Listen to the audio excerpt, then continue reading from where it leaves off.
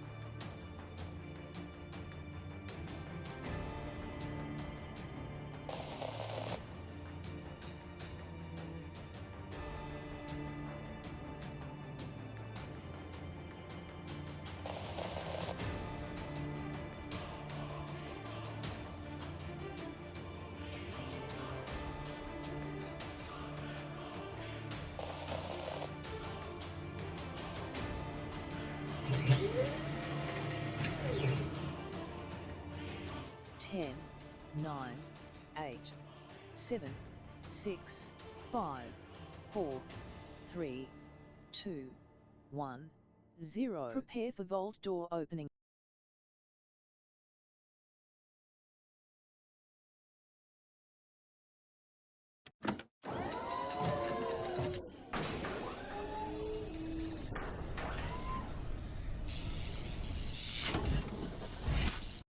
Hello, fellow pioneers. It is me, your corporate trainer, Kismet, on behalf of FICSIT Corporate. I am here to help you through your building process. Thanks for coming in and hanging out. Put a 1 in the chat if you can see and hear me. You're going to show up right over here, right over there on our little side screen chat.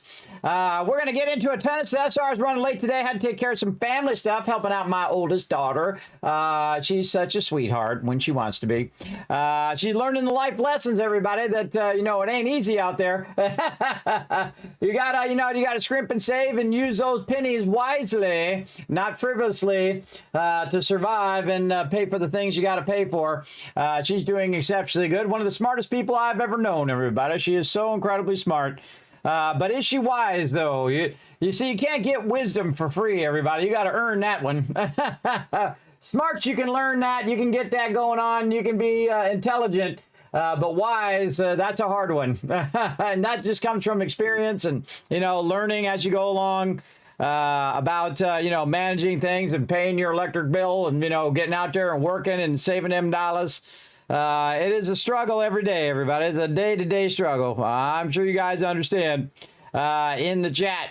Who we got in here? I saw Paul was in there earlier. Thank you, Paul, for coming in, showing that love. Right over there, there's 1,000 kids caps for hanging out, Paul. Also see Dio in the chat right there. What up, Dio? Thanks for coming in and hanging out. I appreciate everybody chilling out in the channel. We got Rotisserie G in the chat. We got Gorks up in here. What up? What up? Thanks for chilling out in the chat. There's Paul right there. What up, Paul? Thanks for that one. Thanks, Dio. And Blitz does help me a lot. Lets me know that everything is working good. Give you a couple more 1,000 kids caps here. Now we've got our Satisfactory up, but I have been notified that I do need to jump into Throne and Liberty for a minute because I do have to open the guild chest over there, and apparently everybody in the guild gets one. But I'm going to go over here and turn on my recording in case it's something super cool. So we'll go ahead and just jump into that real quick. Thank you, Joggers. We'll jump into that real quick and do that, and then we'll jump over and do some Satisfactory. Let's go.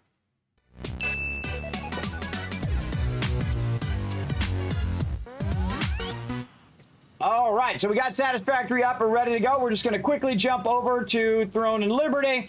We're going to go ahead and jump in there and see what this whole silver chest is all about. Let's go see. And again, it's only there for apparently for like 24 hours. So we'll see how it goes.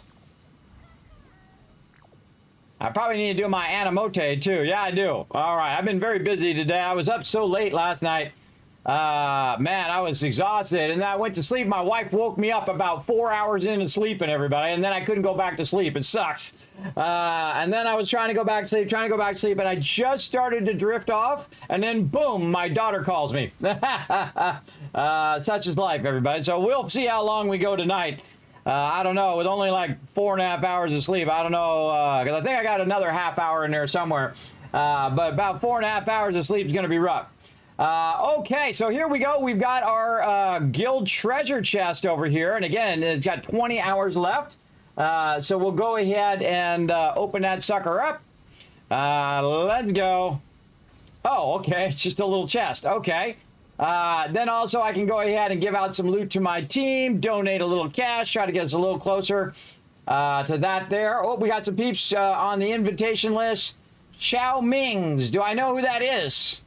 I don't know who that is. We only got one spot left. I'm trying to wait for my other team members to jump in there and let me know when they need to be let in. Again, I'm waiting for them to come in first before I let anybody else in for right now. But we'll see how it goes. We also hit rank 10, which is pretty nice. All right, let's go see what this chest is all about. Oh, this is what I got out of it. I got a trait extraction stone. A mana stone used to control traits, used to extract equipment traits. And I got 3 of them. That was it? All of that for that? All of that for that little thing there? That's kind of anticlimactic, I think. Yeah, I don't know. Well, I guess what happens when we get another one? We'll see. We will see how it goes. Oh, I was going to look at our guild thing as well. Let's see, what is it? Distribution. There's something in here I was supposed to look at. Yeah, just leave that on default. All right. Yeah, again, that was kind of, I thought it would be like something super cool or whatever. But all I got was this trade extraction zone. That's okay. Let's do my animote real quick. Then we're going to get to some Satisfactory. We're going to come back to this on Friday, everybody. So, again, I typically log in each day, but I didn't have enough time today.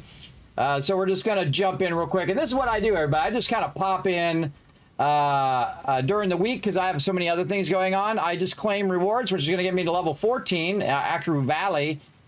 I don't even look at what the rewards are, everybody. I don't even care. I just try to do this as quick as possible. Oh, these all got boosted on this area, too. These 3 do. And then I just pick as many as it lets me pick. 5, I'd say 8 hours. 1, 2, 3, 4, 5. Then I'd say go do whatever. And I don't even really know what they're doing, everybody. I don't really even know. But it does tell me I got some Tran Apple out of that. All right, awesome. Because it lets you know what the new stuff is that you get. And I try to log in every single day because that's one of the things that you can do. You can log in so many times and you'll get rewards for that. I'm pretty far along. Right now I'm on 39. It said day 31 that this gets up. So we still got about 14 days roughly to get that done. And man, I'm cranking through those pretty well. Again, I want to get this done because, you know, I paid some money right there, but I paid some money to support the game and to tell my stream or my team I'm all in and stream. I'm all in on this game. This game is pretty awesome. But we only got so much time. Oh, more secret dungeons to do. Milestones to collect. All right, well, we're here. Let's do it. And then, okay, we got that. Okay, again, pretty anticlimactic. Oh, I got a message. Let's go see what this message is.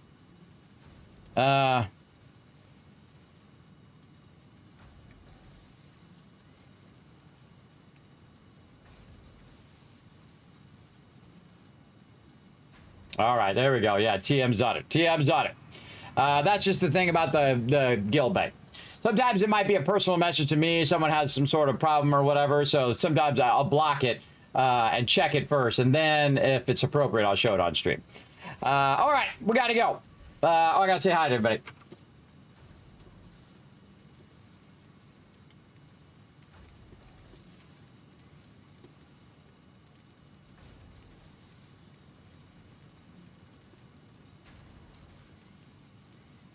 All right, tell them to grab their rewards in the guild window. All right. And this is what TM does when I'm not in the game. He's running the guild while I'm out of there. And today I'm going to actually remember to record my Satisfactory footage. I forgot to record yesterday, and yesterday was an epic day. There we go. All righty, got that going on. Nice, nice. Okay. Let's get all this other stuff going. Right here, Infinity Designer. We're going to go ahead and bring up our aluminum production. Over here, there we go. All right, you can see it right there where we left off last time. Now, what we want to do is we want to get here on the server. Now, the server's been running 24/7 since the launch of Satisfactory. Now, I haven't really set it in such a way where it's just making massive resources. That's what we're going to be doing tonight. We're going to be working away on trying to get a ton of resources together that we can basically let run and then backlog a ton of resources. Actually, in the beginning of the game, you don't want a massive amount of resources.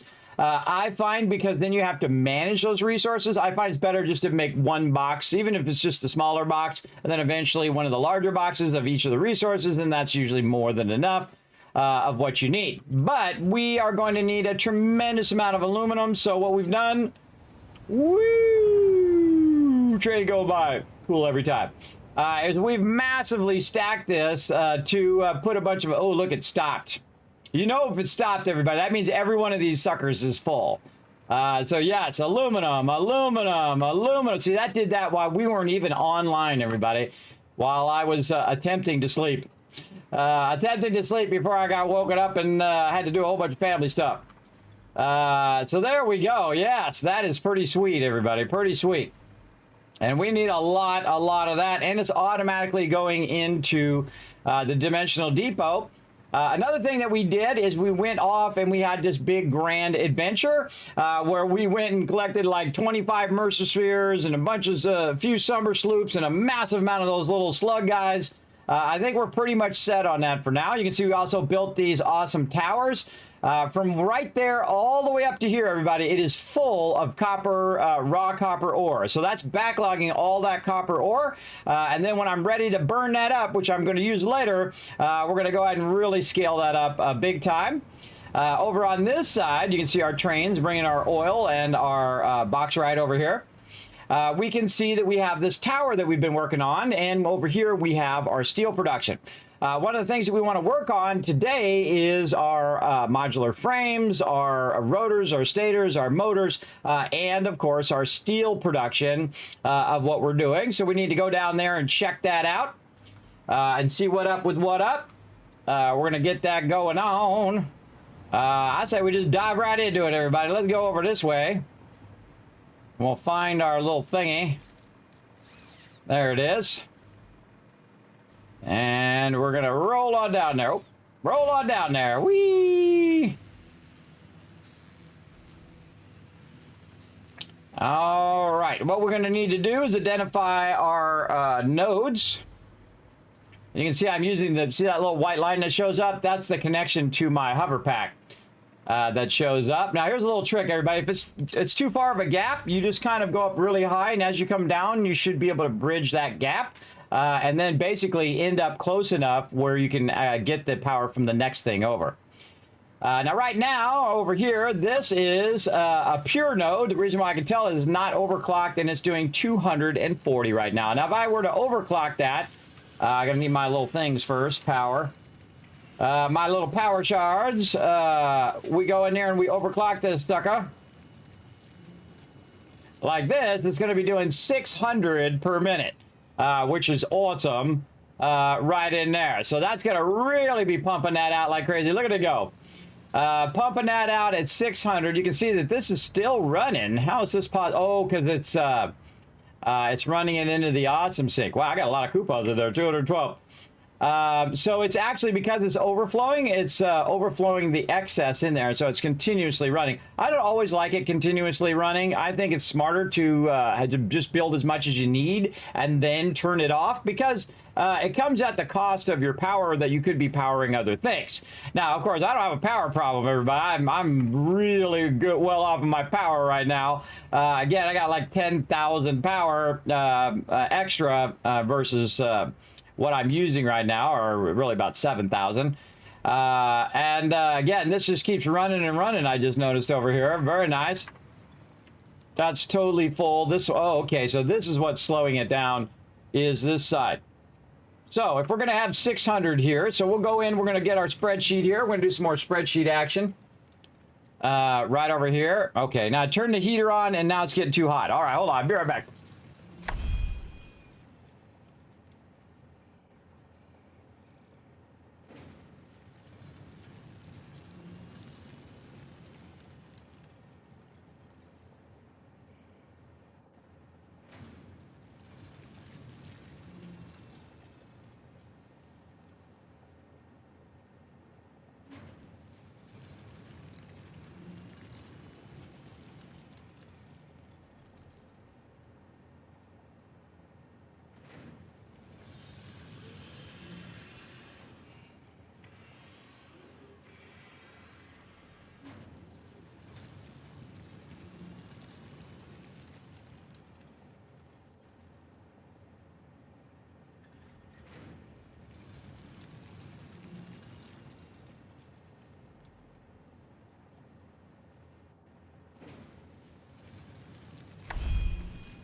Back. It's always something. Okay, so, oh, actually, let me move me back over here. Let's go ahead and get our nodes out here. And again, we figured out our constructors and all of that. We should actually move this up here.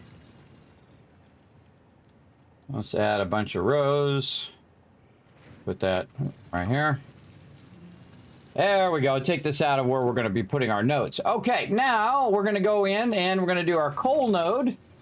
And it's a pure node. And again, if we crank it up, we can... oh, wait, no, it's not a pure node. Because the MK2 is 300. Must be a normal node. Huh. No, that's right. Yeah, it goes to 600, not 300. Yeah, it's going to 600. All right, that was correct. Okay. Hurt my brain there for a second. All right, so we're going to set that to 600, or it already is to set 600. Now, the thing about steel is steel uses the equal amounts of iron and coal. So if I have 600 coal to be used on steel, I want to also have 600 iron. So our iron is being brought in from way over here. as well. And I can tell you that's not going to be 600 because that's not a pure node. I can tell you that right away. Yeah, it's a normal node. And right now it's at 240. So we're going to need to take this line and upgrade this line and combine that line to 600. This one's already fully being utilized right now, currently for 240 for the two different things. And we have another one right over here. In fact, we have a couple of them over here. And these are normal and normal nodes. Okay, so we'll go ahead and tap this first one. And I always love to go in and just, you know, make it on the foundation and make it look nice. So I'm going to go ahead and do my little foundation trick. Now, again, this little metal bar is one of the first things that I unlock, everybody, along with the cart in the beginning. But this metal beam is so incredibly useful, everybody, for all sorts of types of building that I suggest you unlock it straight away. 1, 2, 3, 4. Now, if you're doing an oil extractor, everybody, it's 5. So you have it hang just a little bit over the edge, like about that far, and then you go out 4, and then it will perfectly line up the foundation to it, way better than the other thing does. This kind of reminds me of Fallout 76, everybody, where people keep doing that nuke too low and half their nuke is off the side of the map. This reminds me of the same thing, where people go in and they use the road barrier to do it. And they put the road barrier in there, but look at the way, look at the difference. So here's how this lines up. And if we use the road barrier to use it, let me go ahead and try to put it in there. It lines up like this, where it's really way further offset, kind of in an awkward way. Actually, let me take this out. That's actually even more awkward. The way that it lines up. But what a lot of people do is they do like this whole side-to-side thing. And then they line it up off of that, and then see it cuts into the thing a little too far. I feel like the road thing is the worst way of doing it. So again, very much reminds me of Fallout 76, where the people just keep doing that same stupid nuke that's not very effective of a nuke. But hey, it's their nuke. They can do what they want, I guess. Same thing in here. You guys do it the way you want to do it. Me, I'm going to do it the right way. All right, hold on. I got to get out of there. Do it again. All right, and again, we'll go this way, rotate it this way, make sure it's lined up straight, left click. Oh, now it's going the wrong way again. All right, you. Come on. Yep, now it's backwards. See, it does this sometimes. It gets turned around the other way, so then I have to rotate it this way to get it back the way it was, because I was using that other piece. There we go. There we go. And then you just let go of control. You let it come out just right there. 1, 2, 3, 4. Oh, 4. And then it will line up perfectly every single time, everybody, without fail. Every time. Boom. Very nice. Then we can take out the bar here. And the bar is just there to help you align it. And there we go. And then we take this out. And we'll take that out. And then we'll go ahead and put back in our miner.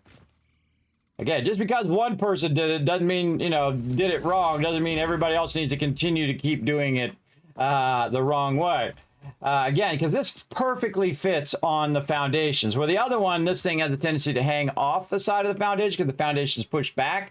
Or off to the side, or it's kind of weird. That aligns it perfectly every time. And you have complete control over it too, because if you want it to be a little bit further forward, you could just move that one further forward. Or if you want it to be closer, you can move it closer. So it gives you more control over where you actually put the foundation than just putting that one item there. And because everybody else jumps off the bridge, doesn't mean you need to too. The old saying, everybody. The old saying there. All right, let's go ahead and run some power down here. Where are we getting our power from over here? We got our power running all over the place. Let's go over here and run another one of these big old power towers. Right there. Very nice. And we're going to go ahead and get this started up. And then we're going to overclock the heck out of it. Let's go. Boom, boom, boom. And we're going to push that to 300. I can't remember if I push this one to 300 over here. These could definitely come out now. Because I could have left that last one. All right, and then this one will go all in on that one. All right, so what we want to do is take that one, combine it with this one, and then run it up to be used on the top of our tower that we're doing here. Now, each of these towers have their own individual extractors and also their own individual level of machinery, and I can turn any of them off at any time, no matter where I am in the game, as long as I have a priority switch nearby. So I can go to my priority switch here and I can set up my thing. Like right now, we've got our copper coming out of there, which we can put in group 6 here. But you can see I have my various factories and the various nodes that go along with them. So I have my copper factory with its node along with the factory itself, and the iron factory and limestone and so on. We're going to go ahead and get the rest of our nodes on their own individual ones. So let's go ahead and hope that I have some of those thingies I need. I have a bunch of them. So we're going to see where this power is coming in. This power is coming in through there. So we're going to turn this where A is on this side. We're going to cut this power. And then we're going to bring the power from the power tower, the lower side. Nope, not the upper side. The lower side, because that runs to an actual power pole. Attached to the A side, and then the B side is going to be right up here. Okay, and what node are we going to call this one? This will be number 8, and this is going to be iron. It's going to be a normal node, and we're going to set it to 300, and we'll turn this off, and this will be green. There we go. All right, so this is number 8, so we're just going to name this one right here, number 8. Iron 300. I am, and that just tells me, okay, it's the number 8 node, it's an iron node, and it's coming out at 300. So it just reminds me of what's going on there. And then I can go ahead and turn it on, so it then starts up, and away it goes. Now, another thing that I can do, instead of just running this directly to this one, is I can actually tie both nodes together if I want, because I can tie it to a pole, and then tie it to this, and then go tie it to that node over there. But I'm not going to do that. I'm just going to go ahead and have each one be on their own individual priority switch. So that's going to let that run, and then we'll go do the other one here while we're thinking about it. And we'll make it. I usually put it toward the front so I can find it if I need it. But really, once you set this up, everybody, you're really not going to be coming back and messing with these if you set them up correctly. You're not going to be coming back and messing with these. You just want to name them in a way where you can turn them on and off. That's the most important part. Run that down. Disconnect this. Run the B switch to the extractor. And then again, we're going to give that another name, number 9. I should put some notes over here too. Notes. This is for, how is this for wire? What's the other thing? Cable. Sheets. This is for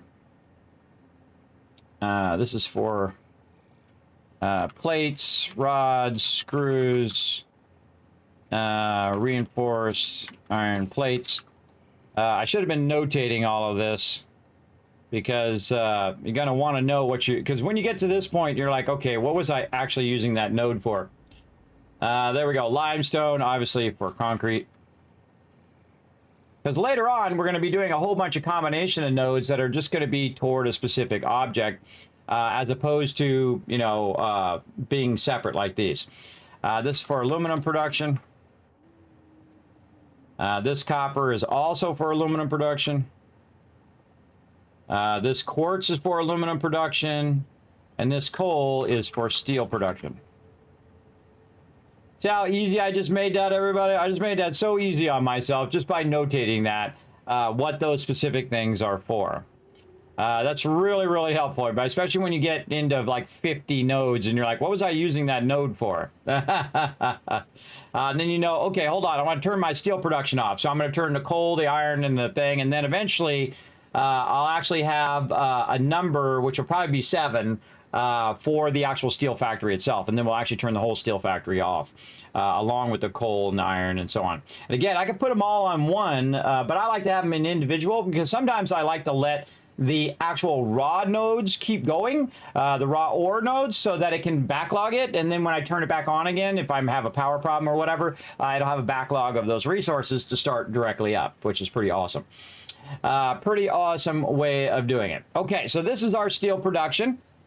We're going to get that going on. Hey, Gio, what's up? Hey, Foggy. Hey, Raz, thanks for coming in, hanging out. I see Space Bungee in there as well. Thanks, everybody, for chilling out in the channel. Appreciate it. Hopefully I didn't miss anybody. Gorg saying hi. All right, one more retweet for 10 retweets. Well, let me give you the 5 retweets right now. There you go, a whole bunch for being awesome. Okay, so this one, I've already forgotten what the number was. 9. This one's number 9. And again, we could put them all on the same number so they'll coincide together. You know what? Let's do that. 0707. So they're all in the same process, the steel production. We didn't do it up here for the aluminum production. No, we should do it this way. It tells me how many nodes I have active at the same time. Now let's leave it like that. Okay, so 09. I'll know. I can just check my chart there. Iron, and then this is 300. Bam, and then turn that on. All right. Yep, and that's up and running. That should power on. All right. Oh, it's not going anywhere yet.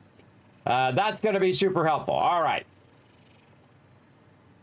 Let's get it up here. And then what we want to do is we want to build a factory that can handle the production of all of this. So we're going to have 600 combined iron and 600 coal, which is going to give us basically as much power as we need. And so we're now going to go in and we're going to go ahead and make some more room down here. Let's double this up and double up again. Now this is like a little temporary place where we just kind of we do some calculations over here. Just to give you guys an idea. I already know the calculations, everybody, but I think it's cool to walk people through it and then say, you know, kind of giving you why I'm doing what I'm doing, right? Not just what I'm doing, but why am I doing it? The why is always the most important, I find, in a lot of things that you do. So the first thing we have to do is we have to take all of that iron and that coal and convert it into steel ingots. That's really your primary focus when you're working with steel. Take the iron, take the coal, combine it together, bada bing, bada boom, you're good, right? So that's what we're going to start with. We're going to start with the foundries. So we're going to say foundry. And then this is going to be the in of the foundry. And this is 45 and 45. So 45, oh, actually we'll say coal and iron. Or actually, does it have it the other way? It has it the other way. Okay, I'm just going to go with how it has it. Iron and coal, and this is going to be 45 and 45. Okay, now this is the input. We can take that out. Item. This would be item. This would be input.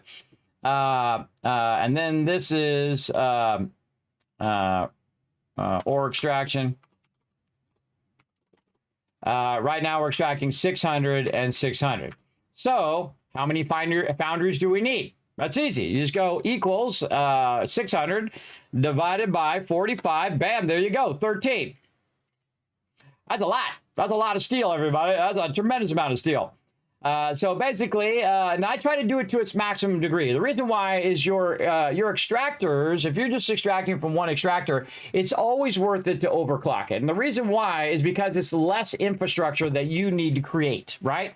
It's less running lines and doing all of that and tapping more nodes and running more nodes all over the place. That time is very valuable. So it's easier for me to add power than it is for me to keep running all these lines everywhere. And I've done it that way before, where I'm running tons of lines at the beginning of the game, and what happens every single time is I end up taking all those lines out. So I don't run as much lines at the beginning anymore. I try to wait until right about now, and now's the perfect time because you have those level 5 belts, which is your 780 belts. And those suckers jam. So you can go ahead and use your Mark IIs, crank that up to maximum. You're getting 600 extraction from your coal, in this case, because the pure node, and then you can use 2 iron nodes to combine them together to get 600. And so that's 13. Now, this number is going to be exactly the same, everybody, but I'll just do it anyway because it's 600 divided by 45, which is the same number. So it's 13.33333.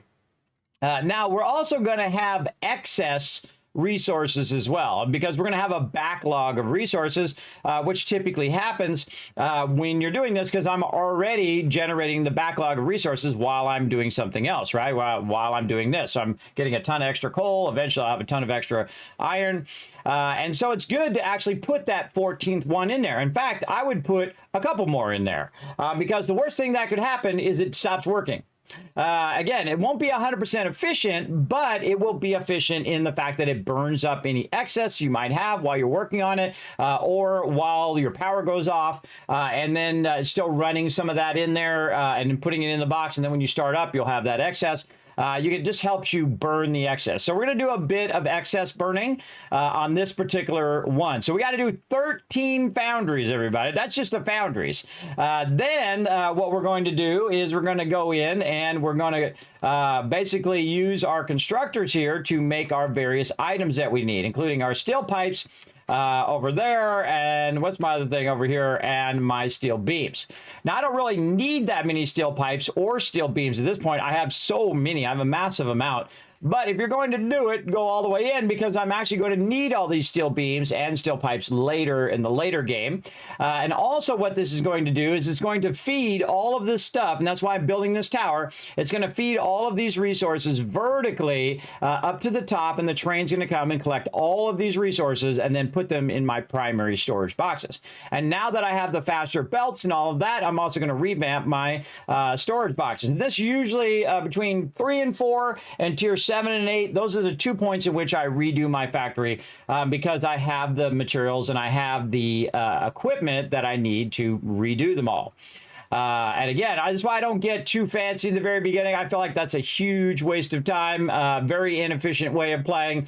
And of course, FICSIT Corporate does not appreciate of inefficient playing. But hey, I won't tell them if you don't. There you go. You go do you. So there you go. So we're going to go ahead and run this in here. And basically replace everything that we got going here. So what we're going to need to do is look at our constructors here and look at what it takes to make a steel pipe, right? So next thing we're going to do is constructors. And these are going to be this output. We should do that as well. Output number of foundries. Let's do number of foundry. And then output, let's do that first too. It's going to it basically goes 1 to 1. So basically it goes 1 to 1 here. It's really 2 to 1 if you think about it, because there's 2 resources and it goes into 1. But the number is 45 in, 45 out. So that's really considered 1 to 1. The amount in is the same as the amount out, pretty much. So the output is 45. So we can take that 45 output and then times it, total output over here. The total output of the iron, these are iron, these are, no, steel ignites, output item. So the total output is going to be 45 times how many ever foundries we have, which is 600. So we're putting 600 in and we're putting 600 out because it's a 1 to 1. We know that whatever we put in is going to be the number that comes out, right? That's one of the cool things about steel is that you know that. So basically it's going to produce around 600. It might actually produce more when there is an excess, when it has that excess amount, when we backlog a bunch of raw ore. But we're just going to shoot for the actual number. So our total output is 600. So our constructors, when we're running in for our steel beams here, is going to be 30 and 20. So we'll go do that. Constructors, this will be our steel units. And this is going to be 30 in and 20 out.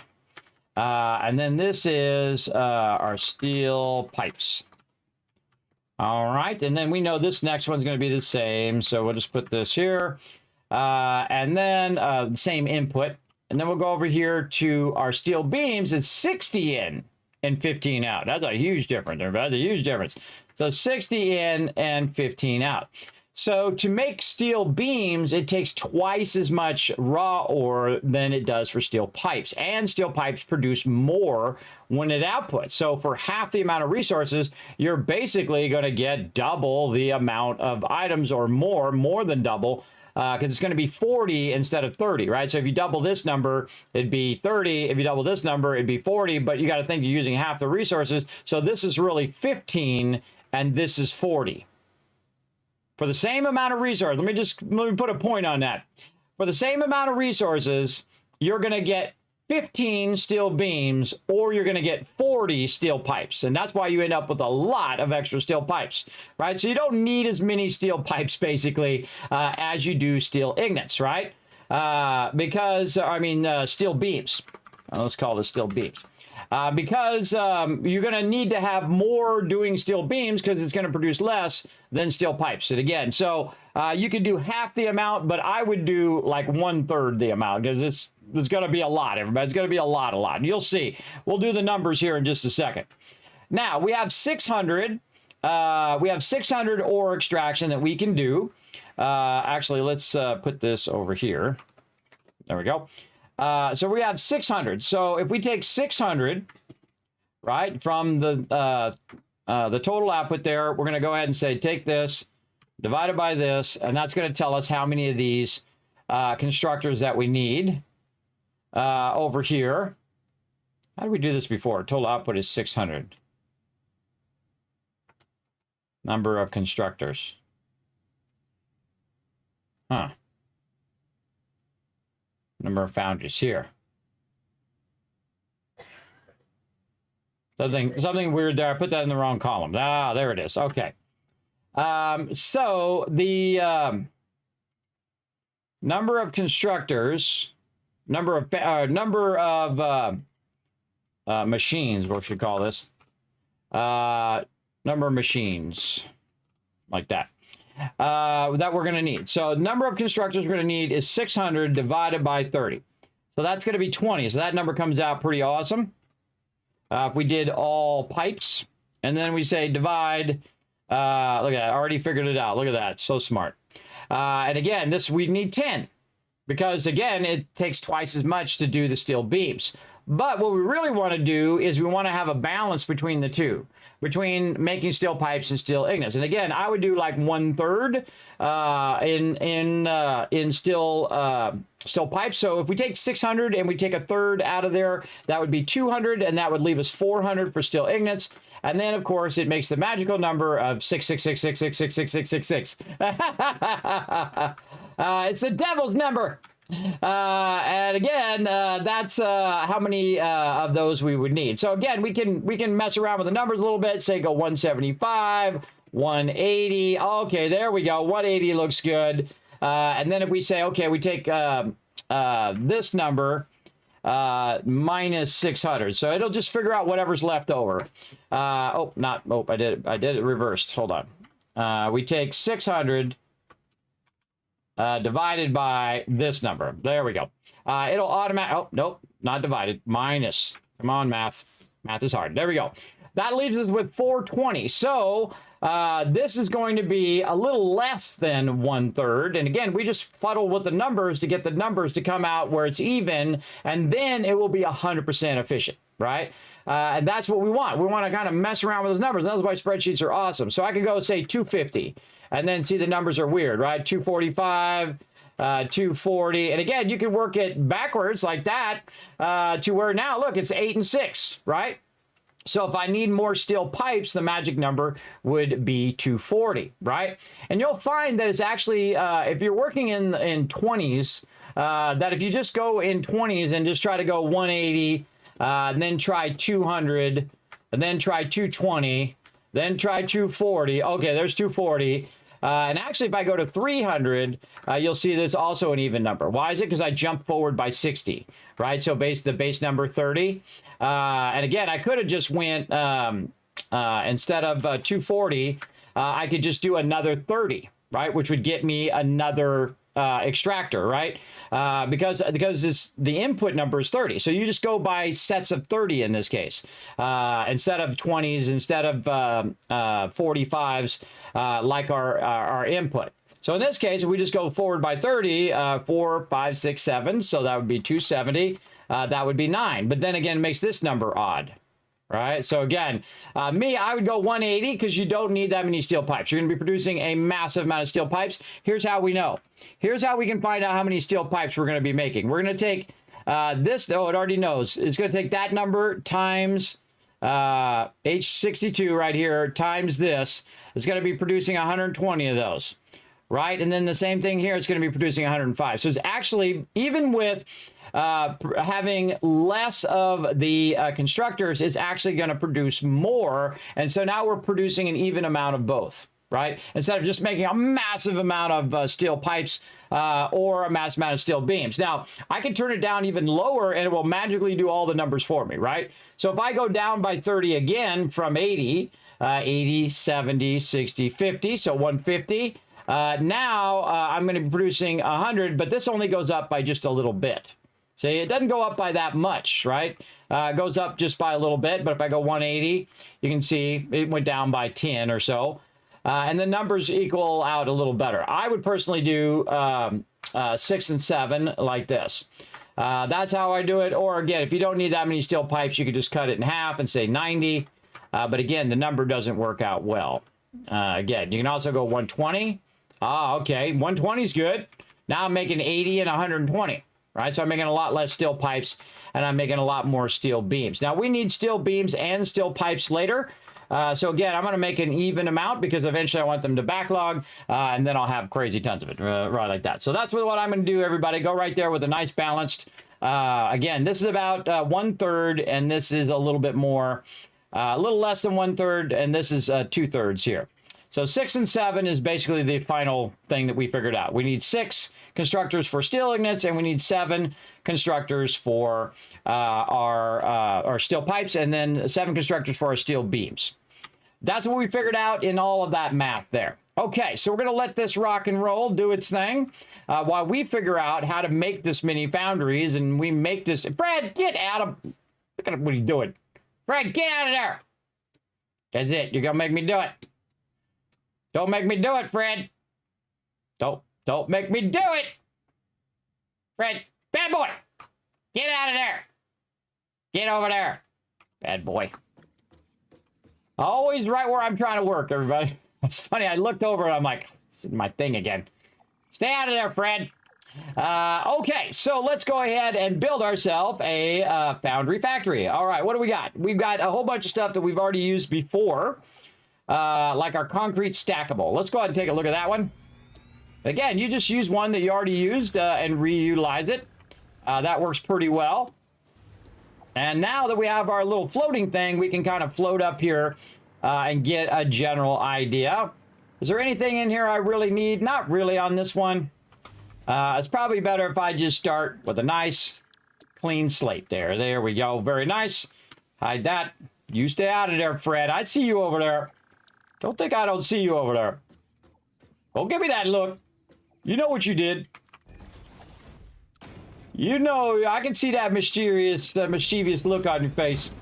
Now, when you're working with your blueprints, everybody, here's something I suggest you do. Is that you draw the power from your towers here. Let me see if I can actually just grab another one of these. You draw the power from the tower, and you go ahead and you run it down by your by where you're doing your blueprinting. So you run it underneath here. Try not to run it obviously across of where you're doing it. But what I can do is just chain this. So I can just put the first one here, chain this to this side, and it goes underneath there like that. And then over here on this side, and then of course on the front. I just put it in the center, I don't know, a block or so in, and then that gives me free reign to build all I want. And I can just float up above it, which is pretty cool. Pretty cool. Oh, wait, we could make this way easier simply by doing this. Let's do this instead. Just load our foundations now that its part's already done. Okay, so again, we got to look at our numbers. What's our numbers here? We need to have 13.3 of our foundries. So we've got to put in a foundry and see how big it is and figure out how we're going to do that many, because that's a lot. That's a whole lot of them. Okay, first thing we got to do is think about our logistics. How are we going to get all of these in here and run all of these lines to it? There's 1, 2... Really? I don't have enough modular frames at this point. Okay, fine. Okay, fine. You're going to make me make some. Always how it goes. All right, modular frames. Let's make a few. Now, modular frames is one of those things that we're going to make today. Now, I had already made a ton of it at the beginning of the game, and I had kind of let those run, but I've now burned them all up. And at some point you're going to burn them up like this and then need to get that part of the factory back on again. And again, I wait till right about now when I have the bigger, the faster thingies, the faster belts. All right, that should be good enough for now. All right.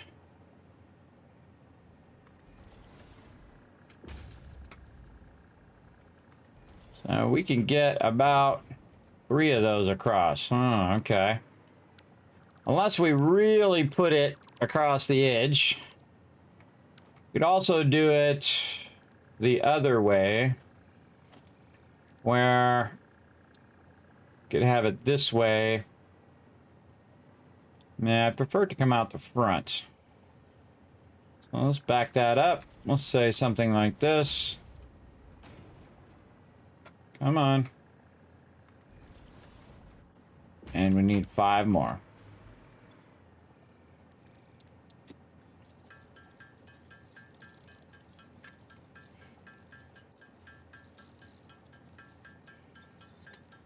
Okay. 1 more. I should have it doing some modular frames up there, but I want to run back right now. I could totally have it, because I have a bunch of reinforced iron plates and rods I could run over there and get it going. But let's figure this out first. Okay, so I can get 4 of those across. And I need 13. That's a lot. And the problem is it's really difficult to put that many in there. And we probably just want to put a logistics level in there, just so we could feed, and these could be really close. What if we did this the other way? Like this. Yeah, you'd have to figure out the logistics of having that ore come in at the bottom. So we had the ore come in at the bottom. Let's go up another one here. And then we're going to run this forward. Take these ones out for now.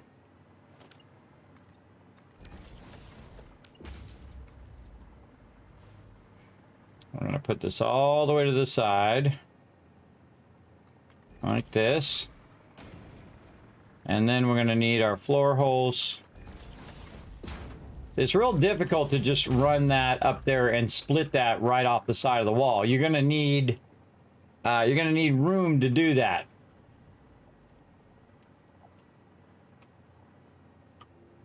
And you could do what I did over there and then double run that. But it's actually smarter to run it back to back because of the logistics level. All right, let's try that. I'll show you what I mean. We'll go in, we'll do our foundry, and we'll put the double entrance on the back. And then we'll put this on the front. So we could put this way in the corner.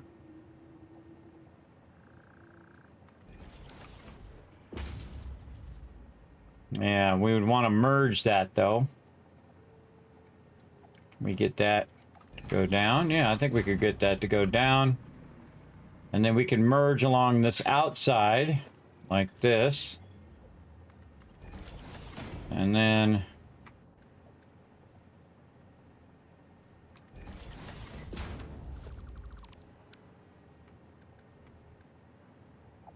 I always like to figure out my offsets first. Oh. That's weird. What the heck?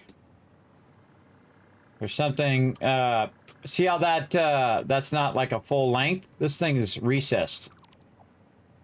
This whole thing is screwed up now. That whole thing is recessed. Hold on, we gotta fix all this now. The wall didn't sit there properly. Let's go ahead and build a proper wall. Yeah, there we go. Take this one out. It was actually set down too low. There we go. Again, not only is it building, but it's also recognizing problems before you get too far in what you're doing. Okay, and then we're going to put this right back over there. Yes, now it lines up. Very nice. So I want to have that full 2 levels of logistics I can run underneath here. And then we'll have our foundry right there. And we'll have that go down into there. And then that'll merge underneath here. Okay, so we're going to have it come up from down below and then merge in there. So we'll take this out. And then we'll look at our feeds here.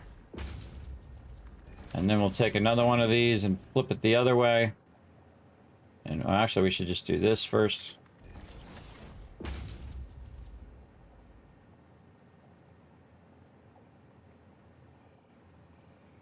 Now, it's going to need to be offset because of the splitter.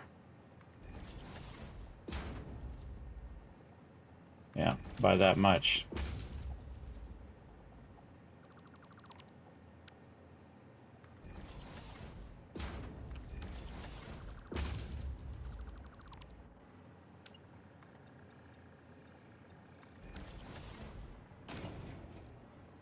It's maximizing my space. That's actually really nice, everybody, because the one that's just 4 typically is pretty crowded. I mean, I could do it with a 4. You can see it's only 4 wide. But later on, I'm going to want to do more of this. So, see, if I can get this level figured out, I can just copy this level up above, too. So I'd have 2 levels of it. And this is going to be 4, 8. That would be 16. And I think I only need 13. Yeah, I need 13. Okay, so we could get this figured out. It would be awesome. Then I can also use this as a logistics level. Oh, to feed it to the one up above. Oh, that's tricky. That's tricky. Okay, and then this would come through. And then we would have a double match up here to our splitter. And basically we'll have it input from this side. I don't know if we have enough room. We could just tell it to be this side.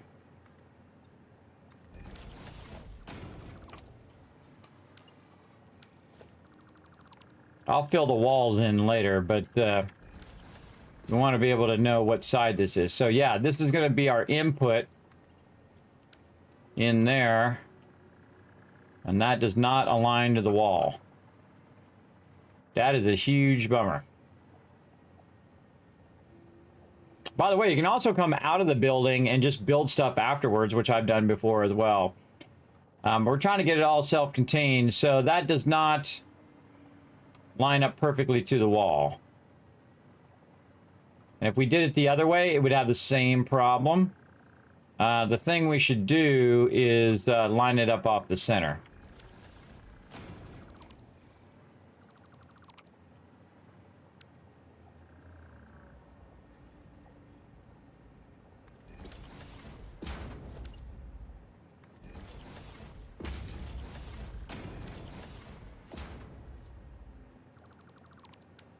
And we'll fix all that side later.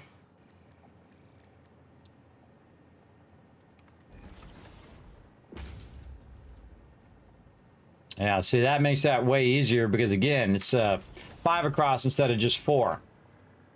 So the splitter's there just to show me the distance so that when I'm working underneath and I run the resources in right here, it can just run directly in there. Now, the problem is I'm also going to need 2 resources. So I can run one low and run one high. And then just adjust the splitters for that. You can take these out. And so this one's going to come in and end up right here. And we're going to want our splitter to come in from this side. Perfect. Like that. And this one's going to run, we'll just call this top one the coal. Going to run the coal. Oh, come on, you. It's going to run the coal into that one, and then that's going to run up and run into these. Oh, this is backwards. I should have done the top ones first. I always do the top ones first so you can get your directional down. So this is coming out and going into there. Out, going into there. And then this is coming out of the splitter. Up into there. And that's going up into there. Very nice. Okay, then the next one, I'm going to put that down there just to help us line that up. And this one's going to come in from this side as well. And this one's only going to be 2 up. And then this one will be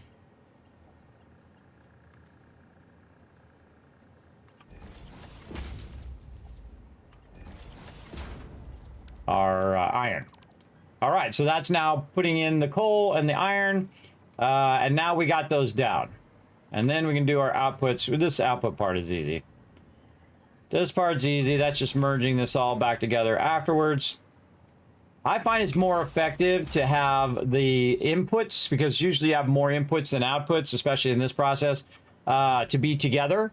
As opposed to having the outputs together and then you're running double inputs on both sides, where I can just run one line and it would input on all of these in a row, which is awesome. Okay, and again, we're using our logistics level. And I'll illustrate this for you later.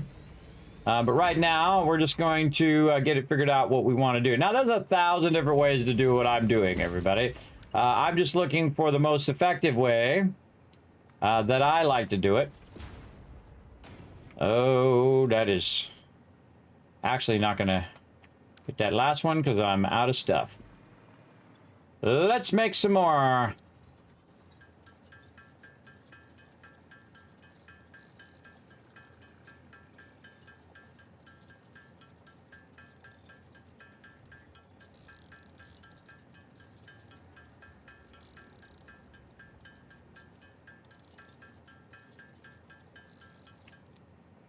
If there's any more in the thing here.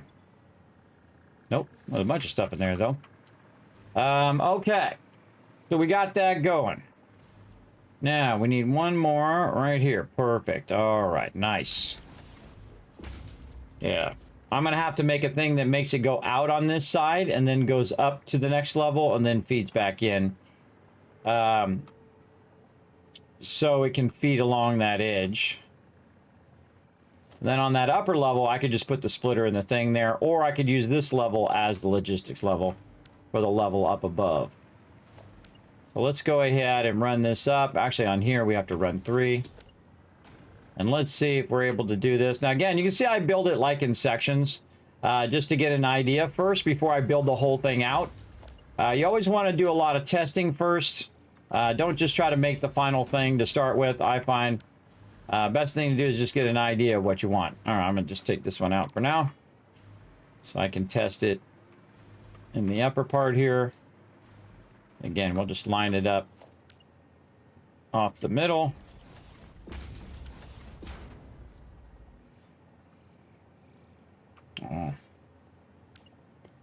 I'm using this, I could go here and here. Yeah, just run it on that second level to feed it up to the third level. That would be pretty cool. So I would go through the bottom part. And then it would come up on this part and go this way. That's because you got to go the flow direction of which way your belt is flowing. Your belt is flowing in at the bottom. And then I would flow it across. And then I'd flow it outside and reconnect here and here. And I would offset this out just a little bit so that you have the one, just kind of like our boxes do. We have your inside lifter and then your outside lifter that goes around the other one. That's what we would do there. And again, visualizing that in my head while I'm doing it. And then we're going to have our one up above, which should be exactly aligned to the one that we already have, which is always a tricky thing to do across multiple levels. But we can look at the way it lines up to the beam here. Like that. That looks pretty good. Another way we can check is to put one right here. And then go down here and click this one and see if it directly goes into the one up above. And it does. So that means we have that. We have those lined up, which is nice. Okay, and then same thing here. And then we'll put our lifter in just to give us the distance. And then this gives us our offset for our one up above. All right, very nice. That's all looking good so far. And again, that's going to give us 8. It's going to give us 16 foundries. So that's a lot of foundries. And I'll actually put all 16 in and then just take out the ones that I don't want, or just leave the 16 in. I mean, again, if it's got extra resources, it'll just burn up those excess resources and then continue to go. Again, anytime I start it up or stop it, it's just going to automatically burn up those excess resources, which I think is more effective of a use than having it at 100% efficiency. To use beyond 100% efficiency, beyond what it's normally capable of doing, because you have an excess of raw resources, is way more efficient, because now you're getting 150% or 200% efficiency out of it because you're utilizing those back resources. At least I think so. Hey, Jag, what's up? Hey, eat banana bread in the chat. Hello, hello. Good morning, Keejan. Yes, we have 10 retweets. Oh, well, let's show lots and lots and lots of love to the chat. Again, good morning, everybody. Thanks for coming in and hanging out. I'm having a fabulous time, as always, as your official FICSIT corporate representative here in Satisfactory. We are showing you how to do some foundries. Now, you might notice that I'm doing the foundries separate from the constructors, and that's because our foundries we can reuse for other things like aluminum and things like that. When we go, instead of just doing the flat horizontal aluminum build like we did, we could do a vertical build, and we could just use the same foundries and just put different inputs, right? And the same thing with our constructors. We get our constructors set up to be separate. Then we can say, okay, what do we need? We need smelters, we need constructors, or we need foundries, or constructors and assemblers.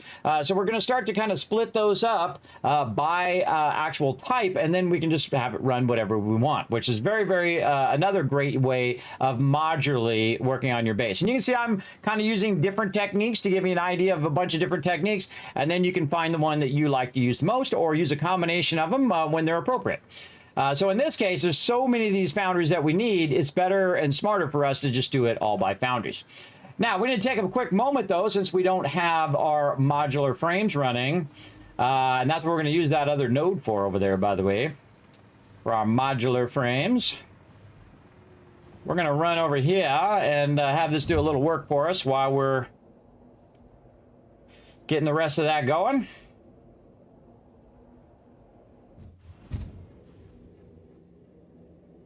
Up we go. That's cool every time.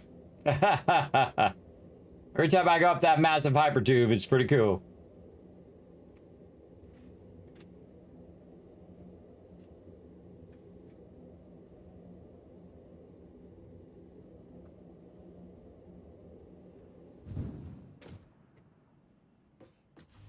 Okay.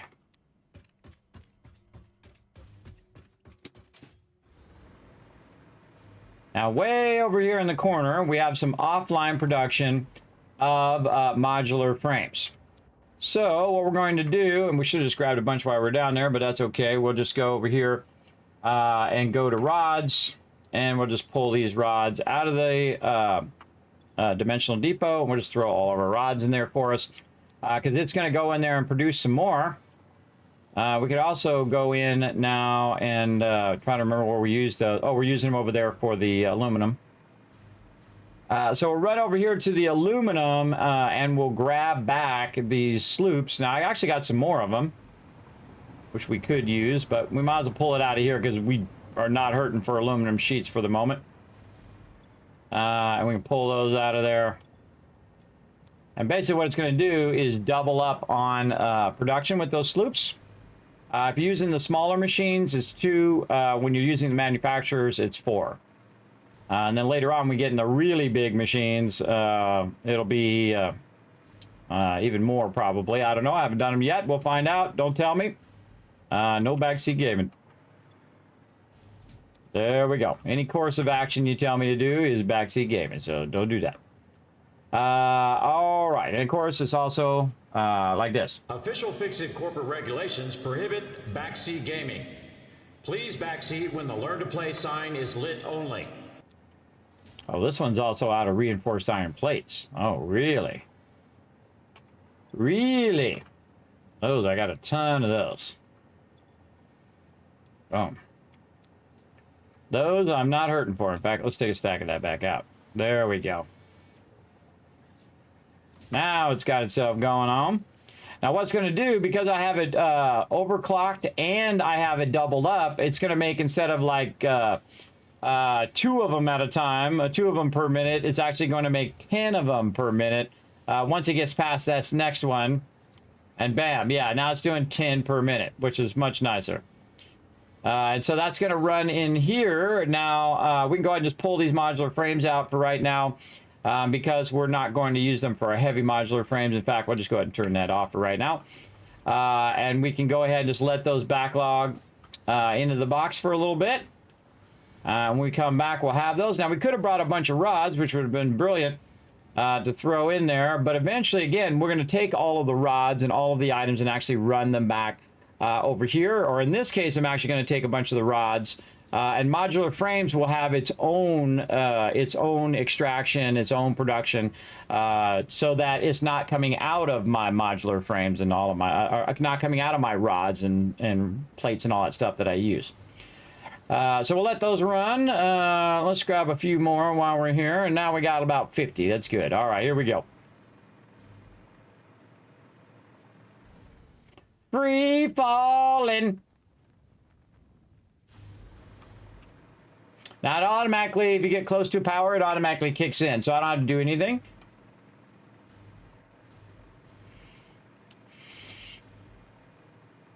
All righty. Let's make this work.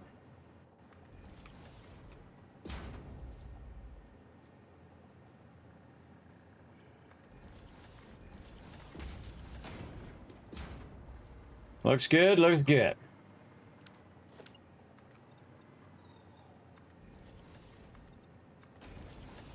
Could just use my blueprint to make all of this level, but we're just going to go with that.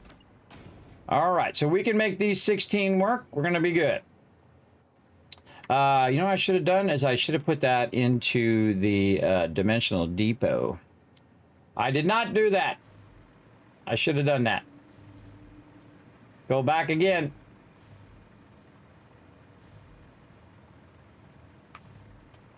We got plenty of dimensional depots we can make now. Oh, wait. Hold on. Hold on.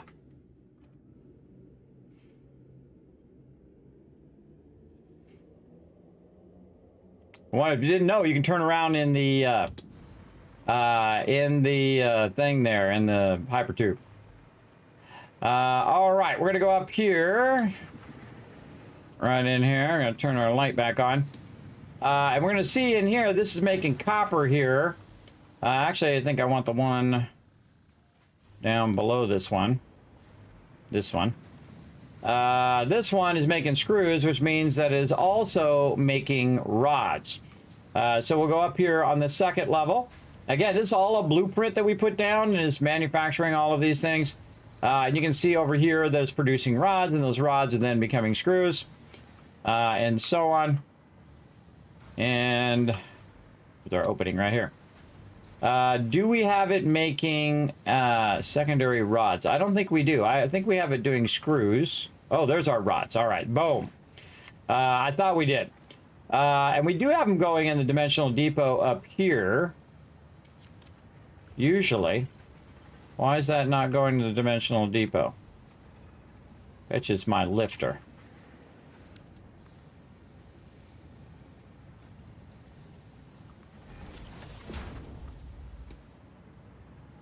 There it goes. Yeah, something funky with my lifter there. But now it goes. Okay, so that's going to also put some in the dimensional depot. And then we have this kind of cache of it. So it puts extra ones over here for us to use if we need to come back and grab them. Same thing here with the plates. We can see this one's actually working properly because we can see the plates are in there. And whenever I run out of plates, it'll automatically just start feeding those in there again. So we had a problem with our rods there, but we got that solved. And now we golden. Okay, where are we going? We're going this way. Now that we have a ton of rods, we can also see how many plates we have here. Again, the reinforced or the modular frames will have its own factory in itself. I do like to get my steel going, though, because I do use a lot of steel. But really, in order, you would do your reinforced iron plates. You do all your basics first, then reinforced iron plates, then modular frames. Then you do like your rotors and stators and so on. And then you would do, right about that time when you're doing your modular frames, you'd also do your steel. But in this case, we're going to come back to it after steel, since we have our steel production already going.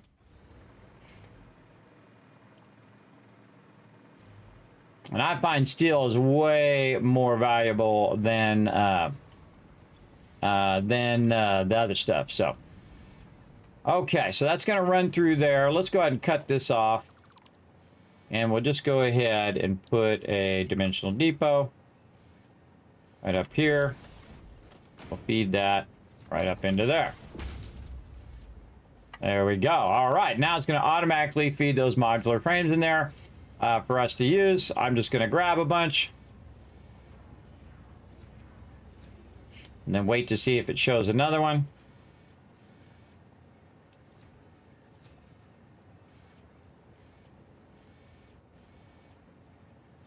Definitely want to wait for it. Don't want to walk away and then don't have any. Okay, yes, that's working. Also, we can go over here and see, because I went in and I sorted my stuff at some point to see if we have any more reinforced iron plates. We absolutely do. And they're not doing us any good in that box right there. They do much better as modular frames at this point. So again, we'll do a little bit more offline production by dropping all of those in there. And we can get more because that factory right there is producing reinforced iron plates, actually at the bottom level right now, really an infinite amount. Also, what I can do is I can go right here, reinforced iron plates, and take these out of here.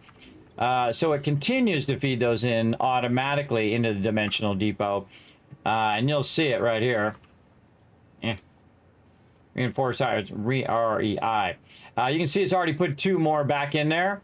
And so now it's going to automatically refeed that in. Now it's at 3. So again, from in here, because each of these levels are going to have their own dimensional depot to basically auto feed that in there. And that's what we're setting up here. And then this is going to do those modular frames, and it's going to put them in there automatically. It can put 150 of them in there for us. So down we go.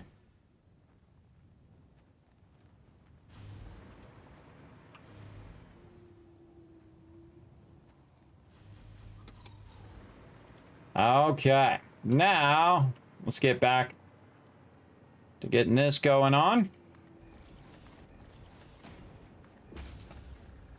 And I'll pull it from my inventory first. Then it will. Then I'll pull it from the depot. I feel like it's always a smarter idea to pull it from your inventory first, and that's because it takes a while to go into the depot. So you'd want to watch out for that for sure. All right, let's see if this is going to work. Let's put these here. Let's see if this is going to work here on this level. I would definitely test it before you got too far. So it's going to come back through here, in here, and we're going to want to feed it up into these. So let's go ahead and the same thing we did before. And so the cool thing is I've already got that aligned there. Oh, that is not aligned. That aligned to this? Oh, yep. That top part is not the same aligned as the bottom part. See, that's why you want to do that before you get too far. Yeah, I've screwed up the first two there. All right. And that's why you want to... Oh, I just screwed it up again. That's why you want to test that stuff. Test that stuff for sure. All right, much better. Much more better. That one's only going to go there. Notice how this one is stacking to 4 instead of 3. Before, actually, it's 4, 3, 4, 5. This one's going to 5 because this level is higher. It allows me to do a basic double height because of the things here. Now, I actually sometimes like to leave the top off the top of the base so I can see the see the smoke coming out of the top of it, so that I know it is working. But in this case, we're going to use the bottom one to stack it, and then this one's going to be working for the one up above, which is going to be much nicer, so we don't have to just run it down the middle. But we could just as easily, by the way, just run it down the middle and just double stack this one and use a lifter and do all of that. But we'll try to keep this level clean, and then we'll just use the bottom 2 levels as our logistics level. All right, and then this one, again, is going to be one more up here. So this, we've got to go up here to the top part first. We got our directions going.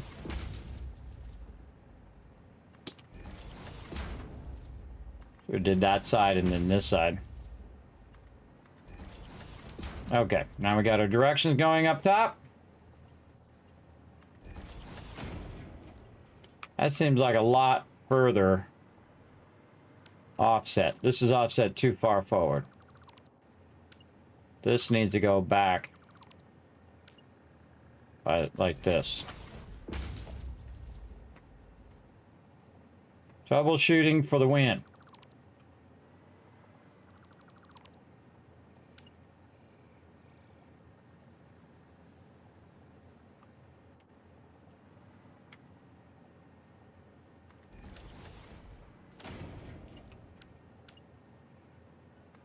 Troubleshoot these first 2.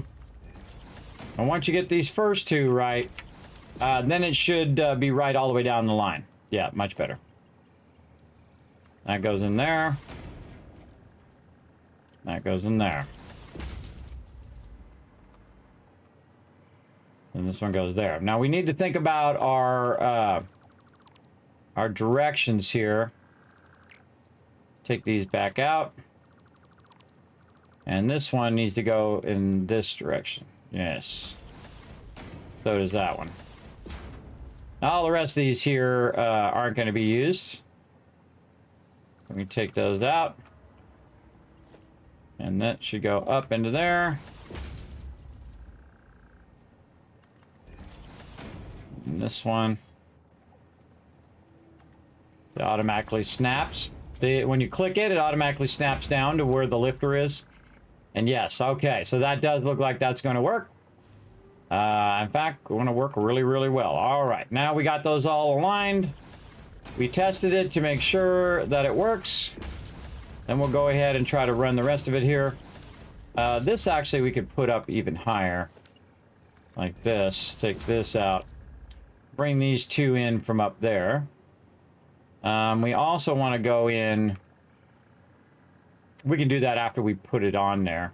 And basically put an extra foundation there so that we can put a... we can put one of our conveyor poles so we can make a little offset so that when we put it through there, the two lifters don't go right through each other. So we can figure that out as we go. But right now we want to go ahead and get all of these in. And we're going to get...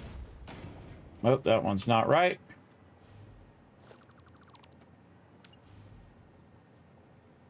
I can tell it's not right because when I try to put the thing down, it doesn't line up to the other ones over there.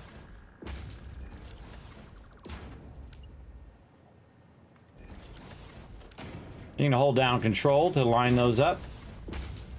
And we'll go up high, make sure all the inputs are lined up. There we go.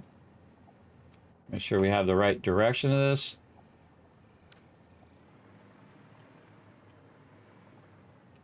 This is wrong. We'll just take all these out for now. Put all the ones at the top in first. We'll just do this one side first. And why it does that, turns the thing.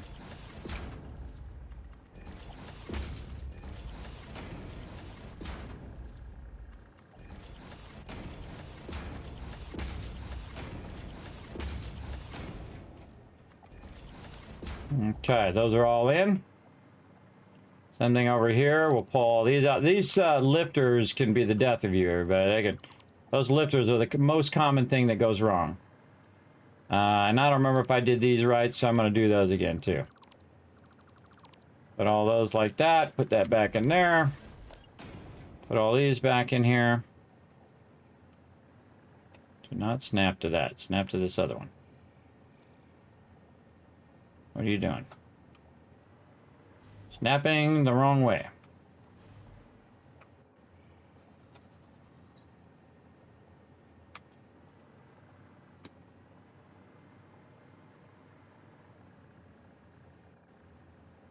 So awkward. All right. See if that's right. Yeah, that's right. Okay.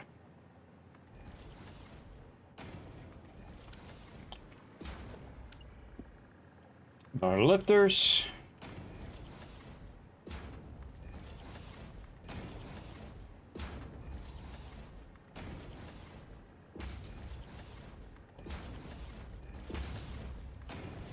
Using the minimum levels, the minimum amount of lifters, and all of that.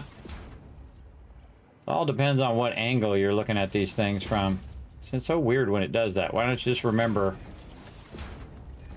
the way I was doing it? You gotta kind of have to be straight on with it when you go to put it in there.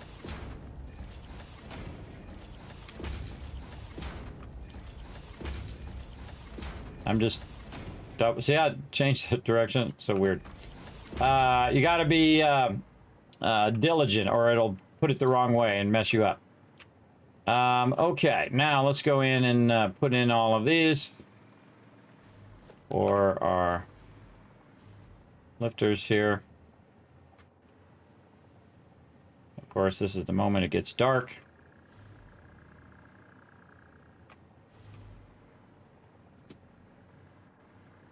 Looks good. And this one's coming in this direction. That one's going in properly. That one's going in properly. Okay. And these actually are offset pretty much like this, where you can just put them right next to each other. Then we take these out and this out. And then same thing again. Make sure that's lined up. That is not lined up. It's not lined up that way. There we go. Going in there. These right next to each other.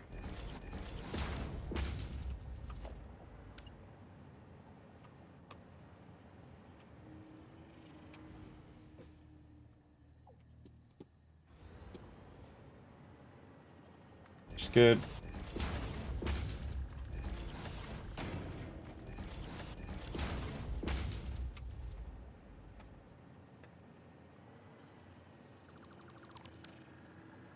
Okay. And we'll run these across here.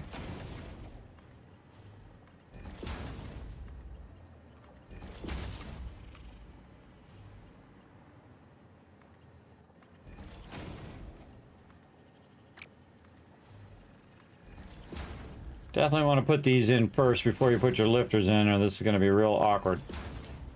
Okay, now the tricky part. It needs to go out the side here. That's really close to the side. That's really hard to run that out.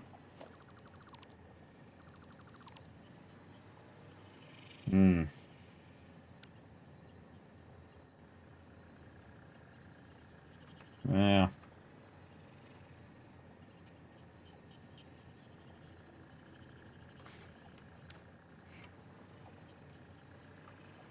That's tricky.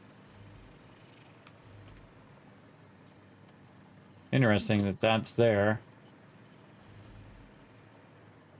Yeah, it's a little closer to the edge on that side. Where is it? Looks pretty much the same, actually. Huh. It's because this one is... The bottom one is the close one instead of the top one. What we could do to make this easier is we could swap this particular one around. It doesn't really matter. But it matters when you're putting the output out of there. So we can go ahead and put this one here. And take this one and switch it there. So when it goes out the other side, it's going to give us some room to run that down. I'll show you. And now the top one's going to line up nicely to the top one. And then the bottom one has enough room to run out and go down like that. And that's why we switch those. And we can switch all the rest of these now, because now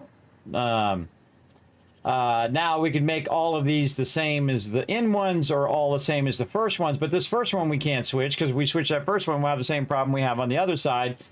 So it's best just to leave it as is. Just pick a direction that you want for the middle, and then the two sides make them opposite, so that they can line up the belts. So there we go. Very nice. All right, I'm going to go with that. Very nice. Okay, and then we're going to connect this one to that one, and then we'll have this one come out and then connect to the top one. And it doesn't matter which resource it goes in, as long as they don't go into the same resource. Meaning that it ends up where you are feeding the stuff in the wrong way. All right, and then this one's going to go across this way. We'll just use these to line up nice and easy, and this is going to go this way. Out there. We'll just put all these in.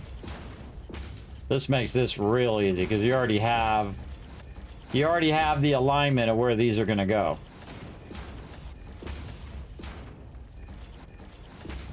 And this, we might do the same thing on this one. Well, we put this here, and then this one we put at the top, so that we can feed that in. All right, again, reversing the inputs and outputs. Top one we're going to keep. There we go. And then the rest of these.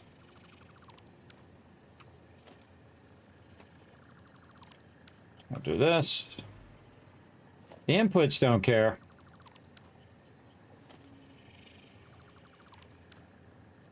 The inputs do not care in which order they're fed actually into the machine.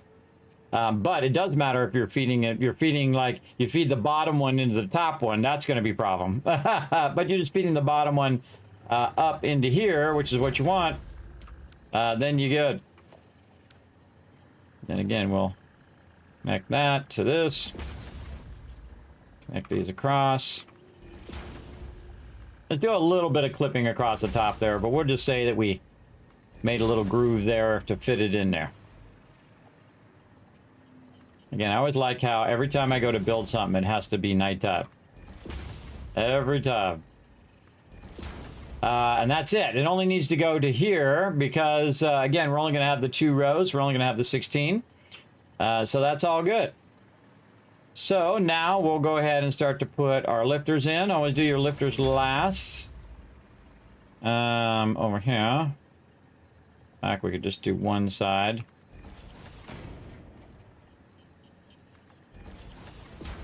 No. Oh no, that was right. Why did it automatically detect the direction? What are you doing? Go that way.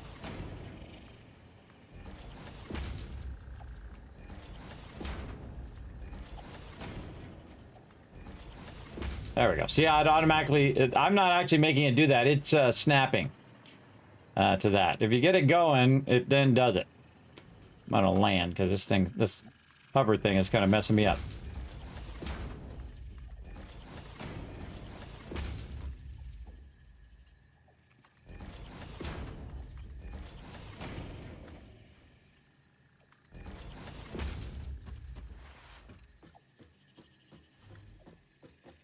We have that all working well.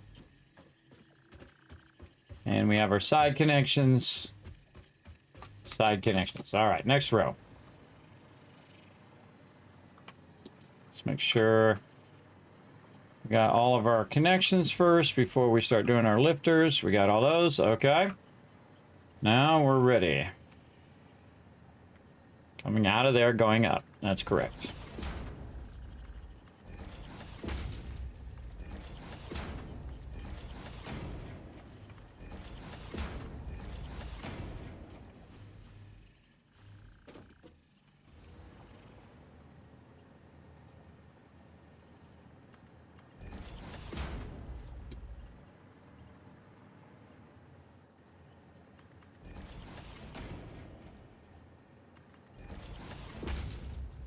Stop turning my things. Wow, it actually listened. Did you see that? I told it to stop turning the things and it stopped. I have magical powers. Okay. Now we got all those in. That's awesome.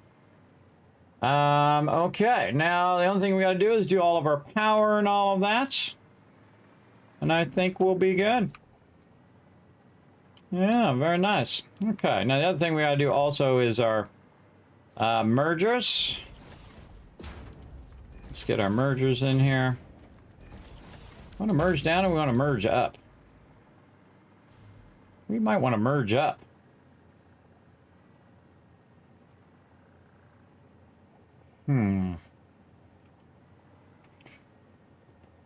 Yeah. Offset merge up.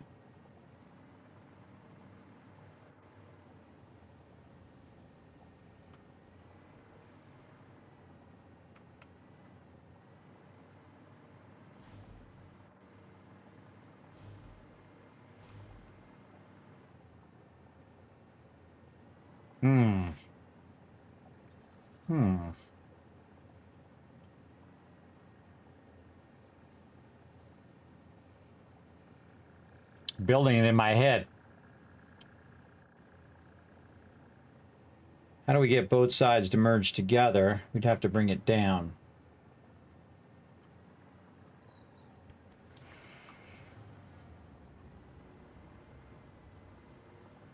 So we bring it down from up here.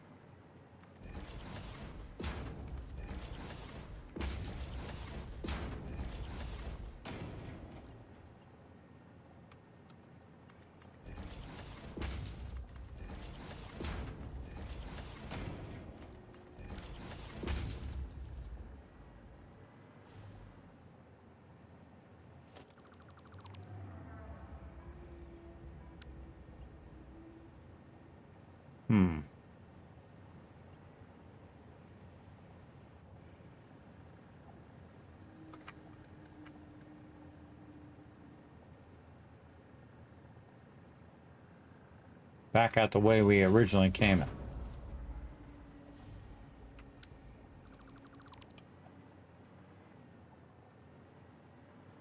So we got to merge both of those together and then run it down. So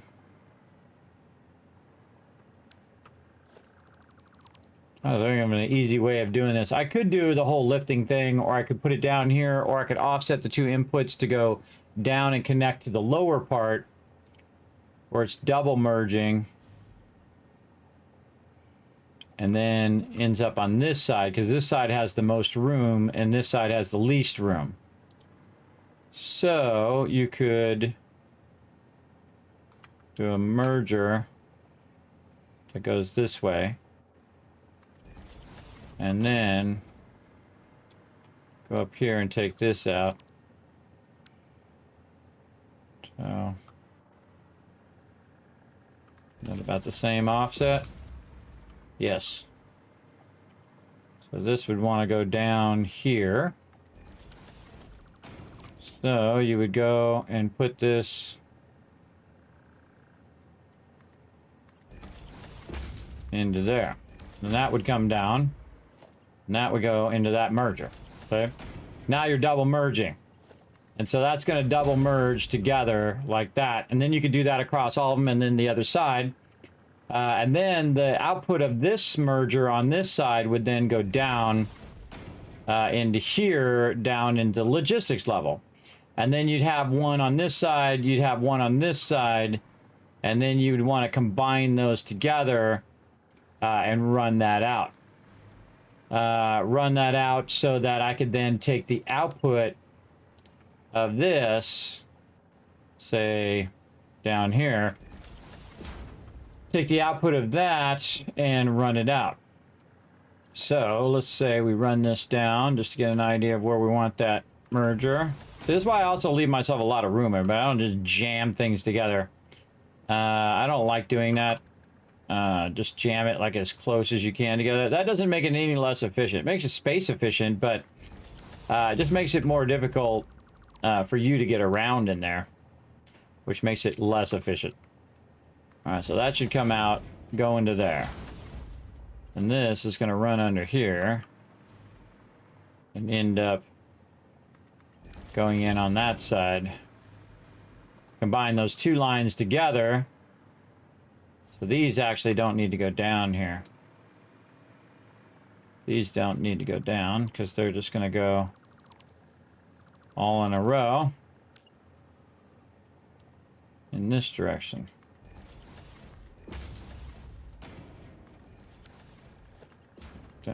Nope. There's always one. One that wants to get cattywampus. That into there. Those into there. These into there. Those into there. So that's going to go in there and it's going to run all the way to the end here and get it going. Hey, what's up, Snick? Thanks for hanging out. Polypop reward. I don't remember if I did it today. There you go. 1,000 kids caps. For everybody in the chat. Second I find my cursor here. All right. There you go.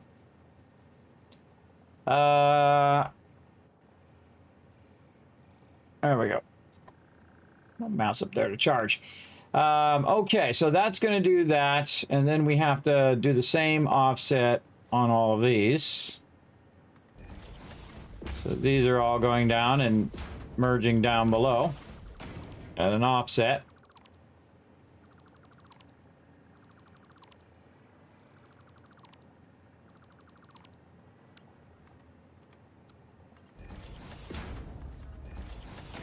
Sure we have those going the correct direction. And this is coming down and going into there. Now we're talking. Now we're talking. All right, very nice. And then that's going to run down over here. Oh, we ran that down the wrong spot. Just dawned on me. Wrong, wrong, wrong, wrong. Wrong, wrong, wrong, wrong. And that goes... This is going the wrong direction. That's that way. This is going to go across here and meet up with the one on the other side. Very nice. And then this we can take out because we're gonna merge both levels down on this level, which is like our logistics level, right? This is where all the mess is, and then up here it's all nice and clean. up toward the top. Clean on the top level, logistics level, and then a little bit of logistics level here. Okay, and then same thing on this other side. So let's just go do that. We're going to take this out, and we're just going to do a straight merger. And this is going to merge this way.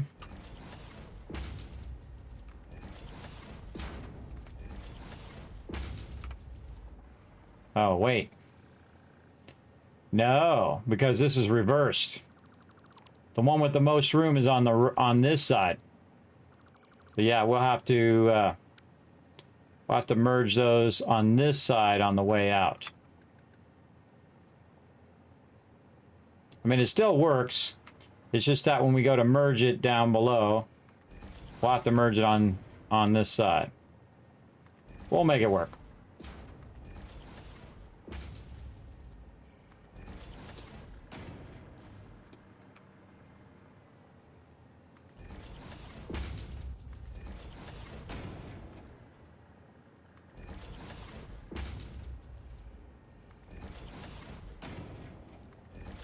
I was just there so I could space that. Okay, let's try this. This goes to here. Those are all straight. Double click, double click, double click, double click. This goes down into there. Tell that to go down. There we go. These are coming down into there.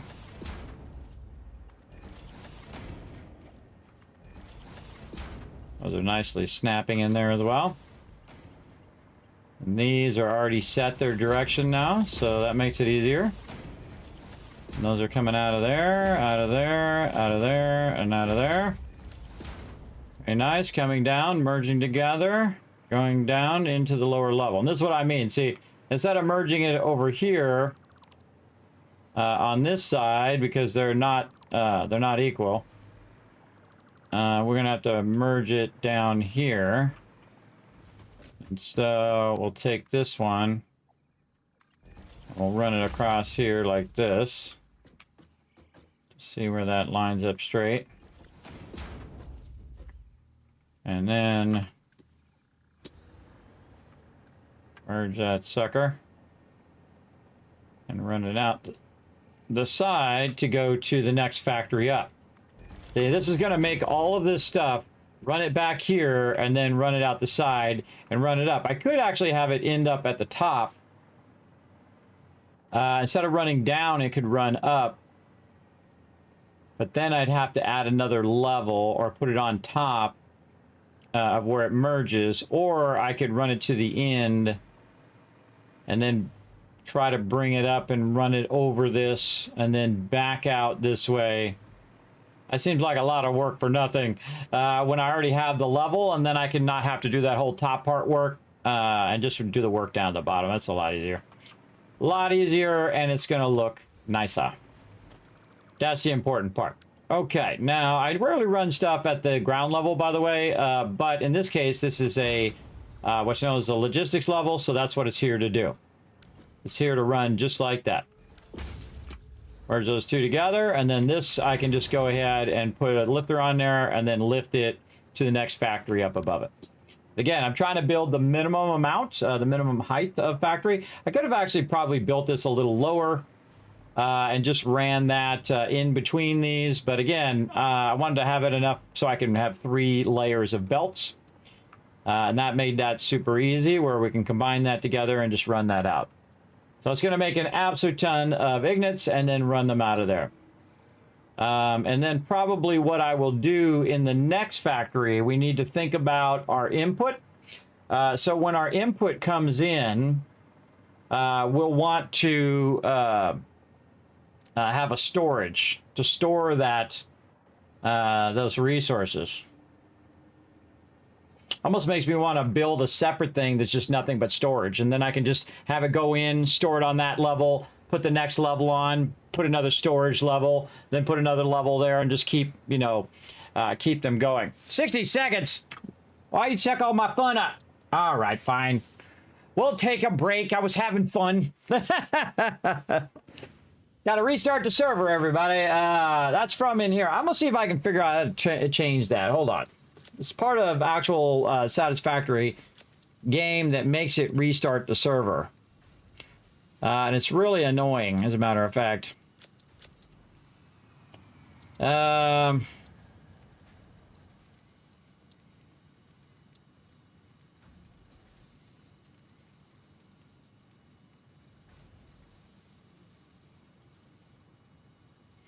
see, it restarts it every 24 hours. What if I have it restart 2 hours before, 4 hours before, every 20 hours? So in 20 hours from now, it would be 8 o'clock. Oh, it's restarting right now. I can't change it. It's restarting. So see, it's right here. It's restarting the server. So that's what I'm going to do. I'm going to do every 20 hours so it restarts right before I start playing. But I should take a break anyway. It's a good reminder for me to take a break, though. Let's go ahead and set up some fun for all of you. Let's go ahead and get our words on stream going. Right over here while we're waiting for that server to do its restart dealio. Let's get it going right over here. Again, this game is super fun, everybody, and crazy addicting as well. Showing you some of my best tricks, everybody, how to do some logistic levels and things of that nature. Always fun to really master your logistics. And again, some people like to jam all that stuff together. I don't like doing it. There's plenty of space in the world, everybody. There's no reason to jam it together where you can't even fit in between there and enjoy your overall factory because you got it so jammed close, and then one thing goes wrong and you don't know which one of those things and you can't get in there to fix it easily. Yeah, I'm not a fan of that. Not a fan of that. Let's go ahead and pull up words. There we go. We're going to go ahead and start this up, take a quick break, and then she'll be back in just a bit.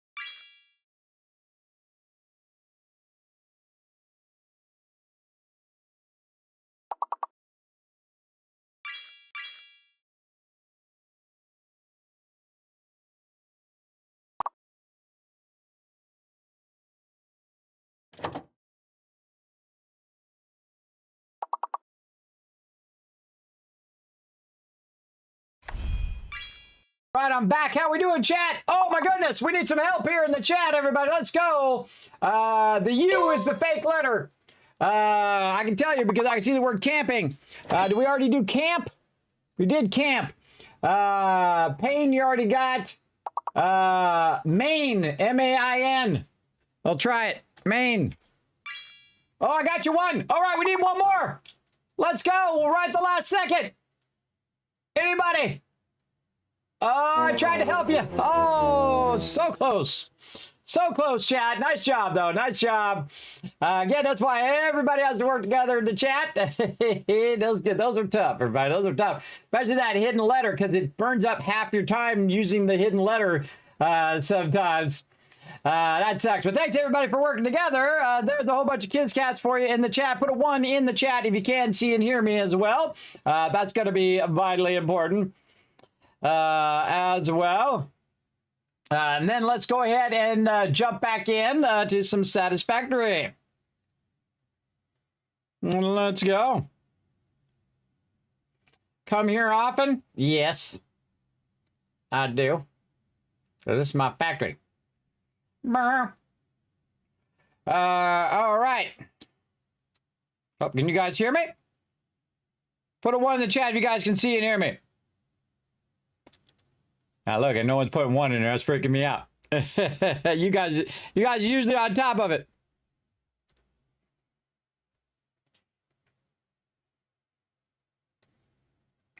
Mike seems to be working.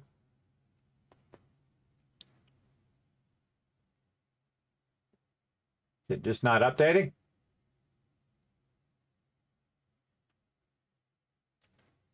Or did I go offline? Oh, there we go. Killabone's got my back. Thank you, Killabone. I appreciate you. All right. That was freaking me out for a second there. I thought I went offline or something. All right. Thank you. I appreciate it, chat. All right. Zombie Wag got my back too. Thank you very much.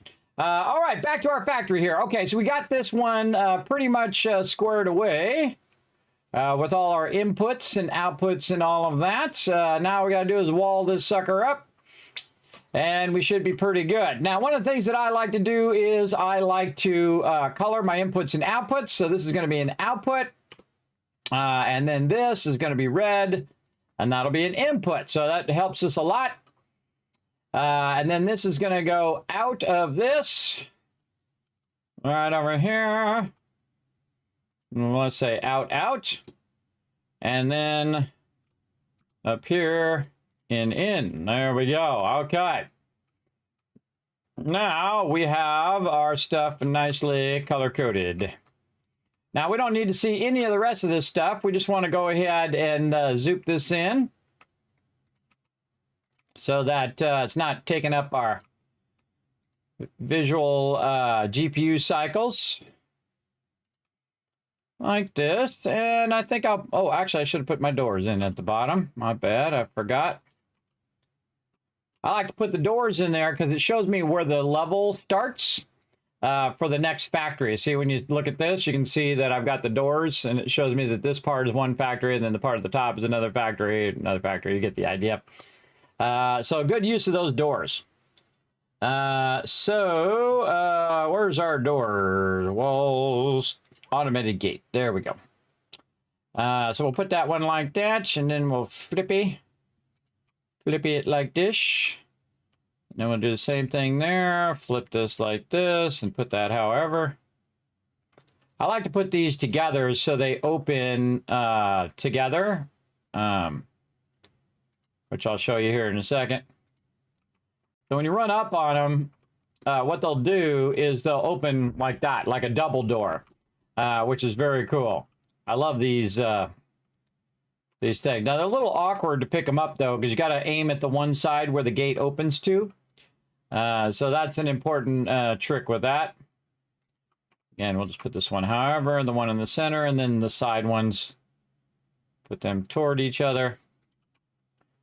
Like that, and then this way. Again, where the lights come together, that's where it's going to open.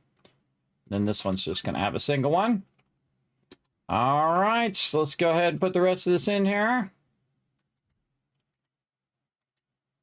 Let's see, do we got to go up one more? Probably need to go up one more, so we're not whatever's on top of this doesn't run into our boundaries. And right there. Again, I only make it as high as it needs to be. Run this across, make this a little easier to run these up. There we go.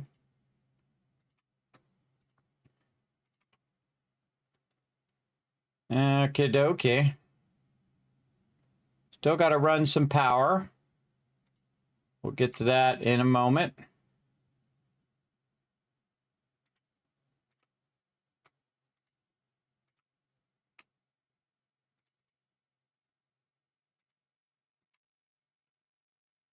Oh, I don't have sound on it. I don't even recognize that the sound's not on sometimes. I'm just in the moment, you know what I mean? In the moment of what I'm doing, and then you guys are like, Kismet, there's no sound. That's because I turned it off. Okay, let's do our power. Let's see, we have a total of 8, so we're probably going to need 2 power connectors, and we'll do something real easy here. Here's what we'll do. We'll do something super easy. We're going to go ahead and do a double connector, or we just do a single connector? We can do a single connector on both sides. Let's say right there. So we can't actually do a double connector because it goes off the blueprinter.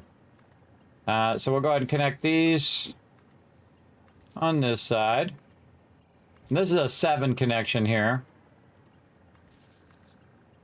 So these they'll have extra connections for us to use. And we can connect it across like that. And that still leaves us more connections, and then we can connect it downward as well. We probably need to have a door up on this level so we can get in and out of there. Let's just say right here. That's a good door spot. And maybe at the bottom. Right there. Yeah, that's a good spot. Okay. So we'll go ahead and put our gate in here. I use these gates exclusively, everybody, for doors. I don't use the other doors because these are really awesome because they automatically open. If we're going to do it on one side, we might as well do it on the other side as well. Middle mouse button, pick that up. And we'll have them both going the same way. There we go. Now we're under here. We've got to get all of these connected just like we did on the other level, except for this one. Be a little trickier because we have all of this stuff in here.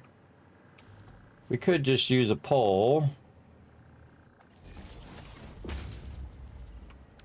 I don't like that for sure.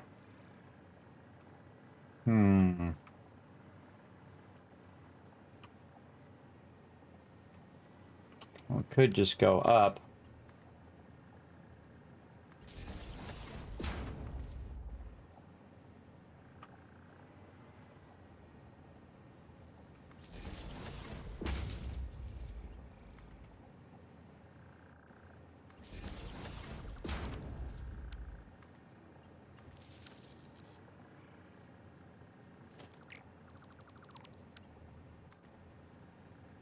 Just being picky now.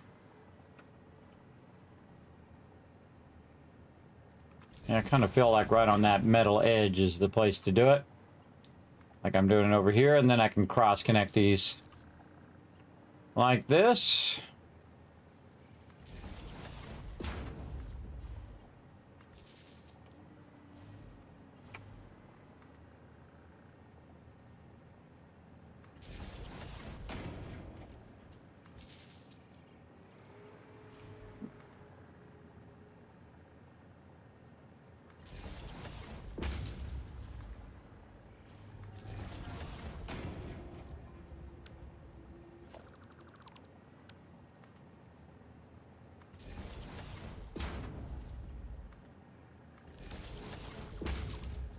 Sometimes I get very picky about my power lines. There we go.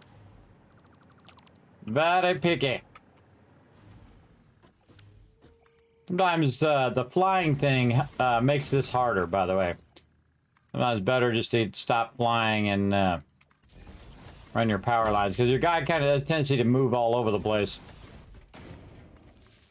when he's on that little floaty thing. And then connect that across there. And then we'll take this one and we'll connect it down. Oh, not there. This level.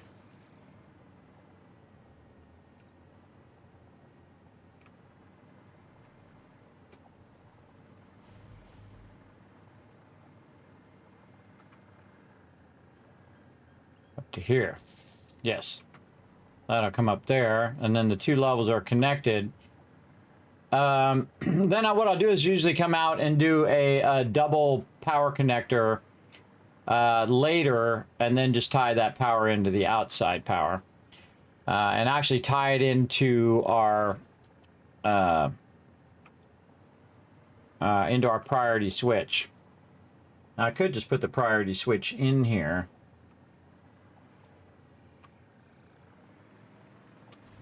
Probably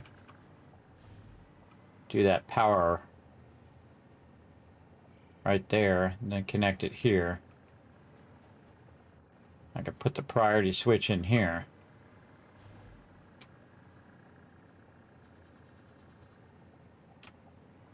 Yeah, we'll figure that out. All right, now we need to test it. Let's go over here, and again, all these blueprints will be available on my Patreon for all my patrons as well. This is going to be 16 foundries.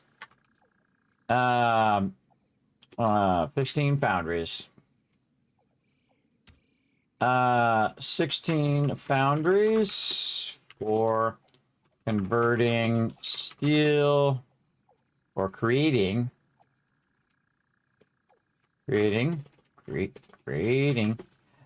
steel or aluminum ingots. Okay, and then we'll go like this. We'll go find the foundry. It's in here somewhere. Foundry. Right there. And then this one we're going to put in like a yellow. Like that, because it's a factory. And 16 foundries. Blueprint. I really need to put the word blueprint on. I think that's redundant. Let's just save it. Save it like that. Okay, now we'll go take a look at our blueprints. There we go. Very nice. Oh, I made the other ones green. Ah, okay. That's okay. I'll make this one yellow, because we're going to be doing a different type of blueprints now, where we're basically come on, brain. Compartmentalize.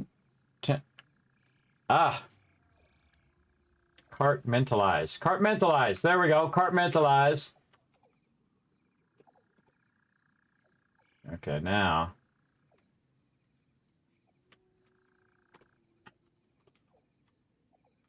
Compartmentalize. All right, tell me how to say it. Compartmentalize.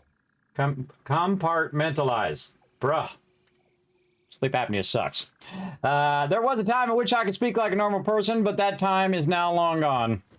All right, let's go ahead and test this out. First thing we're going to do is try to put it on the top of our factory up here. We're going to go up, up, up, and away. All right, this will be the next one on our factory stacker.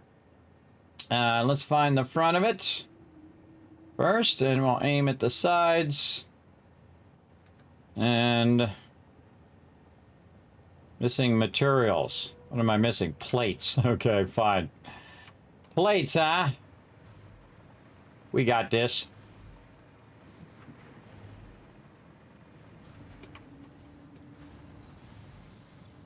Where are my plates at? Over here. Okay. Plates.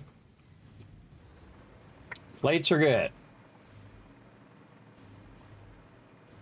Try it again.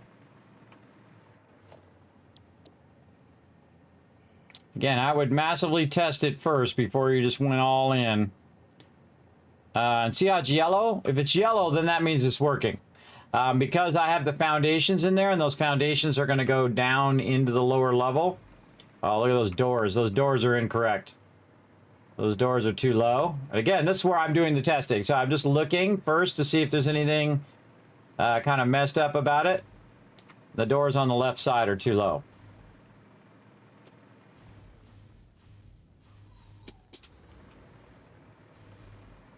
Something wrong with these doors. It's on this side. Over here. Yep. Doors doing something funky there. Bad doors. Bad doors. You don't do that. No do that. No, you do bad. You do bad thing. No do bad thing. Alright, we fixed that. Cool. And then we save over our current one. GG's. Also, you might notice that I don't put it into a category until I test it a bunch of times first. If you put it in that category, then it's harder because it will just basically make up multiple copies of the same thing. So I usually leave it in the first thing until I have it down. Okay, and again, we want it to be yellow. That means that it's sitting down in the lower level. There we go. And then we hit H. We make sure the arrow's facing toward this way, which is the front of the factory. And then we are going to nudge it forward one more. There we go. And then just kind of tool around the factory first. Make sure it's lined up. Check for any more issues like those doors and things before you click this. But you can always take the whole entire thing out if you want to. That looks good. Go.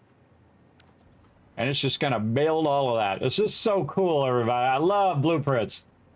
So neato. Okay, and again, we have our outputs and our inputs.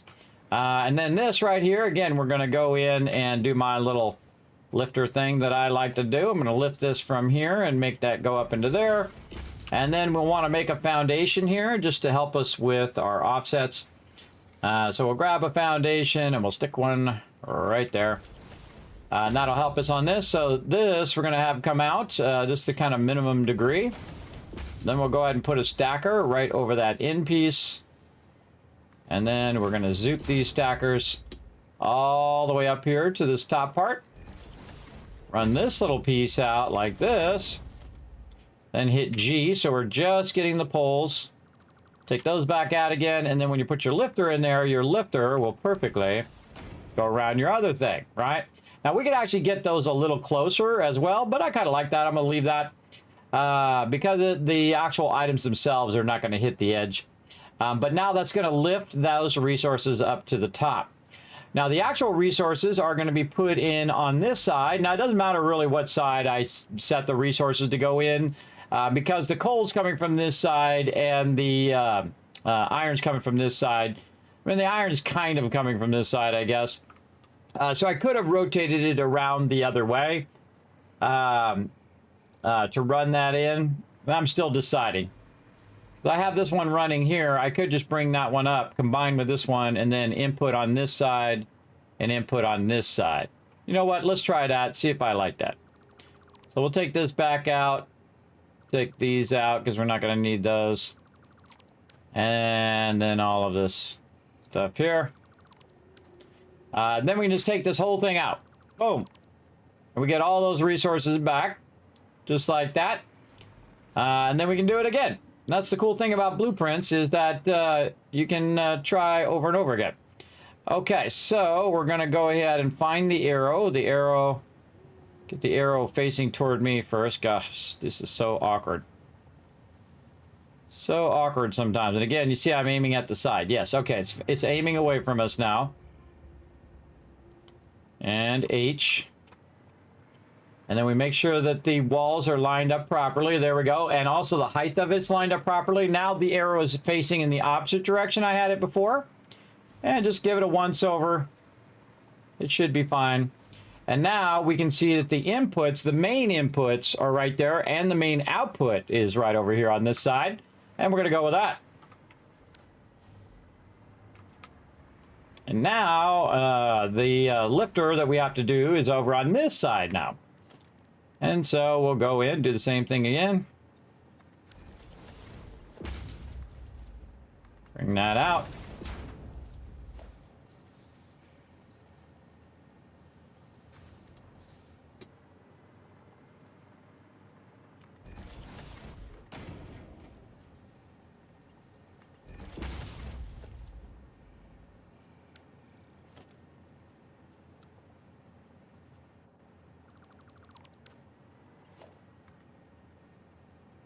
come up into there, because it's already got the belt directions already set up because I ran it inside. So the belt directions are already fine. So that's going to lift it up to the second level, which is going to run the whole second level of the factory. We got the power on this side, so we might want to bring a power pole up here. And this looks like the perfect spot for it, right here. Let's go ahead and see if we can tap into one of these power poles down here. Actually, we'll take... Eventually, we're going to take that one out. And we have one running that way, which is running that. Hmm.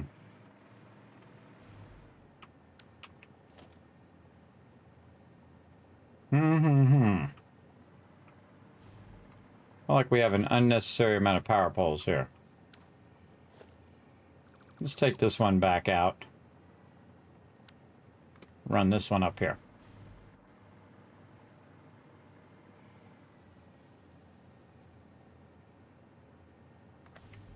There we go. Very nice. Then I'll have to run down there to run the power up here every single time. All right, let's go in here and take a look at our power. It's not on that level. This side. And where do we have our power? Oh, yeah, up here. We actually wanted to end up going out on this side. Or we could probably just tap one of these and run it out this side. That's what we will do. Let's go ahead and do double wall outlet there. Run this into there. It doesn't matter which power we connect it to. If all the power is connected together, that'll be fine. And there it is. And then, you know what? We might just put ourselves a nice little thing right here. And this is where our priority power switch will go. That's nice. And then we'll run that up into there. And we'll run it from down there into there. And then this will be our we'll put this as, what number did we say? We'll put it as number 7. 07. Steel. Ignite. Factory. And then what was the output of this factory again? I like to put the outputs and inputs on there when I'm working on it. This is going to produce 600. 600 steel ignites. Then I have to hit it a bunch of times because sometimes it doesn't work. All right, flip it on. And it's going to do absolutely nothing. What do you mean it's going to do nothing? That's because we haven't run any inputs into it yet. But all the stuff should kind of click on. We should see all the lights on. Red, red, red. Red's good right now. That means that it's on. If it's not, doesn't have any color, then we're in trouble. The top level, we can just go up over the top right now and just look at it like this. Red, red, red, red, red, red. All right, all good. Now we need to tell it what we want it to do. In this case, steel ignites. So we're going to copy. We're going to paste. Now I left it where I didn't actually tell it what it is. I could have changed it at the thing, but eventually I'm just going to take this whole thing and make it into something else. I'm just keep reusing it. For sure. And again, we're just going to paste all of this. Setting copied. Now, make sure you're pasting steel ignites.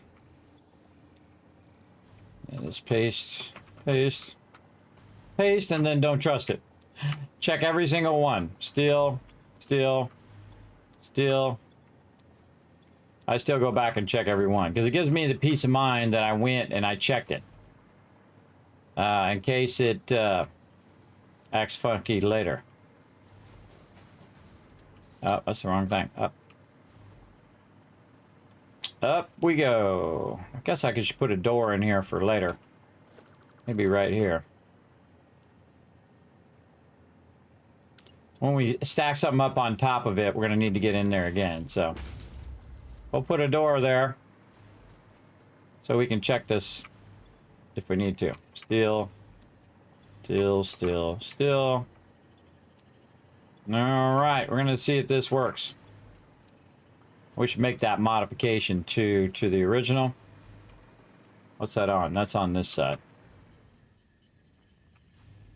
I mean, we don't have to take the whole thing out just to make that modification and re-put it in again. I mean, you can, but if I see something to change, I'll just do it now, and then the next time I use it, then it will automatically be there, and I won't take it out and put it back in again. So save. That'll be a change for future ones that we might need. Okay, so we got that going, and our tower is looking pretty sexy. We got some output there that's going to be in the way. We'll probably combine all these outputs at some point. Combine them all in a way where we can run them up. Then I should probably move this where this is not going to...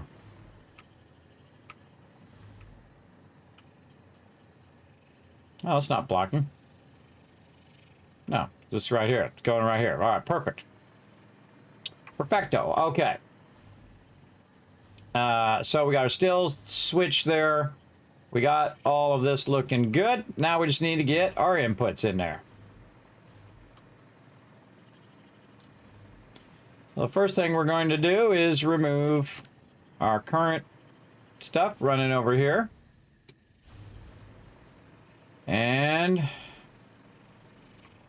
we're going to make a big mess. Like that.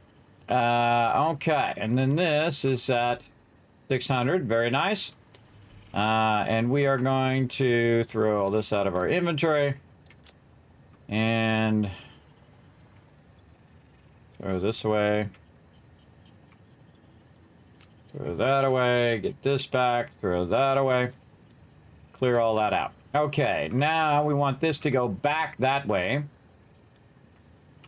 So we're going to take this out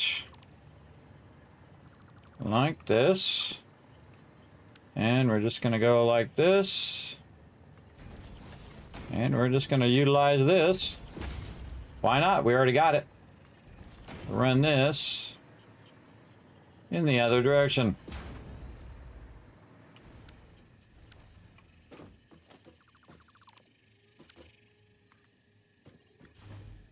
Like that.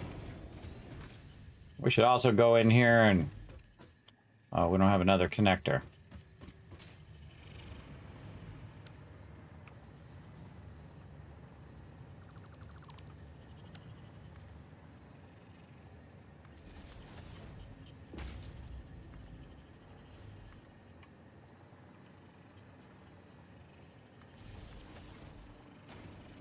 Put another power line along there. So while I'm working, I don't have to keep falling down there. There we go. Okay, so now we want to get our coal up to there. But we don't want to have to do that. We want it to go all in one thing. And this is at a different alignment than the world grid, or this grid of this extractor is at a different grid than these extractors. At a different angle. I'm going to show you how to bridge those. But what we might want to do here is just go in and use our infinite distance trick that we use. So we just go in here like this. And we go ahead and put in our lifter. And we have it going into there. Then we take this and we run it down.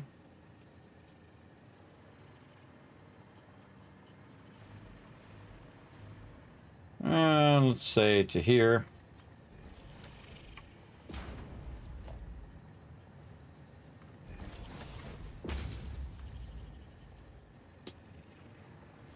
That one's a bit forward.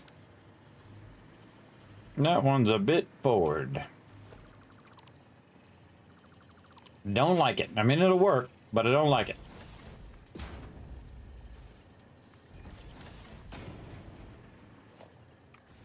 And then see, lifters can go an infinite distance. So you can just go ahead and run that down like that, and it will go all the way up there. And now we have it down here at the bottom. And then we can go ahead and run it up here. Now here's a great little trick, is you can actually attach this to the top of this. So I can kind of run it out a little bit so it's not blocking that door as much. And if it wants to rotate, there we go. And that'll just allow me to kind of hang it just a little bit on there, just to give me a little bit of room by that door. And then we can use a lifter on the end of this to try to bridge this a bit. Yeah, let's say something like that looks good. And then we'll run that across, and now we bridged it from one extractor alignment to the other one. Just like that. And there goes the coal. It's off and running. Now, we already have that set up where we can go ahead and run another one. And this one we're going to offset. And that's going to make it a little more difficult to fix this part down here, because now that thing's going to be in the way. But we'll just go down and do the same thing down here. Offset that a little bit. And now this one we're going to have to change, because we're going to have these two in a row. So we'll just do the opposite, where we go like this. And we're going to bring that out this way. My mouse wheel is out of control. There we go. And again, we'll bring that around. That'll go in that first one. Okay, now the second one, we're going to bring that one down just a little extra. And we can bring this out, and we can actually attach that to the side of the building, which is pretty cool, like this. Then we can run this down from the side of the building right down to where we want to collect it. Right down here. Now, I actually want to bring this up just a little bit because I want to add a merger to that. Now, one of the problems with what we're doing is this is aligned to this building. So the smarter thing for me to do is to actually put a foundation in first. And that's so I can align my merger right here. We'll get a merger. We want to make sure that merger is going into that. There we go. And let's check this side. Hit H. A little close to the building. I like it, and this is going in the wrong direction. So we'll do this again. Got to reset this up. This is all going wrong direction. Make sure we got that going in. There we go. And then to there. Oh, I didn't bring it down far enough. My bad. My bad.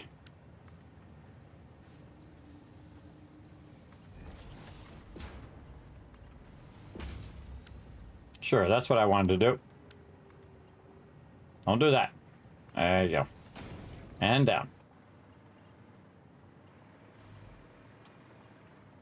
And that's going to snap to that. Always put your lifters in last. And then this, we're going to take out of there, and we're going to just turn this and run that directly into there perfectly. Very nice. All right, that's going to go straight up there, and that's going to start making us some steel ignits right now. It's going to be awesome. All we got to do is do this other lifter. I like to leave these in such a way where I can see. You can rotate them however you want, but I can see both items on the lifter, so I know that it's actually working. And I really like this to be outside of the building so that you can see the stuff running, and you know that it is working. So there we go. So that should, oh, it's working. How do I know it's working? Because it's running. If it wasn't running, if it wasn't just going in there, you know it wouldn't be working. Oh, you can see the smoke coming out too. Cool. Cool stuff, but that's not going to be enough of our stuff to run. So we're going to go ahead and get this, and we're going to go ahead and put this up just a little bit. And actually, we're going to see how high up this thing can go on the ground. It can go right to there. And we're going to bridge all of these. I'm just going to run this across the ground because I don't feel like putting a bunch of foundations in there for no reason. And then we're going to bridge between this grid over here just by using our lifter. And to bring it up to a reasonable height, and then just bridge it across there. And now we have 600 running in there instead of just 300. So that's going to run in and run up for no reason other than it's cool. And then run down. I could probably flatten that out a little bit, which I feel like doing, so let's do it. No reason to run that up if it's unnecessary. Let's just go ahead and try this and see if we can get that to run across without clipping. Seems perfect to me. All right, good enough. And that's going to run straight across there, and that's now 600 iron running in there and 600 coal. And now it's going to replace all of this. In fact, it's actually going to be way more than this, because right now you can see I have 6 of these over here. All right, so I have 6 of those foundries. Over here, I have 16 of those foundries running. So that's a lot. That's a lot. All right. So we got that running. And now what we want to do is think about the next stage. Now, I could backlog all of the base resources if I wanted to. It's actually probably the best idea to backlog it back here. If I wanted to create a backlog, I should do it at the extraction node, which I'll come back here and I'll redo all of this here in a bit. But I will do that at the extraction node and use my stackers to stack that up and then run it over. Over here, this is a little close here, but I could turn this one sideways and do those stacker nodes there. I can make all that work. Look at our little glowy guy over here. Sitting right by where we're working. Let's grab him. Come on, little glowy guy. We got you. Another little glowy guy out here.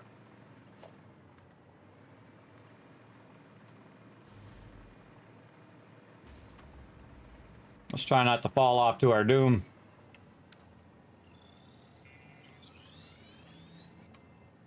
Got you, little glowy guy. Let's put him in the thing.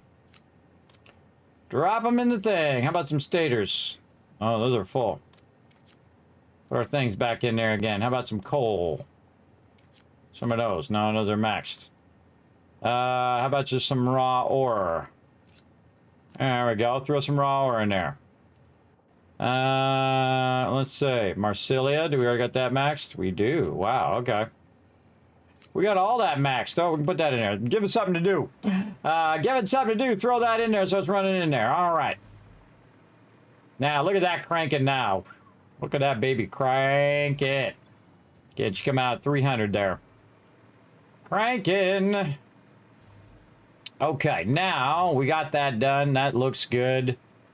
I think we already saved it before, so we can go ahead and pull that off the designer. And we'll grab any resources left over there. Hope it didn't actually clear it. Clear the blueprint designer.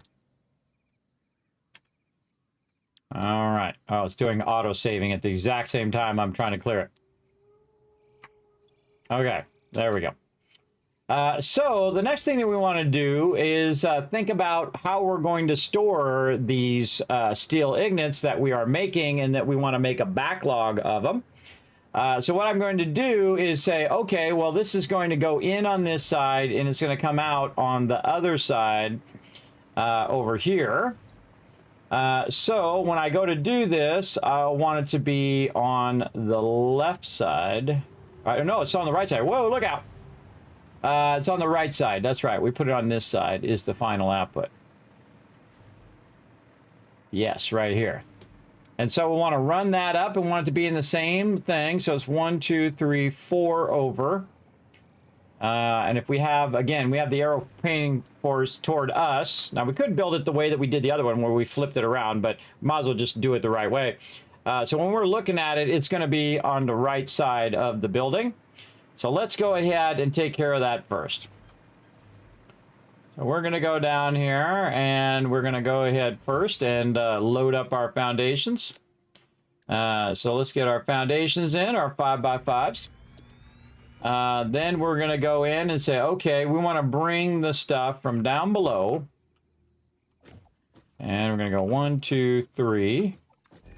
And we're going to want to run it into here. So we're going to go ahead and do that. And then we're going to color it red as an input. Okay, so when we set this down, it's actually going to be the opposite direction in which way we're looking. So it's going to be flipped around the other way. And then we're going to set it down, and then we're going to run it up. Let's go double check. Let's go look at it again. 1, 2, 3, 4. Yes. So that should be able to run straight up into that top part, which ends up into this. So there we go. Let me catch up on chat here a little bit. Thank you, Zombie Wags. I have a question. My buddy got mad at me when I swapped my iron lines into a manifold from a load balancer after upgrading to Mark II miners. Am I in the wrong, or is he? Neither of you are in the wrong, Bob. Neither of you are in the wrong. Remember, it's your game. You play it however you want, and I'm from FICSIT Corporate, so I can tell you whatever you want to do. I'm your official trainer from FICSIT Corporate. And again, thanks for coming in and hanging out. They're both very useful.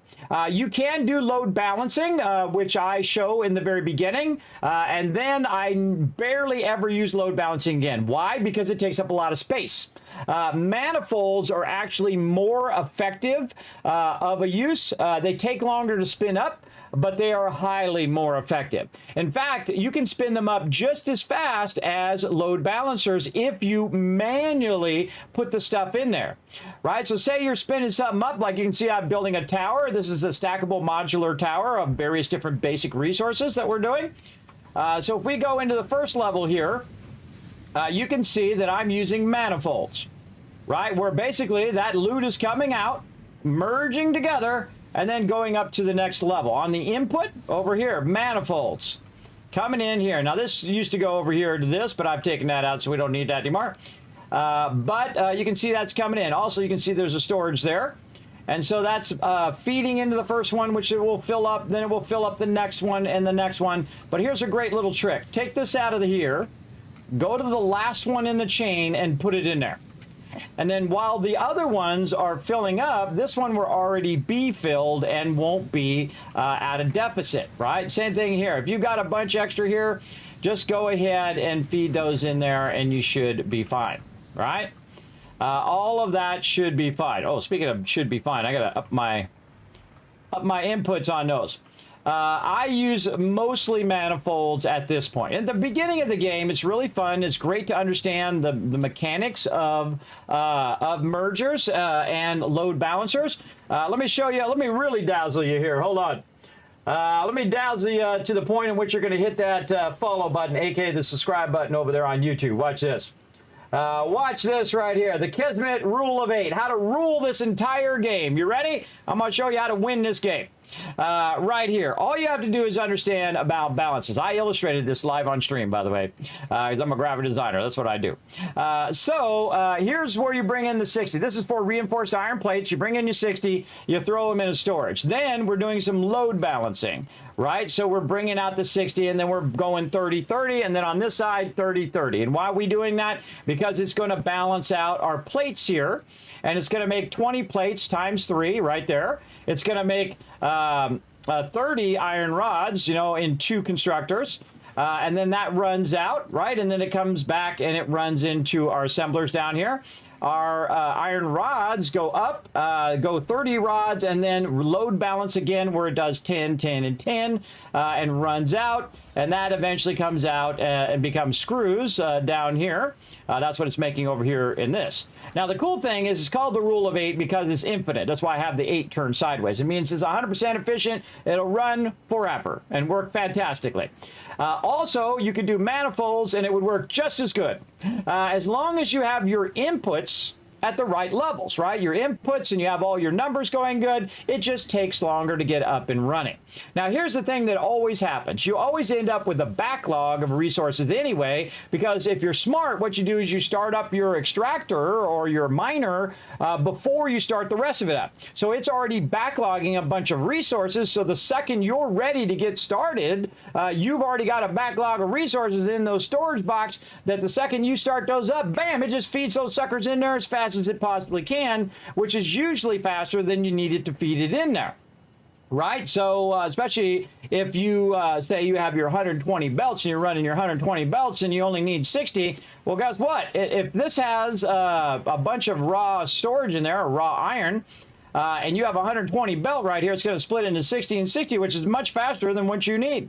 right? And I always have my belts at the maximum speed. Whatever my highest level belt is, that's what I like all my stuff to be, because if my factory goes off, then I have to fix my power or whatever it is that caused it to go off. And when I turn it on, boom, it is back up and running at maximum speed.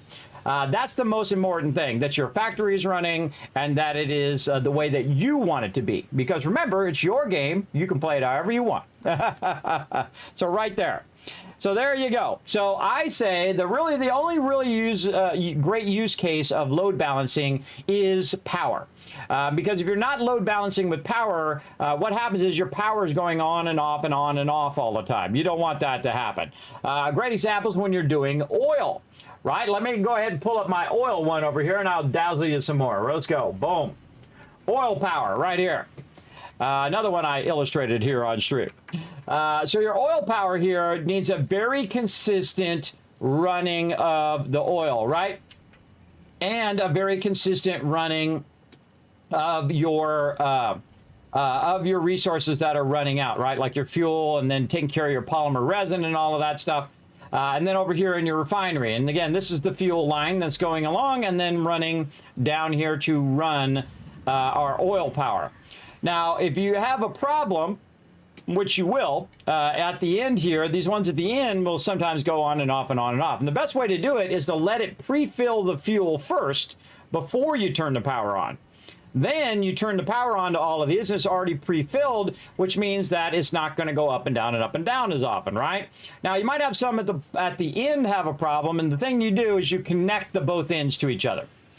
This way, if this has any extra, it'll go to this one. If this has any extra, it'll go to that one, and it will do what's known as fluid balancing or load balancing on its own, because pipes balance themselves. But again, load balancing is great. You want to understand it, know what it's all about, and then switch to manifolds and learn all about that and use that. That's what I say. Do you recommend always building on the world grid? And what biome is this? This is the forest biome I'm in right now. I always, in this particular playthrough, I'm not starting in the optimum spot because that's boring. I've done that before. I've played through like 40, 50 times. I have thousands of hours here in the game, everybody. I played it both on Epic Game Store when it first came out, and I've played every single update along the way. And, of course, I'm now playing a release version on our mega server, thanks to gportal. Solo, by the way, is not, you can't come and join me. And we are doing wherever we started.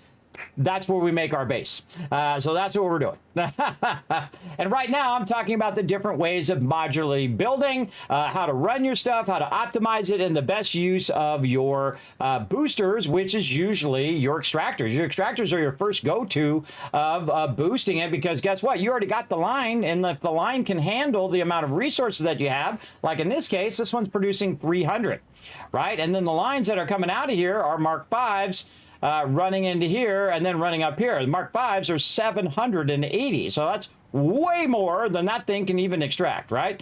And over here, I have 600 coal coming out of there, right? Because I have that overclocked. Now, when these go to Mark 3, they'll be even faster. That one will be 1200, and this one down here will be 600.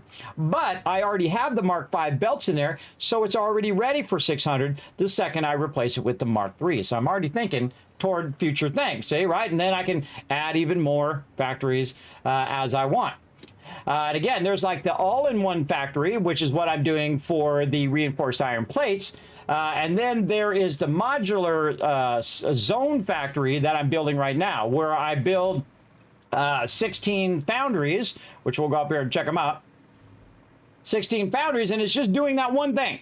That one thing that it's doing is just producing a bunch of steel ingots. It's not producing the end result. It's just doing that one segment of the end result. But I also want to backlog this stuff and then have it run any of those resources, my final resources, into the dimensional depot, which I will do. But right here, all I need is storage. So let's go back and we're going to line up all the storage and we're going to stack a storage on top of there so we can bring it stalagnates in. We can store it on that level and then we can go ahead and do it. So it creates a backlog. I love backlogs, everybody. Backlogs are awesome. And then you want to have the ability to burn up your backlog.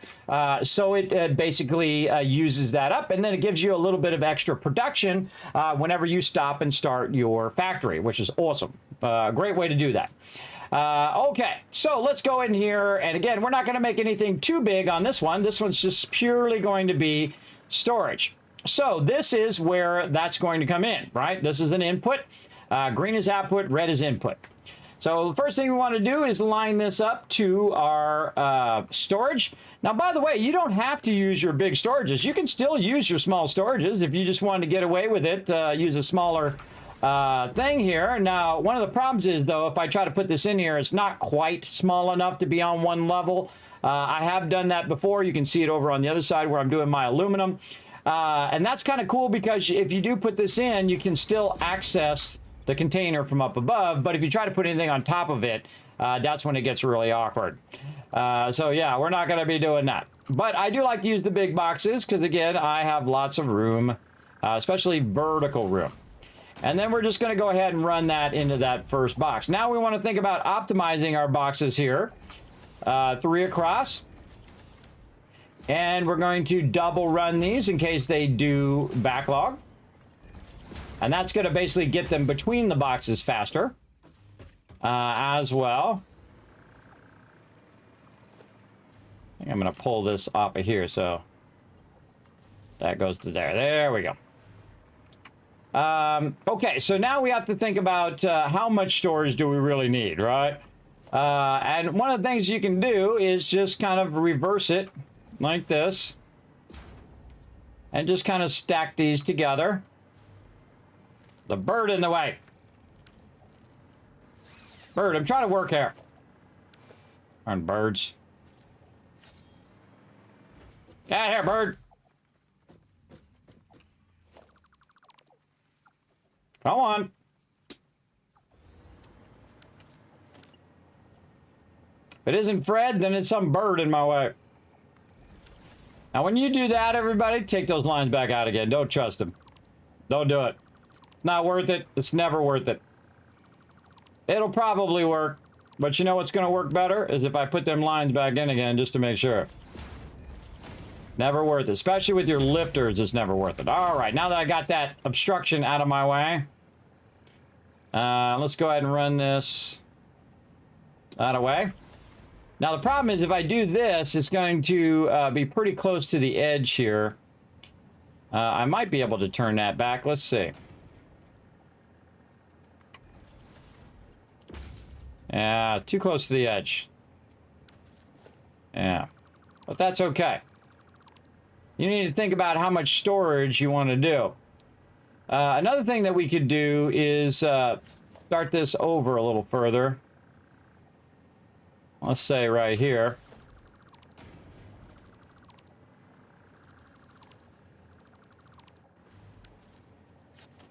Take these out. Take those out. And just take this, run it out of here and run it into there nicely. Oh, look at those beautiful 90s. All right. Now, the problem with this is also it's going to have less to going this way at the first row. But that's going to line up real nicely, I think, across here. Like so. Oh, I think we get those closer.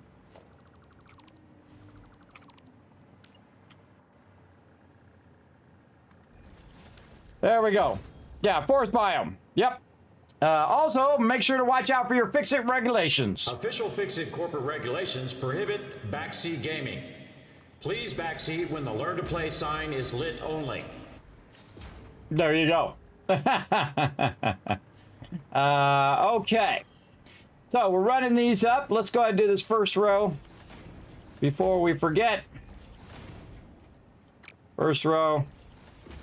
Then we'll double run these into this one. Oh, that is perfect.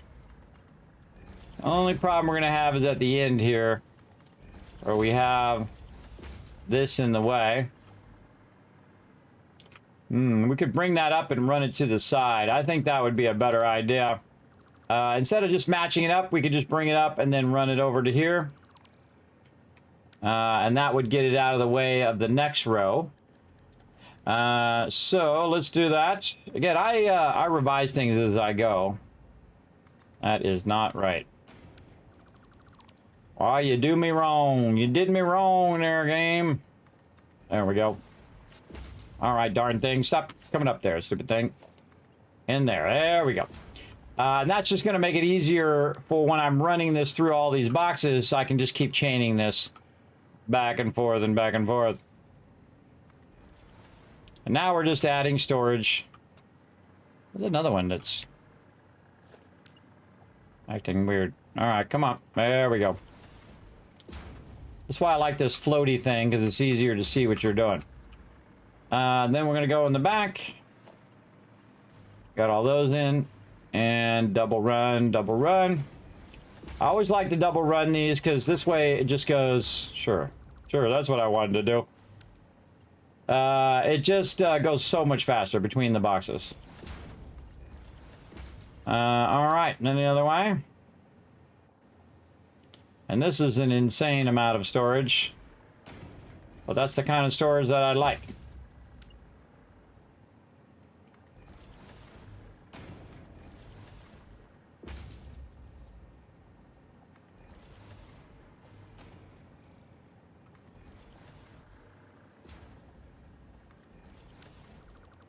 I always waits right before I'm about to click, and then it does that little offset thing. All right, out of here, into there. And then running through here. Should have ran these before I did that next row, but we got this. Do the bottom one, then the top one. Bottom one into there, into there. Bottom one, top one. Top one, there we go. See how this works out. Oh, wrong way.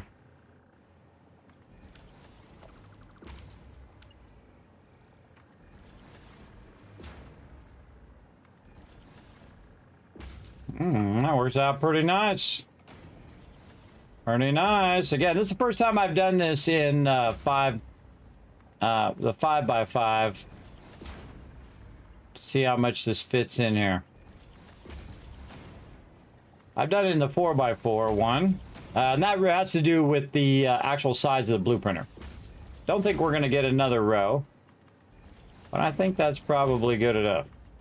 We could probably move this over too.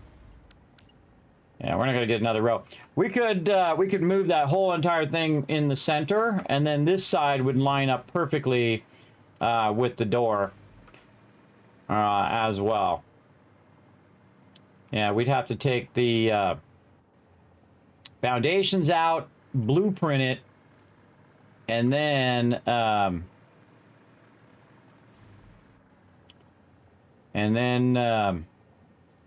put the foundations back, and then put this back and move it over, which we could totally do. You know what? Let's try it. Because foundations are easy. Foundations are easy to put back in. So we're going to go through here and see if we can get the foundations out of here. So that we can try to do this. This is going to be tricky because it's kind of hard to see them down there, but we will just go back and forth. See if we can get them.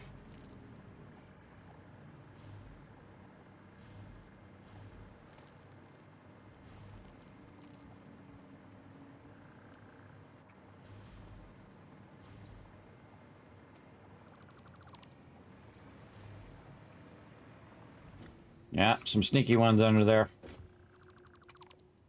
I knew there'd be a few. And again, I'll show you why I'm doing that here in just a second. And F and then G just to get the walls. Take that out. Take this out. Take that out. All right, now let's just double check we got all this going before we blueprint those. We're looking at all the connections. Outside connections are good. Inside connections are going in the proper direction. We'll find out. The way you know this works is you put something in the first box, and if it makes it to the end box, you know you did it right. All right. We're going to call this max storage boxes as a temporary name. Max storage. Call it temp max storage. Save. Okay, now here's the cool thing about the Blueprint Designer, everybody, is that I can now take this, I can clear this out, load up another blueprint, in this case the 5x5 foundations. Then I can actually use blueprints on the blueprinter. I know, it's pretty cool.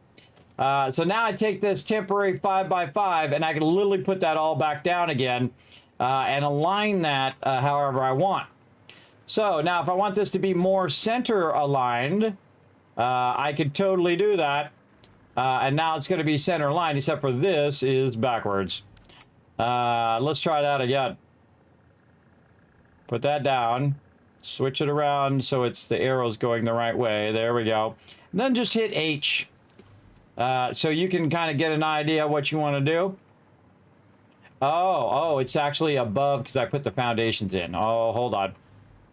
Now I got to take the foundations out and then put them back after. Okay, I see. Got to put them in after because it's already making up for the foundations in the blueprint. Because we did it originally with foundations in it. All right, that's okay. That'll still be fine. And now we've got that centered over there. How about our output? Is our output centered? Our output is not centered, but we can fix that. Now, the reason why it's cool to have it centered is that when we put the wall in, the wall hole is going to be perfectly centered up with the input there.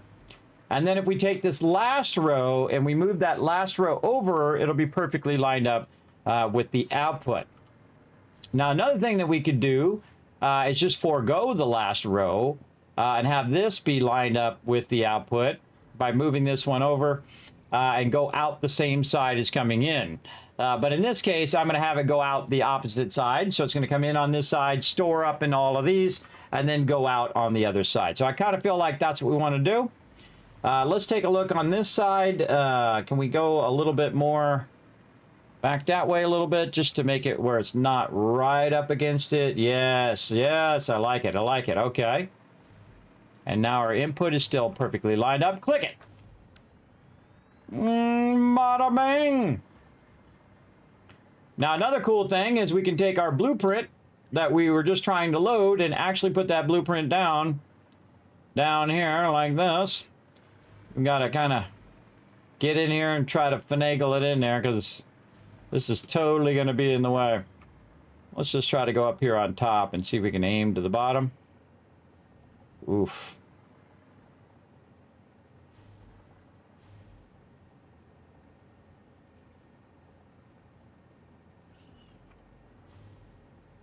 Well, we hit H and see if we can finagle it into place. Who's the man? Who's the man with the plan? Bam! Look at that. Using blueprints to fix blueprints. Cool. That's pretty awesome stuff, everybody. I'm showing you some of my best stuff right here. All right, let's take out this last row so we can kind of line that row up a little nicer. We're going to hit G to just get the belts. There we go. And then we're going to reverse engineer this by basically putting in the last one so we can get it lined up right there to the center. And then we'll move backwards. Align all of these to each other. Going in the opposite direction. There we go. Out of here, into there. And then again, bring those double in. And again, it's just going to move through here faster, but when it goes out, it's actually going to go out at a single. I could make it come in at a double if I wanted to. And I could also make it go out at a double to the next one to really move the backlog if I wanted to. So I'm actually going to put it like this, just in case I did want to use the double. I might as well just build that in. And then on the other side, same thing. In case I wanted to do a double in, I can go in and double stack that vertically. And make sure that that wall does not look right. Why are you doing that to me, wall? Yeah, you stuck there right. Trying to trip me up. There we go. So we got a double in there too. And again, we could just use one or we could use both. So we might as well build it in. All right, that's it. That's all we got to do for our storage. And I don't need to go in there. At least at that lower. Look, there it goes again. See what it's doing? Putting that down a little too low. Why you do me like that? Okay, now where I put my entrances, everybody, is at this third level. Now again, I could go in and I can put my foundations in. Also, there's another trick you could use, by the way. You can just use thicker foundations. So you can just use a thicker foundation, but that thicker foundation goes down and not up, right? So it's going downward. So it only makes it thicker downward and not upward to cover up the top part. So it's really irrelevant to do that. So it's not really going to work out. So we're going to go up one more like this, except for we're going to go ahead and use our doors because our doors are awesome. And really, if we wanted to access these resources, we would want to access them from on top because it's just easier to go in and look in the boxes from on top because I could go in like this and just go over the top of it. That would be way easier. Okay, so now we just need to fill in the rest of this nicely.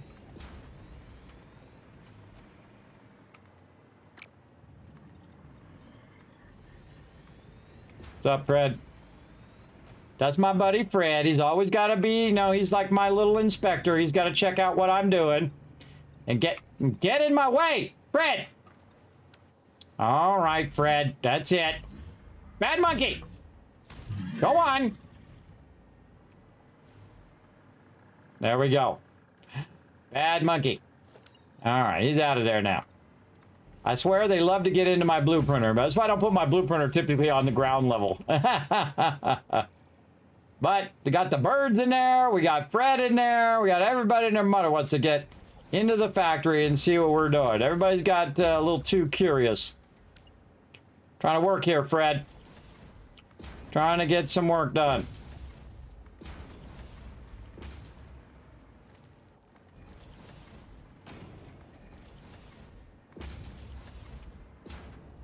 Ah.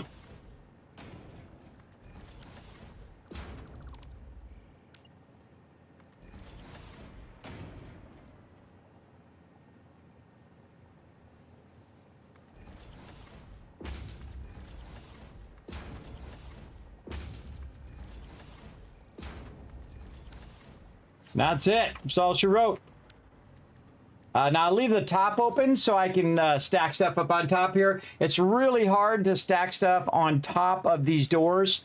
So we're going to see how that works out. But we got the perfect inputs, the perfect outputs, and absolutely massive amount of backlog storage because we're stepping it up, everybody. Wait, where you can see we're transitioning from one box of storage to a whole entire level of storage. And then this level of storage is repeatably usable. You can use it over and over and over again. So we're going to call this max storage. Max storage building. How much does this include? Hold on, let's copy this. So I'll type that again. If you close the thing, confirm. All right, close that. How many we got in here? 3, 6, 9, 18. 2, 3 rows by 3. That's 9, 18. 18 boxes. All right. Paste that. Oh, okay. Didn't paste it. Okay. Max 16 storage building. All right. Modular. Vertical. Storage with 16 containers to hold loot, hold resources between levels. There we go. All right. And again, we'll go in. We will select our storage like that. and we'll leave it as blue, and then save. All right, let's go see if it works. Whee! Let's go see if it works. Let's go see if it works. Now, the cool thing about storage, doesn't require any power. So I don't need a switch or anything like that to put it on there. So in theory, I'm going to be able to store all of this in the boxes. Let's see what happens. Right here, max storage. We got to aim at the edge, and we want the arrow to be aiming toward us. And we want it to be yellow. Oh, we don't have enough steel beams. Really? I don't think that's really going to be a problem, everybody, because it just so happens that we're trying to build something that needs steel beams, which is going to make steel beams. And it just so happens that I made a bunch of them right over here. How convenient. And that's actually what I'm making right now, is to have it make steel beams and steel pipes. But we're converting all of the resources first in our making steel ingots. And I don't need to, again, I don't need to store the raw ore here because I'm going to store the raw ore at the node after I take all this out. You'll see me add basically something like that, but doesn't necessarily have to be that high. That one was just bringing it all the way up there so I could put it up there at the top. But a lot of this stuff, we can just build around where we find the nodes or where we're using those nodes, and we just bring those nodes in and combine it into a tower, and then we bring it up to the top, and then the train's going to grab it. And I'm just showing you a bit about how you can do modular building, lining up blueprints, using different blueprints in different styles, where you have the whole factory, you have parts of the factory. I'm showing you all of that stuff. All the best and coolest stuff in there. I have a typo. I have lots of typos. I'm just getting started on the typos. It's okay if I have a typo. You can, we'll just leave it in there. It'll make my patrons laugh when they see it. So there we go. All right. That fits pretty nice. Almost looks like a little crown on the top of it, doesn't it? I should have made it yellow. It looks like a crown. Oh, it makes me want to do the storage levels in yellow. Okay, hold on. We got to go do that in yellow because that looks cool. It looks like a little crown. Let's go down and make our storage level in yellow. Oh, we forgot to set our inputs and outputs too. Oh, well, hey, that helps us fix it. So yes, yellow it is, everybody. Let's go ahead and color in all the walls with yellow, and that'll make it stand out so I'll know which one. I'm already going to know which one is the storage, but it'll make it stand out for sure. Really, I should color it in blue because blue is what I normally use for storage, but yellow looks cool. So this is going to be our input. So again, inputs are in red, and our outputs are in green. Just make it whatever color you want, but just make it consistently that color. For me, it should be red in, green out. There we go. All right. Now, again, it will save those colorings. When you color all that in, it will save all of that. If it will let me land properly, there we go. And then we just save it, and it will save over the current one. And then we'll go try it again. That's very cool. I like how it's like a little crown on the top. That's very cool. Now it makes me want to make a whole person out of it. Make little arms coming off the side and make a whole little robot. Again, see, that's that creative part of your mind that kicks in, and then 50 hours later, you're in there making some little, thing, and it doesn't even do anything. It just looks cool, right? That's how you get sidetracked right there. I'm going to try to avoid getting sidetracked on that, but still cool. Right there, H. All right. Looks good. Yes. And we should have our inputs on this side. Our input is on that side. Yes. Okay, good.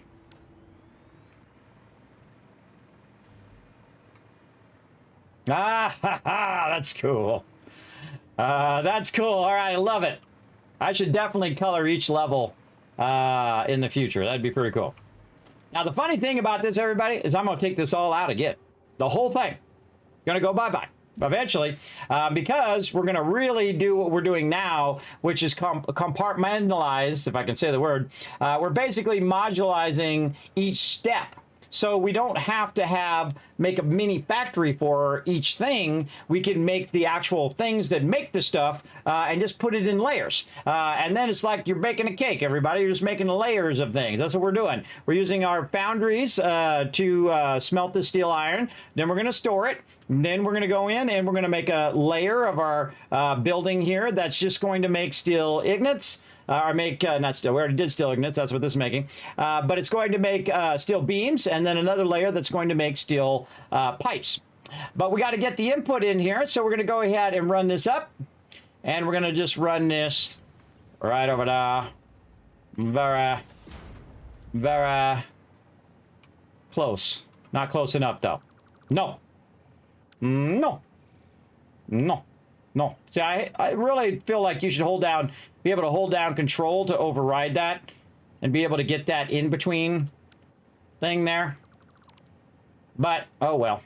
We have to take out that, because otherwise it snaps to that belt. So we have to take that belt out.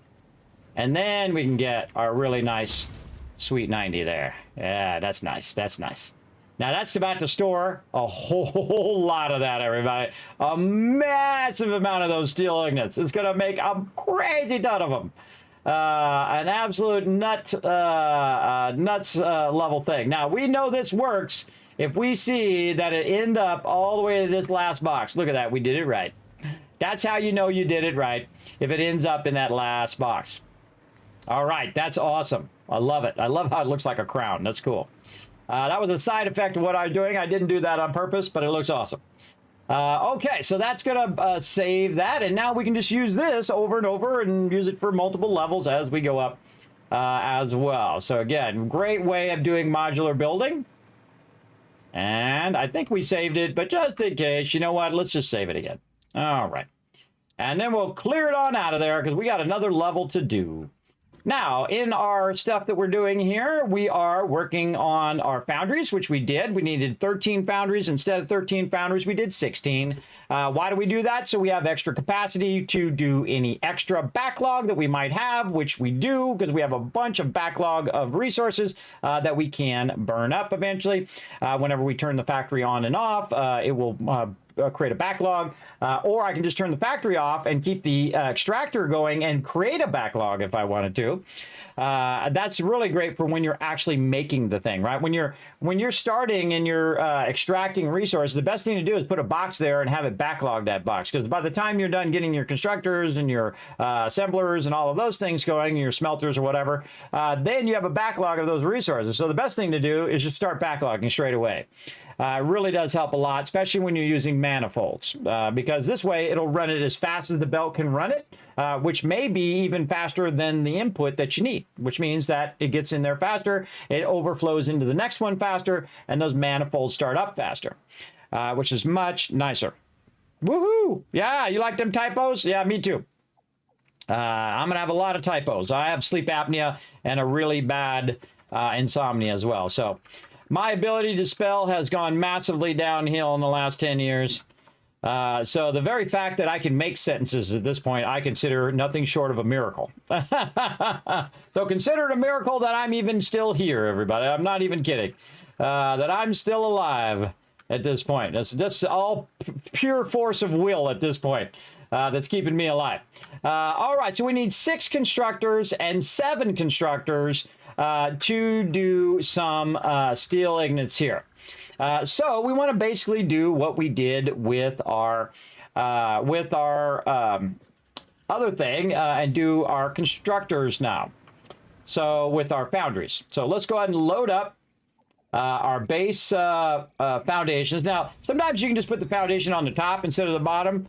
I'm the person who likes to put the foundations on the bottom. The only time I don't put foundations at the bottom is if I'm stacking something, and if I put the foundations there, it makes it where I can't stack the top thing. Great example is like storage. If you put the foundations in there and you're stacking the storage boxes on each other, the top one will be just a little bit too tall. But if you take the foundations out and you put it down, then you can get 5 of them in there. Otherwise, you can only get so many, right? I'll show you. I'll bring it up. Instead of having the foundations in there, we just go ahead and don't have any foundations, and we can just set it down on the foundation wherever we want. And you can see we can stack it 5 high. And then you can see I have what's known as an upward flow, where it flows upwards or it flows downward to where I am. Right? I don't have to go to the top every time I want to get some resources. I want it to come down to me. But if I'm flowing it up to, say, my train station, then I want it to go up, like that one way over there. This one right there, because this starts at the bottom, and all the way up there is nothing but storages that go all the way up to the top, and that is actually full of raw copper, raw copper right now, raw copper ore. So we could actually process all of that right now if we wanted to. We could just make a whole bunch of extra things and boom, make copper ingots all day, every day, which we're going to need later, which I'll show you when we get there. All right, we'll need all that stuff later, and we'll need a ton of everything.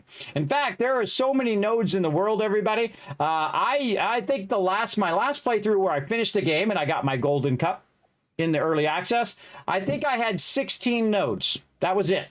I was able to finish the entire game with 16 nodes. That's pretty crazy. Now, of course, I haven't done tier 9 yet. Don't tell me anything about it. Remember, official FICSIT corporate regulations prohibit backseat gaming. Please backseat when the learn to play sign is lit only. And there is sometimes it's okay to backseat game, like when I'm playing another game other than one I'm primary playing that I haven't played all the way through in the new version here. But I played through this game 40 times, everybody. At least, I don't know, it might be 50. I can't remember. It's a lot. But I played through a bunch of times in the early access. But this is my first full playthrough of the thing. Now, there's tons of people out there who got it done on day 1 or day 3 or day 5 or day 7. But I don't do that to myself, everybody. You only get to play 1.0 the first time, one time. So I want to enjoy the journey along the way. I don't like to, there's nothing worse than min-maxing when you're playing a game for the first time, or when you're playing a major release like full release like this, to just suck the fun out of a game, everybody. Because you're just min-maxing everything. You're min-maxing and you're not going on the journey. You're not going and looking for Mercer spheres and having a fun journey. You're just worried about getting to the end, gotta go fast. And that kind of gameplay sucks the fun out of me. It's like when you're playing MMO, like I'm playing Throne of Liberty with my team. I'm not even max level yet. I've been playing for 17 days. Nope. Everybody else max level. Day 1, day 2, day 3. Not me. Nope. I'm going through the storyline. I'm going to do some side quests. I'm going to play with my low animotes. I'm going to do some low-level dungeons while I'm low level. Then I'm going to do some mid-levels. Then I'm going to do some high levels while I'm at that level. Instead of just rushing to the end and then everything else is easy mode. Right? I think that's what's happened to gaming, everybody. The reason why WoW was so great in vanilla is because everybody wasn't such a tryhard. Everybody wasn't sweaty palming it all the time and trying to get to max levels as fast as possible. Like when Classic came out, that's the first thing they did. They sweaty palmed it right to 50. Okay, we got to do raids. We got to do this. We got to go fast. But you miss out on the moment like this. What's that over there? What's that over that hill? What's that thing down there? How do I work my skills? How does this go? How does that work? How does this thing? You miss out on all of that. That's where the meat and potatoes are. That's where the journey is the most valuable and the most fun. Is when you don't know anything about it. When you're first going through and you're discovering those things as you go along, those discovery moments is the real best stuff in games, I think. At least that's what I enjoy the most. Not rush. Now, I could just as easily min-max anybody else. I could use meta sets like everybody else. And, use the best sets and the best thing and all that. I never do that. You know why? Because that's boring. To be the same as everybody else is boring, both in life and in game. I don't want to do that. I want to do my thing because then it pushes me to learn new things instead of just doing what everybody else is doing. And that's what I always say when I'm doing something, that you take whatever I'm doing and you make it better. You make it even better than what I'm doing. You're like, oh, Kismet, I thought of a better idea or some other way of doing it and made it even more efficient, and you go make it better and make it more awesome. That's what I like to see. Okay, let's get back to it. We're going to go ahead and load our foundations. This is the first blueprint you should make, by the way. A 4x4 version of this, and then a 5x5, because this way you can put foundations down like this, everybody. Really, really fast. Really great way of putting foundations down, faster than you can zoop it out. you can put a bunch of these down. You gotta think that's 5 by 5, right? So that's 20 of those you can put down in a single click, as opposed to zoop, zoop, and then that's about it right there. Zoop and then zoop again, or you can click once and bam, you got the 20, right? I think the click once is much faster. Plus, you can also use it for your blueprints like me. Okay, so again, how many do we need? Well, the maximum amount we need is 7. So I'm gonna have extra resources. So you know what I'm going to do? I'm going to roll it up by 1, right? I'm going to make it 8. And then my steel pipes, I'm going to make that one 8 as well, because I'm going to do 4 and 4. So that's going to make that super easy, and the math's all going to work out very, very nicely. Because if I have any extra, instead of doing 100% efficiency, I'm going to do 150% efficient. Now, how can you be 150% efficient? That's because you're using up all of your extra resources that you've backlogged. And so it's going to produce a bunch, and then as it runs out of those extra resources, it's then going to rebalance down to that 100%. But normally, because of the amount of extraction that you're going to be doing, you're limited by the amount of extraction. All the rest of the stuff doesn't mean anything compared to how valuable it is to know how much you're extracting when you're running a line, right? When we're doing this, we need to know all of our numbers so we know how many constructors we need. And then we can add a little extra so that we can burn up those extra resources whenever we have extra. And then when we don't, those things will just stop working. And then you're not using that power because those aren't running. So it automatically takes care of itself. So very cool. Okay, now this one, what we're going to do is we're going to run it in and then run it out. So we're going to merge it together. So what I like to do is get a kind of an idea of what I want to do. Probably want to center this just for fun. So we want to get 4 of these in here. And so we need to kind of think about how to center those. Let's put that there and see if I like that. 1. Again, you want to figure out all the logistics of this first. Now, because this is 5, it's not going to sit on the foundations perfect because I need 4 of them, right?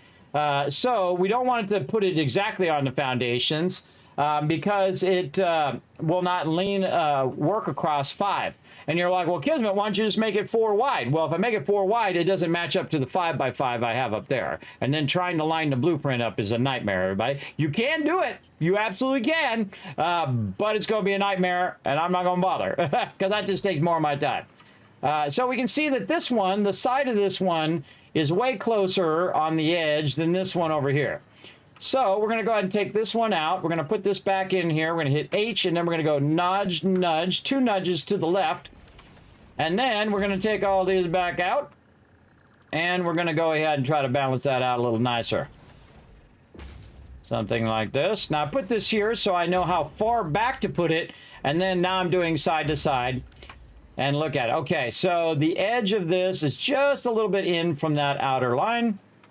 And this outer line here, the edge of this is just in. That is perfectly centered, everybody. Now, another thing that we could have used to center that, because the way that the constructors are the same exact size as your foundations, is you could have just used the center where they came together. See how they came together? Come together right there. All of them line up to the center. That's one of the great things about constructors is they're actually easy to line up. But I was just showing you an easy way to center stuff there as well. So now we got that down. Very nice. So we're going to either have them both go in at somewhere or both go out somewhere. Now, the first thing we need to think about also is where is the input going to go into here, right? How are we going to get the input into this one? Well, let's go look at where our output is on this top one, and we're going to match that output to the input on this one, because we're going to actually stack this twice so that we can run both of those. So we got an output here and an output here. Now, the cool thing is I'm going to actually use both of these outputs. One of these outputs is going to go to one factory, and the other output is going to go to another factory stacked on top of it. Now, again, I don't need that to be 5 levels high. I only need to be as high, as big as it needs to be so I can stack it on top, and that'll be another layer of our building that we're building, modular layer. So we're going to go ahead and run that up to there. And then again, the other one will be up a bit higher because that's why we did the double output. And we can see, look, that's already filling up. Boom, filled up. Oh, it's on the second box already. Nice. How we doing? Oh, yeah, look at it go. Look at it go. Filling that up. Nice. Okay, so let's go back down here. And we know that, again, the input is going to be on this side, and this is the front. So if we take the front, which is going to be on the left side, it's going to be on this side over here. Because this is going to spin around the other way. I could actually turn the blueprint around to make that easier. Let's just do that. Hold on. We're going to do that, make this a little easier. We're going to call this 8 constructors. And then we'll change the icon to our constructors. And again, it's not going to be any specific thing. It's going to be 8 constructors with side input and outputs. That's good enough. And then we'll change it to, say, yellow for this type of factory. Again, this is a different type of factory than the ones that we set to green, because this one's, again, a stackable, and it's in sections. So 8 constructors. So there we go. We'll save it. Then we'll go ahead and clear the designer. And we'll take this, we're going to spin it around to make this a little easier. So that it's actually going the same way. So if you have this problem where it's hard for you to visualize your direction, oh, that is totally too far off the side. Oh, that actually moves a lot further. I forgot, the blueprint designer moves a lot further than other objects because it's way bigger. Bigger objects move much further. Okay, so we're going to put the computer on that side, so it's aiming in the same direction that we've been building our blueprints. Close enough. And then this will help us visualize a little easier, 8 constructors. And now when I put this down, I'm going to put it down like this up on the top there. And so I know that this corner over here is the corner in which it's going to input. So let's go ahead and just remind ourselves by putting ourselves some input walls. We only need 1, by the way. There we go. Only need the 1. So that's going to bring that input in. But we need to also put this input again on the other side.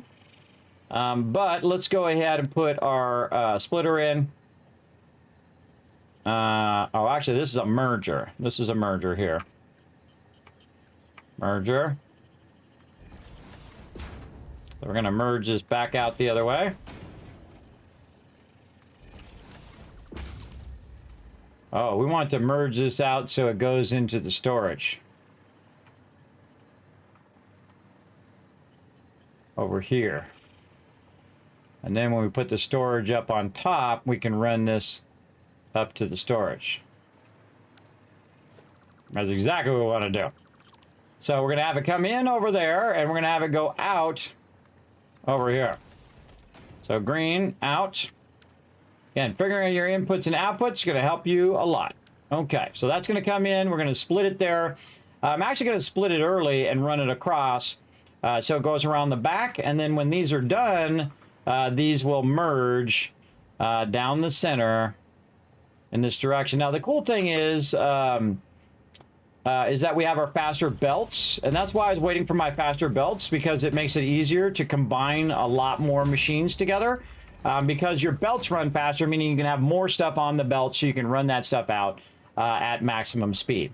That's why I try to get to this stage first before I really get serious about doing too many blueprints. Because this is when blueprints really start to shine. Then over here, line up all of these if we can.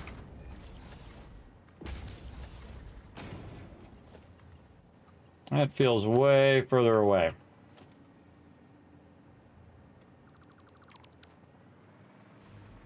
And that's offset. All right. Don't like it. Gonna redo it. Get that first one down. Hold down control. There we go. Much nicer. Much nicer. There we go. And then run those in to those mergers. Easy. Okay, then we have our splitters, which we're going to put in here. And actually, we'll have this split first. And then a second splitter here. And then we'll just line these all up nicely on this side. And then on this side, put these a little closer.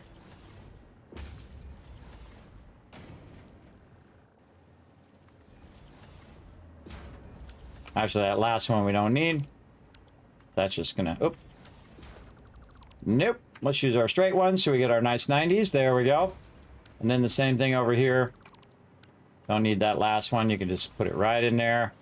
You don't need it, don't put it in there.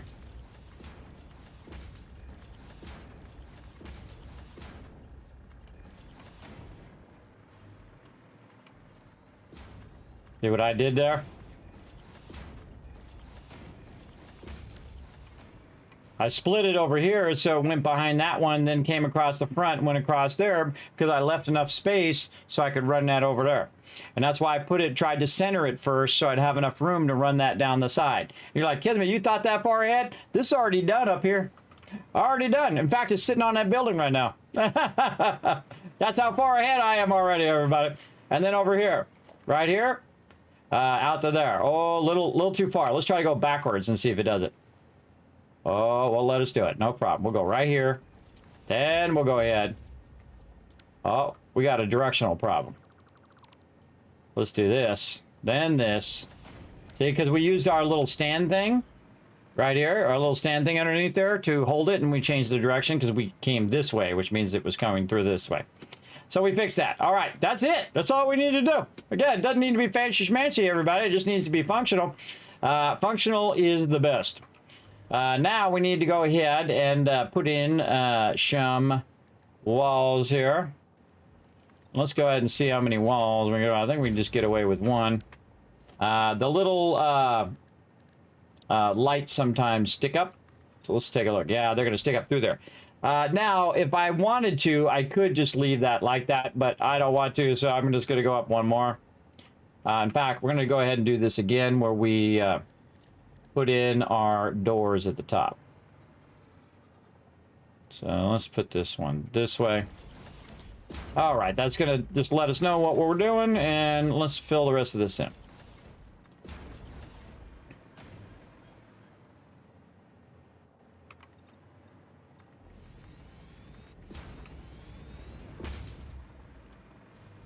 Trying to keep my walls from sinking down because they love to do that. They love to sink down where they shouldn't be.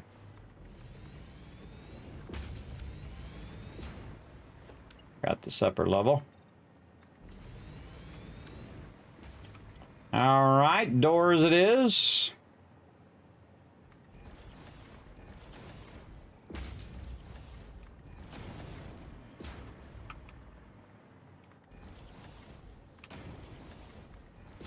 I don't really worry about which direction the middle door is going. Oh yeah, sure, that's what I wanted to do. Sure, that's what it was. I don't worry about the middle doors, but the ones in the corner, I aim them toward each other so that they can open together. And the middle part will leave me a lot of room to just fly in there. I can just aim toward where the lights are.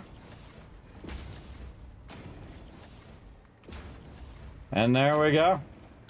All right, this is going to be tricky to put on top of that one, but we'll see. Okay, so we got that done. Now what we want to do is go ahead and tie all this power together.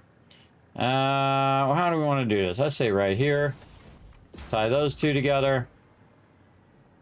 There's a lot of ways to do power. I don't like where that one's at. On this one. Let's move it over here. And then connect those across. A lot of ways to do power, whatever you think is the nicest. In fact, you can just line it up off the center there. That's even easier right here.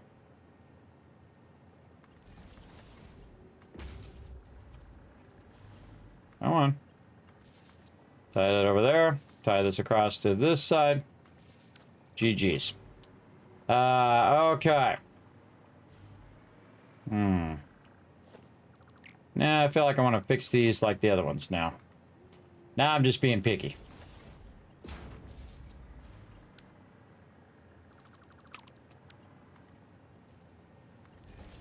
It's just going to look nicer when it goes across like this.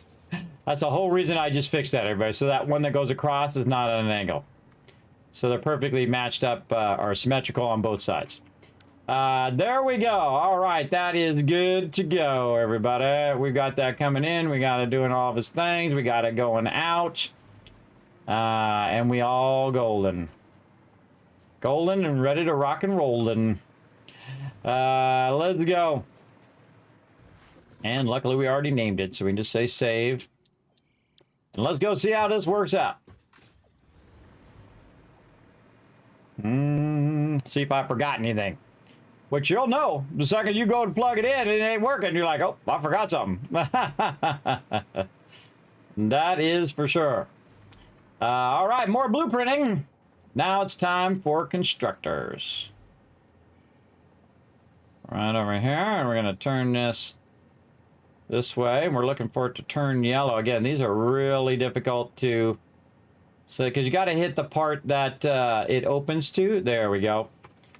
Because there's an edge of the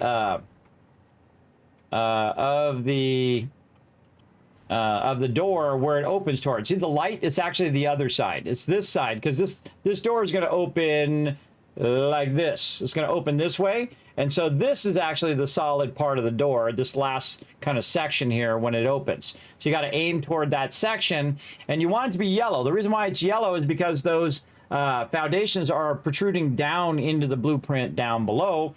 And bam, let's do it. And now it's got like 2 crowns on it, which is cool. There we go, nice. And look, how convenient. The output is very conveniently right by where the input is. Imagine that, everybody. How easy is that? I wonder if that's just like running through all of the stuff and filling up all of the inputs right now. It sure is. Oh, very nice, very nice. All right, now what we need is our little thingy right up here. And we're going to go ahead and put ourselves a nice little power switch up here. Like so. And we're going to bring an individual power switch from down here all the way up here to the side of this. Then run that into the A side. And then we'll go up here and we'll decide where we want to bring our power in. I'll say right here in the corner is probably pretty good, right here. And then we'll put our double wall outlet, just a simple one. Maybe a little higher, right there, just so it nicely hangs between these. Okay, mouse, feel free to do whatever you feel like do. I wasn't ready to click yet. No, what? Oh, no, empty power line. Oh, we got to upgrade it. That's right. We got to do a level 2. Boom. There we go. Nice. And then output over here. And then let's see, what do we want to make these? We're going to go 07 steel beams. We'll do our beams first. And this is going to output how many steel beams in theory? 105. All right, 105. Roughly. Yeah, we'll go 105. 105. I like to put the output in there, or if it's a extractor, then I really do the output on extractor too. Now that I think about it. Steel beams 105. There we go. Factory. Let's put the word factory in there. All right, there we go. Steel beams, fire up. Away it goes. Now, the only thing we need to do is go in here and tell it what it is. Steel beams. Copy. Pasta. Pasta. Pasta. Lots of pasta going on in this stream. There we go. Double check it because you don't believe it. It lies. Tell me lies. Tell me sweet little lies. It lies, so I never trust it. I go double check it, and then it's like, okay, I double checked it, and I don't have to think about it. Look at it go. Make me some steel beams, baby. Now, again, it's going to burn up as much as it can building them steel beams. Steel beams are the things I need the most of because it uses like 60 per each of these to do steel beams. but it's going to burn them suckers up, and I got a ton of them. In fact, if I wanted to start this up faster, I could just super feed those in there, especially the ones at the end right here. Again, if you're using manifolds, these are all manifolds like this. Just feed those in there. Again, you're going to have a bunch of those just laying around in your inventory anyway. Just feed them in. Get all those manifolds up and running, because you always end up with extra, everybody. I do every single time. Because you're working on the different stages and you end up with a ton of extra. And just feed them in there like that. Now now it's all up and running. It's maxed out now. It's full manifolds running. Now here comes the super sweet part, everybody. You ready? We already got the next stage already done, because guess what? We're just going to go ahead and put some more storage down. That's right, more storage. Because this is awesome. And blueprints are awesome. Woo. All right. This is going to be tricky, though. Got to get that edge. We got to have the arrow aiming the right direction. Where's my arrow? There we go. Hit H. Nudge that forward. That's a done deal. That is a done deal. And look how convenient. My steel beams are aimed right at my storage. Now we got a slight problem right here in the fact that that is not right. This goes to this. Green to red, everybody. Green to red, not red to green. This is an input. Green is an output. Output to input. Now we're doing good. Yeah, look at it go. Backlog, backlog, baby. Backlog, me an infinite amount of them suckers. Right over there. Very nice. Okay, now we can do a little trick here at the end, everybody. I'm going to do a trick on this one.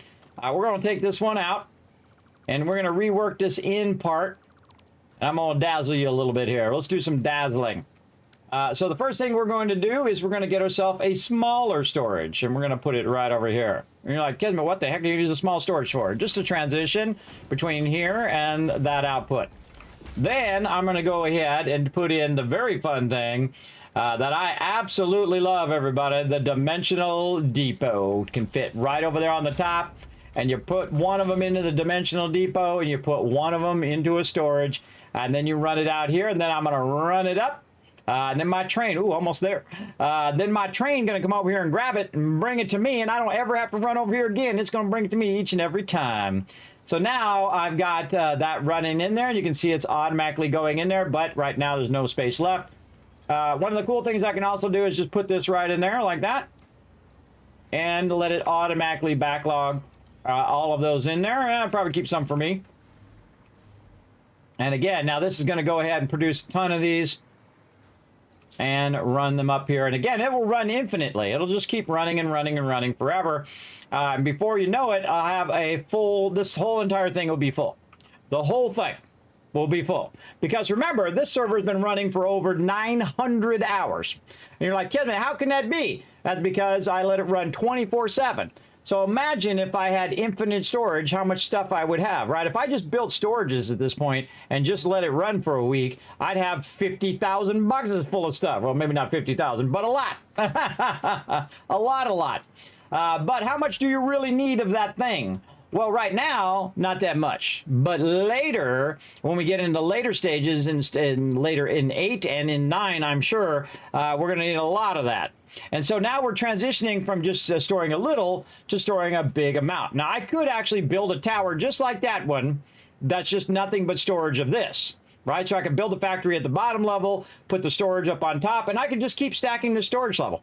Storage level, storage level, storage level, storage level, storage level, as high up as I want to go. Of course, I wouldn't put a dimensional depot in every single one. I'd just put it in the first one. And then all the rest of them, because the dimensional depot can only hold so much unless you really upgrade it with your immersive spheres. I think it's better to make the transition to the dimensional depot more important than doing any upgrades past like 3 of them, right? That's what I've done on my MAM, is just do the first couple updates, and that's it. And then the other ones are like 15, 30. That's way too much. I think that's way too many to use on upgrades, and I would rather have more of the actual actual uploaders tied to every single resource that I'm doing. Because no matter where I am in the world, it'll just keep uploading those resources. And eventually, as I'm building this tower, every single one of these resources that I'm building in this tower have a dimensional depot, meaning that all of my screws and my screws and anything I'm making with iron, like reinforced iron plates, and all the copper stuff is going in there. And now all of my steel, which is really, really cool. Okay, so now what we need to do is we need to do some steel beams. Here's another cool thing. You ready? The steel beams are also already done, because all we have to do is take our constructors right over here and rotate it the proper way, though. You can see the front of this here. Come on, you. Where's my arrow? I'm gonna find my arrow. There we go. Okay. Get our arrow pointing toward the front. Aim to one of these edges so it sets down like that. Arrow toward the front. Very nice. And then, boom. There we go. Done.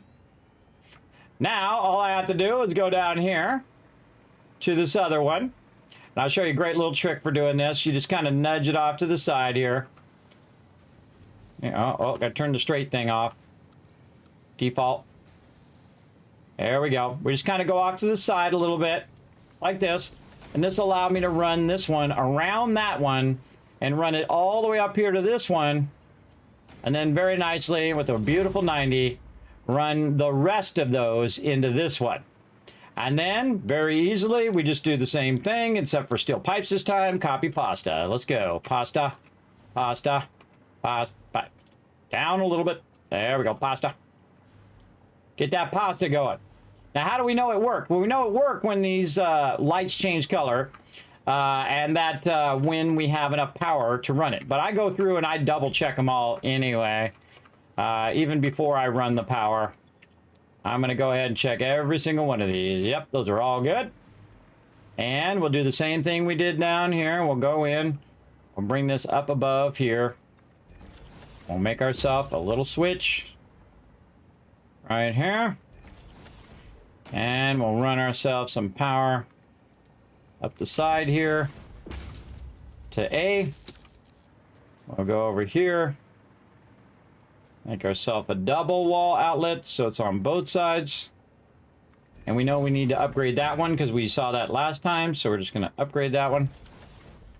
And then run that over there. Run that up there. Then again, we'll call this one 07. 07 steel pipes. And our output is, I think it was 120. 120. 120. Inputs and outputs is what makes it happen, Captain. Here we go. And this is where modular building and blueprinting is amazing. It's just awesome. Look at that. It's going right to work. Already made some steel pipes. Look at that. Now, of course, this is more constructors than what we need, but we have plenty of these. As you can see, they're flowing in here like crazy because we've backlogged so many, right? Now, that's actually, instead of going at the rate that we want it to go, right, at 30 per minute, it's actually coming in here at 780 right now. It's actually 780 the split. Or actually, no, it's two 780s. It's 780s into one and 780 in the other. Now that I think about it, because it's coming out of the front of the box. So that front box, all that stuff that's in that front box, 780, 780. So that's basically like 1,500 that's coming out and going into each of these factories. So I build that kind of speed in there in case I backlog. Now again, got that one done. On to the next one. Let's go. Let's go ahead and store a bunch of those. Let's get this going. And we got to aim and try to find where the front of this thing is. Where is the front? Hardest thing is finding this arrow sometimes. Where you at, little arrow? There you are. Move that back just a little bit. H. All right, aiming in the same direction. It is. We got the arrow pointing that way, and that's done. All right, looking good, looking good. There's our output. There's our input. And now watch it as it backlogs all of those as well. And then same thing over here in the corner. Now we could build this into it, but some of these I'm not going to have the dimensional depot, I don't think. And I can always change it later, whatever I feel like doing. And again, we'll put the small one on the bottom side just for a little extra storage and the ability to just kind of pass it through here like that. And then on the top, dimensional depot. Right in there, and it only goes into the dimensional depot. It doesn't go any further on, so that's why I have that bottom one, so it can run out and eventually run to the thing. Now again, we're gonna have problems though if they're all coming out on the same side. We're gonna have issues with that later, but we'll make it work. We'll make all that stuff work there. So there we go. So we just replaced and basically doubled or quadrupled our steel production. That's what we just did. So all that steel production over there is now obsolete. We don't need any of it. It's all out of there. But we do have a lot of extra resources down there that we could bring back to our base or whatnot. But we don't really need to. We can just get rid of them. In fact, we could just run them all into the awesome sink at this point. Now we can get these dimensional depots back too, because we're no longer using those. And we can just run all of this into the awesome sink. Like this. And then put like a merger on there. Make a little bit of spaghetti.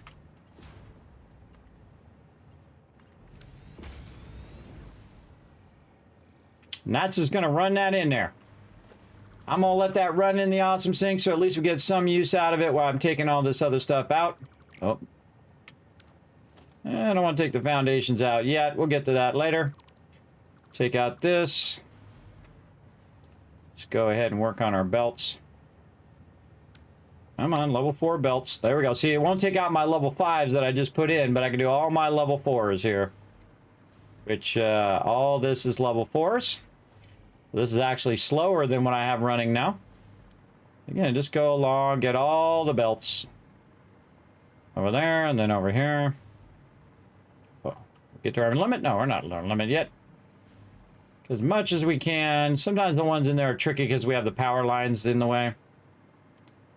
Or they've been upgraded to level 5s, one or the other. Alright, you're out of there. Boom. Now we'll do our splitters. Splitters, and then of course we'll have splitters back here. Oh, no, splitter over here on this side. Splitter, splitter, splitter, splitter, splitter. Good enough. And then foundries. You're out. Anything in this box? Nope. Mergers.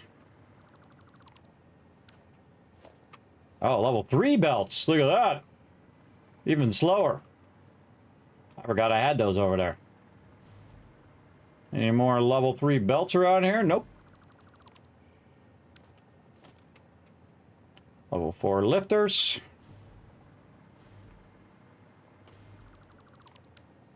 Instructors. All this power is unnecessary.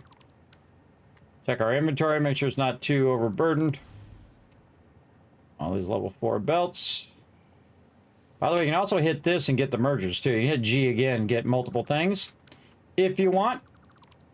I don't know, I'm kind of old school. I've been playing it since it came out, so a lot of the things that I do are remnants of things that you had to do back then that you don't necessarily have to do now. And I catch myself doing that every now and again. A great example is I don't have to hit F and then middle mouse button to pick something up. I can just middle mouse button. You don't have to do that anymore. But I catch myself doing it all the time because it's so ingrained into what I'm doing that I've done it for so long that it's ingrained in my brain. It happens. All right, let's take all those out.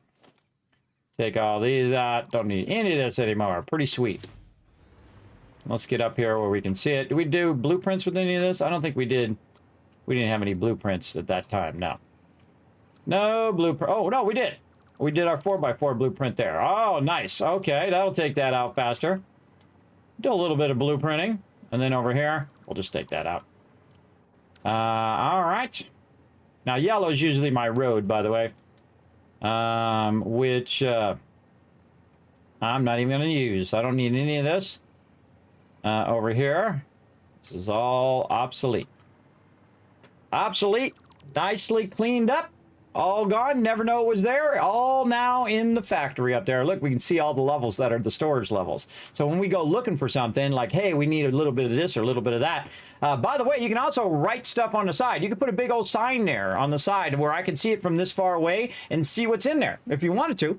Absolutely, using your quartz. It's really cool. Really cool way of doing it. You can just label everything with signs. There we go. Oh, only 2 more. Oh, you know what? I'm going to double it up. I'm going to double up. 2 more heroes in the chat. Goes in there and it gets that going. Hitting that like button, hit that retweet button. We're going to double up those caps, everybody. We're going to double it up for you guys. Let's see if you guys can get it done. Let's see if you get it done. Now, these actually are going 2 separate things here. I kind of feel like I want to get this done. We're not going to wait for the rest of this to run in there. We ran a little bit in there. It's taking too much time. We'll make a bunch more of that. Now we're just going to get rid of it. Because it's in my way and I want to fix all this up. Okay, we can take all this out. That's going to take us off our power. Whee! Down here to the ladder.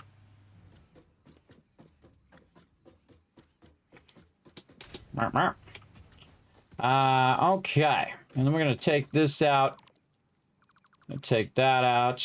Going to redo all of this to coincide with the alignment of this. And then we're just going to get the foundations here without accidentally getting something in the back. I've been playing for 2 hours. What a surprise.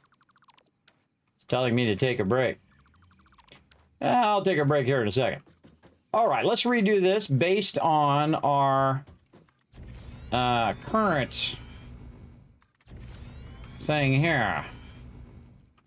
This way we don't have to have 3 different directions, because one of those is world grid. Then this one is based on the node right there. You can see that it's aligned perfectly to the actual extractor, which is awesome. And then this, we'll go ahead and just, we'll say right here.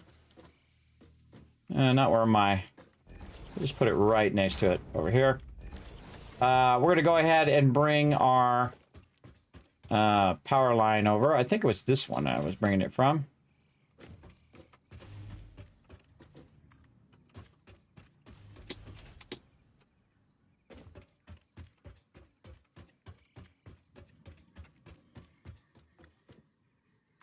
Right there. Okay, and we need to do our priority power switch so we can manage this remotely. And we don't have to run over here unless we're going to upgrade it to a tier 3 eventually. And we'll run this down into the A, into the B. I think this was 07. I go this way. And I think this was number 7. 07 coal, 600. 07 raw coal, 600. All right, turn it on. Very nice. Very nice. In fact, we don't even need this other row. Maybe we should bring it out to the second row and get rid of this first row. Even better. Bingo. What do you think of that, Fred? You like that? Fred likes that. All right, we got a little power line thingies off to the side here. We need to redo. What's that going down to? Should have got the thing it was going to at the bottom first. But that's okay. All right, we're going to go like this. Just level 5 on here. And then we're going to go ahead and put down... Not that. There we go.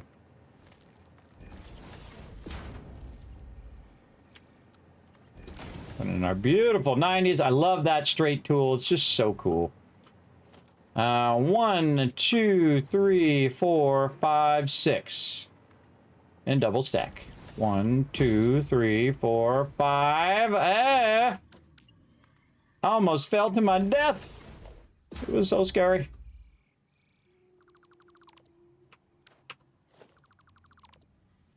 Sometimes I just take one thing out because it's more precise, and you don't want to do it. I feel like I'm also, when I go to redo this, everybody, I'm going to build a tunnel for that guy to fly through. In fact, when I build out the whole world, maybe that's all he's going to do is fly through that tunnel.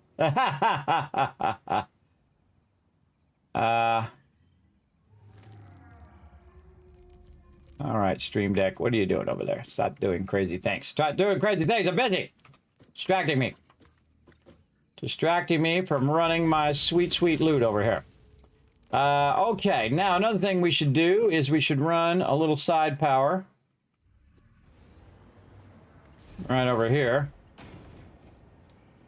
Along this thing, so that we don't keep falling down every time we're doing something along this line here. There we go. And then again, here you. Let's go. 1, 2, 3, 4, 5, 6. Sometimes I put the lines in first, and sometimes I don't. 1, 2, 3, 5. Perfect. Perfecto. Right there. I'll put that one just a little closer. Okay, let's run these lines at max speed here. Again, you see I'm using those level 5s now. Everything should eventually be upgraded to the fastest speeds. When I get number 6s, I'm going to do those too. All right, let's take this out. Line this up down here and just try to get at the same level. Again, I find that sometimes just getting at the same level helps you level that a little easier between the two things. We'll just have it go like that. That's good enough. And there we go. Now look how much cleaner that is, everybody. Mwah! Beautiful, right? Look how clean that is. That is a thing of beauty. And again, we don't even need the hypertube anymore because we can just float around now. In fact, we probably don't need the ladder, but I'll leave the ladder there just because I like it. I like it there. In fact, maybe we can make that ladder a little nicer. How about that? We're going to make that ladder super nice. We're going to run this like this. Then we're going to take our ladder, which is another thing that I unlocked straight away, everybody. And we're going to make it perfectly go right off the edge there. All the way down, so it's lined up to that foundation now. All the way down to the ground level, so we can climb right up there, and it's going to be perfect. All right, sweet. Not liking how that thing's coming out at an angle. Let's make this a little nicer. Let's go. Let's take this line out. Like this. Let's run this line down into here. Let's run this under the foundations right over here, and then run that along on that edge. Very nice. Now, if you don't want to see that, everybody, I would actually have run that on the outside edge. But to me, where my thing is, that is the outside edge. And that's why I ran it on that side instead of on this side, because now I don't see it. Because if I come over here, everybody, I'm going to be coming over here from this side, right? Okay, we're getting there. We got to get all the way up to the tippy top there. So now, I bet you we go over here, we got a ton of stuff, everybody. We got an absolute ton of resources up in here. Let's go see. Well, let's go check out these storage levels. First, we'll check out the first storage level, and we'll see how many boxes we still have of this. Oh, it's burning that up. Yeah, burn that baby up. Burn it up. Okay, not too many boxes there. That's good. Backlog that for now. Again, when we're offline and this fills up, all the boxes at the top, when they fill up, oh, that's nice. When this all fills up, then the actual thing is going to stop, right? So the, down here, these here, the steel beams. So once this all fills up, it's going to stop, and then it's going to backlog, and then more of it's going to automatically get fed into the steel beams. And then the steel beams, well, really, the steel beams are probably going to get filled up first. And then it's going to backlog. And so say the steel beams filled up first. Well, then it's more stuff for the steel, say the steel pipes get filled up first. Then the steel rods or steel beams will get more resources for it. So it automatically balances itself based on which one finishes first and which one starts to backlog. Now, because we're going to be letting this run until next week, this is going to be completely filled, everybody. Absolutely, massively filled. with the resources that we need a ton of coming up very soon. And actually, we need it all the time because we use it for storages constantly. And again, you can see I'm scaling up my storages. So if I'm scaling my storages, I have to scale up my steel, which is why I'm doing the steel first, because I need it for doing storages. Now, I could have brought all that extra up there and could have brought up here and put it in here. But again, everybody, these are all going to be filled. Absolutely going to be completely filled right over there. Now, that actually is pretty good for that tower. I think we could probably call that tower done. And then we can start to work on our, what I call individual towers, where they are just for that thing that we're making, right? Instead of having it stacked where it's multiple things in one, which actually is quite impressive when you think about it. And again, it doesn't, I mean, I can make it fancy and I can put in glass and I can put in the little things and little lights and the little catwalks and all of that crap, which really slows your computer down and looks amazing, but that's not efficient use of my time. You want to do that, you do it. Now, we'll do it toward the end of the game, but definitely not in the beginning. In the beginning, it's all about efficiency for me, because efficiency first, everybody, as mandated by FICSIT Corporate. So there you go. So I think that's looking pretty good, and now we could probably run that up to a train station and get that going. Now, I could put modular frames on here and run my reinforced iron plates up here to be used, but eventually these towers will be more like the ones you see now, where they are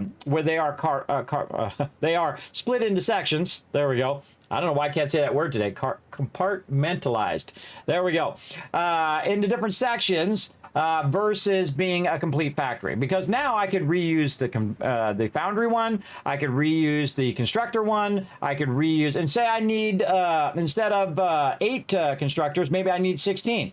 I just do 2 levels, 8 and 8. Now I got 16. Maybe I need 32, 4 levels. There you go. Right? Easy, easy, easy. Or 36. That would be. You get the idea. And again, I love the whole thing, how you can see where the storage is, because I colored it with yellow, and then you're like, oh, I'm looking for some of this. I need some of these pipes. You can just go in here and grab them out of there. I think I might want to put the dimensional depot at the bottom, because then it would be easier for me to grab it. But this is going to fill up this box back here anyway, so I don't think it's really going to be that big of a problem. Eventually, this box will fill, and then this one will fill, and I can just grab it from there. Really, this whole thing is going to fill. Absolutely. Because right now, it has no place to go. Until we take this, and we get it on the train, and then it takes it over there on the train, and drops it off where I'm at, so I don't have to come over here. But it'll have this massive backlog at any given time for me to utilize at any time. So I think that might be the next thing we want to work on. Yeah, we want to take down all this stuff here on the side that we're using temporarily. And we'll want to get that going. And then we'll want to do our stuff over here.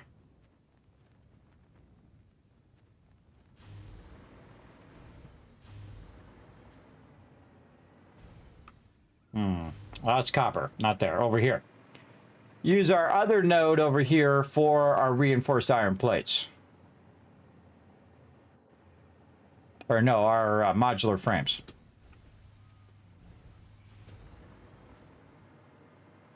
Yes. Now, if you want to do modular frames, you can just hit N and look and see what it is. What's up, Ems? You can just look and see what you need for modular frames. We need iron rods, and we need reinforced iron plates. Now, of course, we already have a factory that makes reinforced iron plates. So we're going to need a factory that makes rods, and we're going to need a factory that makes reinforced iron plates. So we're going to need smelters, and we already have a thing that will automatically make our reinforced iron plates, so that one's already done deal. And then we'll want to have a place where it's going to store the reinforced iron plates and store the rods and backlog those rods, and then it's just going to make the modular frames. and then those modular frames will be run up to where I'm at over there. Now, I kind of feel like when you're doing the base resources, some people like to bring it to a central base, and some people like to build at the node. I'm showing you a little bit of both, so you can get a kind of a sample of what you want to do. In the beginning, I like doing it at the node because that's typically where I'm at. I'm usually, when you start off with the game, you're right by your node, you got your hub there, you got everything nearby. But slowly, I start to work more toward a central base, which is what my base is up here at the top. And especially things that I'm always running to check on, right? Like power. Power is one of those #1 things that goes off and you have to run over there and figure out what's going on with it. Well, instead of me going to the power, I bring the power to me. That is a much bigger time saver for sure. But it takes time to set all that up and sets up your trains and all of that. Once you have your trains all set up, everybody, it's just bringing the power over here, and then I have all the power sitting right up here. All of my oil power, and then my coal power is right there. So I have them both right by my central base. In fact, I could take this coal power and move it to the top if I wanted to. I don't really need to. I'm not really using... the coal power is just a backup power now. Because I've already built it, I didn't bother to go build it again. But I could overclock that coal power right now and get more coal and make it 50 times this size if I wanted to. Right now, boom, I can go build it if I wanted to. And there's a lot of other coal nodes as well I could tap into. But that's unnecessary because I don't need to. Look at our cool thing that's coming from way over there. Our train is over here on this thing right here, collecting all of those resources and running them back for our silica, which is super cool. All right, this is awesome. I'm liking it. I'm liking it big time. Now, we can probably overclock this one out here, too. What do we have this one on right now? Yeah, we have this one on 240. Yeah, I think we could crank that one up. We might as well just crank them all up. Because that's all I'm going to do in the long run anyway, is just massively crank these. Every single node. Go. What's the number of this node here?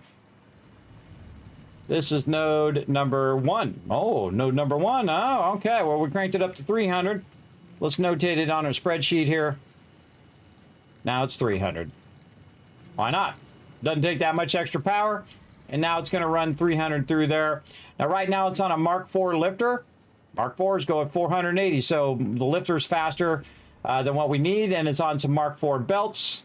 So all of that is just fine. Mark IVs is all you really need for a Mark II normal node or below. And then when you get to the higher end ones, you're definitely going to need that Tier 5 belt, which is why I wanted to get to Tier 5 before I start doing too much of that. Okay, so again, we're going to run our train out. That's what we're going to do. Run our foundations out so we can get our train going. So let's go ahead and get a eventually very large train station going over here. It's going to be awesome. Up we go. Now, if you haven't seen my central base, here we go up into the sky base, aka Tycoon HQ. Run it up here. This is cool every time. Every time you go up this hypertube, it's awesome. They need one of those like glass elevators where you get in a glass elevator and it takes you up on the side of the thing. That would be pretty cool. I'm sure somebody's got a mod for that. If I'd thought of it, somebody's already done it in the mod. You bet. They absolutely have somewhere. Or they're thinking of it right now and they're making it. Now you can see where I'm at right now. I've done all the tiers up to tier 8. I'm not in any giant hurry, everybody. I don't get in a hurry when I'm playing games. It just sucks the fun out of it. We're going to take a break here in a second, too, to let you guys do some words on stream. Let's go ahead and see how we're doing over here on these modular frames. Okay, or heavy modular frames. That's good. We got this running in the dimensional deep. Oh, mamole! We got a bunch of them suckers. Let's take all of them out of there. And then I could go put it in the box, but it's much more fun to just put it in here and let it do my auto sorting for me. Go. Auto sort that stuff. Now what it's going to do is it's going to go through all of these, and when it reaches the thing that it's supposed to go to right here, it's going to go in there. Now this sign is not the reason why it does that. It's the smart splitter that's doing it. because on the left, it's going to go and run out modular frames. Any one that are undefined go middle, and then if it has an overflow, it will go right. I currently don't have the awesome sync there because I don't want it to accidentally run something in there I don't want it to do. Because it's always good to test that all out first before you start running stuff in the awesome sync. You don't want to accidentally be running like your you know, little slug guys that you pick up or any of that other stuff. That some of that stuff can't go in the awesome sync, but some of it can, and you can lose out on your stuff. And all of this is going to be redone anyway, so we want to get that going. So we probably want to redo all of this, take out all of this stuff, except for our silica production over there. Yeah, take out all this, move our blueprinter now, and start to stack our downward resources. And then we can get our stuff out of the way of our train here. That's going to come through here. And the train station is going to be right here. And then it's going to output the train station, and then it's going to basically mega sort every resource. Every resource that's pulling in, it's just going to take it and run it into the thing and fill up those boxes. Now, actually, it's going to fill up a stack of boxes like this. Not just those, not just a couple or not just one. Actually, each of these are just one right now. But it's going to fill up a stack of boxes, and we're going to use our smart splitters on it. And we're going to use a really smart way of doing our smart splitters, so we don't have to put them way up in the air. We're going to have upwards and downward flow one. So first, we're going to have it go in to the top and downward flow into here, or upward flow to get here. Then downward flow, then upward flow again. So once it sorts it, it will actually sort it to the top of the actual stack, because each one of these will be their own individual stack and not double stack like I have it now. These are actually two resources on top of each other, but eventually it'll be, each one will be only one resource, and it'll be stacked 5 high. And then over here, same thing. These will all be stacked. All of the resources will be right here. And again, we'll have it over there, and then if I need to, which I typically do, we'll go ahead and put some on the other side of the road here, where the yellow part here is the main road. So I try not to put anything on there. Sometimes I end up doing it anyway, like this awesome sync. Get out of there, awesome sync.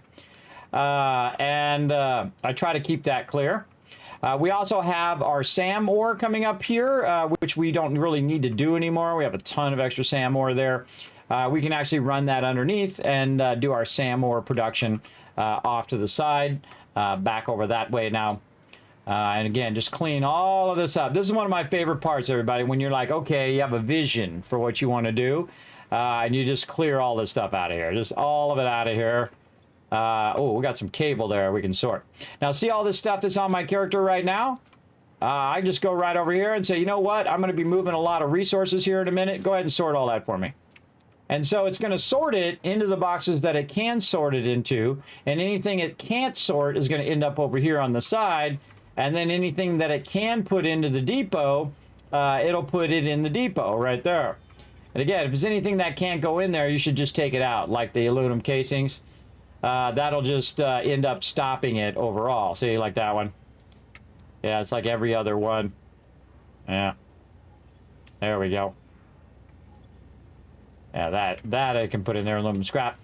So again, it just kind of goes in there. Now, one of the biggest problems is the overflow thing doesn't work on the dimensional depot, which would be awesome. But it has an internal storage. So the internal storage doesn't allow it to recognize whether the item that's going in there is the same item that's already in there. You know what I mean? So I find that doesn't work all that well. But we'll let it run. And we can take our casings over here and just stick them in a box for now. Over there. Okay, so what do we want to do? We are going to do our edit our to-do first. That's what we're going to do. Edit our to-do. What do we get done? We got steel production tower. We got that done. Priority switch on radio towers. We didn't get that done. Radio tower by Deuterium ore. We got that done. Rad student filters, rotor stators, and motors. Okay, we got a lot to do. Oh, and we're gonna put run tower train station. Run Tycoon Tower. That's what I'm going to call it, Tycoon Tower. Just for fun. Okay. Yeah, we'll do all that when we come back. All right, first we're going to land here, and then we're going to go ahead and press this button to bring up words on stream. We're going to go ahead and start this up, let you guys de-scrabble some words for a little bit while I take a quick break, just so I can get up, walk around. Otherwise, my doctor going to yell at me again. Tell me I'm sitting too much, not taking enough breaks. I'm going to go ahead and start this up. There we go. Come on, you can do it. There we go. And I'll be right back.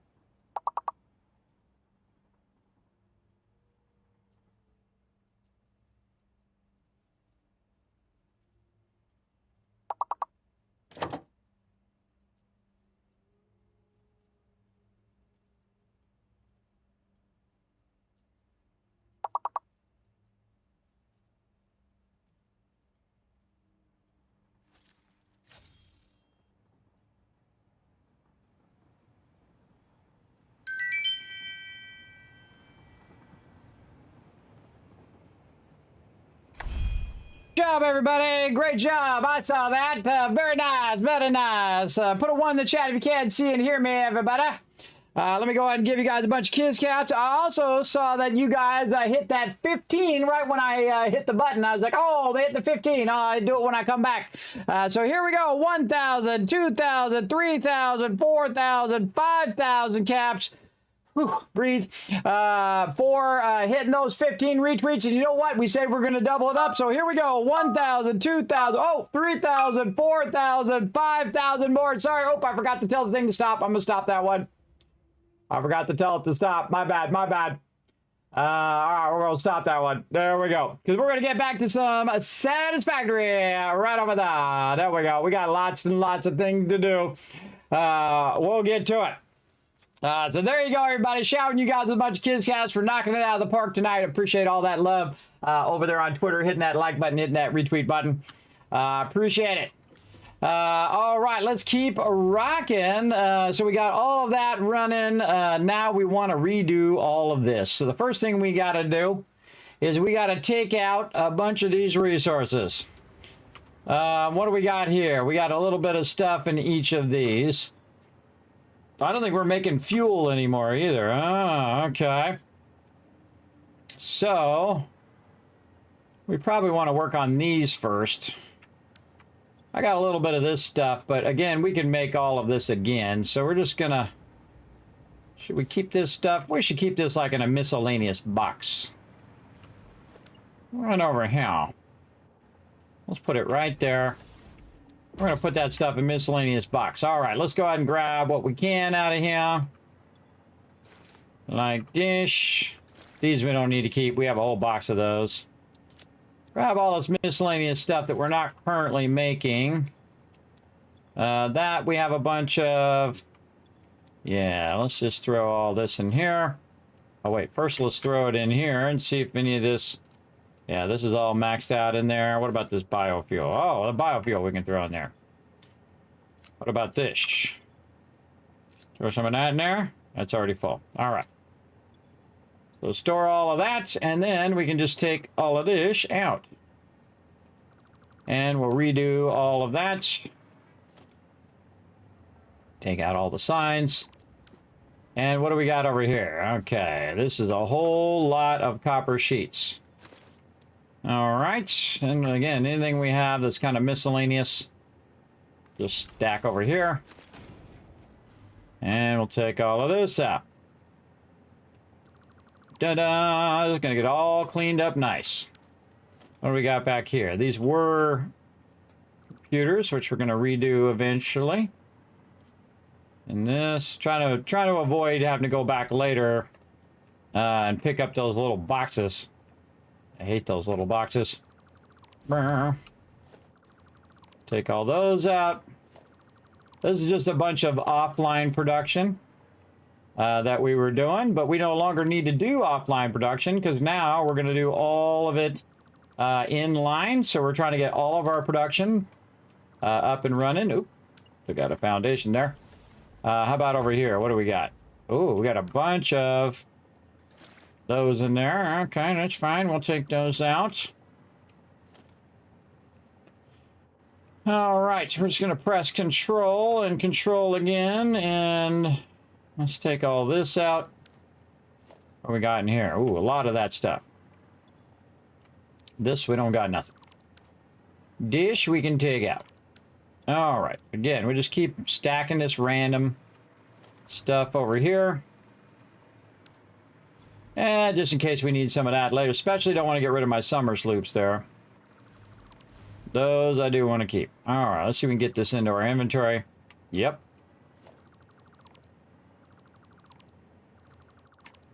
What we got here? Oh. Bunch of frames there. Very nice. And that's the best way to do this. Just kind of stack this stuff off to the side. And the cool thing is when we get this done, this should all sort into the various boxes that we needed to sort into if we do it right. And we can take these out. How much is over here and over here? Yeah, I think we'll be fine. Take all that out. We'll just hit control on all this. Control and then let go. to get all these little things out of the way. This out of the way. What are we doing here? We're running this power over here. Don't need that power anymore. Anything in any of these? No.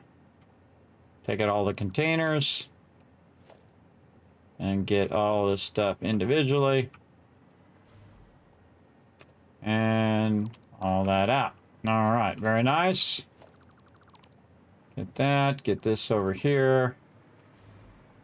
All these conveyor belts can go now.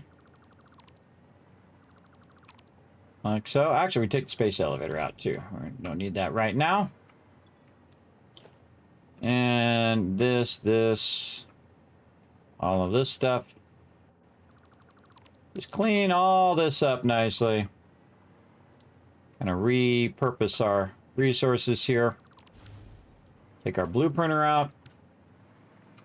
Ah, now she's getting cleaned up. Oop. Took out the wrong thing there. Trying to take that control bench out of there. There we go. All this power can go. Take all that out. Are we using that power over there? No, we're using it from the train station, so we don't need any of this either. Very nice. And when we run our train track along here, we'll have our power. We could also run some power underneath here, which might be a smart idea. Let's take this one out. Let's use our central towers here to run some power. This one over here.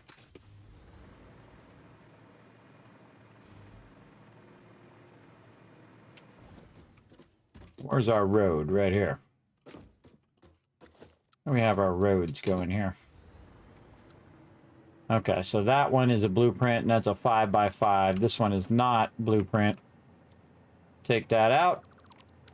And then use our blueprint. Oh, what happened to our blueprint? I think we changed it by mistake. We changed it. Should be number 7. All right. Huh. Oh, that's a 4x4. Oh. Take that out. Let's go ahead and use our 5s now. I'm going to turn it this way. Hit H to make sure it's lined up. There we go.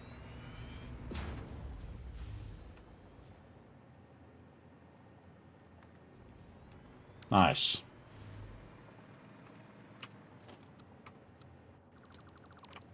All right, we want to take some of this stuff out and redo it. Right there. We'll just take these off of here.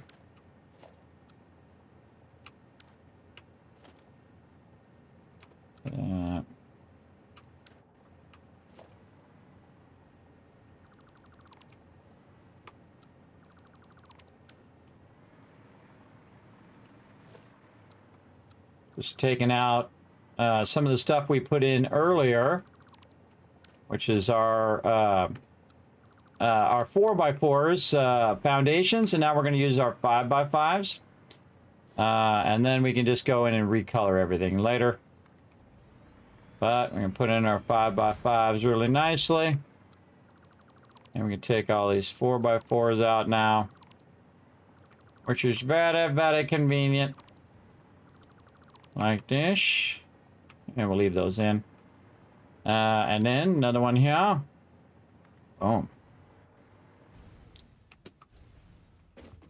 Okay, now that we got that all redone and looking nice.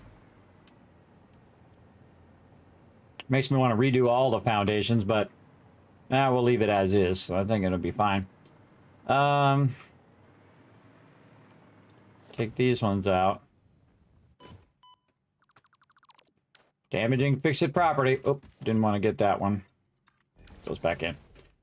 We want to run some power under here. Under the streets. So we'll take this one out. Run this down to here.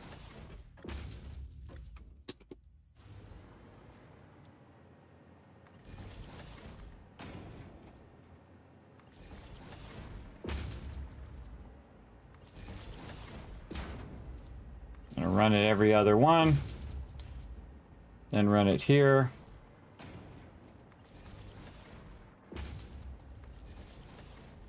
I'm just going to build in some power into the edge here so that I can fly around in this area, which you'll see why later on.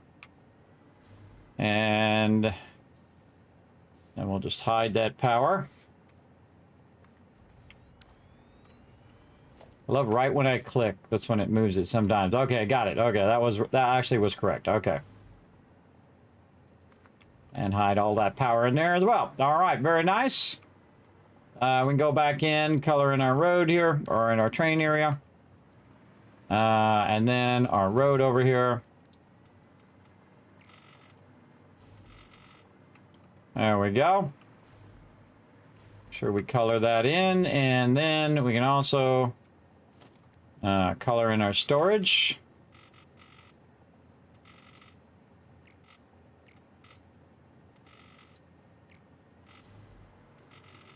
This is actually working better.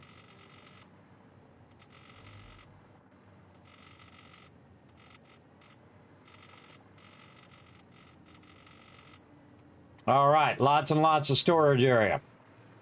Okay, now right here in the first storage area, we're going to go ahead and get our blueprints, and we're going to have a downward flow.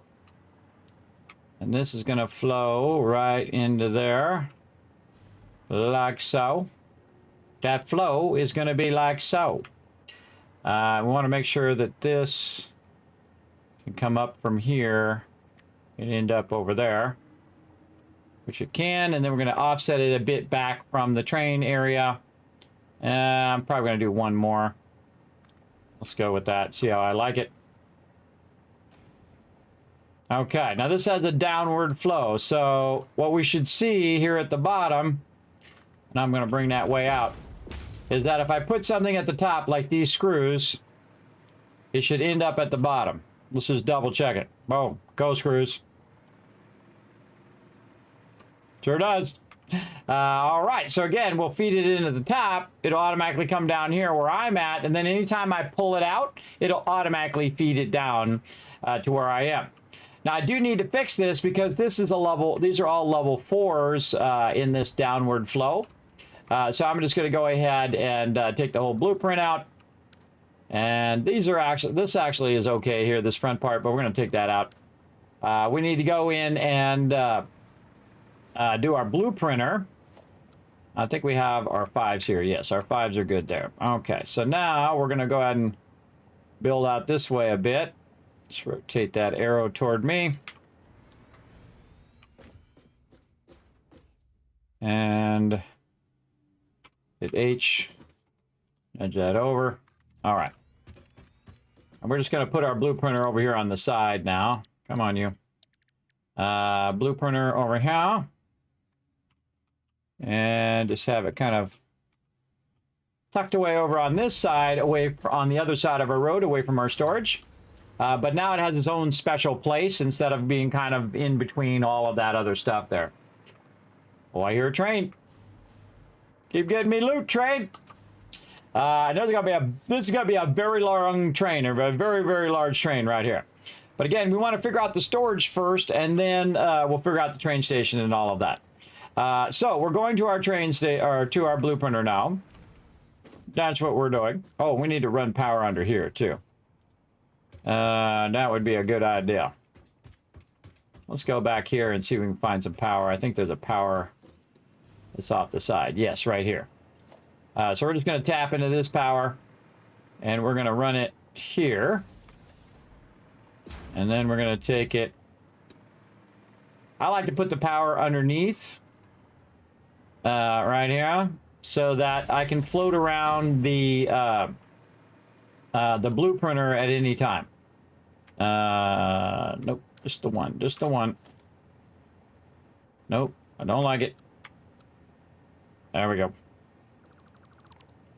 There we go.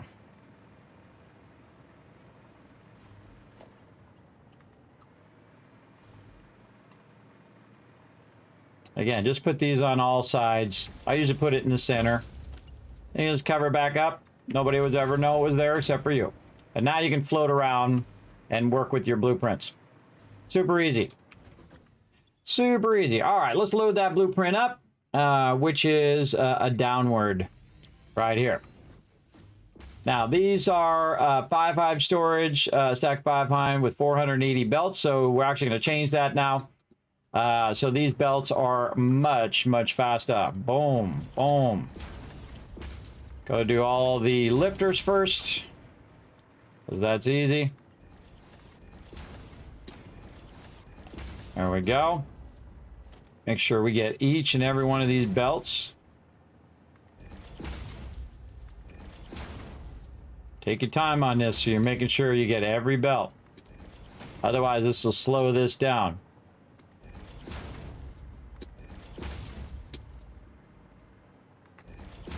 And there we go. Very nice. That's done. That's it. All we had to do. And now we're going to call these MK5, MK5 downward. MK5 5 high storage. 5 large storage stacked with both inputs and in for a max speed of 780. 780. Hey Siri, what's 780 times 2? 1560. There we go. So MK5 5 high storage downward with 5 high with belts on both outputs for a max speed of 780 belts times that. All right, good. There we go. Actually, we probably should put the downward first. MK5 down. Let's make that even more easily explainable right there. Now, if you make 2 of those, I just saved 2 of those under a separate name. I would go back and take out the other one, this one. See, MK5 down, that tells me that's a downward run. So I can then go in and edit, get this one, remove blueprint, confirm. There we go, apply changes. This way I don't have multiple of them and I go, oh, which one was the one I was working on? Because if I come back later and go, which one was it? Yeah. Okay, dokie. Oh, we should put a sign on these. Oh, you know what? That's what we should do before we move on. We should put a sign on it so we can change the sign. All right, let's bring that back up. Let's go ahead and put a sign on the bottom because this is going to be for us. Man, what is it? Man, I forget where signs are. Right here, organization. I like the little square signs. They're pretty cool. That one's like way too small. The 2 meters I think are perfect because they fit between the two things. So that can just tell us there. But also we might want to know what it is on the back. So when we're feeding it in, I would actually put the sign at the top because you're going to be feeding it in at the top. So I'm going to go ahead and put it up here in between these like that. So when I come back later and I'm feeding that in there, I'll know exactly what those are. Now that one's set for ignits, but I'm just going to use that as a default and then change it as I go. By the way, I could also stack a lot of these next to each other and just do, you know, a whole row of them at the same time, which I've done in the past. In this case, I'm just going to use the one. This way, if I want to take any individual row out, it's a little easier because it's a single blueprint. I found that if you have to take the whole thing out every single time, it's much easier just to take out a row and then readjust that row. Okay, save. And let's do this again. This way. H. Looks good. One back. Go. Okie-dokie. Nice. I like it. All right, let's test it again. Because I don't trust it. Never did, never will. Right there. Screws. Yep, all coming to the bottom. All right, now look at how much faster them screws are going. That's way faster, but it's like more than almost double the speed. Not more than, but almost double the speed. Okay, now we have to decide what kind of resources we want to put here and what kind of resources we want to put over there. Now, since we're going to bring all of our basic resources from over here, and I don't really need to feed all the basic resources into here all that much anymore, you're going to see that these resources are going to be pretty high-level resources. I don't really necessarily need the low-level resource, except for right here where a little bit of cable. But now I'm going to put these basic resources over on this side. So the first basic resource that I love to put in here, which is the one I use probably the most of all resources ever, is concrete. And I don't even bother to call it concrete. I just put the icon on there, and GG's, we know it's concrete. Then up here at the back, same thing, select the icon, parts, concrete, go, done. All right, that one's done. Now, eventually, we got to do all the logistics of it feeding in the back. I also got a problem. I just realized that that's going to go right through the middle of there. Hold on, we'll take that out. And we'll run this over here.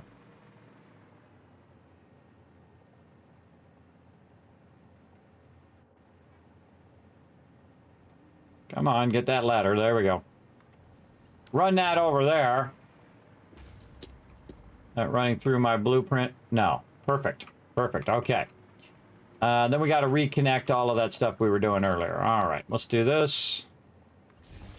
This also is running down below down there, which I can also reconnect from way up here.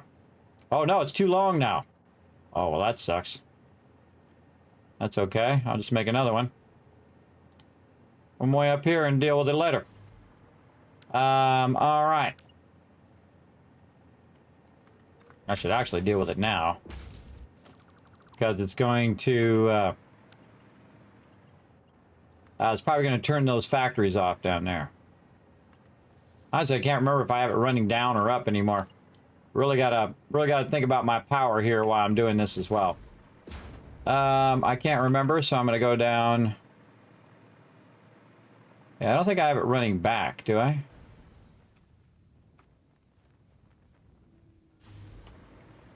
I can't remember. Let's just connect those together.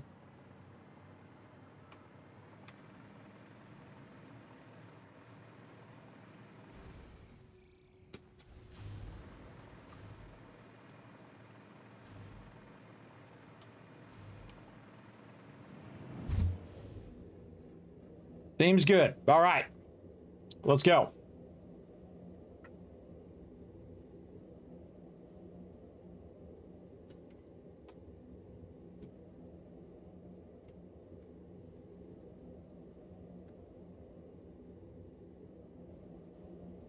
This is the toughest part about having your base way up here. You gotta go up and down and up and down. Eventually, we're gonna eliminate that. Okay.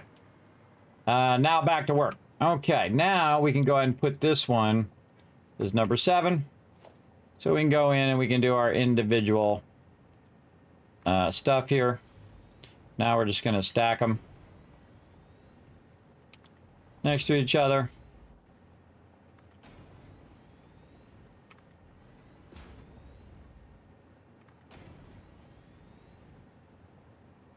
Oh, out of, look what I'm out of, everybody. Steel beams and pipes, which I was using earlier. That's hilarious. All right, that's okay. We got enough here. And plus, we're going to take all this out, too. We'll get all the stuff back from that as well. All right, next one that typically everybody uses, including me, is those sweet, sweet iron plates. All right, iron plates on the front. Iron plates on the back. I just do them one at a time so that I know I'm syncing them up. And then I know this one's going to be rods. So we're just going to go ahead and do that while we're here. Rods, and then up and over and down. And then, again, I hope you don't mind me speeding up. Because that's what I'm going to do. Oh, we got a problem. We got a problem. Take that out. This whole row is now messed up. That thing got offset. Probably. I clicked it right when I was flying around. Let's fix it now before we get it all in place and we got all these things marked. By the way, while I'm doing this, is putting more of these steel beams and steel plates into the dimensional depot, which is awesome. Okay, next thing in our list of goodies is going to be our reinforced iron plates. All right, now. And we'll just do the next ones. We know what these are going to be. These are our copper things. First our wire. Then our... over here. Our cable. Oop, okay, or not. Cable. Select icon. And... where are you at? Where are you hiding? Right there. Copper sheets. Sometimes it's right in front of me. All right. Now we know what to do on the back. We're going to go for iron plates. I'm a very visual person, so I like to just use the icons instead of using text. But I've done this so many times, I know how I like these ordered. Now, again, you can put them in any order. It doesn't really matter. It only matters that you can find it. That's the most important part. You can find it when you need it. And parts and copper sheets. Select icon. All right, there's some of our basics. Now, all of this right here, all of this is being made in that tower. All of it. So when we need that, it's going to end up there. Now, one of the things you might have noticed that I skipped over was modular frames. And modular frames, we're going to build in a separate factory than what we're building. Now, what else are we building down there? We're also building our steel, I think is the other thing. Let's go down and take a look. I think this one is copper.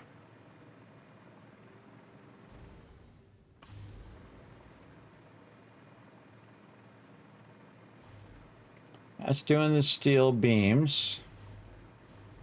This right here is our concrete. Concrete. This is copper. Pretty cool, right? This down here is copper sheets and basic copper stuff. Over here, we've got our all of our random stuff here. We actually have this running the Awesome Sync too. We could probably take the Awesome Syncs out now and just have it Awesome Sync at the end instead of right there. Then way down here, underneath here, this is where it is making us some reinforced iron plates because it's making the rods here. The rods then get turned into screws in the upper level here. Where do we... Oh, we got to go out.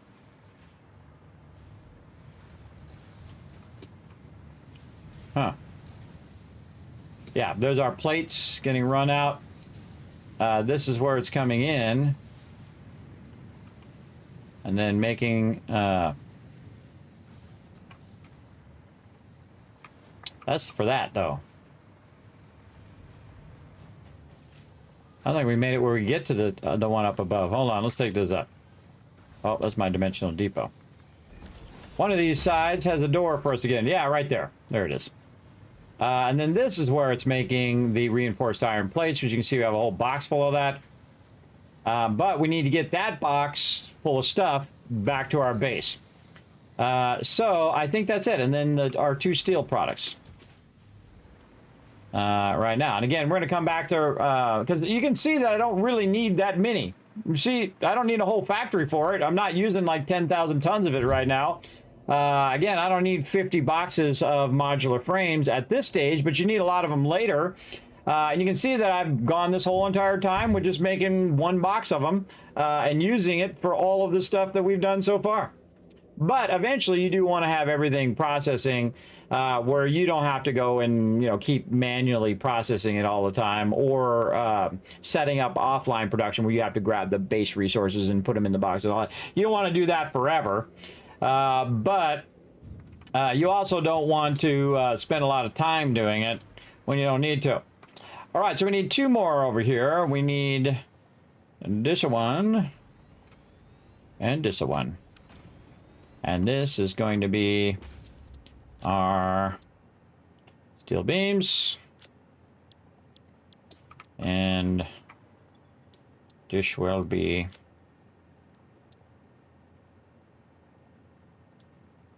where are they? Right here, pipes. Steel pipes. All right, there we go. Look how nice that is. Very nice. And then up here, we shall label these as beams.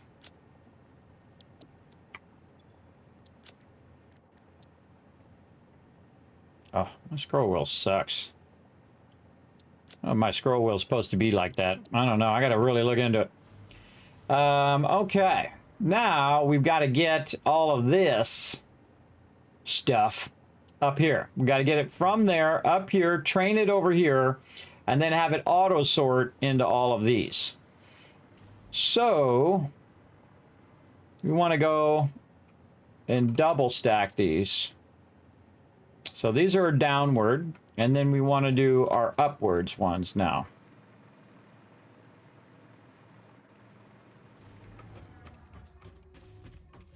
So we'll clear the designer.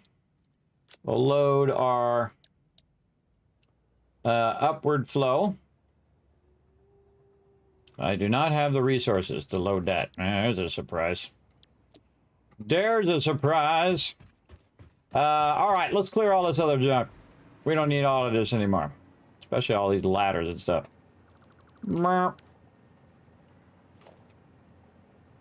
All this out. Don't need it. Take out all the splitters.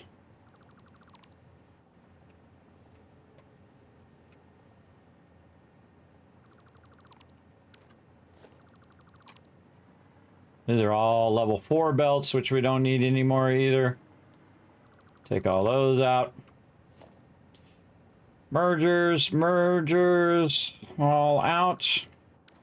Again, I'm hitting G, so I'm getting this. Now I can queue up 50 of these, but I like to do them in, like, you know, groups. And I'll just remove it in groups. Works pretty well. Then all the lifters. Take this out. We'll leave those boxes for now. These signs.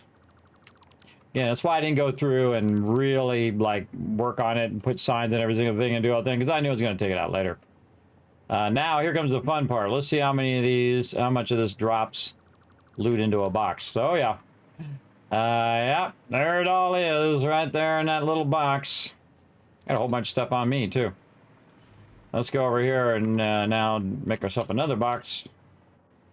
Again, this will all get sorted later. All automatically.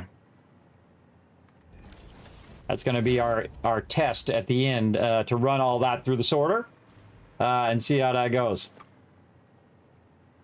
Take out all these signs. The limiter really helps a lot because this way you don't accidentally take out a bunch of stuff there in the background. Just make sure that the stuff you have limited is also not in the background. There we go. And this one's a 3. Okay, I think we can take this out now. Boom, that's all a blueprint. And that's going to be a whole lot right there, too. That's going to be a blueprint. It's going to be up in the air or down there? It's going to be down there. Is my inventory full? No. Okay. And we'll get all this stuff that we were running up high out of there. This place is cleaning up. Like it. Like it. Get our Mercer sphere back here. Take all that out. That's got a lot of loot over there. And let's go back over here and drop off more stuff in there. Let's see. We got a lot of stuff in here. What do we really want out of here? We don't need the silica. We got tons of that. We can make an absolute ton more of these, but why make them again when I can just take them and move them over here? We'll sort all that later.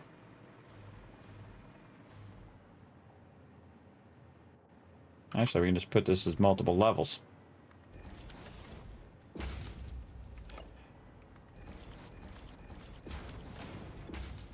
So now I'm just kind of putting it off to the side to get it out of my way. I told you I was going to come back and take all this out. Today's the day.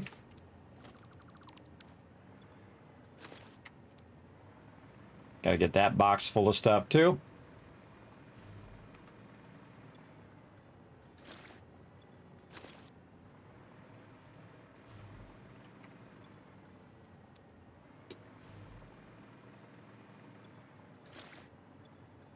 We got a lot of loot. Sometimes you forget how much stuff you got, too.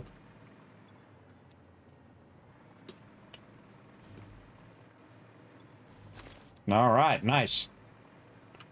What we got in here? Nothing. Over here, empty. Both those up. A little bit of rotors. And a little bit of stuff there. How about across these? Oh, bunch of cable in there. Oh, yeah. Look how clean that's looking, everybody. And again, these tiles down here got all messed up, too. So we're going to take care of those from a previous renovation that we had done.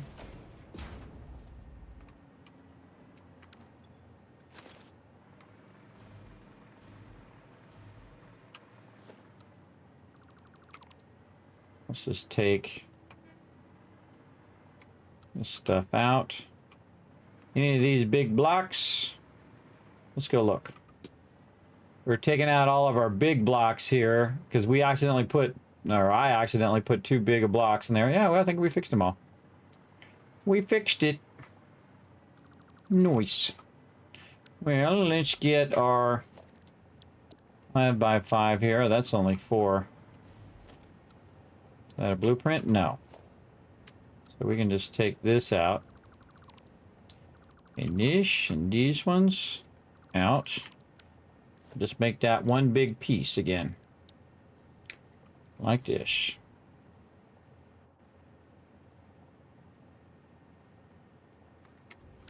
Build that all in one easy move right there. Very nice. All right. Now we're talking.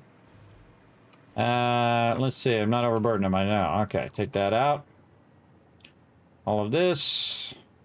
Not the foundation.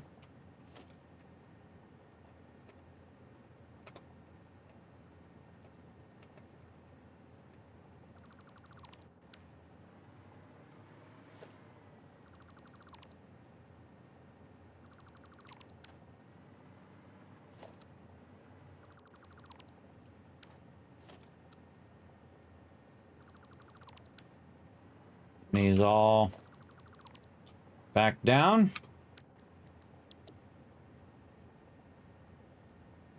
Cleaning those out and using our 5x5 foundations to clean up all of these foundations that we had done earlier. Oh, there we go. We have our 5x5s there. Those are all nice. But it kind of acts a little funky here, but that's okay. Here's what we'll do. I'll actually get out of there. Just fill that in with foundations. That'll make that work. And then, like that. Okay. And this is going to be our loot row right here. Okay, now we'll take this out while we're at it. Let's see where this sucker is. Okay, so it's straight out here. Perfect, right along where I was going to do this. I should actually move this out by 1. Let's go ahead and recolor these back to default. And oh, this is good. Yes. Actually take this out for right now. And we want to go end up with our station right here. So we could make this longer and just move our station over.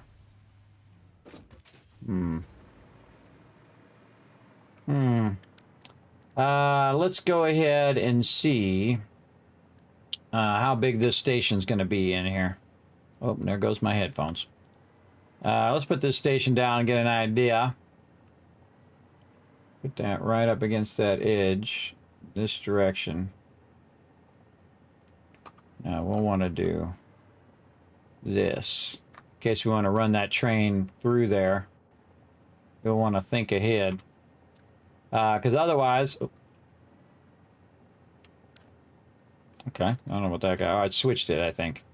Tried to hit H. There we go. Because that power isn't always going to be there. We'll redo the way we do our power eventually. And eventually I'll have potentially a railroad track coming through there. And we could push the station forward. But this is perfect because then the output of this is going to aim to the first one, second one, third one, fourth one. I like that spot right there. I think we're going to go with that. And then this is going to get marked for future over here as railroad tracks here. I always feel like it's great to go in and pre-mark all of your stuff, everybody. Give yourself an idea of where you're going to be running your trains and things of that nature. Like right here, you can see I've also got yellow coming across here. These are roads, meaning to always leave that area open. Always leave it open so I can traverse back and forth with a vehicle or just running back and forth. It just basically leaves me more space for what I'm doing. And I don't really drive that vehicle. It's just really cool looking, so I just park it there and by my base and never use it. It's just one of those things. Okay, so we want to get these ones going first, and then we can always add more. And we can add more over here. We just want to get our basics run over here. And we want to get it set up so we can let it run all week. And then when we come back, all of them boxes are going to be filled along with all the other boxes in theory. In theory, we'll have every single one of those filled 5 high. Now, now that we have some resources, let's go over here and try to hunt some of these resources down by going here, clearing this, go to our blueprints. Let's see, we need an upward flow. So we'll do one of those. Okay, yes, we have enough now. Okay, let's go ahead and load our upward flow. Right here, upward flow. Okie dokie. Now, we need to go in and upgrade all of these as well.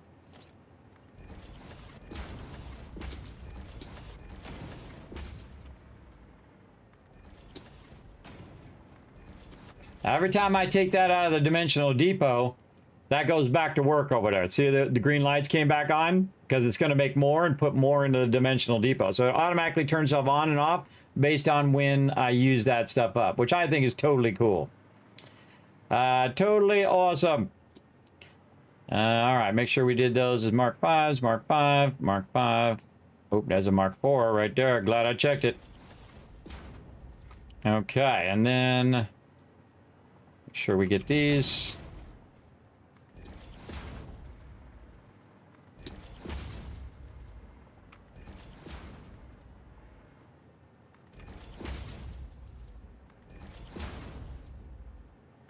Those are the little belts that trip you up right there.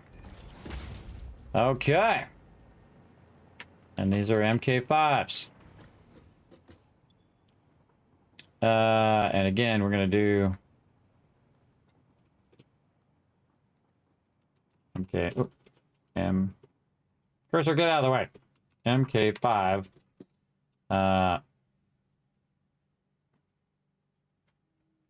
This is upward.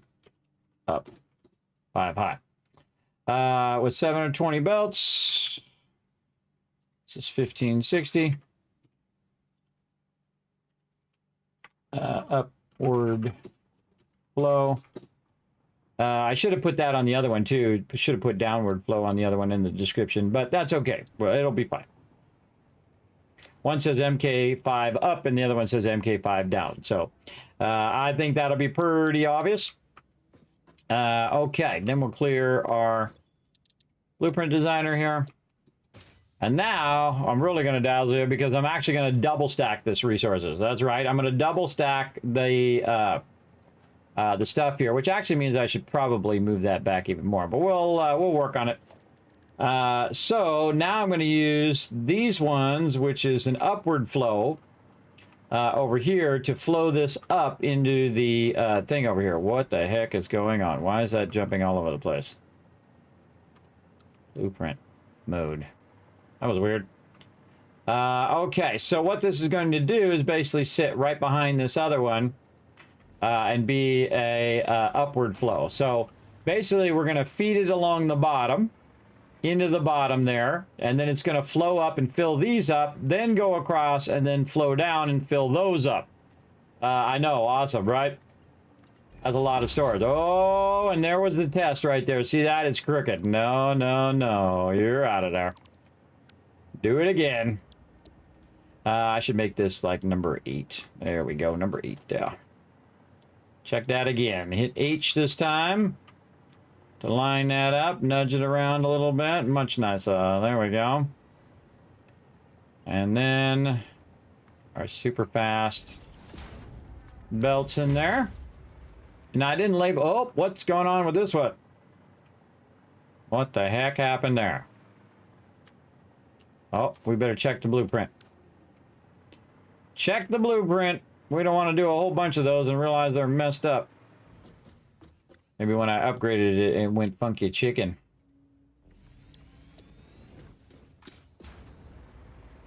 Oh, nope. That's exactly what it is. Yep. No, it's, it is messed up. Let's fix it.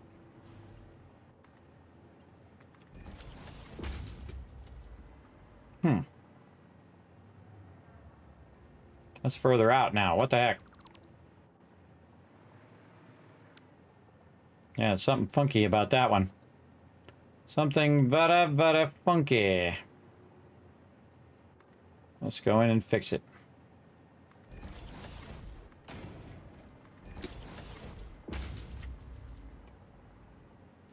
So this is how we set these up, these little small segments, is we use the belt here, or the stacker. Just hit G, and then we can get all of those without getting anything else. All right, there we go. Now we got that nice. Yeah, a little error on that one. Well, that's how it goes. You know, you just got to be diligent. What's going on there? Okay. Let's save that again. Much better. Again, as I go through, I typically try to improve them as I go. Clear that. Grab the resources back. And let's just redo the whole thing. Take out these up here. Try it again. Number 8. Each. Get that first one nice and lined up. Take that back one now. Those all look good. Put them in. If it lifts it to the top, then it's doing its job. Look how perfect those go together. Nice. All right. And if I do it at the bottom, it just makes running the lines a lot easier than me going in and trying to, you know, sort it all at the top. That sucks, everybody. That sucks doing that. You want to do it down here at the bottom. It's just easier. But I could do it. I can just put a foundation there, too, and work on it that way. But doing it way up there in the sky is really unnecessary because I do want to have double the amount of storage. Because now, again, I can just let it run and run and run. And this will just run endlessly while I'm not even in the game. And so while it's making tons of resources, it'll actually just massively backlog them all. Now we got that down. I think we're good. Hopefully we don't end up coming back and changing any of this later, but we'll see. You never know until you know, you know? And let's double check how that's looking. Let's get way up here on the top so we can see the tops of them. There we go.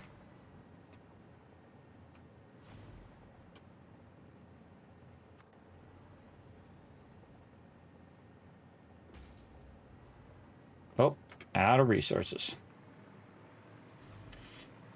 That's okay.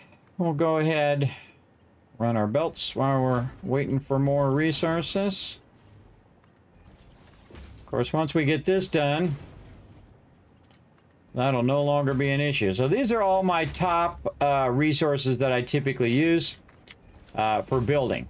All the things I'm doing now, all this in here. And of course, once I had the aluminum going, then I can use the faster belts, which will make this so much faster. Massively faster. All right, well, we need to go get some steel beams and stuff. We don't need to, oh wait, we got a bunch over here. We don't need to go get none. We got a ton over here in this box. Again, we just hit F and we can look through here by looking at this here and see that we have some extra in here. If you have more than 20, then you know you have extra in there. Then I can just roll. That's got 409 of them in there. Let's grab those. Again, it kind of sucks to have to go through the box like this, but again, if you just hit F, you can look in there. And it usually has 20 steel beams and then a certain amount of steel pipes. I think it's, what is the base steel pipes? I forget what it is. 20. So again, 20 steel beams and 20 steel pipes means there's nothing in that box. That box is empty. But if you go here and you see a bunch of cable, well, now you know there's a bunch of cable in there and just ignore the 20 of the other two.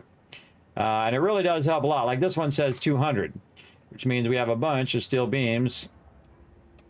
We can grab out of there. And then this one has a bunch of steel pipes that we can grab. Again, it makes it so much easier to find stuff. Just if you act like you're going to take it out. There we go. All right, it's good enough. Let's go ahead and see if we can get some more of these in here and get this done. So we can start this train a-moving.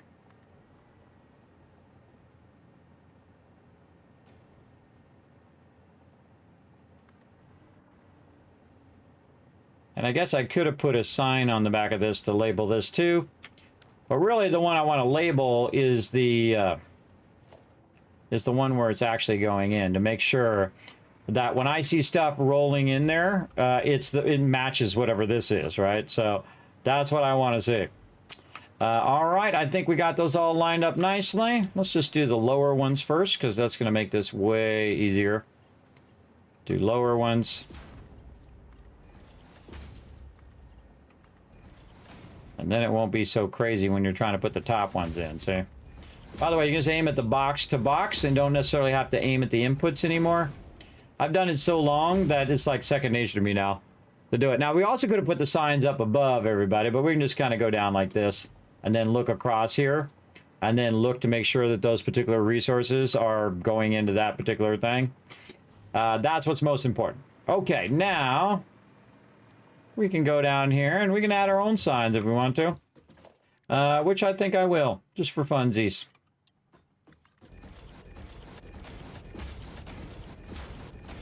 And now we're going to play, can Kismet remember what was already in there? I sure can. I'm the one that did it. First one is concrete. Then the next one, plates.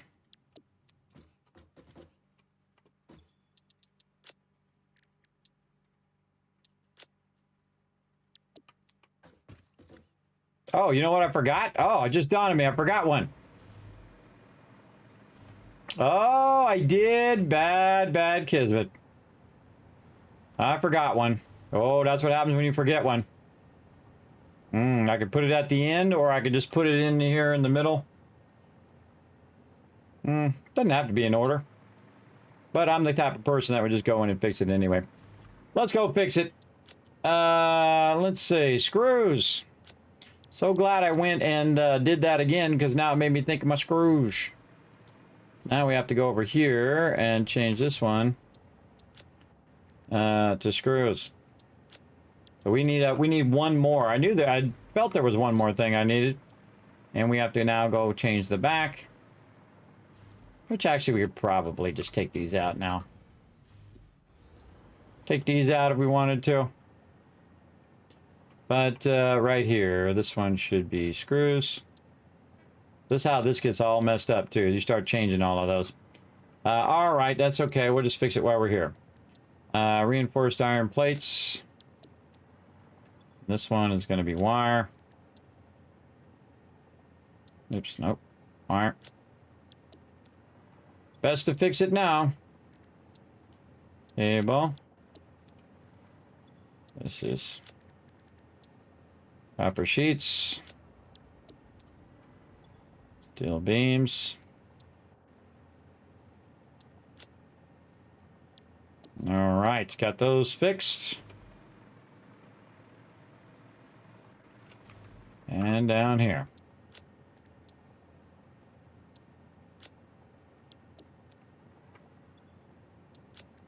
Could have just went in and pre-labeled all of these as well. Then I would have had to take the whole blueprint out and do it again. Anyway, that's such the way it goes. I mean, how many times are you really going to label this? You shouldn't have to label this more than once or twice. In my case, twice. There we go. Okay, now we got those. We forgot to put screws in there. Can't believe I forgot them. Well, that's okay, because the screws are being made down there, too. We need one more row. And we double check. Go back, take a look. Again, this is the progression of copper. This is starting at the wire. Progression of copper. This is the progression of your steel or your iron. And then, of course, concrete by itself, limestone. All right, we need one more box over here. Number 7. We need to put that right there. We're going to hit H. We're going to nudge it into place. Looks good. Then we're going to hit H, which is my other command key down there. We're going to see if it looks lined up. It sure does. Okie dokie. Thank goodness for double checking.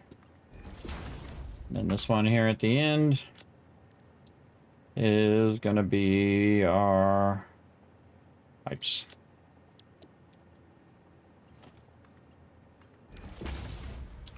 Okay, now we can do the proper stuff back here. And once again, let's go.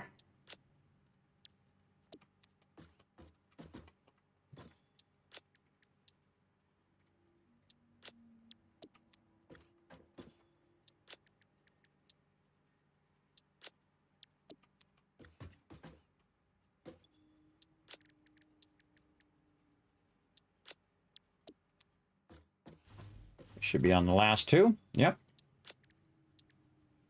Beams. And then we need another sign. And this should be our pipes.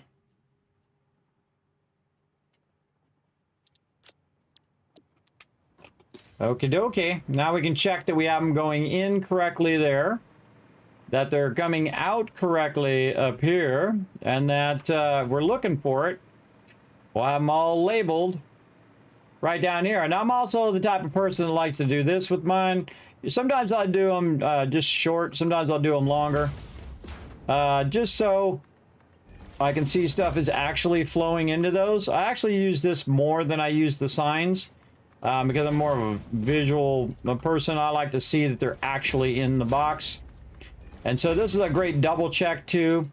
To make sure the thing that you're actually flowing in there is the thing that comes out on the other side. So we're going to go ahead and do this. I'm just bringing them out. I'm just going to bring them out a little extra just for funsies.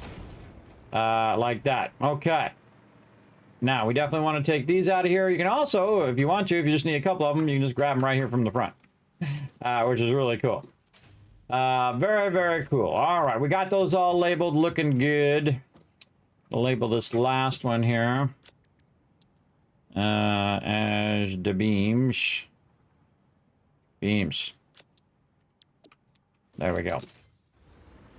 Now it makes me want to double check it up here and down there. Okay, now we got to get the logistics of getting our resources here and running them and sorting them into these boxes.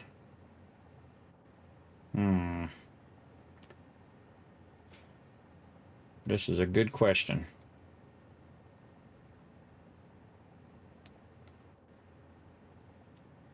So we should just run them in. So the question is, should we run them individually, or should we mix the lines together and then run them separately? You can run it all on a single line where everything that comes out of there will go one and then the other, one and then the other, because they'll mix and match as they go. Or you can run them all separately. I kind of feel like I just want to run them all separately.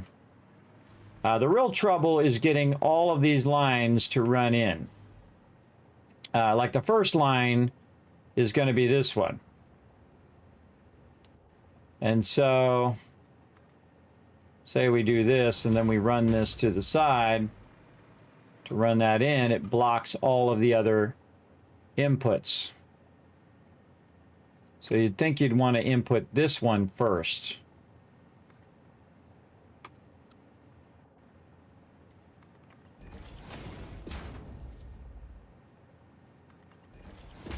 God, that makes that easy. Look at that. Holy mackerel. That'd make a grown man cry right there, everybody. Look how nice that command does that. That's the straight function they added on release. Holy mackerel. If I only had that years ago. But we got it now.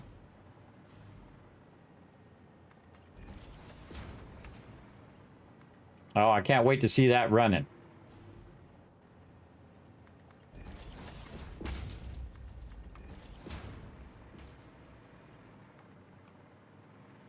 Let's make it all one piece.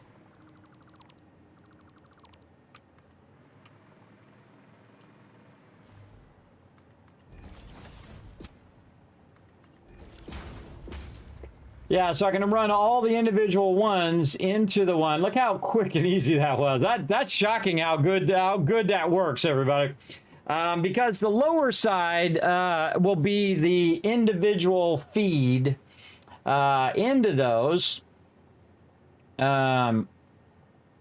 Or I could just put the sorters at the end.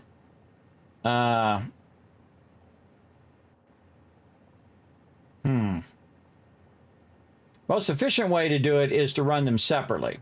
Because you run them separately, then that means they're running all the belts at the same time, as opposed to having to stop and sort and do all of that with all the stuff. Now, I still want the sorter to sort it for me later. And what I'll need to do is use the upper one for a sorter and then the lower one for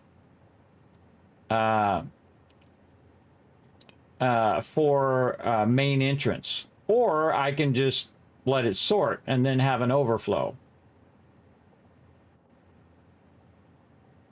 It'll take longer to fill if I do the sorter.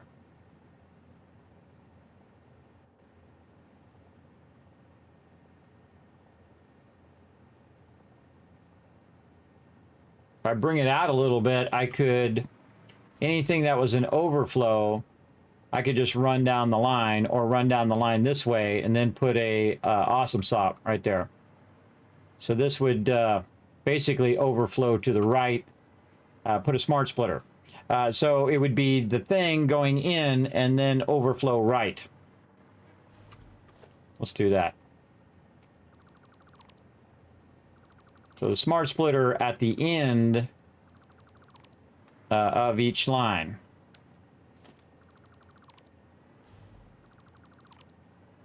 Let's try that. All right, so we'll go to 4. We'll go smart splitter. This one's going to go in here. Yes, like this. And then we'll configure this one. Straight is going to be pipe, steel pipe, pipe, try to click it, there we go. And then right is going to be overflow. Yes, and then I just do this.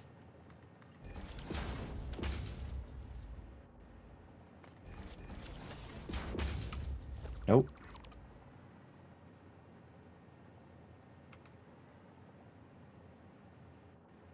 Oh.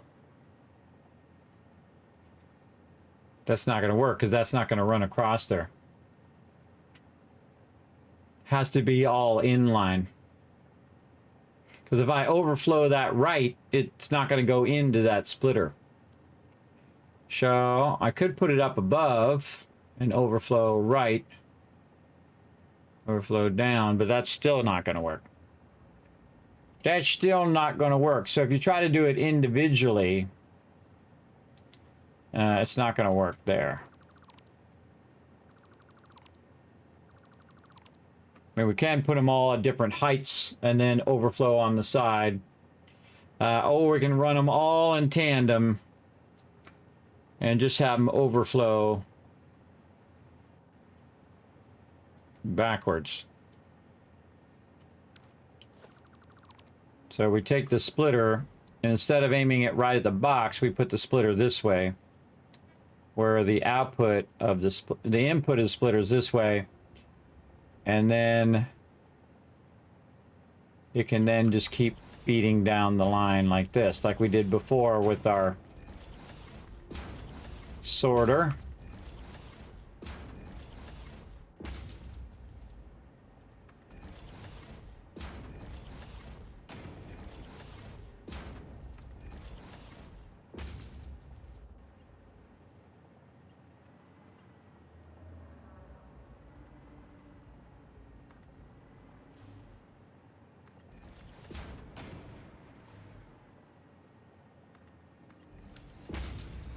Create a merger of all the resources and run it in that one belt. That seems a lot less effective than just running it into the thing and having each thing have its own overflow. But it serves a double purpose. It puts my stuff away for me when I have stuff in there, but it also will bring the stuff in from the train. So let's just go ahead and do it the way we know it works. Yeah, let's do it the way we know it works. Okay, we got to redo all of this. Hold on. These are actual splitters. We'll take out all the actual splitters and we will put our smart splitters in.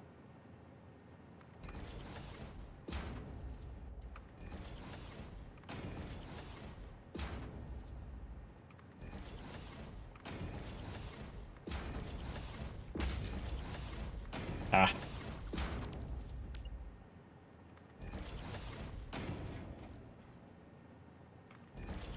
Might as well have a dual purpose. Yeah, that'll go in there. This will go here. And then this will go into a merger.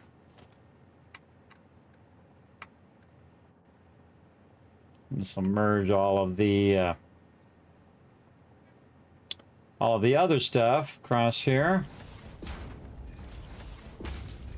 to be run into the overflow.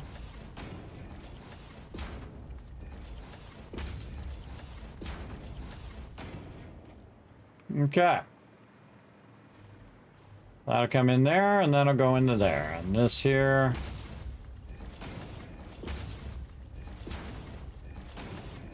Just double clicking, everybody. This is a real fast way of doing this. Just double click all of this. Get that going. Want to make sure you actually have a belt there.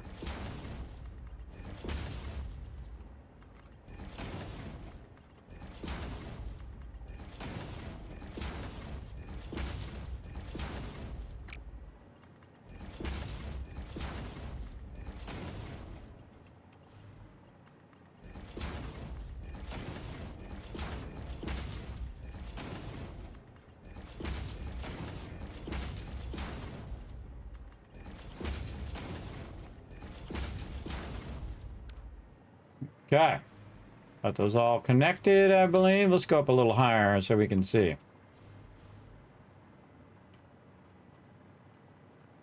Double check I didn't miss any belts. Oh, that looks good.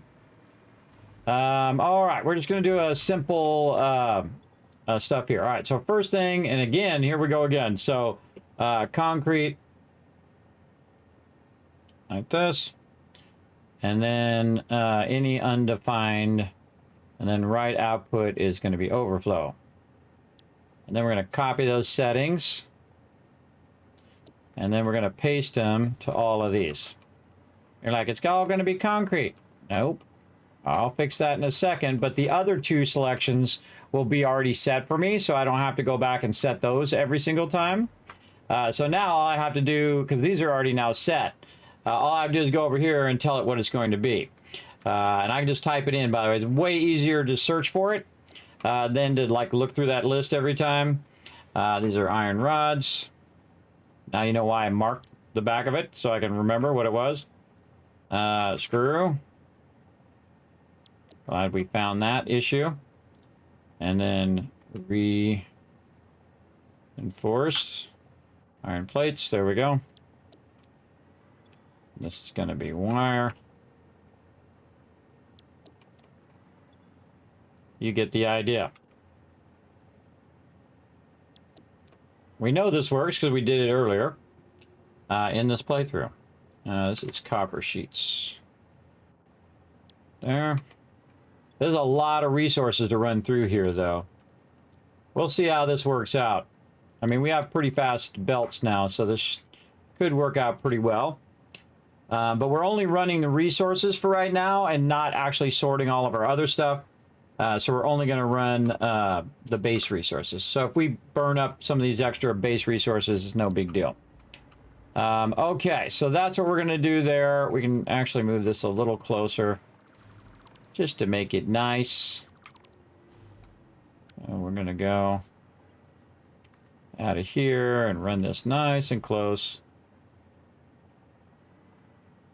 Say back to there. Just to get that input looking good. Okay. I think we got that going. Nice. We're going to need a awesome sink. And where can we tie that power? Where is its power? Over there. We should move this awesome sink forward. Because whenever I make an awesome sink, I always like to put a box behind it. Over here. And actually we should leave room for us to keep the sorting going. Because we're only going to sort these resources for right now. That should go forward a couple. We're only going to sort those resources because that's what we're going to bring over here. There we go. Get that nice 90 in there while we're at it. Okay, now we're going to go ahead and go awesome sink. Right over here with our very fast belts now. Right there. And we're going to run the power down underneath here somewhere.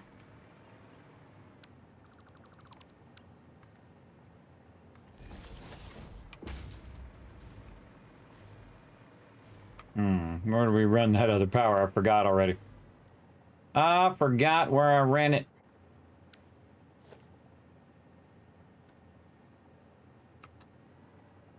Don't know. Where I know where it is over here.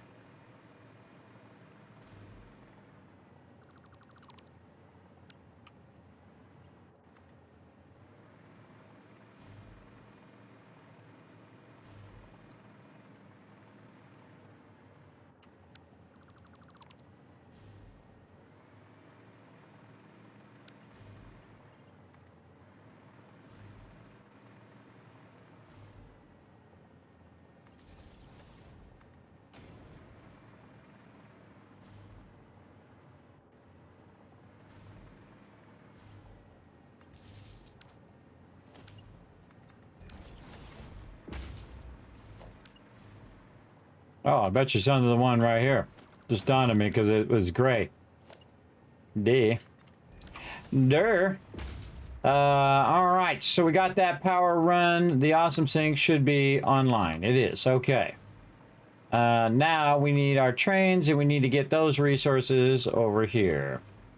How many of these boxes do we got? Let's see. We got 1, 2, 3, 4, 5, 6, 7, 8, 9, 10. We got 10 of them suckers. This is going to be a big train, everybody. It's going to be a big boy train. We're going to need freight platform. We're going to need 1, 2, 3. I'm going to need some more platforms. Let's see. Do we want to just do a train platform, or we probably just want to extend this whole thing? Just do the 5x5s. Might as well do it while we're at it. Where is our actual 5x5s? Right there. So this is the center.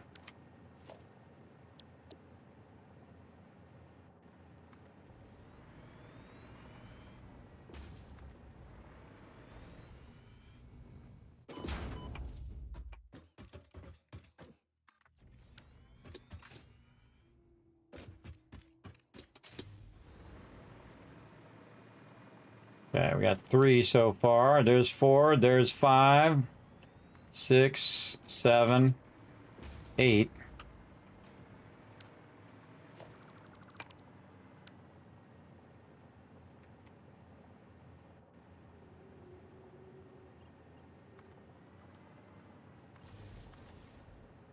Just put this along here. Do yourself a solid. Just run that power along the edge here so you can work. 1, 2, 3, 4, 5, 6, 7, 8. And this is 9. This is 10. I told you it's gonna be a big train. All right, and then we got to get all of these resources to come out and go in here in this tiny little sorter. That's gonna be a massive amount of resources, everybody. That's definitely gonna backlog. For sure, but we'll try it out, see if we like it, and see how it goes. All right, headphones died. All right, how much long we've been going? That's 6 hours. That's nothing. That's nothing. That's us just getting started. Let's go. Switch my headphones. Always some sort of technical thing I have to do. Just try to play some games.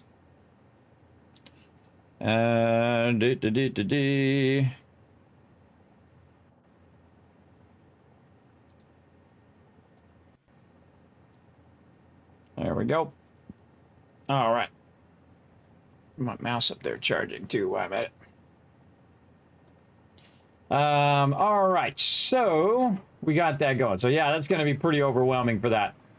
But we'll do what we got to do. So let's go ahead and just do simple merger right here. And we're going to have it. Actually, we just line it up. Which one is lined up? This one's lined up. So we're going to have this merge and go out that way. And this one can just come out, run into there. And this, is that actually already lined up? Oh my gosh, what the heck? How did that happen? That just magically was already lined up, everybody. That's crazy. That's crazy that just happened. All right, sometimes you just get lucky. And then output. All part of the fun.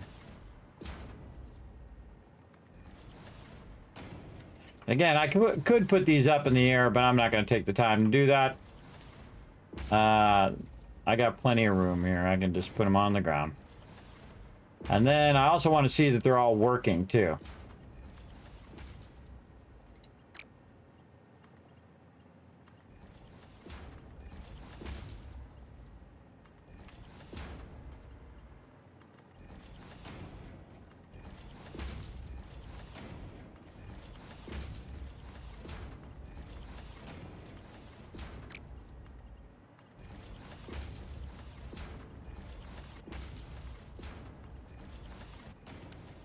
Okay. Looks good. All right, now for every 4 of these, we're going to need another another train to pull it. Now, this train don't have to go far, everybody. I could literally just go down there and run those lines, everybody. I could just run each of these lines directly from there over to here. But we got a train, so our train's just going to go back and forth. Literally, this station's going to be right next to where the actual thing is. Yeah, that doesn't even need a train. That doesn't even need a train. It's literally right there. I run those lines way easier than using a train. All right, come on. We're not going to be inefficient here. Let's just take the train out. Because we have to build that whole entire train again on the other side. And that's just not an efficient thing to do. But let's just, we'll use that in another thing. Let's be smart here. Let's be smart about what we're doing. Not take all the time to build out another train when we could just as easily run the lines. That's what we gonna do.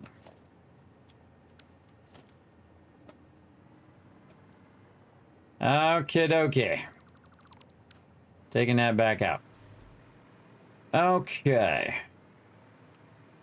So we're going to want to add more foundations.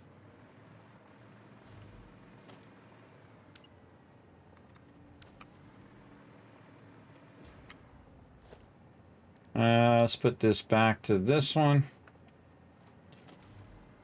Add us a bunch of foundations here.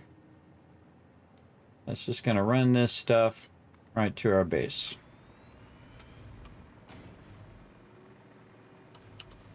Where do I have the foundations now? Okay, that is lined up. Good. Good, good, good.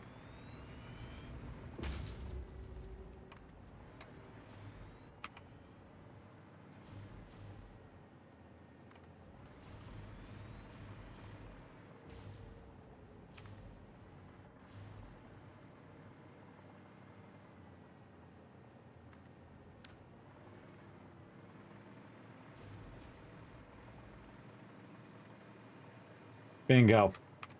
Okay, Bingo was his name-o. All right, we free falling. Let's start at the bottom. Whoa, whoa. All right, starting at the bottom. Right here, we've got our reinforced iron plates right there going up. All right.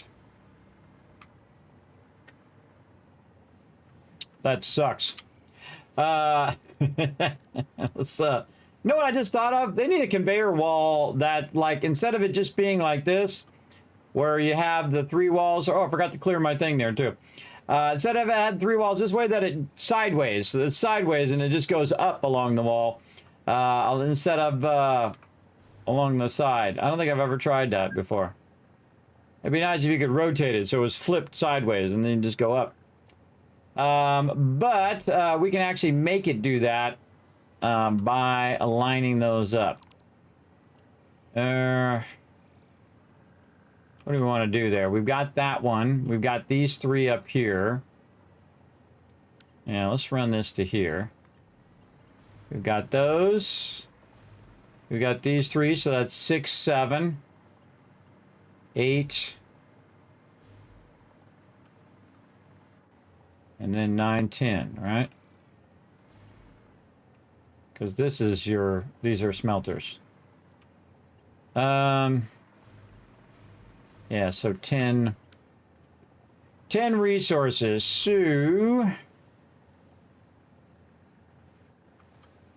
we could just bring this up to this level and combine all these on this level. Again, I'm just thinking logistics of combining these, making them run nicer. Got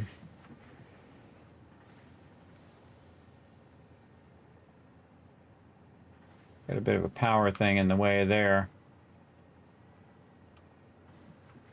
Be easier to bring that one over to merge to this than to have that merge to that. These ones we could run across. We don't need this ladder anymore, by the way. Take the ladder out.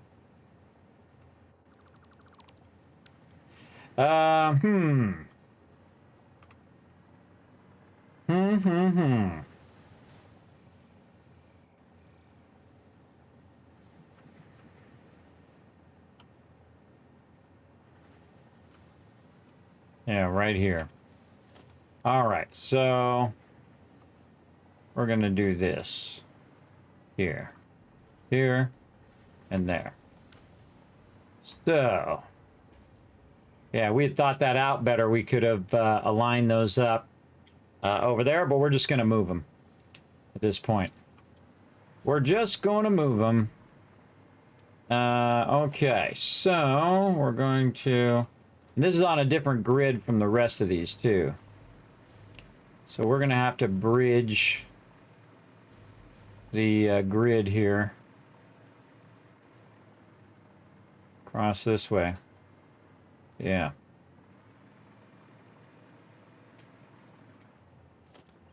I'm going to bring this up. Give us a little bit more floaty ability.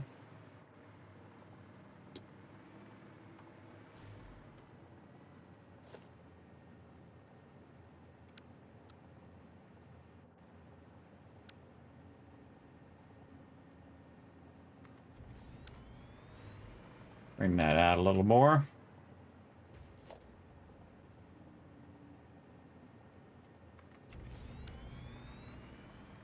All right, now we're getting somewhere. Okay, now our goal is to tie all these together.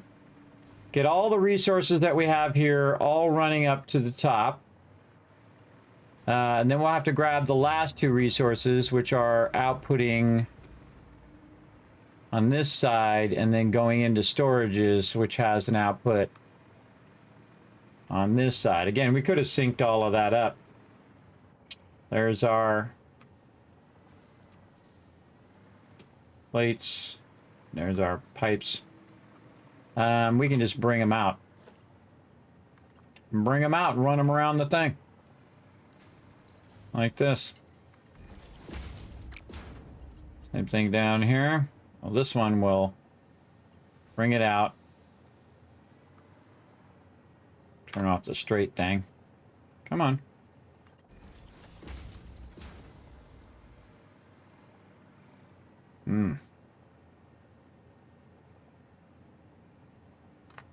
Nah. I'll just run it at the same level.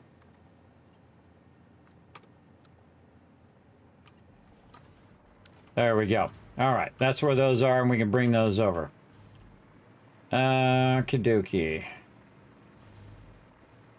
So we've got our concrete right here. So concrete's going to be easiest of all of these. What we're trying to do is get these on lifters, and lifters have an infinite distance. So once we have it on the lifter, or floor hole in this case, I don't have my floor hole anymore. What the heck? What the heck? Floor holes, logistics. What was my floor hole as? Number 8, I think. Yeah, 8. All right, let's get this lined up. Actually, we can just do this. Just do that. Run this up here. Try to get our floor hole lined up.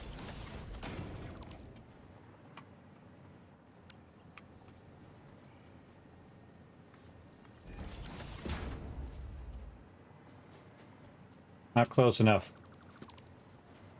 Not close enough.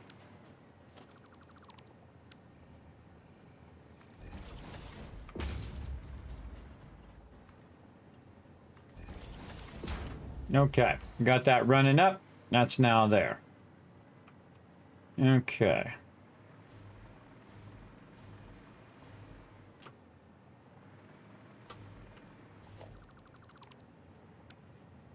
That might be a bit much. That might be a little too many foundations now.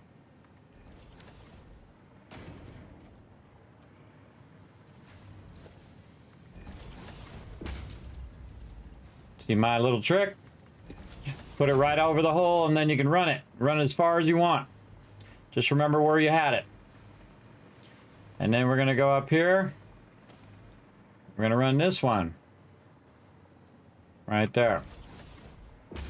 And then we can use the lifter to go. You saw how far I could run it before, which is about, you know, about that high, or I can show you how high right there. But if I aim it at that one, and also I like to turn it this way.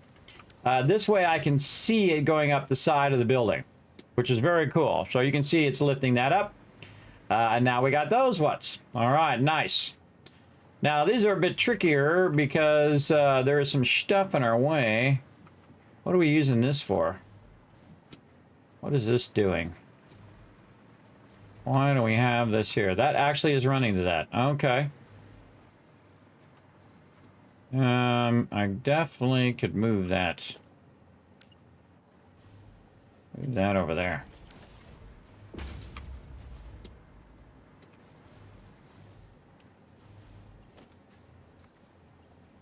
Run that. Oh, wait, we're going to move this. We're going to take this out.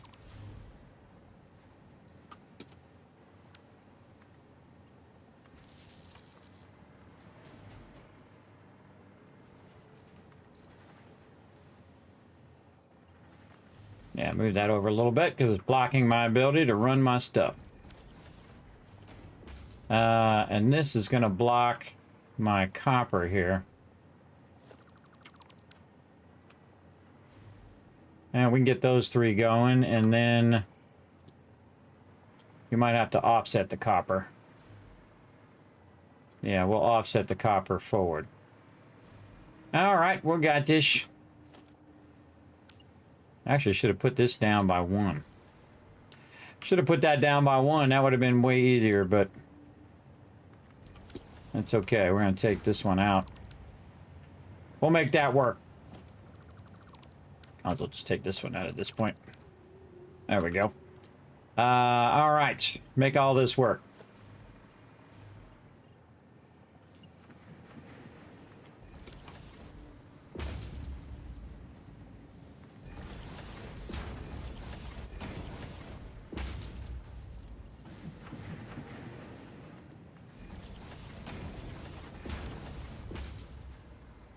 Okie dokie. Got those, got these. Let's line these up.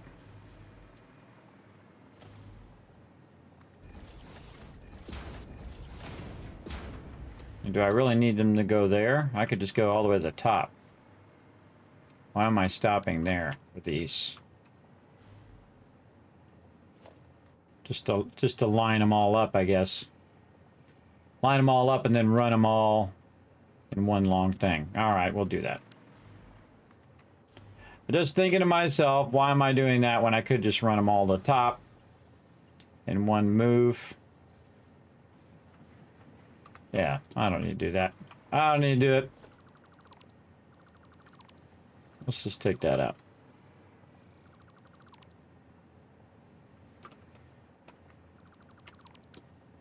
Do it all in one move. Okay. All the way to the top.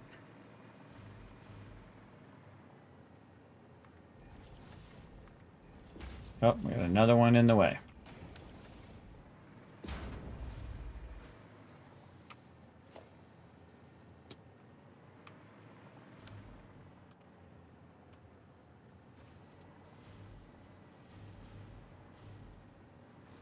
What is that connected to?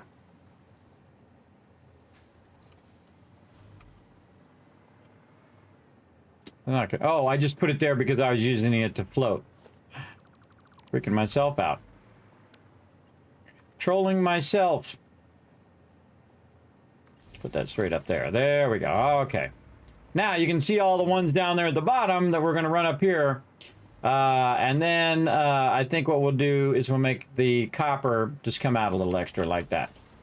And then we're going to line up all of these and run them up here and then get them to just run where we want them. This one's in the center. This one is this, this, and this. And this one will make this, this, and this. Now, if we go down here, we can click that one and bring it all the way up. And we go all the way down here and we click this one. You only learn one thing in my stream, everybody. It's that you can run these like this, which is awesome. That is amazing, everybody. It saves you so much. You're not doing the whole switchback lifters, which is what I used to do. I discovered this right at the end of my last playthrough. And I was like, man, why have I not been doing that all this time? Because that is sweet. And look at that, everybody. We can see all the resources running. And we know that everything is working well. Again, you can turn these in such a way where they're running flat against the building and they're facing toward you. So if you're looking at these, you can see that all of the resources are running up. So we got 5 of those. Thank you for the follow, and thanks for the raid there, Sniper Man. Appreciate that. Appreciate everybody coming in and hanging out. Thanks for coming in and hanging out. Yeah, an extra tab open. It happens. It happens. Thanks for coming in and hanging out in the stream, everybody. Welcome. My name is Kismet. They call me the Gaming Tycoon because I've been gaming for 50 years. That's right. Half a century. And have enjoyed every single second of it. We're playing a bunch of awesome games right now, including this one called Satisfactory, which I've played since it first came out. I have crushed it. I have gotten my golden cup. I have been sent by FICSIT Corporate to help you build amazing modular stackable bases like me, which is what we're doing right now. But we need to get our resources to come on out of here and go right into these here. Now, again, you can offset these real easy like that. And then you just run these nice and straight like this right into there. Easy peasy. There we go. Now we offset that so we can run all 3 of those all the way up to the top here. And then we'll kind of equalize. Oop, all of these. I could have grabbed it already. I already put the ones at the top. And we'll run these up into there. Oh, we are out of aluminum steel. I seriously doubt it. I seriously doubt it. Now, one of the cool things about our awesome tower here, it's doing all of our basic resources. Now, I need to get up here, but I can't quite make it. I can't quite make it, but I know how to do it. I know how to get there. All we got to do is go down here. Click that right there.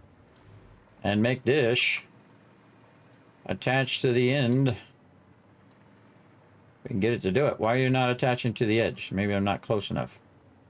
You don't want to do it. It doesn't want to do it. Because it sucks.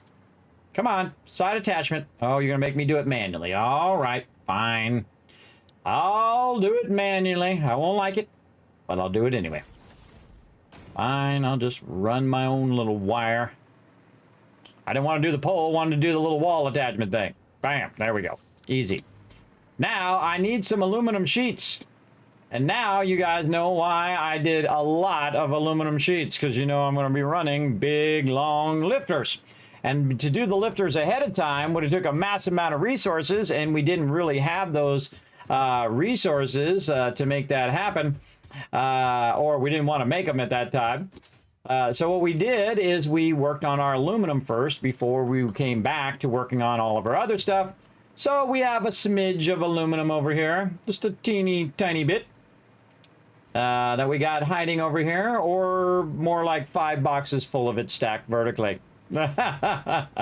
Like right here. Boom. All right, not hurting for it. There we go. We're going to put it in here and help it go a little faster. Refill my dimensional depot. Sort that out a little bit. Go, train, go. You got this. Now, we were going to build a train that ran out there and got this, but when I built the train was as long as the distance between the storage and the thing. So, you know, then I have to build another train, which actually go beyond it, just so I could get the stuff to basically go about 12 steps this way. Now, the trains are cool, but if you could just do it by running the lines, that's what I'm going to do. In fact, I'm just going to run one line, because I'm going to combine all of these into a single line and run that line across here, which is going to be fun. All righty. Look at that cool waterfall action. Rocking the forest area over here, everybody. It's very fun to rock the forest. Let's go down here and finish this up. Up we go. There we go. Number 1. Number 2. And number 3. And again, we see those resources on there. I love to see that, everybody. Look at it go. So there's 6, 7, 8 resources. We're missing 2 resources that we need to get over here and get going, which are up here at the top. And we're going to see if we can kind of sneak those in there. Maybe, I know right where to do it. One on this side and one on that side. There we go. And then we're going to bring this down. And it's going to be like magic. Boom. Nice. Okay, and then this one is in our way, but we'll utilize it by figuring out where we got that in the corner. And we're just going to double run this through there. And from down here.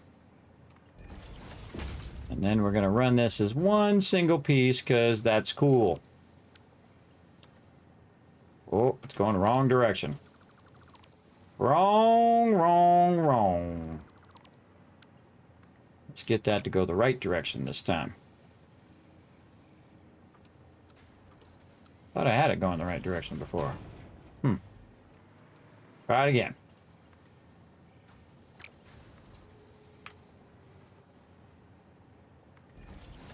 Coming out, going in. Yep, there we go. All right, going up. Going up. Going up. Oh, it's looking good. Look at all them resources. Okay, now we got all of our resources together. And we want to get them up here. We got to tie them all in up here, and we're going to work our logistical magic. We're going to cut this back just a little bit. Just a little bit more.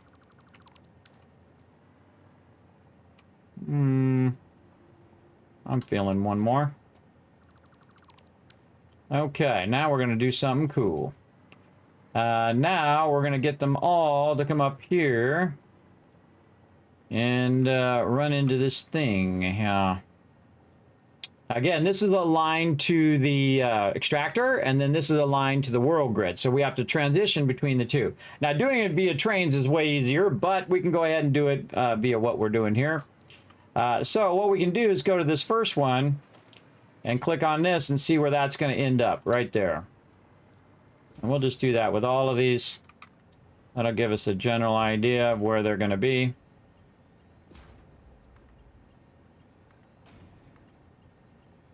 There we go. Okay, we'll do the other 3 here in a minute. Okay. Oh, I think that is pretty good. Yeah. I want to bring it that way. See, now I got to think about how I want to do the logistics. I could just bring those up and bring them over. That's what I want to do. Let's just bring these over instead of that. Make sure that's lined up. Yep. Why is this one? Oh, no, it's the same. Oh, because I cut the other one back. That's what I did. I cut this other one back, so we might as well just take this one off and just make it nice and square. And grab our power from over there. Why will you not attach to the side here, bro? There we go. And we are certainly not leaving that like that. We're going to go back down here. And connect into that. And then we can take this one out.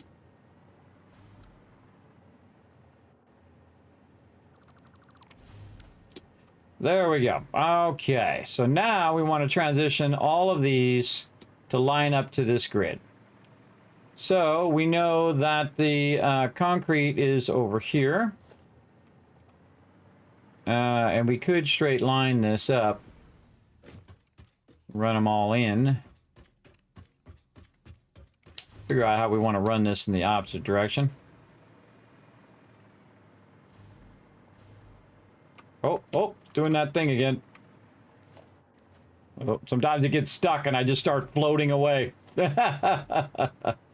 my space bar. All right. Keep putting these down.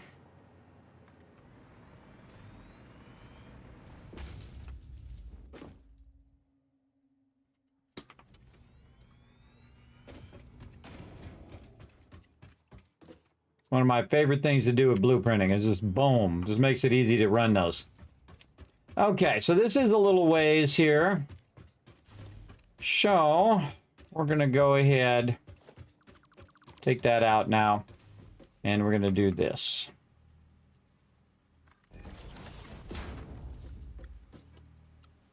Gonna run that in. We're gonna go over here. We're gonna take one of these out since we already colored all those in, and we're gonna go underneath. Whee! Always a little scary because look at this. Ah! Always a little scary there. All right, and we'll put a wall here so we know where the edge of this is. And we'll put another wall. Now we're going to build ourselves a logistics level where this is actually going to run underneath here. And we'll turn our zooping on because we're just going to run a single line like this. All right. And all of these resources are going to run along this one single line. Because it doesn't matter how much of it we've got at this point, because we're going to have a tremendous amount.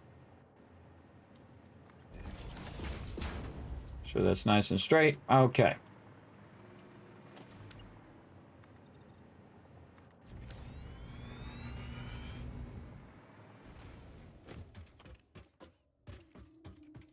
I should run some power under here while I'm at it. Another great thing I like to do when I'm doing stuff is to run power underneath along my lines. So in this case, I typically run it underneath the road. See, the yellow represents the road.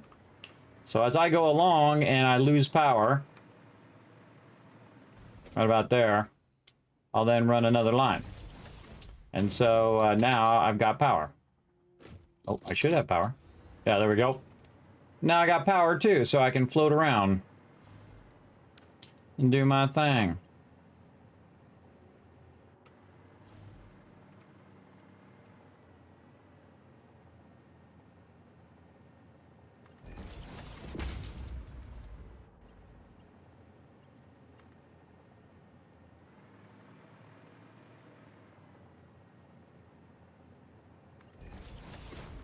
Okay.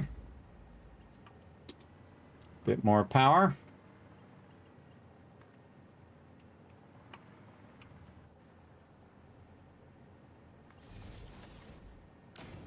Getting there. So again, sometimes I like to start at the end and work my way backwards, because then it gives me an insight into how far over I need to go. Like in this case, I need to bring all those up and over to right here.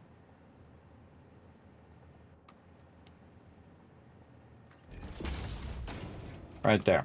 Okay. And we'll just go ahead, figure out where the edge of this is. Oh, perfect. Huh. This happened to match up perfectly. All right, awesome. Run that under there.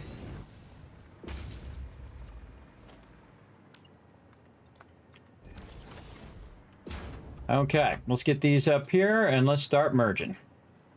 What we're gonna do is we're gonna do a little bit of, merge it up here, or we can just have it come up on the side and merge.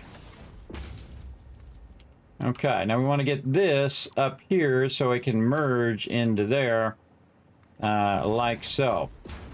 This is very difficult to do because when you're running this, you can see that the offset of this is going to be like that. But if you double back like that and then double back again, this will give you a general idea where that's going to be, and you can transition from that grid to this grid.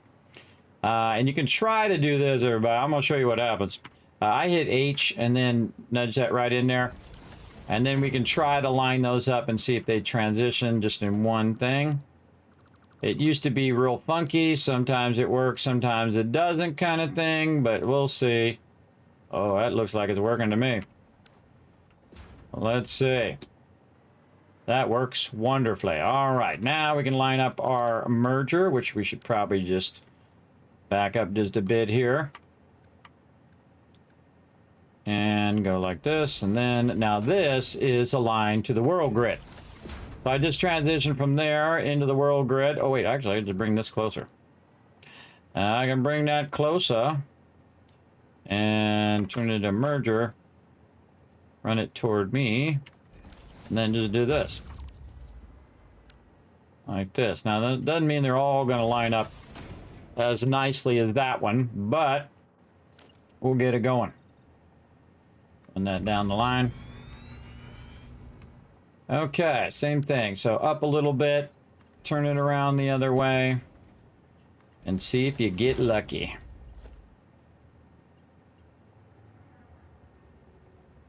Again, just boom. Those are called switchbacks. Go down here, transition. Never knew you can use these to transition from one grid to another, did you? Absolutely can. It's pretty cool. If you can bend it to your will. Come on, rotate, rotate, rotate, don't bite. Stupid mouse wheel. All right, and then we're gonna bring this one forward. Then this one, we're just gonna run like this. There we go. Pretty cool, huh? So now we've got these aligned to the world grid. Now again, these are all going to go like going to mix the resources together. We could just run the resources individually if we wanted to, but the ultimate goal is to run this out of here and then have it sorted all and then run it in the awesome sync if we're not using it.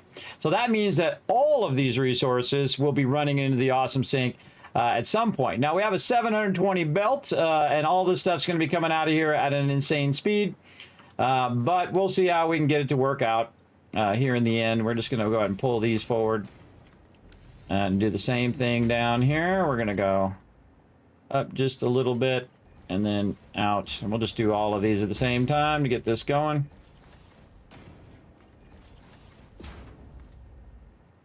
You got the gist of this now. Doesn't matter the distances or anything like that, just so you can see where it's coming through the bottom of the foundation. Like that. That's what you're looking for, the foundation. Now again, there might not all work, but we're going to see how many we can get to bend to our will.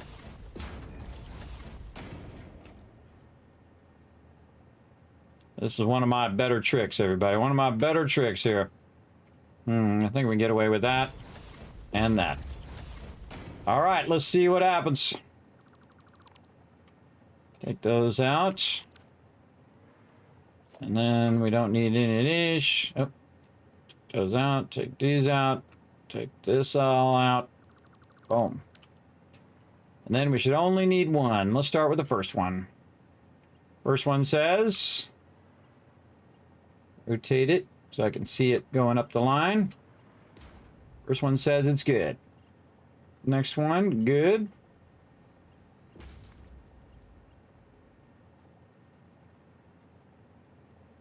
Now, I don't know anybody that I've seen who is telling you about switching grids and also using lifters across two separate grids, the world grid and the alignment of the extractors. So I'm showing you some unique stuff right here, everybody. I hope you guys are enjoying it. That's going to be a little awkward when all three of them are close like that, but we'll just live with it over here. One of the tough things is that we're going to have to probably do our mergers here. Weird. like this. Because the way that the thing is, sometimes you got to do what you got to do. Like this. Oh, this one's really close together. You know what? I'm just going to take this one. And I'm going to turn it. I don't like the way it's running. Actually, I could do this.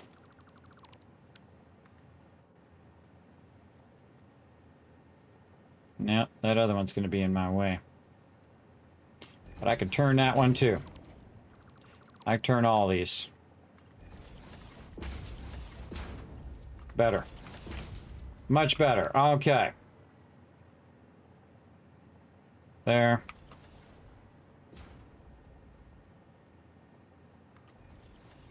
Good enough. That's why we have this down on a logistics level. Now the toughest thing is these ones here. Is get these to go together.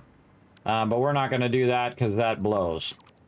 We're going to fix all of this. This all sucks. We're going to make it suck less.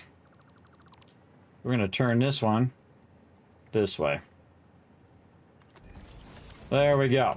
All right, and then we'll go ahead, line that up. Get the merger going in the right direction, hopefully. This one to that one. This one. To this one. This one out of this one. We're going to try to just do something like that. Oh, actually, if we go to the left, it'll be...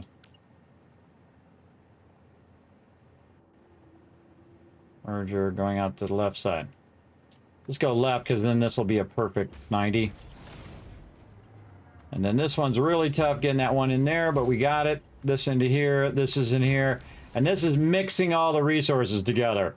Which you normally don't want to do, but we're going to do it and see how it turns out. We do our sorter good enough, it'll do it. All right, now we got one more to do down here. I think it's right there. Let's see how we do. Down we go. Way up on this one. Way up. This is another one that's going to be real awkward. Let's switch it back, switch it back, switches back, and then through there, and through that. This is some tricky stuff. Have a great night. Thank you. Appreciate it. At what point phase do you feel you have the ability to start building efficiently? Right about now. Right about now in tier 7. That's when I start feeling that I have fast enough belts and things like that that are effective. But ultimately, I'm going to use the fastest belts. And ultimately, I'm going to replace all of this, everybody. Especially toward the end of the game. Absolutely. We're going to go with that. With this. Yeah. Let's go with that. See if we like that. Let's see how that works out.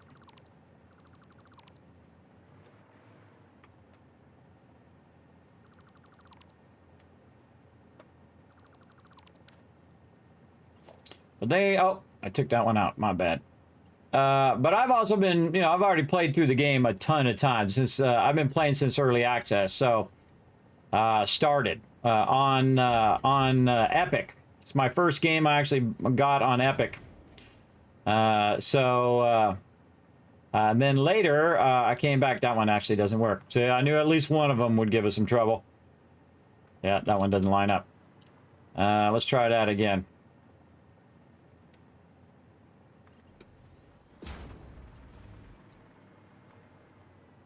We just got it. Just missed it by one. That needs to go back just a little bit. That's what it is.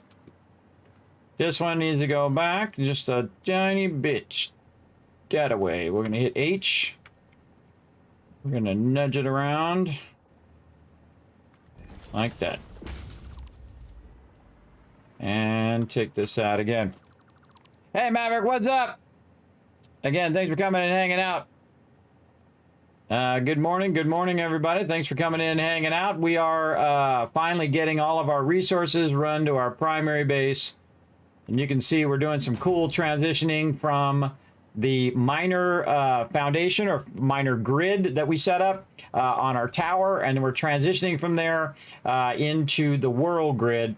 And then we're fixing the way that the world grid is so that it lines up nicely. Look at us. We could do better than this. Come on. We could do better.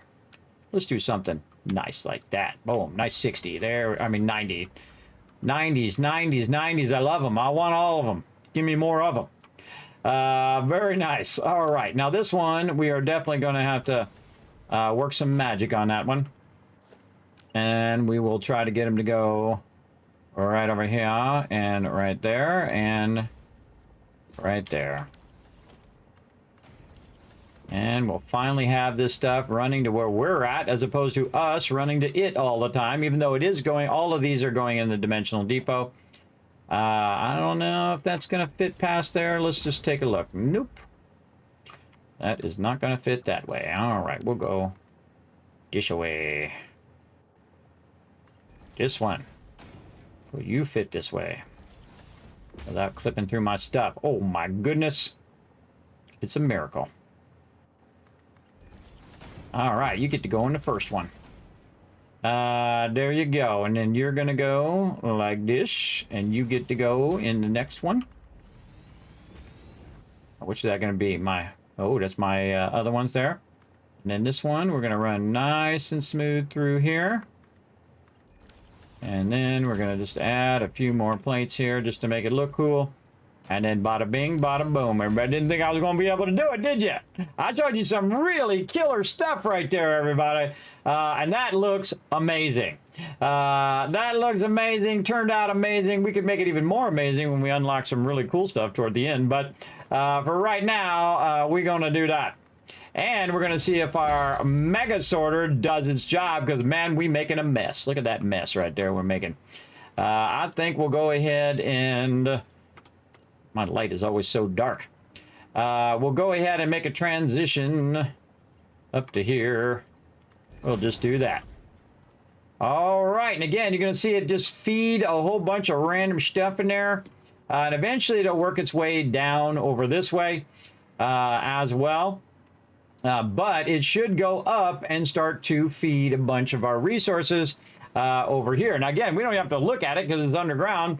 But if we go over here and look, it should start filling up these boxes with these particular resources. There it goes. And again, it should start sorting it.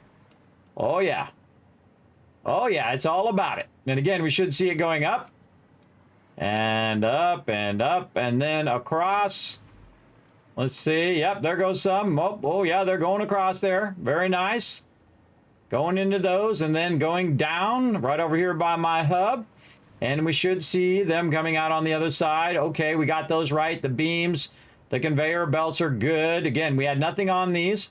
And then we know the conveyor belts have come through. We got some wires. Oh, a little bit of screws there. We got some rods. Good. Some plates. Oh, no concrete yet. Concrete's at the end, so that one might struggle to get in there. But we'll see. Now, the cool thing is I'm on a mega server brought to you by the awesome people at gportal, who are my server host. I appreciate them greatly.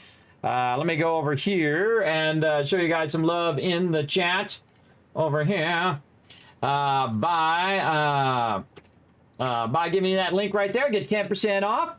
And we all good. You're making an effort. Well, that's it, man. The best way to build is the way that you want to build. You know why? Because it's your game, you play it however you want. Oh, we got some concrete, yay! So this server runs 24/7. It's not an open server, it's a single player server just for me. And it will now, as you can see, sort each and every one of those in the various things. And any excess that it has, it will just run here into the awesome sink. And we no longer need this belt, which is cool. And now it's going to take all of those resources and auto sort them and automatically get rid of the excess. Now, there's no excess right now because it is just sorting it into the box. And we have so many boxes here that we actually have about the same amount of boxes that we have over on that other side that we're using for our steel ingots and our steel pipes. But really, eventually, we want to have a massive amount of storage for all of our stuff. especially at this stage, because I'm going to be using a whole lot more resources. And it should be at a point now where I should not have to say, oh, well, I got to go make this, or hey, I got to go pick this up, or I got to go grab this thing, right? I shouldn't have to do any of that because all of this is also running into the dimensional depot. So every one of these resources here, we have a factory for it. We have the ability to bring it over here, and we built a big old tower for making it. And now we have that all styling. Now we just need to do it with every other thing in the game. And just do that over and over again until we have every single resource, right? And that's the cool thing. Now, another thing that we can do is we can actually inject some of our stuff into the line as well to be sorted. The way we can do that is we can go in and say, okay, hold on, we're going to do something a little tricky here. We're going to go right here, and we're going to actually divert this a little bit, and we're going to put a box down below here, right here. And we're going to go ahead and make it where we can still get in the box from up here, and we don't have to keep running down there over and over again whenever we want to sort our stuff.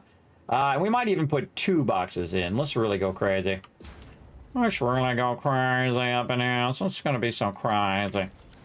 And we're going to go ahead and put 2 boxes here, like this, that run through there at super fast speed. We're going to go back here, and we're going to divert this sort line out of here and into this box, like this. There we go. And that's going to run through there and go into the other box, and then we're going to have this come out of this box and go right into here.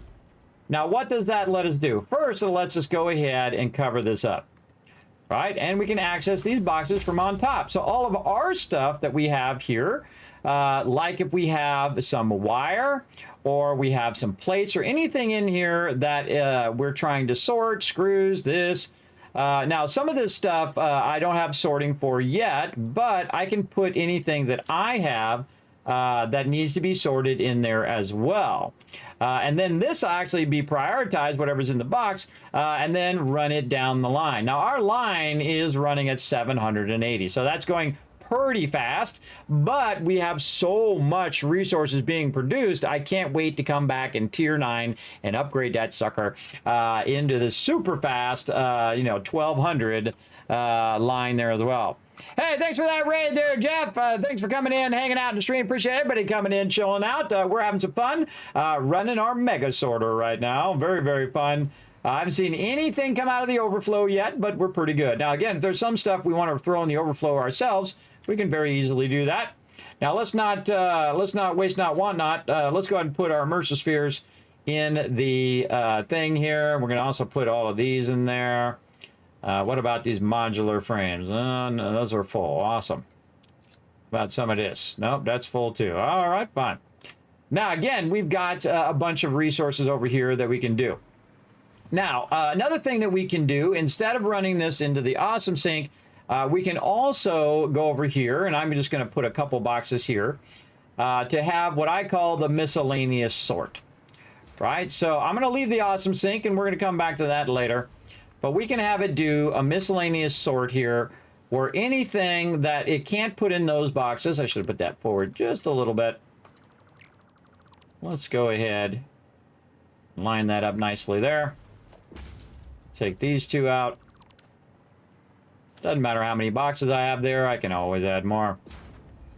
There we go. And then we're going to double run these. Double run, double run. Run, run, run away. There we go. And then the overflow is going to go here. Now, if this does this right, stuff that is not supposed to be in any of these boxes will end up in those last boxes there. Let's give it a try by throwing some aluminum in there. Let's see. What happens to the aluminum? Ah, ha, ha. That's working good. Awesome. Now you know that's working good. Now here's a really cool thing, everybody. Let's just put it all in there and let it sort it. We're really going to blow your mind over here because we're going to take all of this and we're going to put that in the second one. And not only is it going to sort all of the stuff that that's coming down that line, but it's also going to sort all the stuff that I threw in there. And if it's any excess stuff, as you can see, all that aluminum sheets, those are going to end up in these other boxes here, where I can just very easily clean my clean my inventory and put all the stuff back away where it goes. Now I have a lot of boxes over here that need to be sorted because we have a lot of resources here. But we're just going to go ahead and pack them in there as much as we can, like this. And another thing that we could do is we could move all these resources to be temp sorted. And we could also go right here, say something like this. And we'll bring this out here. And this would just be a temporary thing, but we'll just go ahead and do this. Wow, that just accidentally lined up there. Awesome. And we're going to run that. Oop, not vertically, though. Horizontally, yes. Vertically, no. Really? I think it was the same. We'll go a little higher then. A little higher. All right, good enough. Now we can do this, and that will run down and also be running into the box. So now this is something I usually do when I'm letting the game run, when I'm moving my stuff around like I just did. What I'll do is I'll just create a train of these boxes. Like this. Now remember, this is going to run for a whole entire week, everybody. So the next time we're going to come back and check on this is going to be next Tuesday. So we're going to make sure we line all this up. There we go. Much easier when they're closer together because you can just double click it. And when you do it like that, it just gets like a mind of its own, does weird stuff, and now it's in a loop. Now it's in a loop. About that. Okay. So we got those all lined up. And now what do we got in our inventory? Okay, we're going to go to the first one here and drop all that in there. Now we're ready to pull that from over there. And anything that we got, we're going to drop in there. And then we're going to pull this from over here. And so on and so forth. Ooh, mama, that's a lot. We got it all. Put it in there. Put it in there.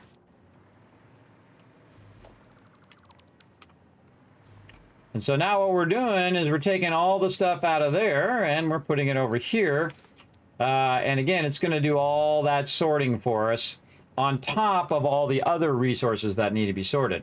And it's going to take it a while. It's going to take it a while. I've let this run, these sorters run before on slower belts. And I let the game run in the background because I wasn't doing it on the server. And it took about 16 hours to sort all of that stuff. And I had about 15 boxes too. It took a long time, but we've got the nice level 5 belts, so it might go a little faster. We'll see. Oh, I know what I can do with these sloops. Those are easy. Put those in there. And Mercer spheres. And my little things there. There we go. So most of this stuff, though, is the basic resources that we took out of our other boxes. Because we had a bunch of these boxes that we had here over on the other side. And we took a bunch of those resources out. And it will now go in and backlog all of those for me. And at this point, I really won't need any of these resources again. Meaning that I won't need to make them anymore. It'll do all of that for me. We can throw our bauxite away there. And again, this will do all the work for me.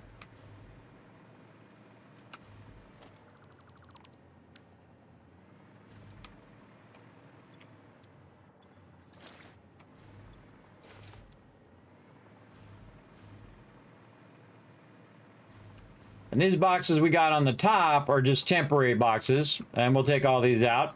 And then the ones underneath will actually stay there, and then I can just feed anything in there that I want to sort. And it'll be out of the way as well. Guess I want to go past there. But really, this blue area is all designated for storage. A lot of stuff there, too. If I need to add more boxes, I will add more boxes. Certainly not hurting for resources. There we go. And again, you don't want to run in the awesome sink because it might run some of your good stuff in the awesome sink. You don't want that to happen. Look at that. Nice. Now, the next thing it should do is go to the next part of the items that we're going to use, right? So it should, if it's not in this stuff, we're going to create another segment. And I like to leave a gap between it too. And then we'll create another segment, which is the next items, and so on and so forth. And the cool thing is the silica is really close. It's literally right there. We can run the silica nice and easy into a box. We really do want to backlog a lot of this stuff as well because we're really going to need these resources in the long run. Yeah, look at it run. I'm always interested in what resources it prioritizes to run first and which one it runs second and third and so on. Now, some of this stuff might be more than what we can fit in these boxes, right? Because, you know, look how many boxes we got over there. Look how many we got over here, right? But we'll fix that here in just a second. We'll fix it. Let's get more dish. Hopefully we don't have any. I'm just trying to make sure it doesn't drop those little boxes. I hate those little boxes that drop something around. It drives me crazy. More sloops. Get them sloops in there. I just put those in the dimensional depot myself. Those are super easy just to put in the dimensional depot. Okay, more of these, I think. Let's go. And again, double run them so they're running at 1560 instead of running at just a single belt speed. Did we put all that in there? Nope, we forgot. What do we got? Oh, put these in here.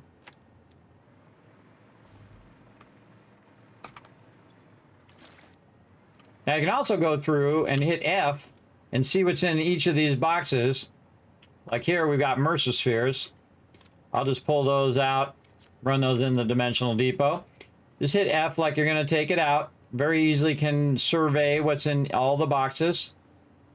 I'm just going to look for anything that's just really easy. I know I can just put in the dimensional depot. Okay, oh, that's good. And then over here, that's it. That's the final box. And this is going to do our work for us. Awesome. Okay, now we can see that this is running in here. Let's see how this is doing. Not quite filled up yet, but you can see this is all the miscellaneous stuff that doesn't go in those boxes. Now we have such a huge backlog that it's going to definitely sort all this stuff out by the time we come back. And once it sorts it all out, and then also brings all the resources up that it's been processing and creating all week long, that all of these boxes could potentially fill by the time I come back. And that's 10 boxes, 10 double-sized boxes of each of those resources. And then eventually I'll come back and do the same thing with all the other resources along the way. But we should at least match how many we have over here. We've got 3, 6, 9, 10. So we'll just go ahead and run this in the opposite direction. And these will run a bit closer.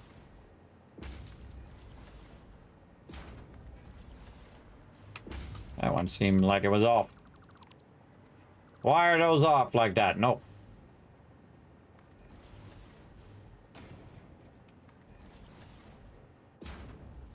Notice I'm only putting it on the blue. There we go.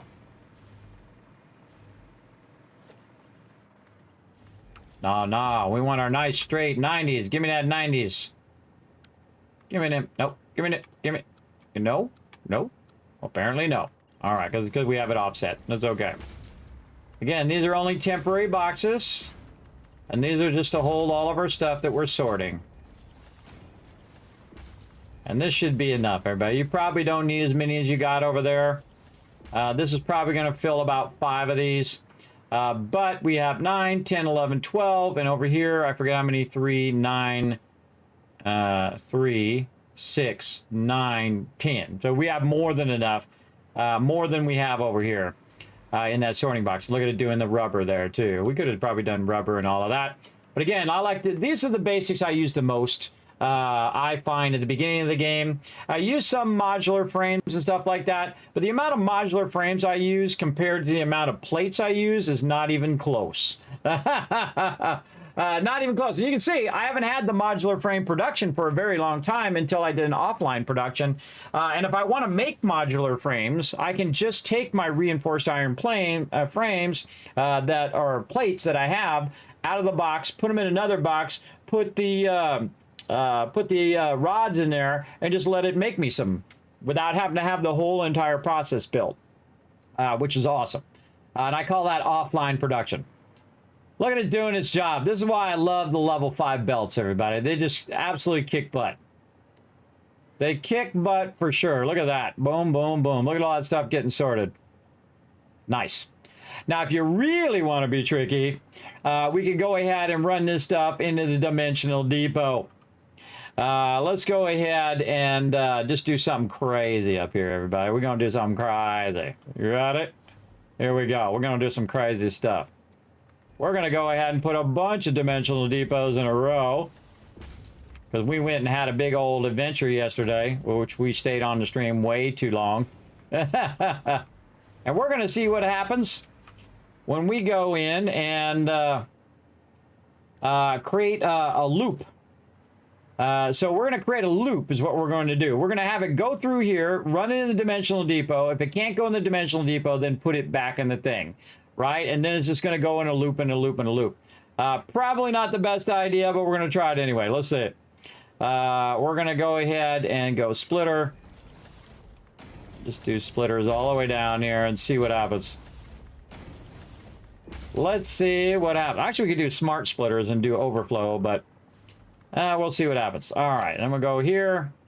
We'll use our nice 90s. There we go. And then in the dimensional depot you go.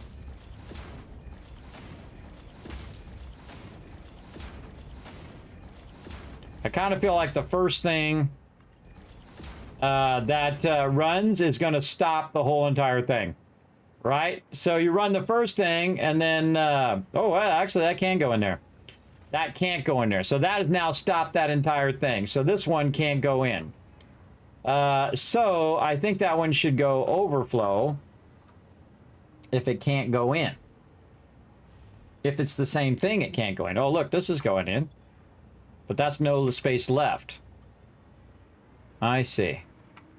Then all of these have no space left. That one's uploading.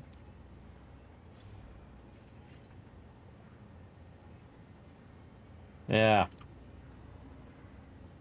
Again, this is the trickiest thing, I think. Because most of the time, it's going to think it's overflow. So I could create a loop that's looping that back around over and over and over again. As an overflow. But then all it's going to do is just fill up every single one of those with the same item, which is a bummer, which is a big bummer, as a matter of fact. Yeah, see, then it's just going to be fuel. So you have to kind of manually go in and take the fuel out of there and do all of that, which is a huge bummer, I think. Huge bummer, Rooney. But hey, we'll throw it in there. See if we get going. Yeah, see, all this fuel is going to go there. All right. Let's try something different. Let's take all this out. And we'll take these and these out. And this. Okay, we're gonna go this way with our smart splitter. And we're gonna see how smart this is. Probably could use our programmable splitter. Now remember, everybody, official FICSIT corporate regulations prohibit backseat gaming. Please backseat when the Learn to Play sign is lit only. make sure to follow your FICSIT Corporation mandates there, everybody. This base is insane. This is just getting started, baby. What are you talking about? This is meh. This is nothing. This is baby stuff here. It looks complex because I'm doing it. And I've already done it, and it's like, oh my God, it's amazing. But this is nothing. This is baby steps here. We're just getting started. So hit that follow button so you know when I go live. And your official FICSIT corporate representative here will teach you all he knows. All right, here we go. Now we're going to go ahead and say center is going to be any, it's going to be overflow. We'll just say the center is overflow and the right is any. Let's try it. And then I'm just going to copy this and paste it all the way down the line and see if we end up with anything at the end here. Oh, okay. Run the line now. Just get it going. Crisscross conveyor belts, mine was too. But you know what I do? In 2 stages, I take the whole thing out. The whole thing out. So in the beginning, do what you got to do. You're making a bunch of resources. You got to get started. You got to get your stuff going. Then right about the end of tier 3 and 4, whole thing out. Whole thing out, and then I make a sorter and it sorts all the resources back, and then I build only the things I need, right? Small factories to just make that thing as slow as possible, but it keeps making that thing, right? Whatever it is, so plates and rods and whatever. Then I work on my power, because now I have a bunch of resources because I pulled up all that stuff that I was building before, and then I built my power here. You see my oil power and then my coal power down below. And that coal power is really simple to build, and it's right here next to my factory, right down there. You're like, Kismet, oh my God, you're hanging off the side. Yep, right down there. So I use that coal power to have enough power to run those little factories, and then I started working my oil power. Now I could run over there where the oil's at, or even better, I can bring the oil to me with cool trains. So those trains are going back and forth right now. We have 3 trains running around, grabbing bauxite for our aluminum, and then also grabbing water and also oil and bringing it back to our train station, in which it powers everything. And I have 10,000 power. You want to see how much power I'm using right now? Check it out. Right over here. I'm using 3,200 power out of 10,000 power. Yes, 10,000, everybody. And again, my oil power, I'm not even counting, which at max power would be 10,900. But around 10,000 power, and I'm only using 3. And that really tells you that I work very, very efficiently, because that's what, you know, your FICSIT has mandated. Efficiency first, everybody. Not fancy little building with little lights and catwalks and that kind of stuff. That's incurring additional costs, and you may get lasered from space from being inefficient. Now, that's not my department. I'm in the training department here at corporate. So, again, you guys have to run your risk. I'm not going to tell them. So there you go. So yeah, we're just getting started, everybody. This is just the baby steps here. We're gonna get into the really awesome stuff coming up, so definitely hit that follow button, everybody, wherever you're at, or if you're on YouTube, hit that subscribe, which is basically the follow button over there as well. All right, let's see what happens. Let's see. Okay, that ran that out of there. Okay, awesome. Let's go ahead and put it over here and see if we can get that to overflow that out.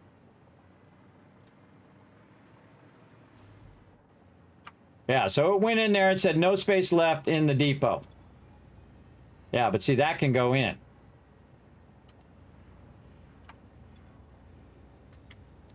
And something's blocking. Yeah, no space left in the depot. Yeah, see, I could manually program it to say, okay, all the fuel, take the fuel out of there. But I don't want to have to manually program it. Yeah, because every time a fuel thing gets in there, it messes up my ammo that should be going in there.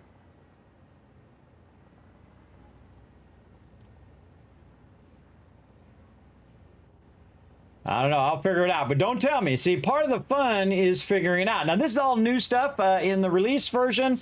Again, I've played through the game 40, 50 times. I've played it since the very beginning of the game. I think it's 5, 6, 7, 8 years. I don't know. It was a lot of years ago. I started playing it. I played every single update along the way. And I do have, both in-game and in real life, my golden cup. Which is what you're aiming for, everybody, in this game. It's kind of like, you know, when you're retired and you get that pocket, you get the watch. If you're like on the force or something, like a fireman or a cop, That's what you get if you want. You can actually buy it in real life from lizarddoggo.com. That's where I got mine, and I got my shirt there too.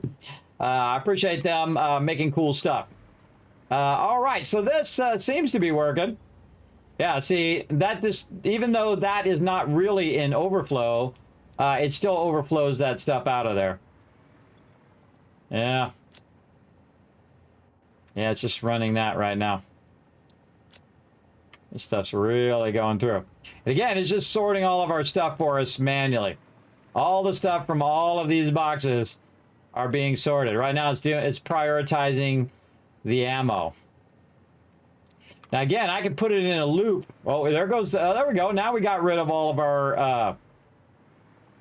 our fuel because it thinks the fuel is in overflow. Because the first one just says, okay, everything is overflow. And then right is any. Yeah. There we go. Now we got that in there. So you kind of have to manually watch it. Better than me doing it, though. But I can do it in my inventory, by the way. I can just drag it down here. This is one of the greatest things in the game, I think, is the fact that you can just drag it into your inventory, into the Dimensional Depot. And really, when you're out and about and you're running around, your inventory's getting full, you just keep dragging stuff in there. You should constantly be dragging stuff in here when you're running around, because you can always use it from the Dimensional Depot no matter where you are in the game, even if you're way away from your base. So you might as well just throw that stuff in there because you can always pull it out, including stuff like your chainsaw, your jetpack, your car, all of that stuff. You just keep in the Dimensional Depot. When you need your car, pull it out, put your car out down, and boom, you're out of there. Just like that. Super easy. All right, that's a lot of ammo. All right, what do we got? Ooh, copper sheets going in big time. Look at them copper sheets getting sorted. Oh, I saw some rods getting shorted there. Oh yeah, copper sheets big time. Now, one of the cool things is it's going to prioritize what's already in the box, usually. In this case, it's running copper sheets out of here. So this running in here is overriding what's coming down the line here as well. So it's just running out those copper sheets from the actual lower box. And the upper box is now stopped, which is great. That's what I wanted to do. But that's not always going to be the case. It's going to push it forward. See, it's going to push it forward there at some point into the box and then keep it going. But again, I want all of this to sort. And all we have to do is just give it time. Give it time and it will get it done. This is doing a good job of sorting this other random stuff over here. Yeah, my car is in there. What are other options here? Let's see. Any, none, any undefined, overflow. What are there? No other options other than those? Let's go look at our programmable splitter. Let's get that out. See what we... Oops, no, wasn't it. There we go. Let's see what we can get figured out here.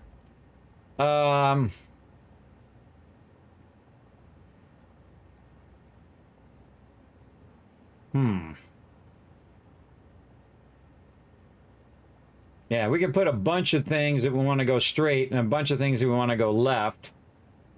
So in theory, our programmable splitter... Anything that is already filled. Oh, hold on. Now we're thinking. Yeah, hold on. Now we got it. Hold on. Look at it go like this. And then we're going to go programmable splitter. We're going to see if this is going to work. And then we'll run this in here. So the first thing we want to do is go here and say fuel.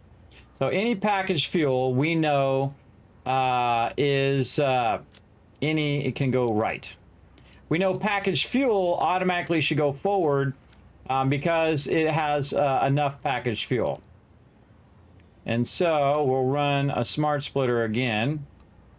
We're out of AI limiters now. Great. Right. Where's our AI limiters? They're around here somewhere. Or do I gotta make one? You know what? I'm not even gonna bother looking for it. I'll just make one. AI limiter. I always forget to use the search in there, but I've been using the game. I've played the game for so long that I never got around to, because in the beginning, a lot of these features weren't in there. I never got around to using that as a habit. But in this playthrough, I'm trying to use it as a habit now. Trying to use it. All right, now, smart splitter. Gotta go in on this side. Yeah.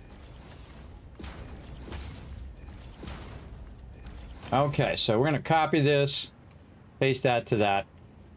And then we're going to tell this that any can go that way. Now, what's filling this up? This is all good. Okay. Oh, wait. No, no, no. No, no, no. Here's what we want to do.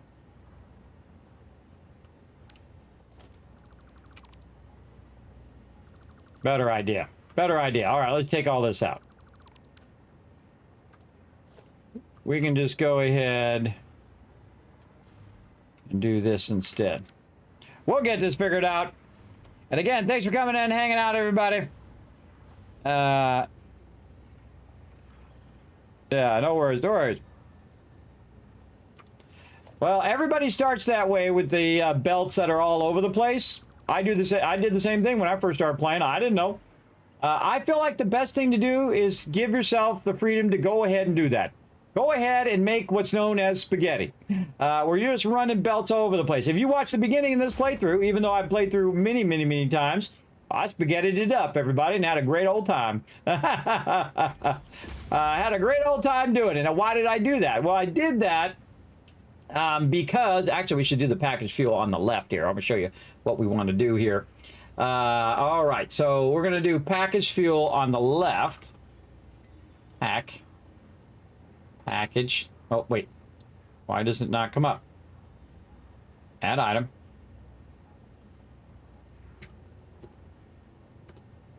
Okay, that was not it. Okay, there we go. Now it's working. A little glitchy. This one right here is any undefined. It's going to go center. On the right is going to be any undefined as well, to the right. Okay, now we know that this is working fine. And we can just go ahead and now run our splitters normally. Right here. So what we're going to do is create a bypass of the stuff that we already know is already filled up in the dimensional depot. It's kind of a sucky way to have to do this, but we'll do it anyway. See if we can just kind of work around it for now. Okay, so now we got that running forward into those. Why is that not coming out of there? Okay. That is not coming out of there into the dimensional depot. Go on, get in there. Oh. Oh, any huh, weird. Something weird here. All right, go there. There we go. Okay, it was that connection there. There's always something weird. Okay, so we go in there and we can see that that's doing ammo. This one, package fuel, we don't want that to do it. Can we do this? No space left for rubber in there. So now we say, okay, hold on. Any rubber, we also want to run around and end up over here into this box. So now we just got to kind of manually tell it which ones are no good. Rubber is going to run to the left. Okay. And then we can just go in and find the ones that are causing it to stop. This one. And package fuel. And this. And more rubber. Package fuel, rubber, package fuel. All right. Here. Okay. Now, if any more package fuel and rubber comes out of there, it should go the other way. And then again, this is going in here, and that's good. That's good. And that's, now it's waiting. Now it's waiting for that stuff to upload, kind of like, you know, the thing. Now, we can see there's some rubber on the belt itself.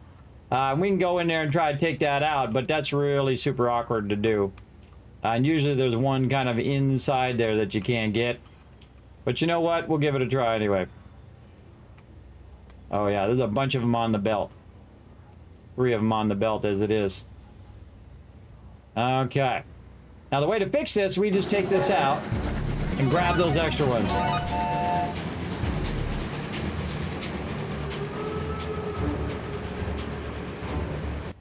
Oh, that was good. And we can just see anything that's not supposed to be in there. All right, there we go. Now we can take the stuff that we took out, put it back in there, and in theory, when it runs through again, it should automatically go the other way. Hey, we got a brand new Teamwork Tycoon, everybody. Show some love right there. Montague has come in and shown some love to the stream. Got on that Kismet love train. I appreciate y'all coming in and hanging out. Yes, gets to tilted. Yeah, there you go. Is keep my spaghetti base and then just make a really nice looking base. I feel like that your first goal is to understand the game and to play it through and get an idea of how all the stuff works and whatnot. And then come back and then make it beautiful. And that's typically what I do. In the beginning, I never worry about it. I just spaghetti it up, run all the stuff, give me a bunch of resources because that's efficient. And your job is efficiency first, right? Not build fancy, smancy little things with little lights and catwalks and all of that. You can if you want to. But again, you get lasered from space. It ain't my fault. And then, of course, the most important thing to understand, and you won't see this in any other stream. You ready? I'm about to blow everybody's mind who's new to my stream because I've been a graphic designer for 30 years. Now, who else is going to go in and illustrate live on stream the entire process for getting an absolute 100% efficiency in the Kismet rule of 8? And you notice the 8 is on its side because it will infinitely run. And all you have to do is know the input, then balance it, then build yourself a blueprint and put 120 going in there, and then you can make it one, and you can make another one, and another one, and another one, and they'll all be 100% efficient. Right over here. That's right. So this is called load balancing, where you go ahead and bring it in, and then you split it to 60 and 60 here, and then it becomes the constructors, it becomes the plates. The plates then run over here, and it splits it 30-30 perfectly, and then these become rods. The rods run out of there, they run down into here, it splits it 10-10 and 10, and then it runs here. Now, do I really build it like this with the thing? Not anymore. But when I first started, when I was learning, this is a great way to learn when you're using your load balancers and you're using your splitters. Later on, you'll do what I'm doing, and that is called using manifolds. Manifolds mean that you run it all in tandem in one thing. All you need to know is how much you're bringing in. Like over here, you see all of the mergers are all together. All of the splitters that are coming out of there are all in one row. I don't go in and do all the numbers for it. I just run all of it in there, and I say, okay, I have this much, in this case, quartz. I have this much quartz coming in. How many constructors do I need? Okay, I need this many constructors. Boom, I make that many constructors. That's it. That's all you need to know. Again, say you have 120 coming in, right? Then you take 120 and divide it by whatever the input is. In this case, 22.5. And then that's how many you need. Easy. Easy numbers. And then put that in there and then run them suckers out. And you could be like me where you're making so much that you got a lot backlogged, which I do. But we're going to need a bunch of that later. But for right now, we good. Look at it doing all the work for me, everybody. I love it when it does all the sorting work for me.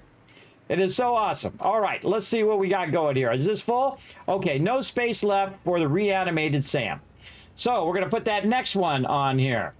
Reanimated Sam. Okay, that's bad. Okay, we're going to tell that to automatically go left. Oh, it works. It works. It works. It works. It works. It works. Oh, I like it. Oh, I love those programmable splitters. Now you know a good use for a programmable splitter, everybody. Now you know. And now I'm just going to pull the stuff out of here that's not supposed to be in there. And again, you got to kind of do some of this manually. But over time, it's going to add up. Now, let's go ahead and test it again. We're going to put that right back in there and see if it automatically diverts it off to the side. And now, look at that. It's super loading all of that stuff across there. Nice, nice, until that stockpile fills up. And then I'll have to go in there and divert it again. Man, I feel like we're going to need more boxes over here, too. And again, we can get as much of this into the dimensional depot as we can. that would be amazing. I feel like the two most amazing things they've added to the game, other than all the big things like trains and other cool stuff like that, is the hologram mode is amazing. And why is all my stuff crooked? The hologram mode is amazing, and the dimensional depot. The dimensional depot absolutely changes the way you play the game in such a fantastic way. You don't have to always run back for your plates. You don't have to always run back for your rods. And sometimes you do, though, when you need a lot of them. But most of the time, you golden. You good. I don't think I ran the lines for all of these over here. Yeah, I didn't run all the lines to go into these other boxes. Let's run all these ones over here. Should really do the bottom one first, because that's way easier. Right there, and then this is going to come out of here and go into here, go into there, and into there. Now, these boxes are all temporary. These boxes are to sort my loot. And right now, it's also to run all this stuff into the dimensional depot. That's about to fill up. That has more right there than it's going to run. So what is this? SAM fluctuator. So we're going to tell any SAM fluctuators... SAM fluctuators to go left. We maxed that out. Oh, see, look, there went one. Okay, what else? We can take these out. Let's see, is that going to run in? All right, encased industrial beams. We need some of those in the stockpile. Let's run some of those in. Over here, how we doing? All right, those are done. Take all those out. Those have maxed out. Those have maxed out. That maxed out. I mean, at least we got some control over it. There we go. And then again, we can just put that back in the box. And then it will auto kick that off to the side. And this stuff fills up fast. And the cool thing is instead of just running at one, I'm running at a whole bunch of them at the same time. I have enough to make a whole bunch of these, because we spent a whole long time yesterday going around getting Mercer spheres, putting up radar towers, doing all sorts of stuff for a very, very long time. They were inefficient. That's right, Thurbeck. That's right. Those are all the people who got shot by lightning. Those used to be hubs, I think. That's my theory. People were out there building catwalks and building all that stuff, and then, you know, corporate said, no, that's enough of that. Boom! You're not being efficient. But again, I'm not going to tell them. You play however you want, everybody. I see some people come in and say, you got to play like this. You got to play. You ain't got to do nothing. You answer to nobody. It's your game. You play it however. But if you want to learn some extra stuff, right over here, you're welcome to come on in the stream. There we go. See, now I've got the encased industrial beams out of there because those are maxed. We'll get those out of there as well. This is a quick way to max your dimensional depot, though. Way faster than doing it in your inventory. Absolutely. Man, because we're running 6 of those at the same time. And see, it's running all that excess right past there.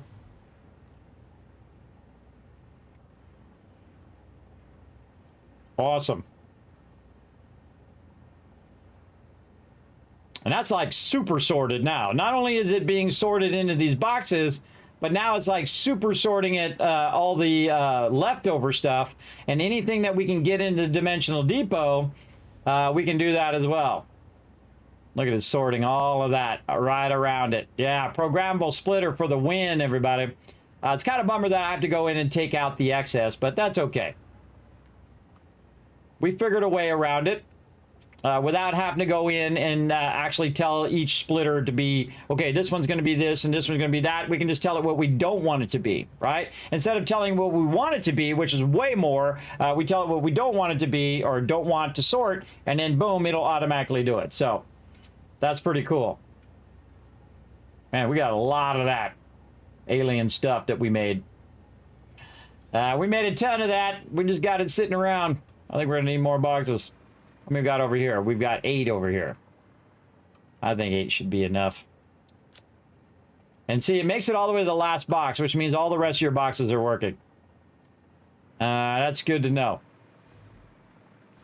All right, what do we got next? We got plastic going in there. I bet you plastic is already in there. Yes, plastic already in there. All right. Add the item. Plastic. You know what? I could probably add a bunch more items too.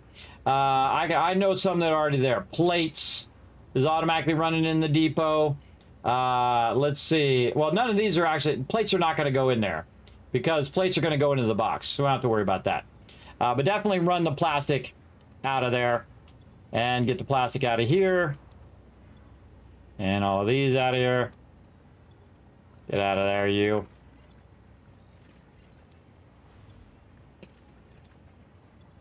Yeah, there we go. So we know that plastic is one of the things we don't need to run into the depot as well. Because actually we have extra plastic from very early on where we made a ton of it, and it's in some boxes way over there where our oil is, and it's running into dimensional depots there. So every time I use it up, it makes more and puts it in the dimensional depot, or actually it doesn't make any more. Actually, it just uses up what's in those boxes, actually. All right, more getting sorted. How we doing over here? What's getting sorted over here? What do you... Oh, tons of screws coming through. Oh, I like to see that. Screws is one of those things that you need a ton of. Oh, I love it. Well, come on, keep doing that sorting. Oh, look at it go. Look at it doing its thing. I like it.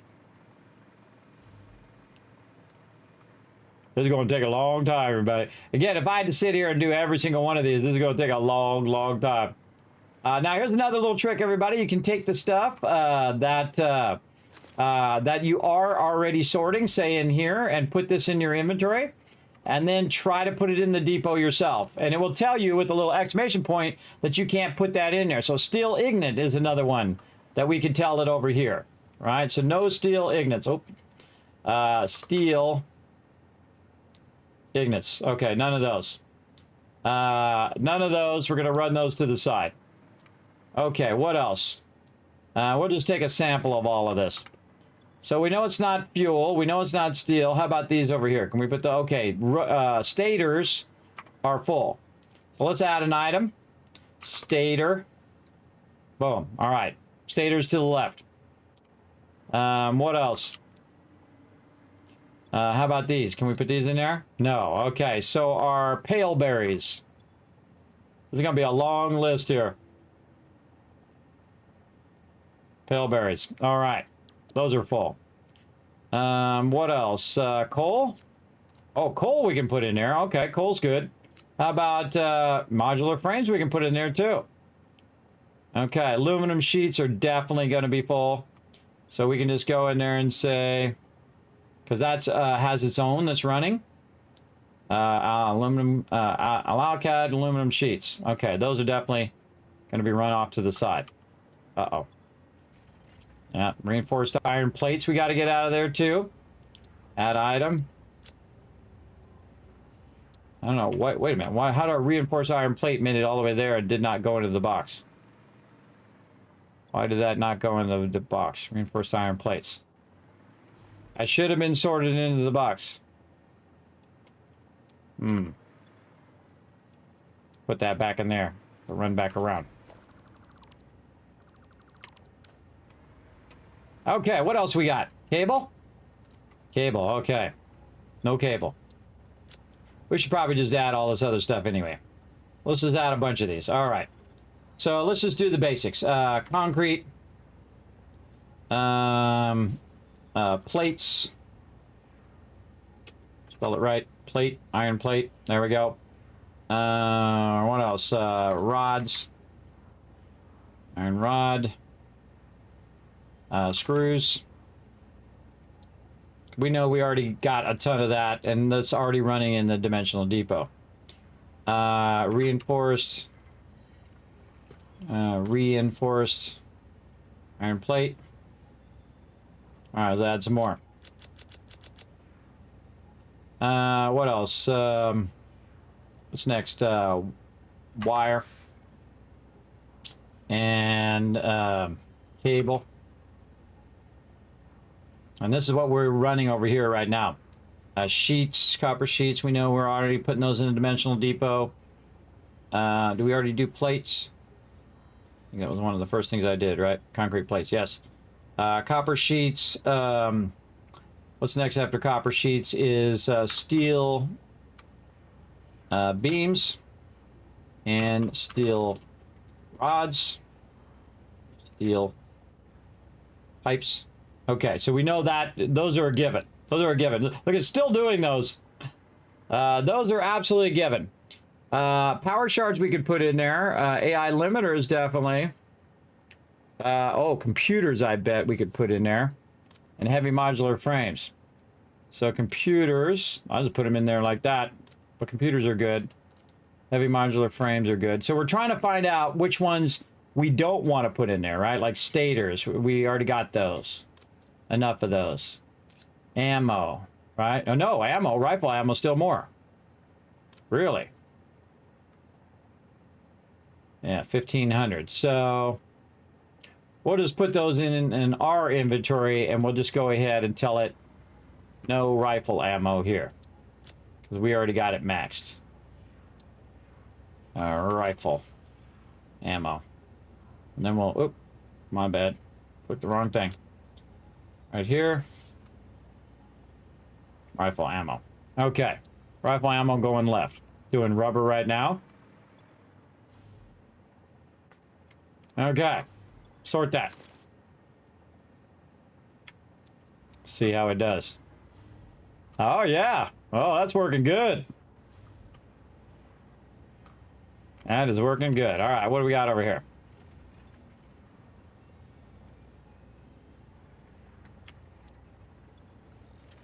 Yeah, somehow these reinforced iron plates got past the main sorter and ended up over here.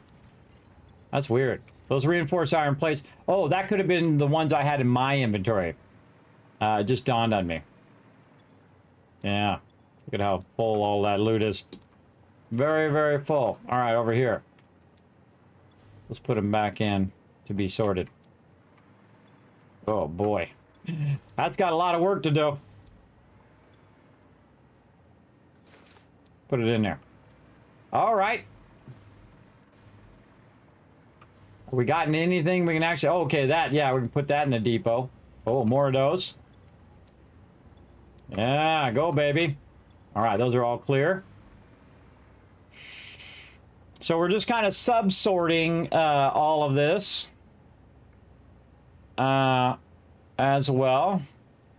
Again, I could put a bunch more depots. I could have it go right and then have more depots that way. Just have them all in a row. Like this.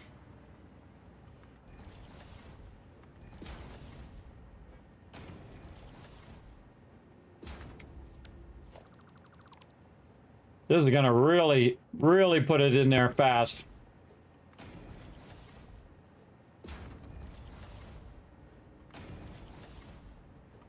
And this is the advantage of running around and finding a bunch of those Mercer spheres. That is for sure. Actually, we should move it back just a little bit so we can see what's on the belt. In case things go horribly wrong. Let's just do this. Bring it in from this way. So this can go that way, and then also in here. And then, we'll just leave these out here. Yeah, we'll move them closer.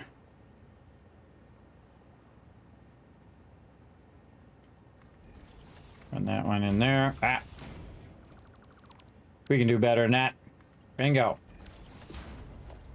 All right, we're gonna really do a bunch of dimensional depots now. We're gonna get this stuff in the dimensional depot in no time at all.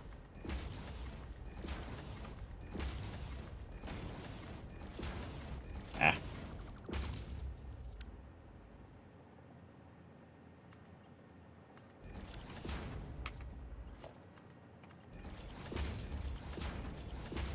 Just double clicking. Makes it go nice and fast when it's real close together. If we get anything we need to run in the dimensional depot, we are certainly going to put a lot of it in there. How we doing here? All these items are done. Yeah, done, done, done. We could just speed this up a little bit, take those out. You know, rifle ammo. Let's just speed this sorting up. This, rifle ammo. This, plastic. This, rubber, this. This back in, these in. All of those things. We know that it's not going to sort any of those. What else? Anything else back here? No. Okay, so we can just save ourselves some time by just taking this stuff that we know is not going to go in there and put it in here instead. There we go. Save ourselves some time. Oh, there it goes. Ooh, what are we doing? What are we putting in there? Oh, okay. Marsilia, no good. Marsilia, no good. All right, we're going to have to fix all of that. So Marsilia right here. Oh, we just added two things. Marsilia. Marsilia. Marsilia. Oh, God. How do I spell it? Brain damage. Mycelia. Mycelia, not Marsilia. Mycelia. Go left. All right, now we just filled all of this up with mycelia. Now we got to take it all out. Oh, and then hog remains too. All right, add that. There's a lot of work. Hog remains.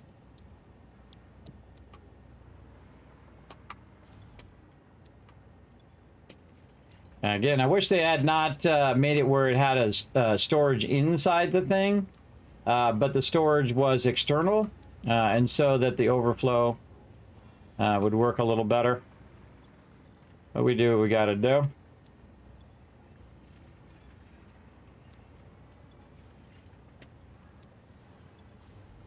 And the cool thing is we can take things in and out of there.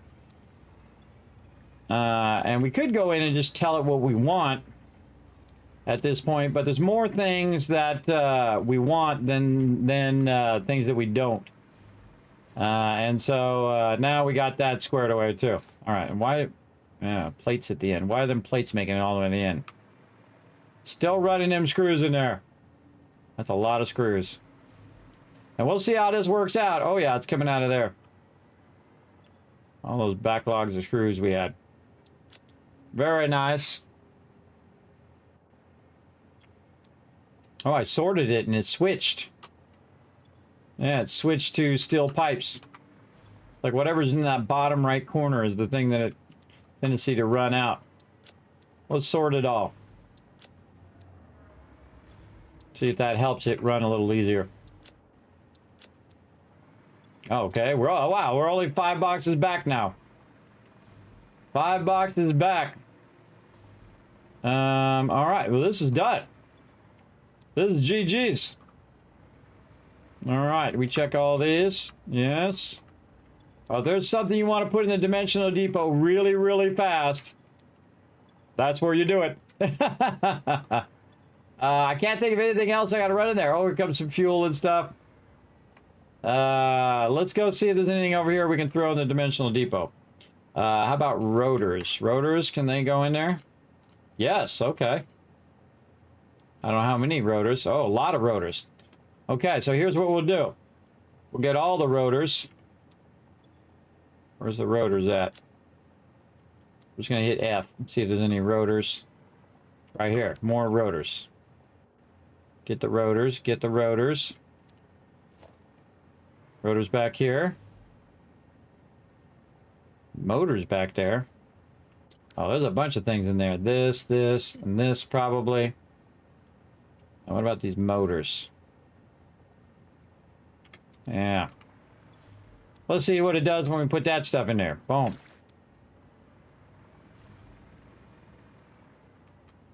Motors.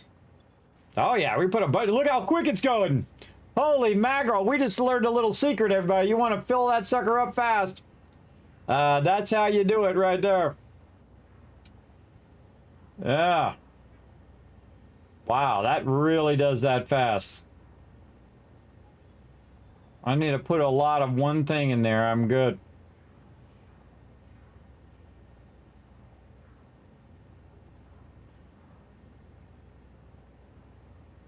Yeah. So now we have to tell it no more motors. Motors. Again, we can do it the other way where we tell it exactly what we want it to do. Now there's no more space, but we can take this out and we can put the other stuff in. Oh wait, that we wanted to leave it. My bad. No space left. Okay, so that one we can't do, which is black powder.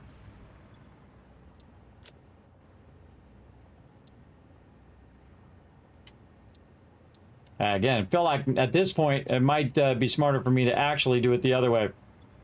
And say, I run this thing instead of not run this thing. Take all those out. You see, by the time I'm done running this,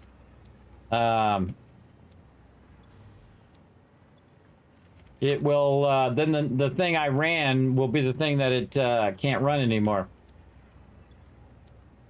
But that's a good problem to have. It works so good that it did that. All right, stators running in. But we can do a little sub-sorting to speed it up just a bit here. We know that's not going to run in there. These and these. Oh, wait, these and these we want to go into our main box, actually. We want to keep those. This.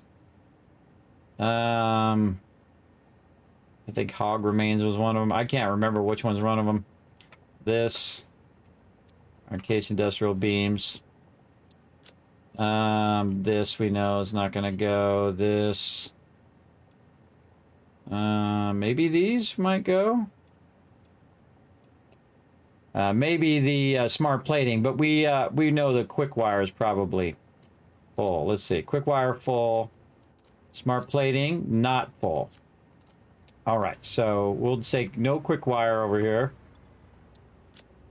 Wish that thing came to the top. It would be way better if it came to the top. Because it'd be easier for me to add. Okay, no quick wire. We'll just dump that in there and let it do its job. Except for we'll take this and this quick wire out of there. We take this and this.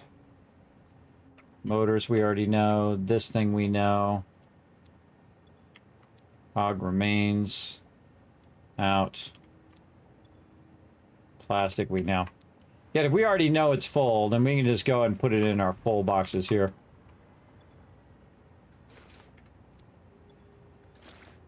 Yeah, we'll just put them in there. Yeah, it just saves time sorting. Okay, this is done. Oh god, now that's filled up. That literally had just a couple slots. All right. Oh, two of them. Smart plating. Smart plating. All right, now I gotta take all that smart plating out of there. Oh, I forgot to do rotors. Rotors and smart plating have maxed. Rotor. Again, I might end up doing everything after a while. Around there. Got iron ore. That one's empty.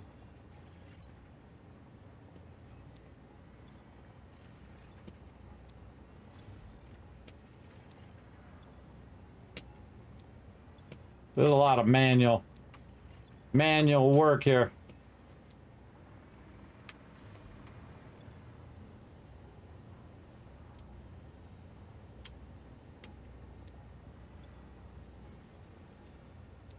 Filling up fast though.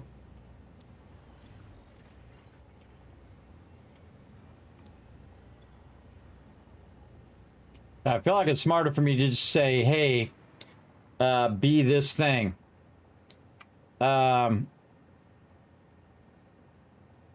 Like what? AI limiter. Yeah, I'm just going to say AI limiter right now. What are the things that we can actually run in there? Let's put these in here and see if it sorts it the right way. That's it. I don't know what I can actually run. Let's see. Anything else we can run in there? This is all probably maxed out. Oh, modular frames. Run those in. How many? Oh, we could actually just do the math. So 50 and 30. So if we want to run these in really fast, we just put a single stack in there. And then that'll do that really, really fast. So we just need to figure out how much we need to do. And then this is any undefined this way. Take that out.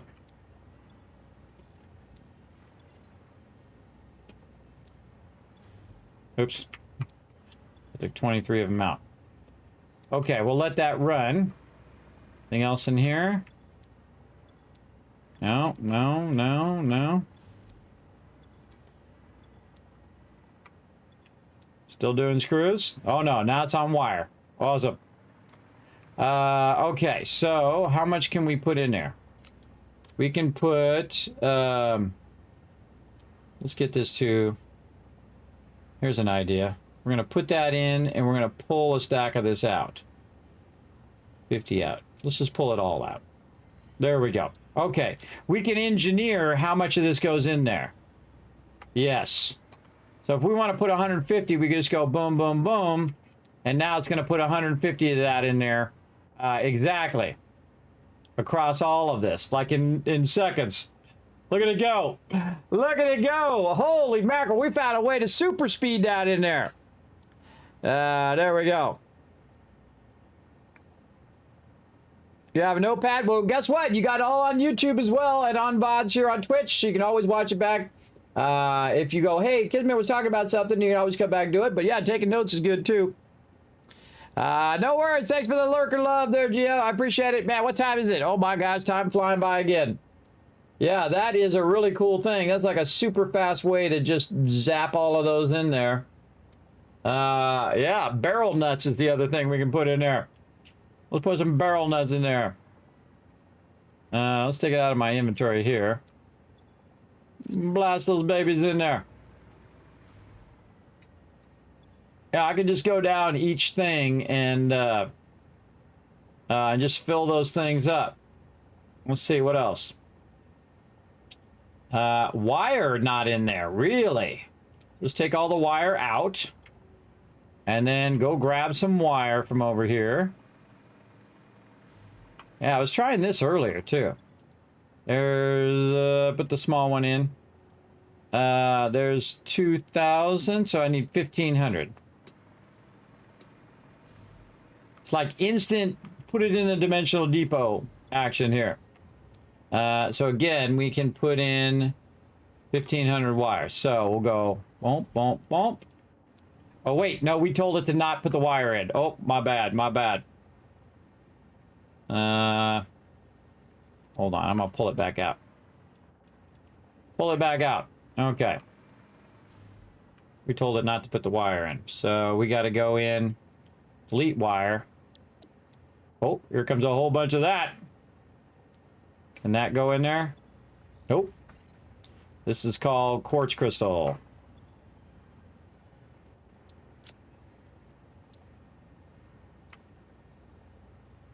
No.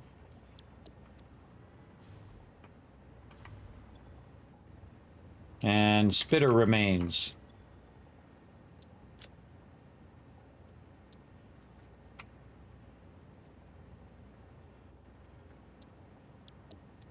Okay.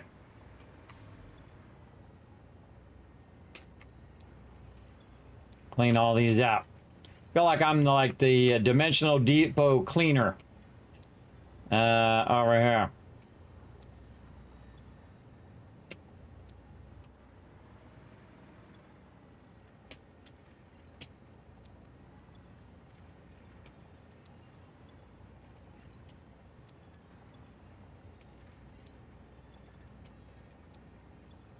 Just taking it out of the depot. Yeah, and the fact that it has its own storage in there is a bummer, because it, otherwise I could just use overflow. So it does kind of trip you up a bit. Okay, let's try this again. Let's get those. Where do we put those?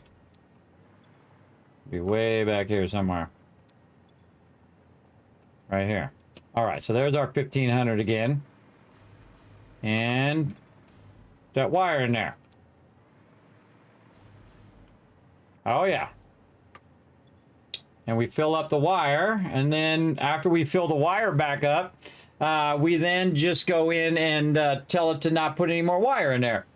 Yeah, this is a great way to just super feed your dimensional depot right here. And then also you could be feeding it from yours, but look how fast that's going. Sam fluctuators, hold on. I thought we needed more of those, 80 of those. So I'm just going to put one of those. Wait, that's not a fluctuator.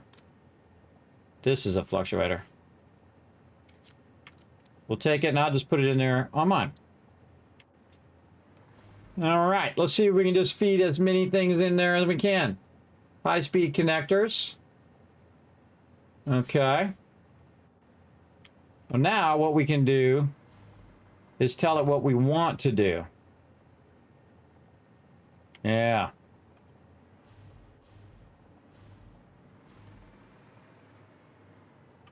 Yeah, these ones at the end are starving for resources. Yeah, we could have put it in the middle and then it would split. Now this one you need a load balancer right here. So it's putting it in each of those equally. But you need a lot more space than what I'm giving it right here. And that's something I would do with all of these. This is one of the great examples of a load balancer. So you want one to go in the first one to go in the second one, to go in the third one. So they're all feeding at the same time instead of using manifolds. Because this has to fill up first before it really starts to run into the other ones over here. Uh-oh, modular frames coming in. We able to get those in? No more modular frames. All right. Modular frames, no.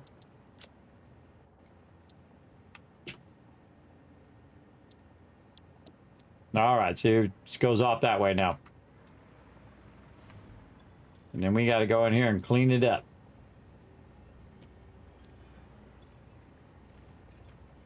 So the cool thing is once we get it going, we just throw it back in there and it will automatically take care of that now. Oh, still doing that. Still doing that. Yeah, fill that up.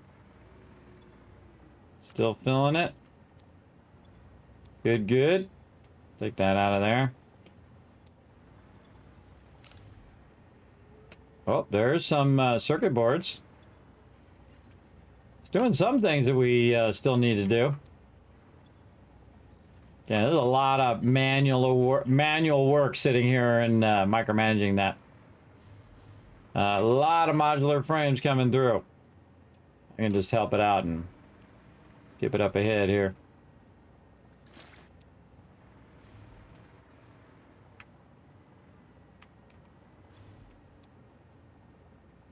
A lot of quartz crystal.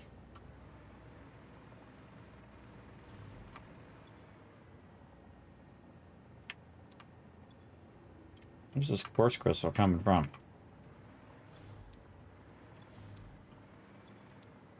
These are all empty. Oh, what is going on here?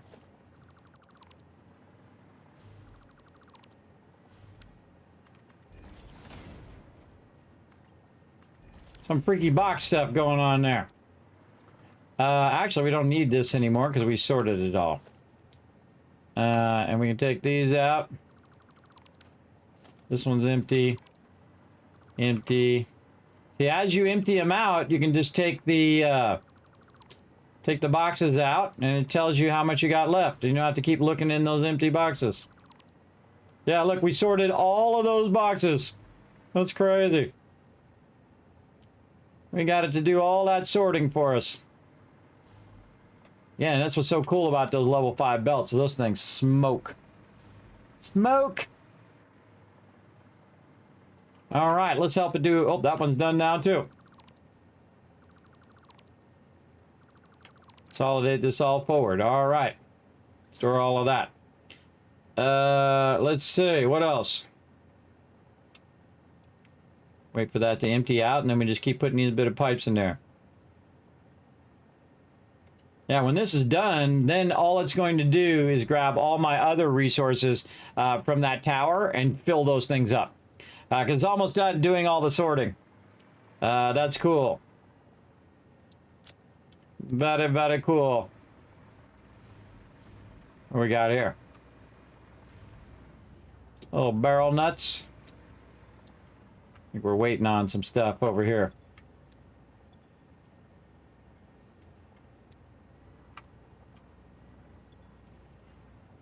Smokeless powder. Didn't we tell that one no smokeless powder? Nope.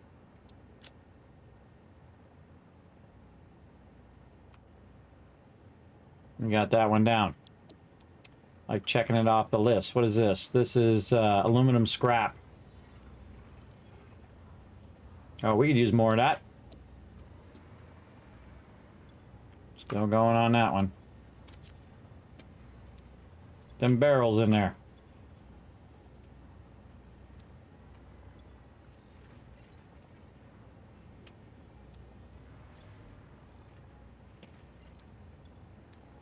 I mean, you might as well run it in there.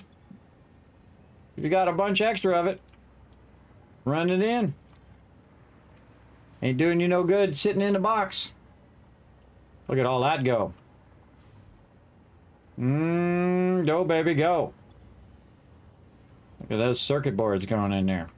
Nice.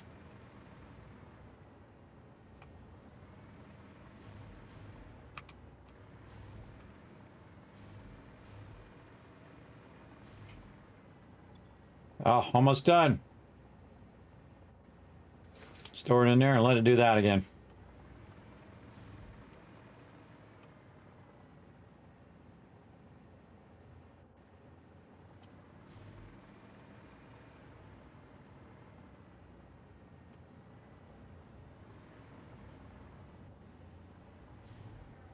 Oh, here comes a bunch of wire. And that wire should have went into the wire thing. Why that wire not going in the wire box?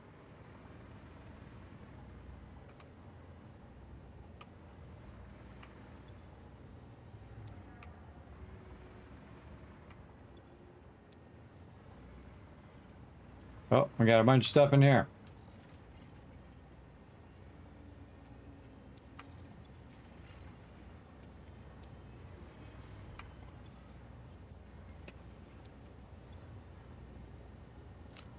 See, this is the roughest part, is going through and still going.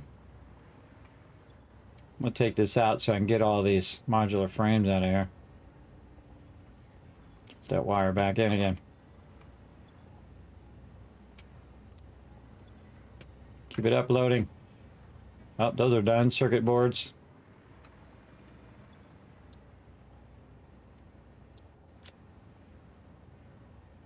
Again, it's almost, at this point, it's almost better for me to tell it what I do want versus what I don't want. Those are all done. Almost got all those up there. Yeah, definitely I'm going to make a load balancer for this. So it puts one of each thing in there, and then it does all of that thing. And then when that thing is filled, I can then take all of that particular thing out of there. And then have that stuff left over, and then just have it run that stuff out of there like that. Nice.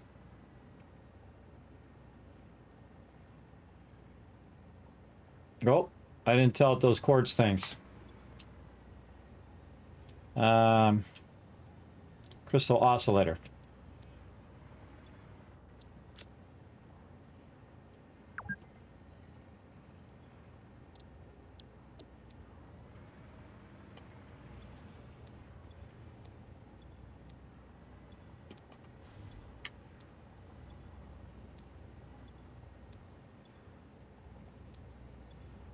Yeah, it's almost done. Any of these, crystal oscillator. Others are done. Circuit boards. Crystal oscillator. Alright, did I do circuit board? I did not. Circuit board. Oh, here comes more of those. Throw those in there too. Alright, there we go.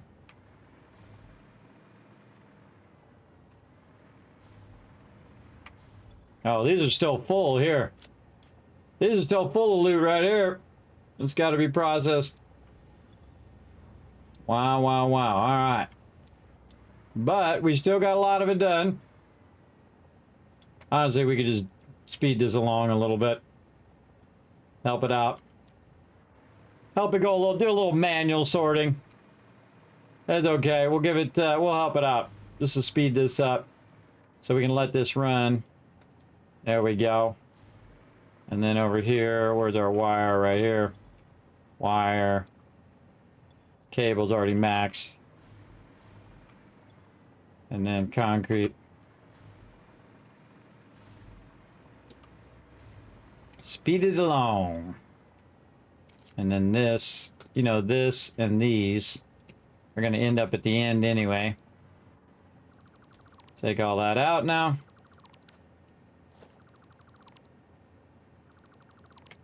All right, now all that other stuff's going to move in there.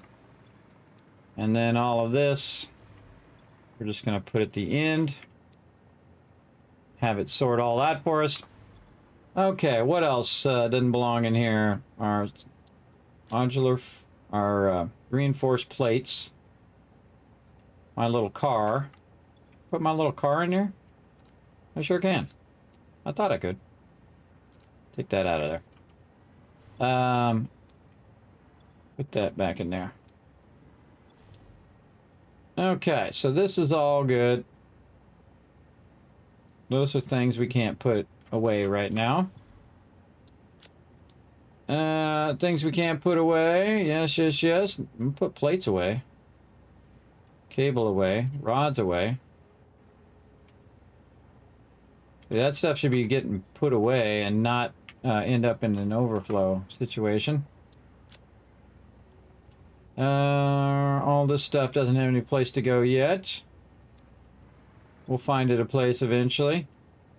Plates. Concrete. Okay, all the rest of that stuff, deal with it later.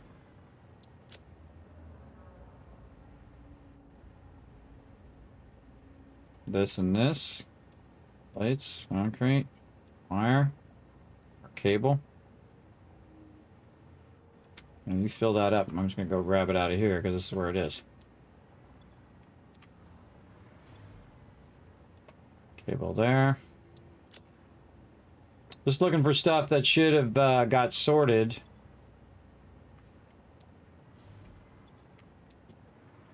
Out of there. Okay, what about in here? What do we got? Well, we know this is just going to go to the end. Oh, computers would be great to run in the thing. All that stuff should get sorted. We know this is going to go to the end. This. This. Put all this back in. Or to put that away for us.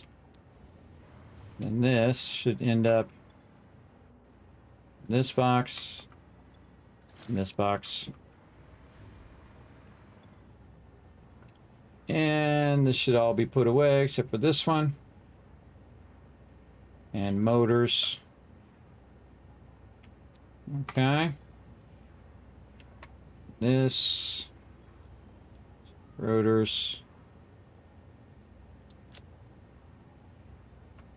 This. What else over here? Well, we know computers doesn't go in those boxes, and plastic. So we can just... We're just speeding this along a little bit. This, this, this, and this is full. And that, and that.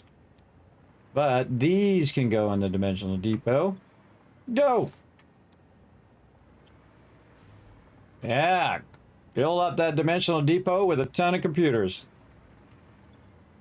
Take this out. Fill it up. That's done now. Oops. Are these out?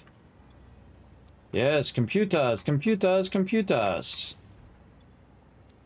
Oh, no. Ah. Filled up with computers. Like, it needed just a couple of them. Alright, fine. Or it just filled up so fast that we don't need any more computers. Alright. Add that item. I mean, we're already in it now. We're already in it. And then we can take wire and add that back in. Wire. All right.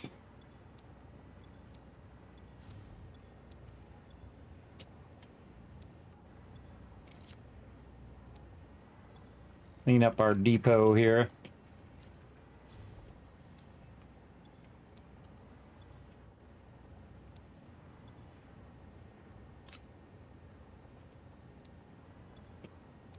Now, all of this stuff over here, once I get the rest of my sorting going, this will then be sorted into its various stuff. But right now, look what it's doing. Sort, sort, sort that stuff. Oh, yeah. It's taking all of the stuff that's been produced right now and is being produced and putting it in all of these boxes. And then it's just going to do that for a very, very long time, which is awesome. Eventually, it'll catch up where it has extracted all of those resources out of there, which I think is amazing.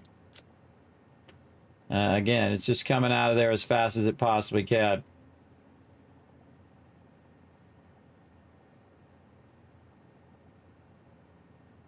Yeah. I can just help it by taking this out.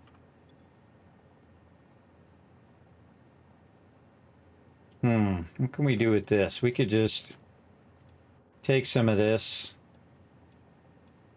Actually, we take all of this and do a little manual sorting. Yeah. To help it catch up a little bit, we could go up here and do some manual sorting. Or actually, we just go to the back of it and do some manual sorting. Like this. Go to the wire, put all the wire in there. Boom. Because that's going to go way faster than this is going to sort, because that's going to sort at 780. But because the boxes are connected with double connections all the way through, it's actually going to run that out faster than it can run it in, which is cool. That's going to make this a little easier. All right, I'll put this in here. And so glad that we marked the back of these now. And this. And over here. And I like it to do the sorting for me, but I like it to do it fast. This in there. Rods in there. Now, it's caught up. Yeah, now it's just going to come out of that belt as fast as it possibly can. It's going in the box. Look at that. It's going in the box and out of the box as fast as it can. Because now it no longer has any backlog. That's cool. Why are steel beams in here? I see steel beams on the thing there. Some steel beams out of there.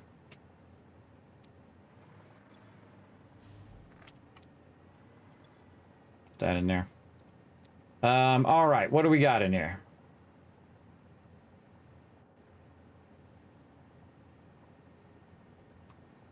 Yeah, I can't wait for this to sort everything. It's going to be awesome. Again, we're just trying to get this lined up where we can let it run and run and run without stopping. And we really got it good now. We got her good. What else can we put in our thingy here?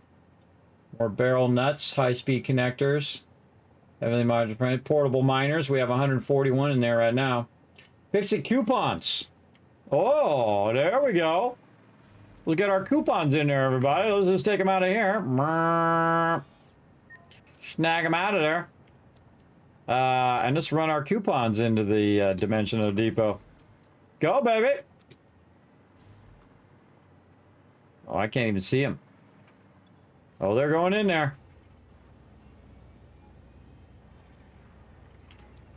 Nice. Going in fast. Yeah, you definitely would want to load balance this because you can see that some of them have more than other ones. So that means that first one's going to take longer than the other ones. Yeah, I would load balance all of that. Absolutely. Just make a whole part back here that's just nothing but a load balancer for dimensional depots. And then I'm like, oh, I want to put a bunch of this in there. Boom. And then it will put one in each one. And then all of them will be running simultaneously. And just fill that up in no time. That's fun. Oh. What else? Let's see. Hard drives, or we don't have any more of those. Box right, we got filled. Biofuel, we got filled up. Maybe make some more scanners and put it in there. I don't really need to. Oh, some more bacon. More stinger stuff. So again, I can just go through, even take a screenshot of the things that I have left to fill in there. And just put that as the thing that goes through. Any undefined would go left, and anything that's defined would go into the thing. Let me throw some coal in there. What? No, we need more SAM ore? We need about 300 SAM ore in there. All right, I know right what to do. I know we need some more SAM ore. Okay, we're on it. So 300, huh? Let's put this back. Just take exactly 300 out.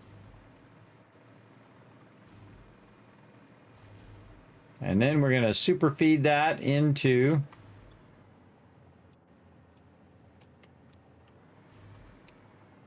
the dimensional depots.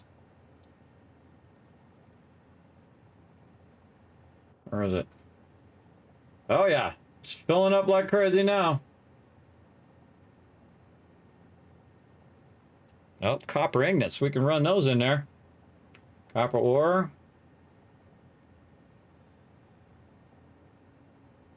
Yeah, see, all this base resources, we should be running dimensional depots for those eventually too. Resin, same thing. Aluminum scrap, all this stuff. Every single thing in the game, I would love to do that for. I'd like it to figure out though that it's already full. That would be great on the programmable splitter. Anything that's already in the dimensional depot, then run to the left, or run to the whichever way I want it to run. Because it doesn't really detect that the dimensional depot is full. Any item that can't go in the dimensional depot. All right, that's uploading all of that. Nice. And let's put this in here. There we go. And this is still running in. Oh, yeah. Still doing its job down there.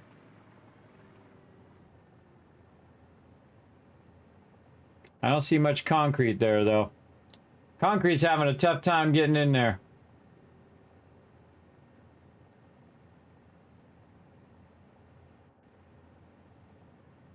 Oh, there's some concrete.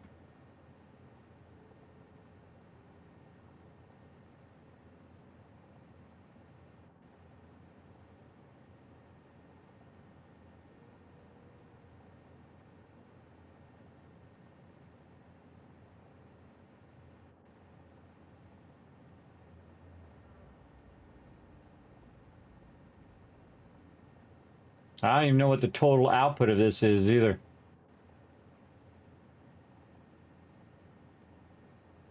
But it's certainly going to have a lot of it. Now, one of the things I can do when we come back, we find that all of our stuff is full, right? Like all of a certain item is full. We can just disconnect it in the back there. So that'll disconnect, say, our wire. And so we turn our wire off. Now it's got more room to bring the concrete through, right? And then it can then fill up all the concrete with it. Or we can move the concrete to the first position, which would infuse more of that in there, which we could totally do right now back here. And so that gives us control over what's going in on the belt. But the concrete is definitely in the back, so it's gonna struggle. to get in there, because it's trying to get all the rest of this in there, and this belt is not fast enough for it. Yeah, even these reinforced iron plates are struggling, because all of these are feeding like crazy.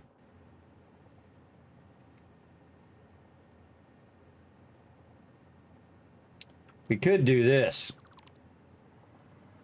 where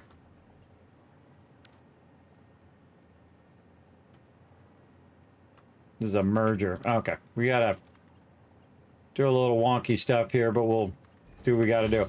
We can go this way and merge those last ones into the front, so it's doing every other one there. And then, so that's those 4, and then take this and what's this? This is a merger. So we take this out.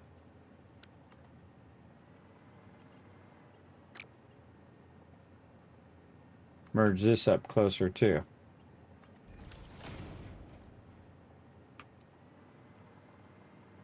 Yeah, so now it's really mixing it together.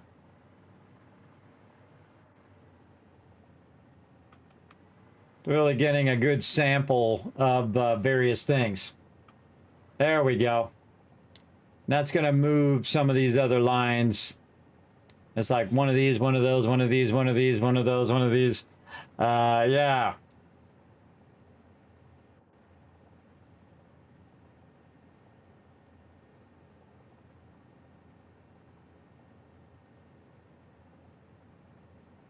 That's not enough, though. That's totally not enough. Again, I could just run those direct, by the way. I could have just ran them direct, all of these, to into their boxes, which is normally what I do. But if I also had a tier 6 belt, that would be smoking out of there, too. Put all these as tier 6s. And we'll go back and we'll check it. And again, because it's making more while we're running this out, by the way. It's making more of that big time. But now we got it kind of intermixed a little better. We'll see how that works out.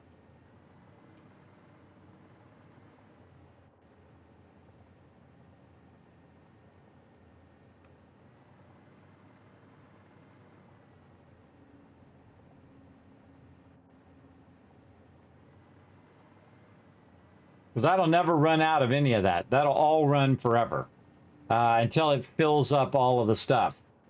And when it fills up all of the stuff, then it's still going to run and just run into the other boxes, into the overflow. Oh, I can turn the overflow back on again now. Because it's not all my other random stuff that's running through there now. It's very specifically these resources.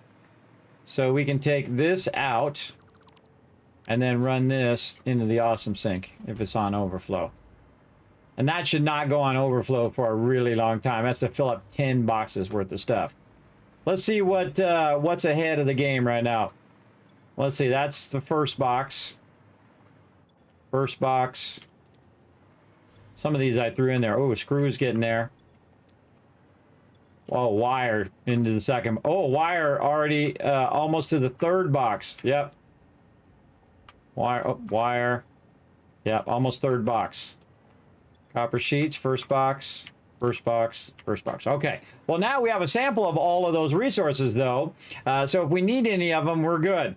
But again, that's going to run until we come back in a week from now, or 6 days from now. And that's going to have a tremendous amount of that in there. More than probably we'll need for a little bit. But that's kind of cool how we could then bypass that and do a little sub-sorting into the dimensional depot. That's cool. But I feel like it's also better to put, one of these dimensional depot on every single item that you're producing so that it just does it automatically. Puts it automatically into the depot. Very cool. All right, let me catch up. There you go.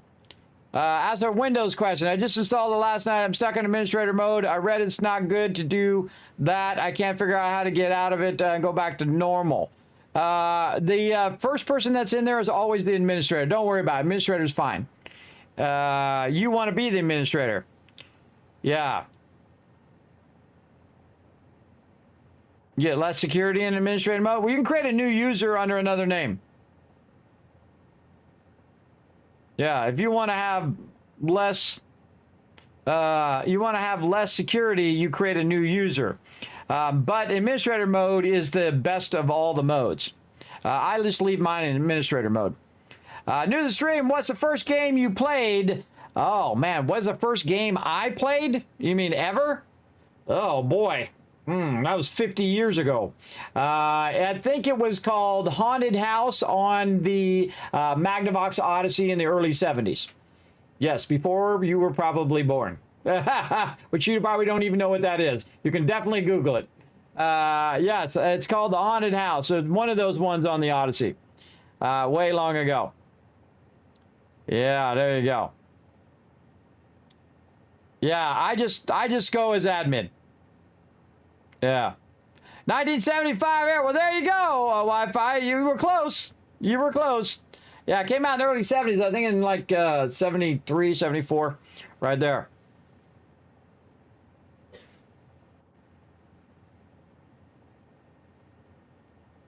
You have a heck of a time getting to train station. Well, first, trains, the direction of your train stations matter, right? I'm standing over here right by my train station. Let's go look. The direction of it is very, very important. Like in my train over here, I'm using a very simple push-pull train. Push-pull trains mean that this train station is going this way, and this train station is going that way. This engine is going this way, and this engine is going that way. You'll see it. It'll come over here in a minute. And the reason why it's doing that is so that one train can pull it toward this station and one train can pull it toward the other station. If you have the stations going in the same direction, then it doesn't work. But if you have a circle track that circles back around, then it should work if the trains are going in the same direction, right? So you want to know, one, if you're using a single track, then you want to make sure you have an engine facing in both directions and a station in both directions. Here it comes. So this station here is facing this way. How do you know? Because the sign's right there, and it's signing that way. And you can see that the front train is facing this direction, which goes to this train station. The other one in the back is facing the other direction, which means this train goes, this train engine goes to that station over there. And that station over there is facing the opposite direction of which one this one's facing, right? This one's facing this one, and that one is facing, well, really that way, but it's facing in the opposite direction. So I suggest to start with push-pull trains first to get them down. And then if you're going to, say, make this go in a circle and come back, like my other train over here, then we'll see if we can catch a train on this side. And so this is a complete circle. So it goes from this train track all the way around, collects my box right, circles back around, there it goes. And you can see that this train, all the engines are going in the same direction, right? So they're going for every 4 things, you want to have another engine on it. And again, if it's a circle track, engines in the same direction, a push-pull or a single track, opposite directions. Opposite stations, opposite trains. There you go. Oh yeah, well, I'm not to any advanced training stuff right now for trains. Then later, if you want to get this to work, you also want to use these things, block signals. Block signals are just basically cut up your tracks into different segments. That's what they are. So they just say, hey, train that's coming in right here, you can't go on this track because there's another train there. If there was a train on that segment of the track, then this train would stop, right? And you can see now no train can go on there because it says it's blocked. But the second that train comes off of that segment that I made, then this will turn green and then another train can go on there. But I have that's a long segment there, and I have it that way so that it spreads them out. It equalizes the distance so that they're, when one's over here, another one's in the middle, and another one's on the far side. So they're all spread out from each other. But you'll see it here in a second. It'll change the second that train gets off of that part of the track. And I can cut them into any even smaller if I want to, just by simply putting down a block signal. It just says, don't go in this segment. There's already a train there. And you want it to be as long as your train, at least, minimum amount. Then when you go into station, same thing. You want to make sure that you leave some room in the back. And then in the front, in my case, I have the train in the back. So that's why I have that a bit away from the station, like that. Let's see. Has the thing got there yet? It's still going. Let's go over here and look at one of these other ones. Yeah, look, this one's green right here. You can see it. So that means it's okay to go into there. That sucker's still going. Still going out there. Yep, he's almost to the station.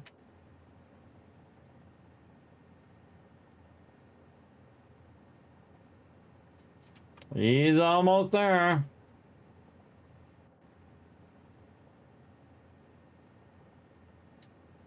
Yeah. He's out there. Yeah, there it is. Yeah, he just went into that other segment. So now the other one's coming back down the line here. And it's going to go there. Now, all of these stations are facing in the same direction, which in this case is this way, right? It's going exactly how we want the trains to go. And that's it. That's all you need to know. Then you go in and you do the timetable on the train. And I would start with whatever you think is your primary one. Like in my case, it's the Tycoon HQ here. So when we go in and we look at this, there we go. We look at the trains that I have running. You can see I have 3 trains. And then I just went in and said edit timetable. I put in all 3 stations. And then I saved the changes. And then I told it to turn on self-driving. And then it starts up the train starts going. And you want to give it a minute because it takes a second for it to figure it out and do all of that as well. And you can see I got a big train right here. And I've seen trains even bigger. Absolutely huge long trains, both in real life and in game, that are very, very long trains. Trains that go on for like 30 minutes. Yeah, I've been at stops before where they just kind of just keep going and going and going and going. That's for sure. Yeah. Is a push-pull train? Yes. Tells you the other station's unavailable. Check your tracks. That could be a track problem. If you know they're going in both different directions, and you know that you have your train engines going in different directions, then it's got to be your track. Something to do with your track, not connected right. There's a little segment that got messed up for whatever reason. Start taking those segments out and re-adding them back in. That's exactly what I would do if it wasn't working. Also, test if it actually even works. So what you do is you build a small area. You build a train station right here, and very close, you just build one little track, build another train station, put your trains in, your train engines in 2 separate directions, and see if you can get it to work on a small scale first. If you can get it to work on a small scale, then you know it's working in your playthrough. Then you can work on a larger scale to get it to run. That's what I would do. All you had to do is follow the train. There you go. Yeah, I did the dumbest thing when I was young when speaking to trains. A friend of mine, he lived right by train track. So we thought, you know what we'll do is we'll go put some pennies out there and, you know, crush the pennies down and crush them when the train comes along, right? One, you could derail the train. Don't do that, everybody. That was really stupid. And then when the train came along, we couldn't find the pennies. You know why we couldn't find the pennies? Because they shot out of there like a bullet and they went into the stone wall that was right there. That could have been us. If we were standing there, that one went right through me, everybody. Do not put stuff on the train tracks. Very dangerous. Do not do that. Very stupid. One of the stupidest things I ever did. But that's what happens when you hang around with peeps and they're like, hey, let's try this thing. And I'm like, oh, okay. I don't know anything about that thing. Let's try it. Oh, God, that was dumb. See, sometimes you learn that stuff the hard way, everybody. Learn it the easy way. Me telling you. The easy ones you get for free. You don't have to go through the scary suffering and scariness of going, man, I could have actually died from that. I've dodged the Reaper many times, and that was one of them. Oh, keep loading that up. Oh, man, I'm so excited about just logging in next time and having that all loaded up. Very cool. Very dumb. Okay. Now, this is run 24/7. Let's check out those cables. Are we in box 3 now? Show me. Oh, box 3 now. Again, that's 10 boxes. There's going to be 10 boxes of cables, 10 boxes of copper wire, 10 boxes of all of that. And then any excess, it's just going to run out of there. Now, the cool thing is that, one, I'm going to get a massive amount of tickets from this. But also, I can, when I pull it out of there, it'll then just start putting more in there. And what it will do is it'll bring the one from this bottom box when it fills, and it'll start loading it all the way up, and all of these will start to move forward, and it will bring it to me. So again, if I have multiple boxes, great example is if I take some wire out of this bottom one right here, it's just going to start filling it right back up again. And that's what's so cool about having such a big backlog. At this stage of the game, that's what you want to do. You want a massive backlog, and at any time, you don't have to feel like, oh, I got to run over and get some more. I got to run over and get some more. At some point, you should not be running out and getting any more at all that you need. Now, you're like, well, Kismet, if it's running in the dimensional depot, why do you need to need this much stuff? Well, even with the dimensional depot, especially with something like concrete or things like that, you sometimes need a massively large scale amount of that stuff, more than that can fit in the dimensional depot, at least at the upgrade level that I'm at now. So I just pull it out of the box, then it will refill the box with concrete, which I think is going to be cool because at some point, all of this is going to run out. And I would think that concrete would be the #1 thing I want to come through there. And we could move concrete to the front. I think we kind of did, didn't we? We ran the concrete around to the front. No, we ran that one in there. Hold on, let's do that. Instead of doing this, let's do this into here. Those are not as important as my concrete. Let's let it go right to the front of the line.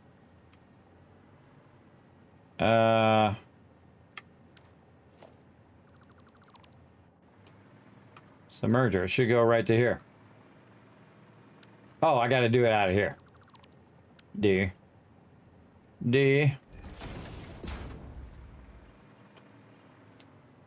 Front of the line, baby.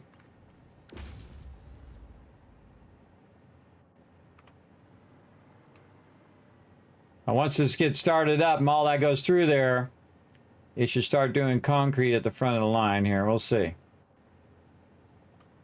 There it goes. See, yeah, now it's prioritizing more concrete than the other stuff because I basically bypass it to the front. Concrete's the thing I use the most, absolutely out of anything. I'll use hundreds of thousands of concrete, and everything else I'll use 1,000 or 2,000 or 5,000, right?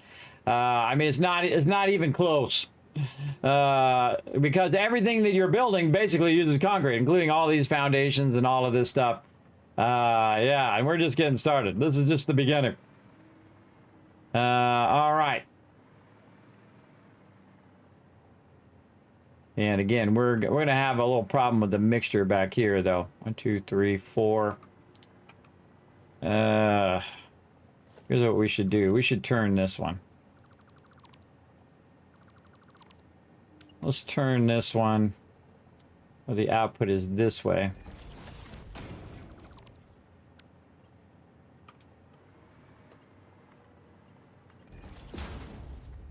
Ah, it's offset.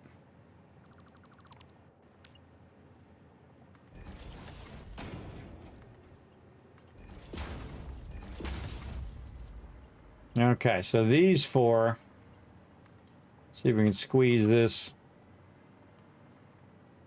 to merge in down this way. This one, output. Oh yeah.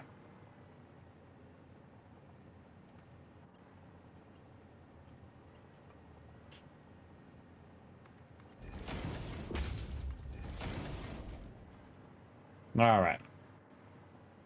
So now we're really going to kind of mix these together a little better. But we want to really prioritize that concrete. And then these four are going to mix together. And then these four are going to mix together. And then it's going to go every other one with all of those things. And then very heavy in the concrete. But that's just, those belts are just not fast enough. That's too much for that to handle, really. Again, I could put these all in their individual boxes and it would fill up much faster because it would be 780 and 780 and 780 and 780 and 780 and 780. And we could still do it if we wanted to. But I kind of like the fact that I can just let it run and I don't have to run all those lines and do all that stuff. I just kind of went in and did the kind of matrix deal over here. Why is this not a sweet 90? Give us that sweet 90. What's that? Too steep. Something funky going on here. I don't like it. Something funky. Let's get that 90 in there. There's our sweet 90. All right, there we go. I like them sweet 90s. This one right here is irrelevant now. Take this out. Run that in there like that. Now we're talking. Why is this one not coming out? What is this? That's cable. Oh, it already ran all the cable. Cable's done. Yeah, it already did all the cable. Oh, because it was the first in the line. That's why. And then it's going to run out of concrete. And then it'll go and do copper. And then whatever else is on this line. And then it'll eventually run out of this. And it'll run out of each thing. And it will all be filled up in the box. I see. Yeah, that's what happened there. All the cable that we had backlogged down in our factory down here. It's our big tower that we have going. Of all of our various factories, it ran out. Oh, that's cool. Yep, there goes our cable. Meow.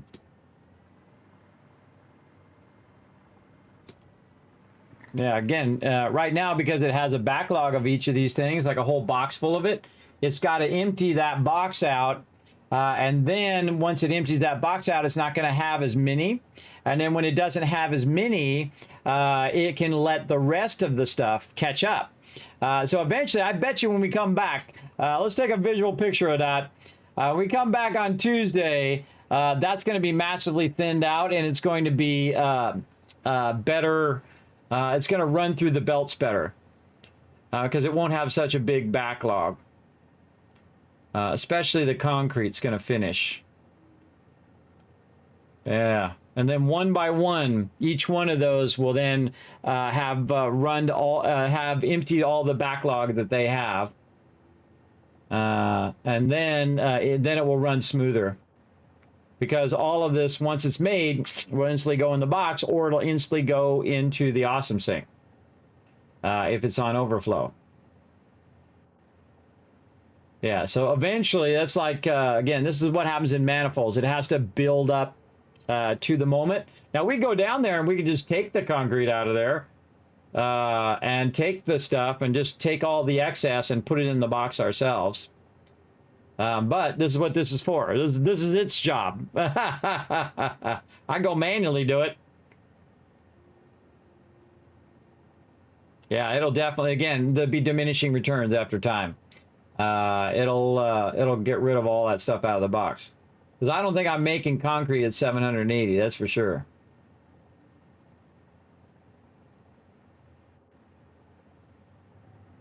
And that'll be 2 of them down. And then the next one will be copper sheets, and that one will be down. The next one will be wire, and so on. You kind of want to let it do that naturally, now that I think about it. You kind of want to let it do its copper sheets, and then the next one. So I just overrided the copper sheets.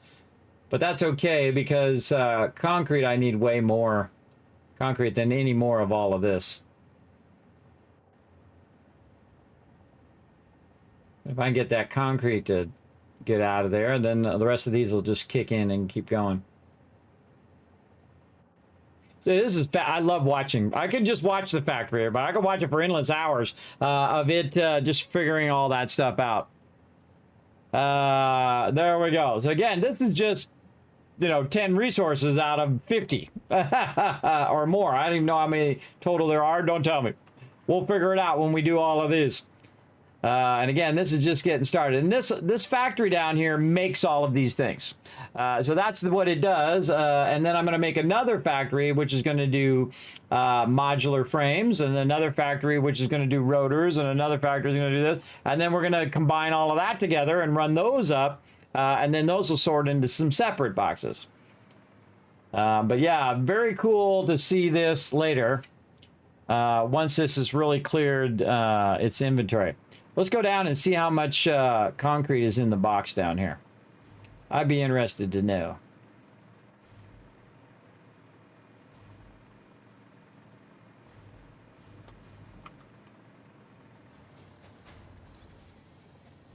Oh, it's got a bunch.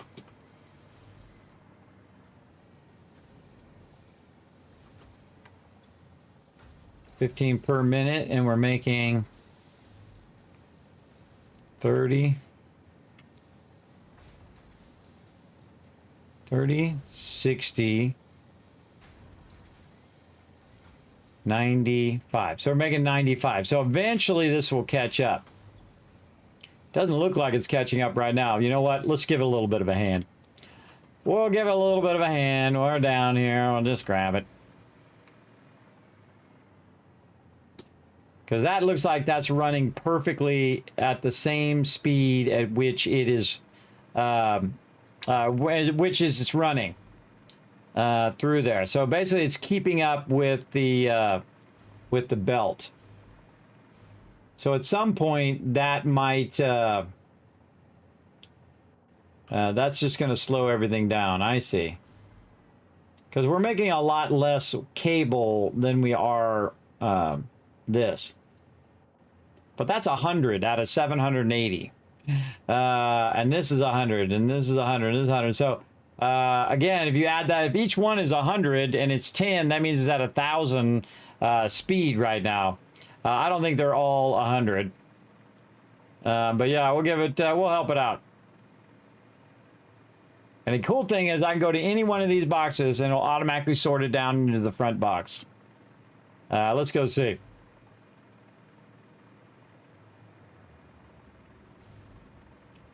Right now, we got that many going, and then we just put it here in the back box, and that should go through and really be smoking that through there now. Oh yeah. See how much faster it's going? That's because it's running the dual belts, and it's just smoking in there now.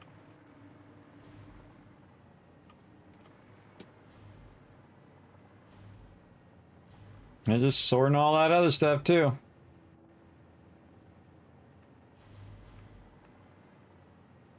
It's got a good mixture there, though. So we'll get a bit of everything. And that's all we really need. A bit of everything.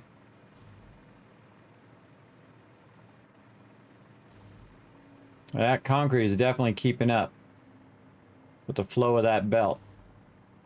Again, at some point you'd think it would diminish.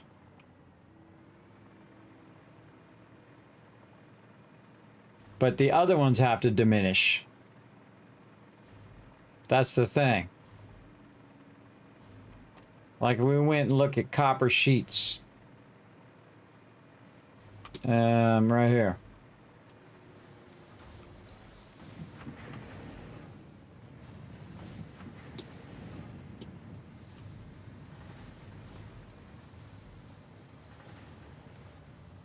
This is the stuff that fascinates me, everybody. Finding a balance in the game. Oh, wow, okay. That's our wire. So our wire's empty. Copper sheets. I mean, our cable's empty. Yeah, wire. This wire is diminishing. Right? Maybe not. Let's take the wire out. Let's see if it starts to backlog. Nope. So it's running out at the same speed it's coming in. Copper sheets. Yeah, copper sheets is diminishing. It's not making it faster than it's run out. So it would the copper sheets would eventually run out.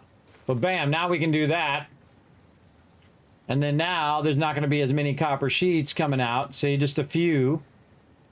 And then that's going to allow those copper sheets to catch up. And we can just speed it along now. All right, I'll just speed it along. And then there will be less copper sheets, which means that the cement can run faster, and then the cement will get done, and so on and so forth. Like I was saying, we'll come back. You watch, that copper sheets thing is going to be a lot more diminished. Let's just put this stuff in here, though. What do we got? Wire and all of that. Let's just move that stuff up and give it the ability to just cook. Right there. Copper sheets in there. Yeah. Look at it go. Look at it go.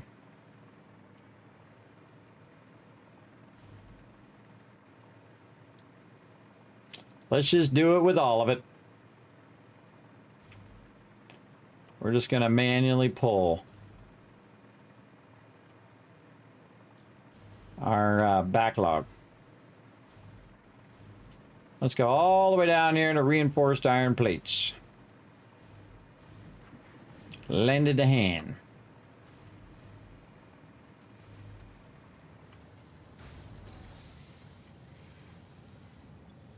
Boom. Again, we'll see it not so many going up the thing. Yep. So now all the other resources are not competent. Whoa. Oh, I just didn't see them on there.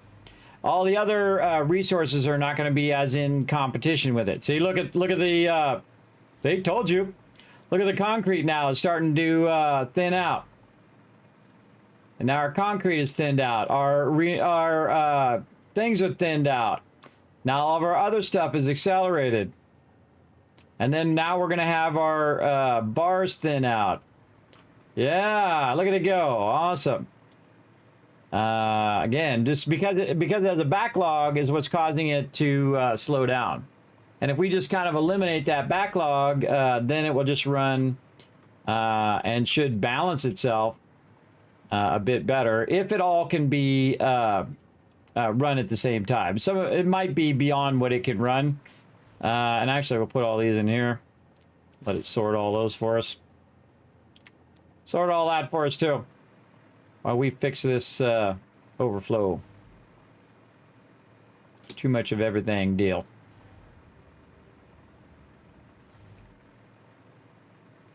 Yep. Look at that. Boom, boom. Now I did the other one.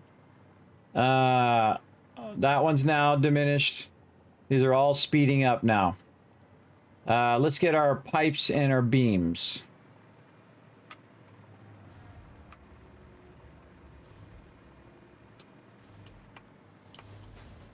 Oh, it's one up. Right here.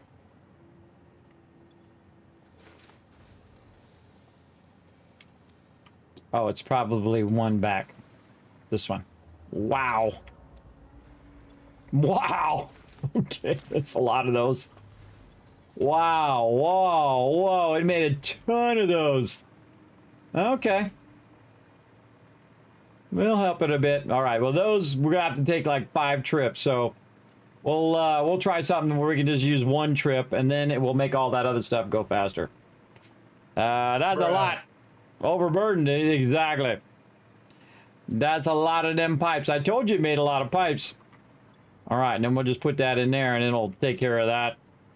Then we'll go to the second one, put it in there. It'll run that out of there at 1500 faster, and it can put it in.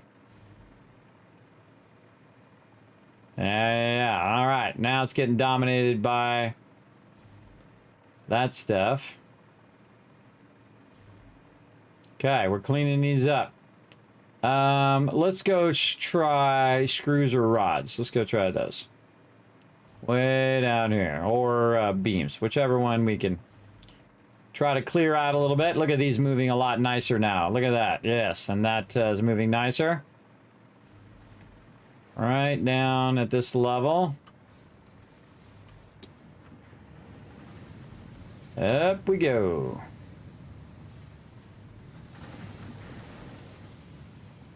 What's this? This is coming in. Oh, that's the raw ore being taken care of over here. Taking care of that. Now this is... That's our other stuff there. This is copper. We need the one down from this.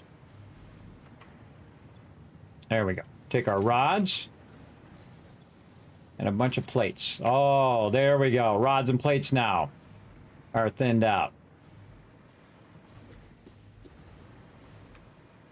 You should see them thinning out on the side here eventually.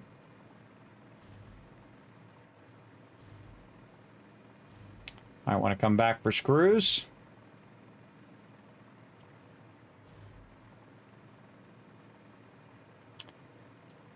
Okie dokie. I don't mind doing it myself, running back and forth to try to get this optimized, and so it'll be running like at peak efficiency while I'm doing other things. Right here, plates. Boom. Now, this is all going to fill up and backlog anyway, all the way back. But at least the when it gets to overflow, the overflow is going to work a lot better. How are we doing here? Let's take that out. Put that right in here. I'm still trying to run that out. Sure is. Still trying to run that up and get it over here into these boxes. Yeah, that's going to be filling that up nicely.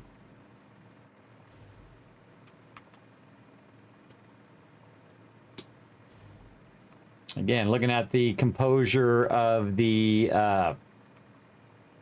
belt. Oh, look, we're getting a look like a gap there. Okay, let's see how our stuff is doing here. Oh yeah, there it goes. See, there's the last of the plates, and then it's just going to throw some plates up a little slower. So this should speed up. Yeah, see, it's not going faster than it's running it. And the plates should catch up, and then that should start to thin out. We'll see it happen. Oh, yeah.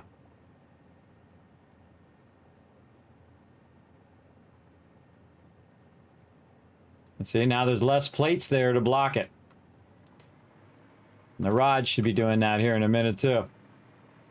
Yep, there goes the rods. Let's go ahead and check them screws. Yeah, look at it working good now. Working good. It's good. It's good. Now we just need to get rid of this backlog of screws. That's copper.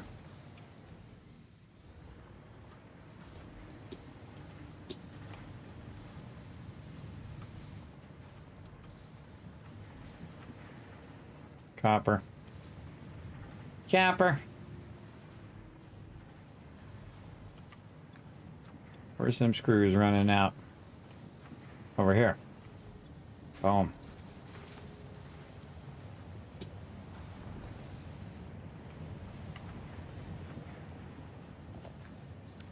I didn't see him on the belt.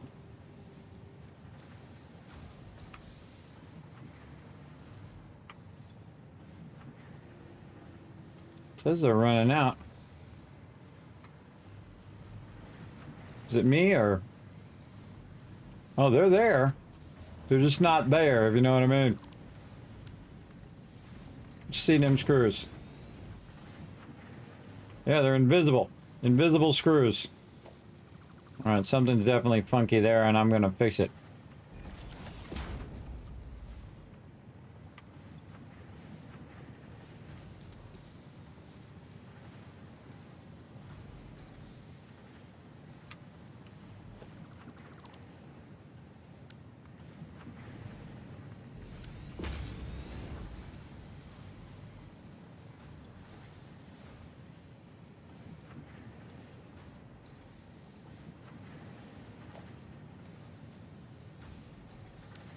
That's weird. It's not showing me my screws there. I found a bug. Let's go see if we can see them outside.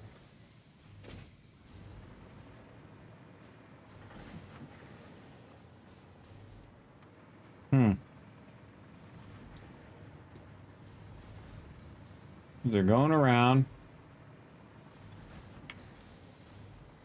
Splitting there. Those are plates. These are rods. This is screws. Yeah.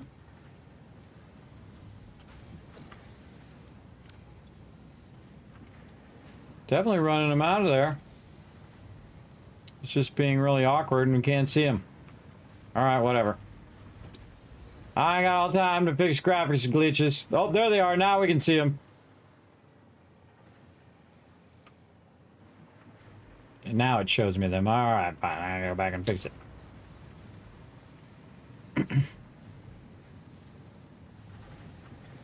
Got which one it was now. One of these. I'm the one who made this. Not that. It's a really weird lifter. This one. Okay, there's no more in there. No more in there. And we should see that.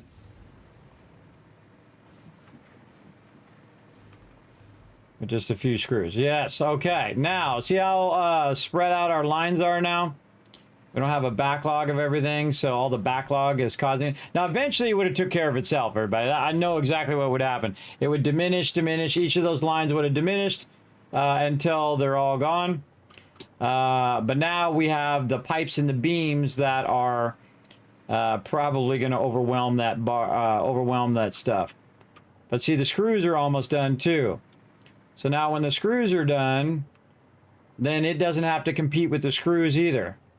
And so now it's going to run a lot more pipes. See the pipe speeding up? Yeah, now it's going to run a lot more pipes and run out those pipes. All right. Let's go over here, drop this stuff off. This is cool. Getting my hands dirty. Yeah, I'm doing a little sorting for it. Again, I want to let it run and fill up all these boxes. And I think it's just interesting to go in and see all that kind of cool stuff.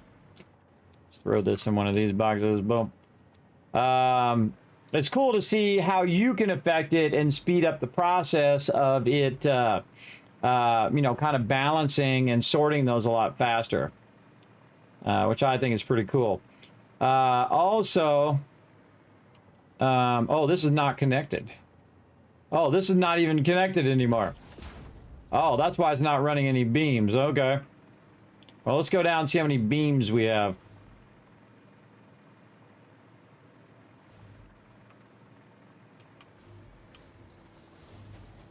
What's the one below? Down up here. All right, beams. Oh, not that many. Okay. Beams is something we can help with. Okay. Grab them beams. Beams are now going to not overwhelm the belt. Yeah, there we go.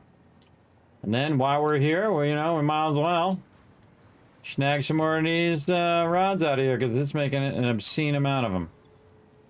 Oh.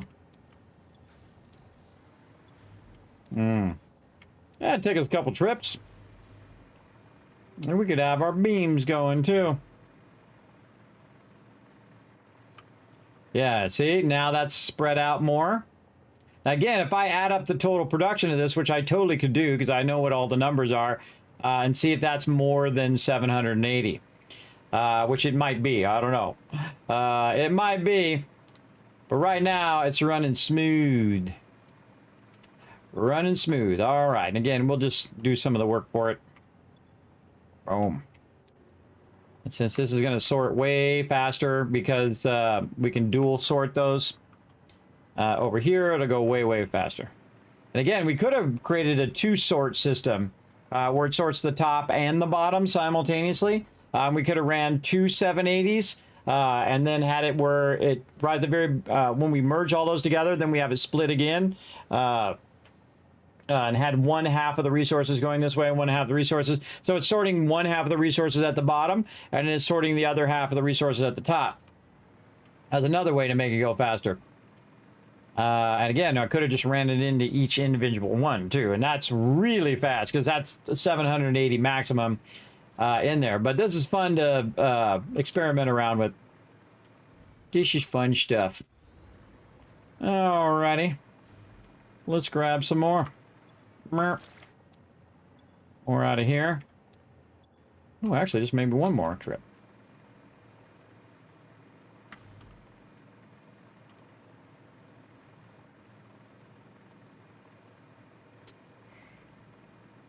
Morning, Raz.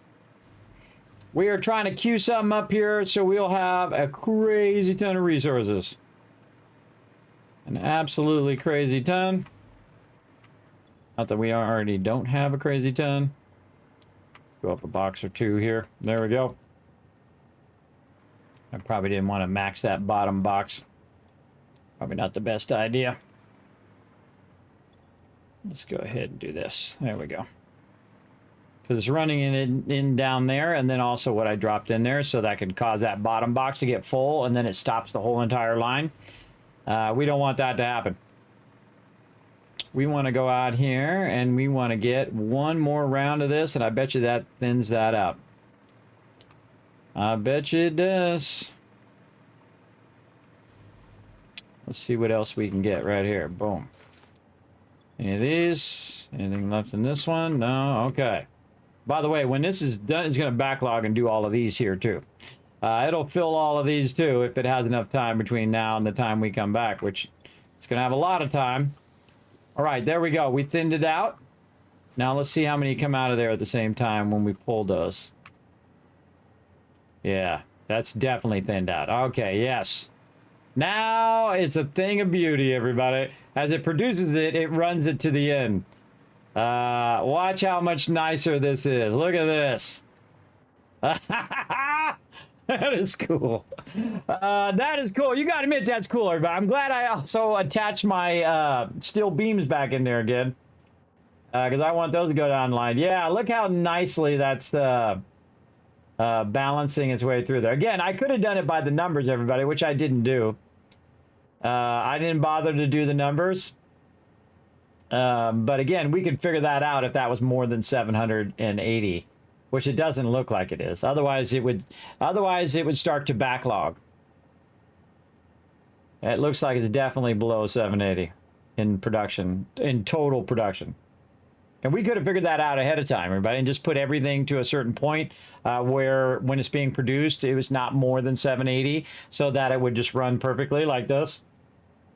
And again, there's even gaps on this side. See, there's gaps now where there is not enough resources being produced to fill up the entire belt. That's cool. That is perfectly balanced, as all things should be. All right, back over here. Now, because I have a power, or perpetual power, it will run infinitely. As long as I have the server running, it'll just keep running and running and running. And of course, the awesome people over at gportal are my server hosts, so they're running this baby 24/7. And it's just going to keep on clocking away while we're not even there. Nothing backlogged in those boxes. And it's just going to keep filling that up and working endlessly to fill up all 10 of those boxes. And then it's going to run any overflow that way. If we cut the lines, actually it actually won't fill those boxes. It'll actually just keep running the overflow. Now that I think about it, because if it's perfectly balanced and it's not more than 780, it'll never fill those boxes because it'll just run it in the awesome sink over here. Which means when we come back, we'll have like crazy tons of tickets. I mean, I already have 200 plus tickets. It's not like I really need them. But you can see that it's a lot of points until we get the next coupon. But once that starts to backlog, it'll run everything into here. All of it. When all of those fill, it'll run everything into the awesome sink. So everything that we're producing will go there, which I think is pretty cool. All sinks final. No refunds or exchanges, just so you all know. So yeah, that's super cool. Super cool. By the way, at any given time, I'm always running quick wire in there. If I wanted to speed this up, by the way, everybody, I could upgrade my quick wire to go even faster. Quick wire is one of the best things to put in the sink in the beginning. Later on, there's some much higher end items that really give you a lot of tickets. But I don't need anything right now anyway. Let's just watch it do its thing.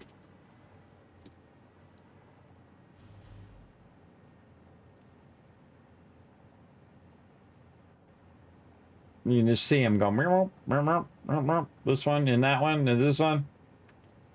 Always fascinating to watch it sort.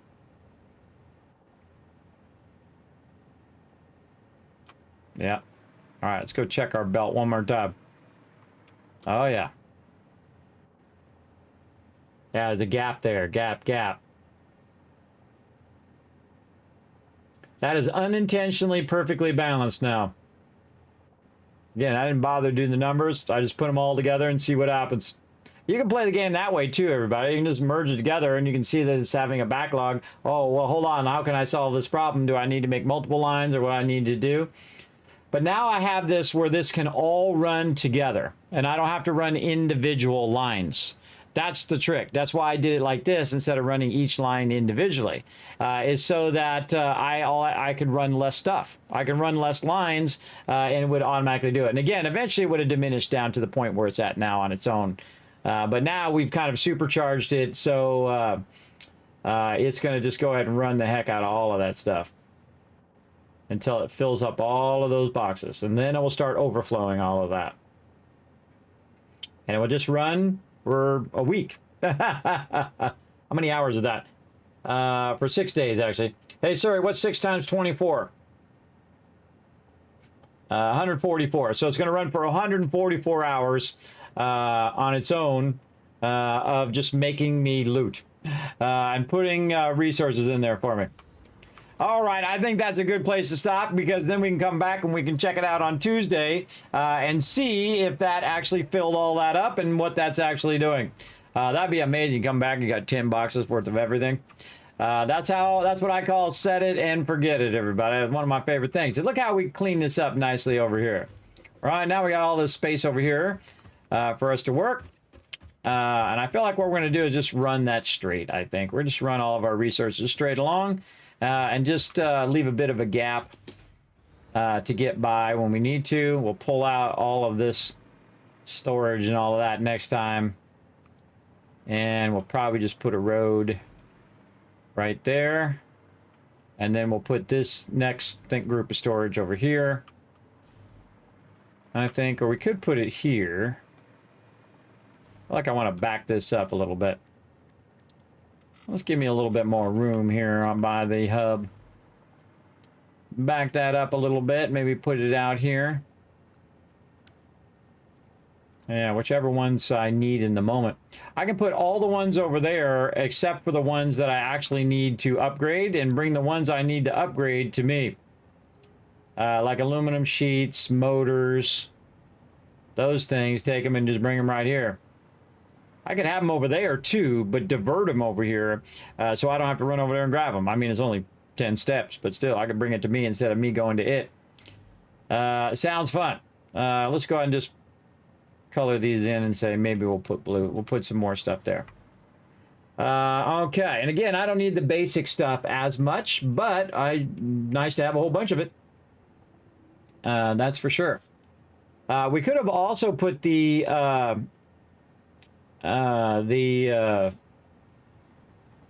commercial sphere things, the dimensional depot at this end, at where I'm at right here, and just basically have it come out of there and go into the dimensional depot, or in the back of it.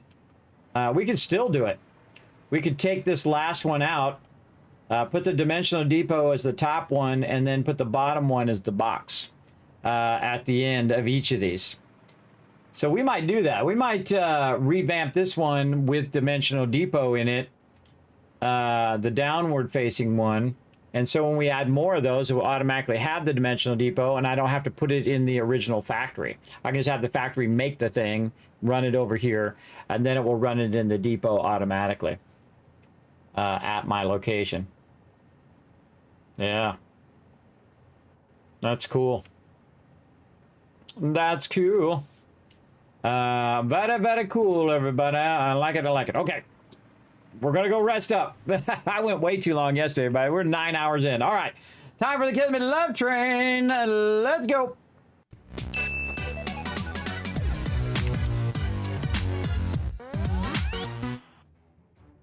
All right, everybody. I'm going to let that run. That's going to be exciting, everybody. It's going to be exciting to come back next week and see if that has finished. It's going to be cool.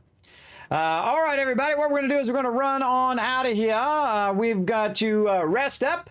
And then come back. We're going to have some more fun Thursday night. Later tonight, we're going to work on our solo wander. You definitely want to be around for that, everybody. We made a big hole in the ground all the way to bedrock so we can make our super corn cathedral in there. It's going to be amazing. Basically get super rich in that game. I'm going to show you how to do all of that. Plus, we're going to build out the lower part, the underground part of our primary base. Then on Friday, we're going to have a bonus stream. We're going to be doing our guild photo as well as do some guild raids. And then on Saturday and Sunday, we'll be back with some team play in 7 Days to Die with my team. It's going to be pretty fun. So definitely come and join us for all of that. Feel free to go ahead and check out those links, everybody. Check out the social media. Go over to YouTube, hit that subscribe button, which is basically the follow button. Go to twitter.com/KismetBP. Hit the follow button over there because, again, all of that stuff allows me to do more giveaways. And the more you guys do that, and it's free, the more cool stuff I get to do here on the stream for all of you. Check out the Discord, discord.gg/Kismet, and also kismet.gg, my website. A bunch of cool stuff up there, including my schedule right there on the homepage. So if you want to see that schedule, I update it every time I need to in there. And of course, this week's going to be the same as last week. We're going to be playing pretty much all of that. And I'm trying to squeeze in as much as I can into my schedule. And then, of course, you want to help support the stream, help support the Kismet Love Train. You laughed, you cried, you learned something today. Feel free to check out patreon.com/Kismet. And there's a bunch of exclusive stuff up there just for patrons. You get to first look at it. You get behind the scenes stuff. Plus, you get all of the blueprints and also all of the schematics that I draw. Both for Satisfactory and for 7 Days to Die. So if you're building bases in 7 Days to Die, I got stuff up there for that too. So there you go, everybody. Feel free to check all that out. And that's it for me. I'm going to go ahead and shower you guys with a bunch of kids caps for being awesome. Thanks for hanging out all the way to the end of the stream, and I will see you guys tonight, 10 p.m. Eastern Standard Time. Bye, everybody.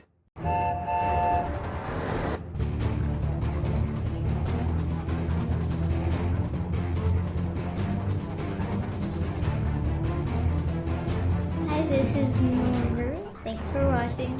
Hit the subscribe button. I'll see you on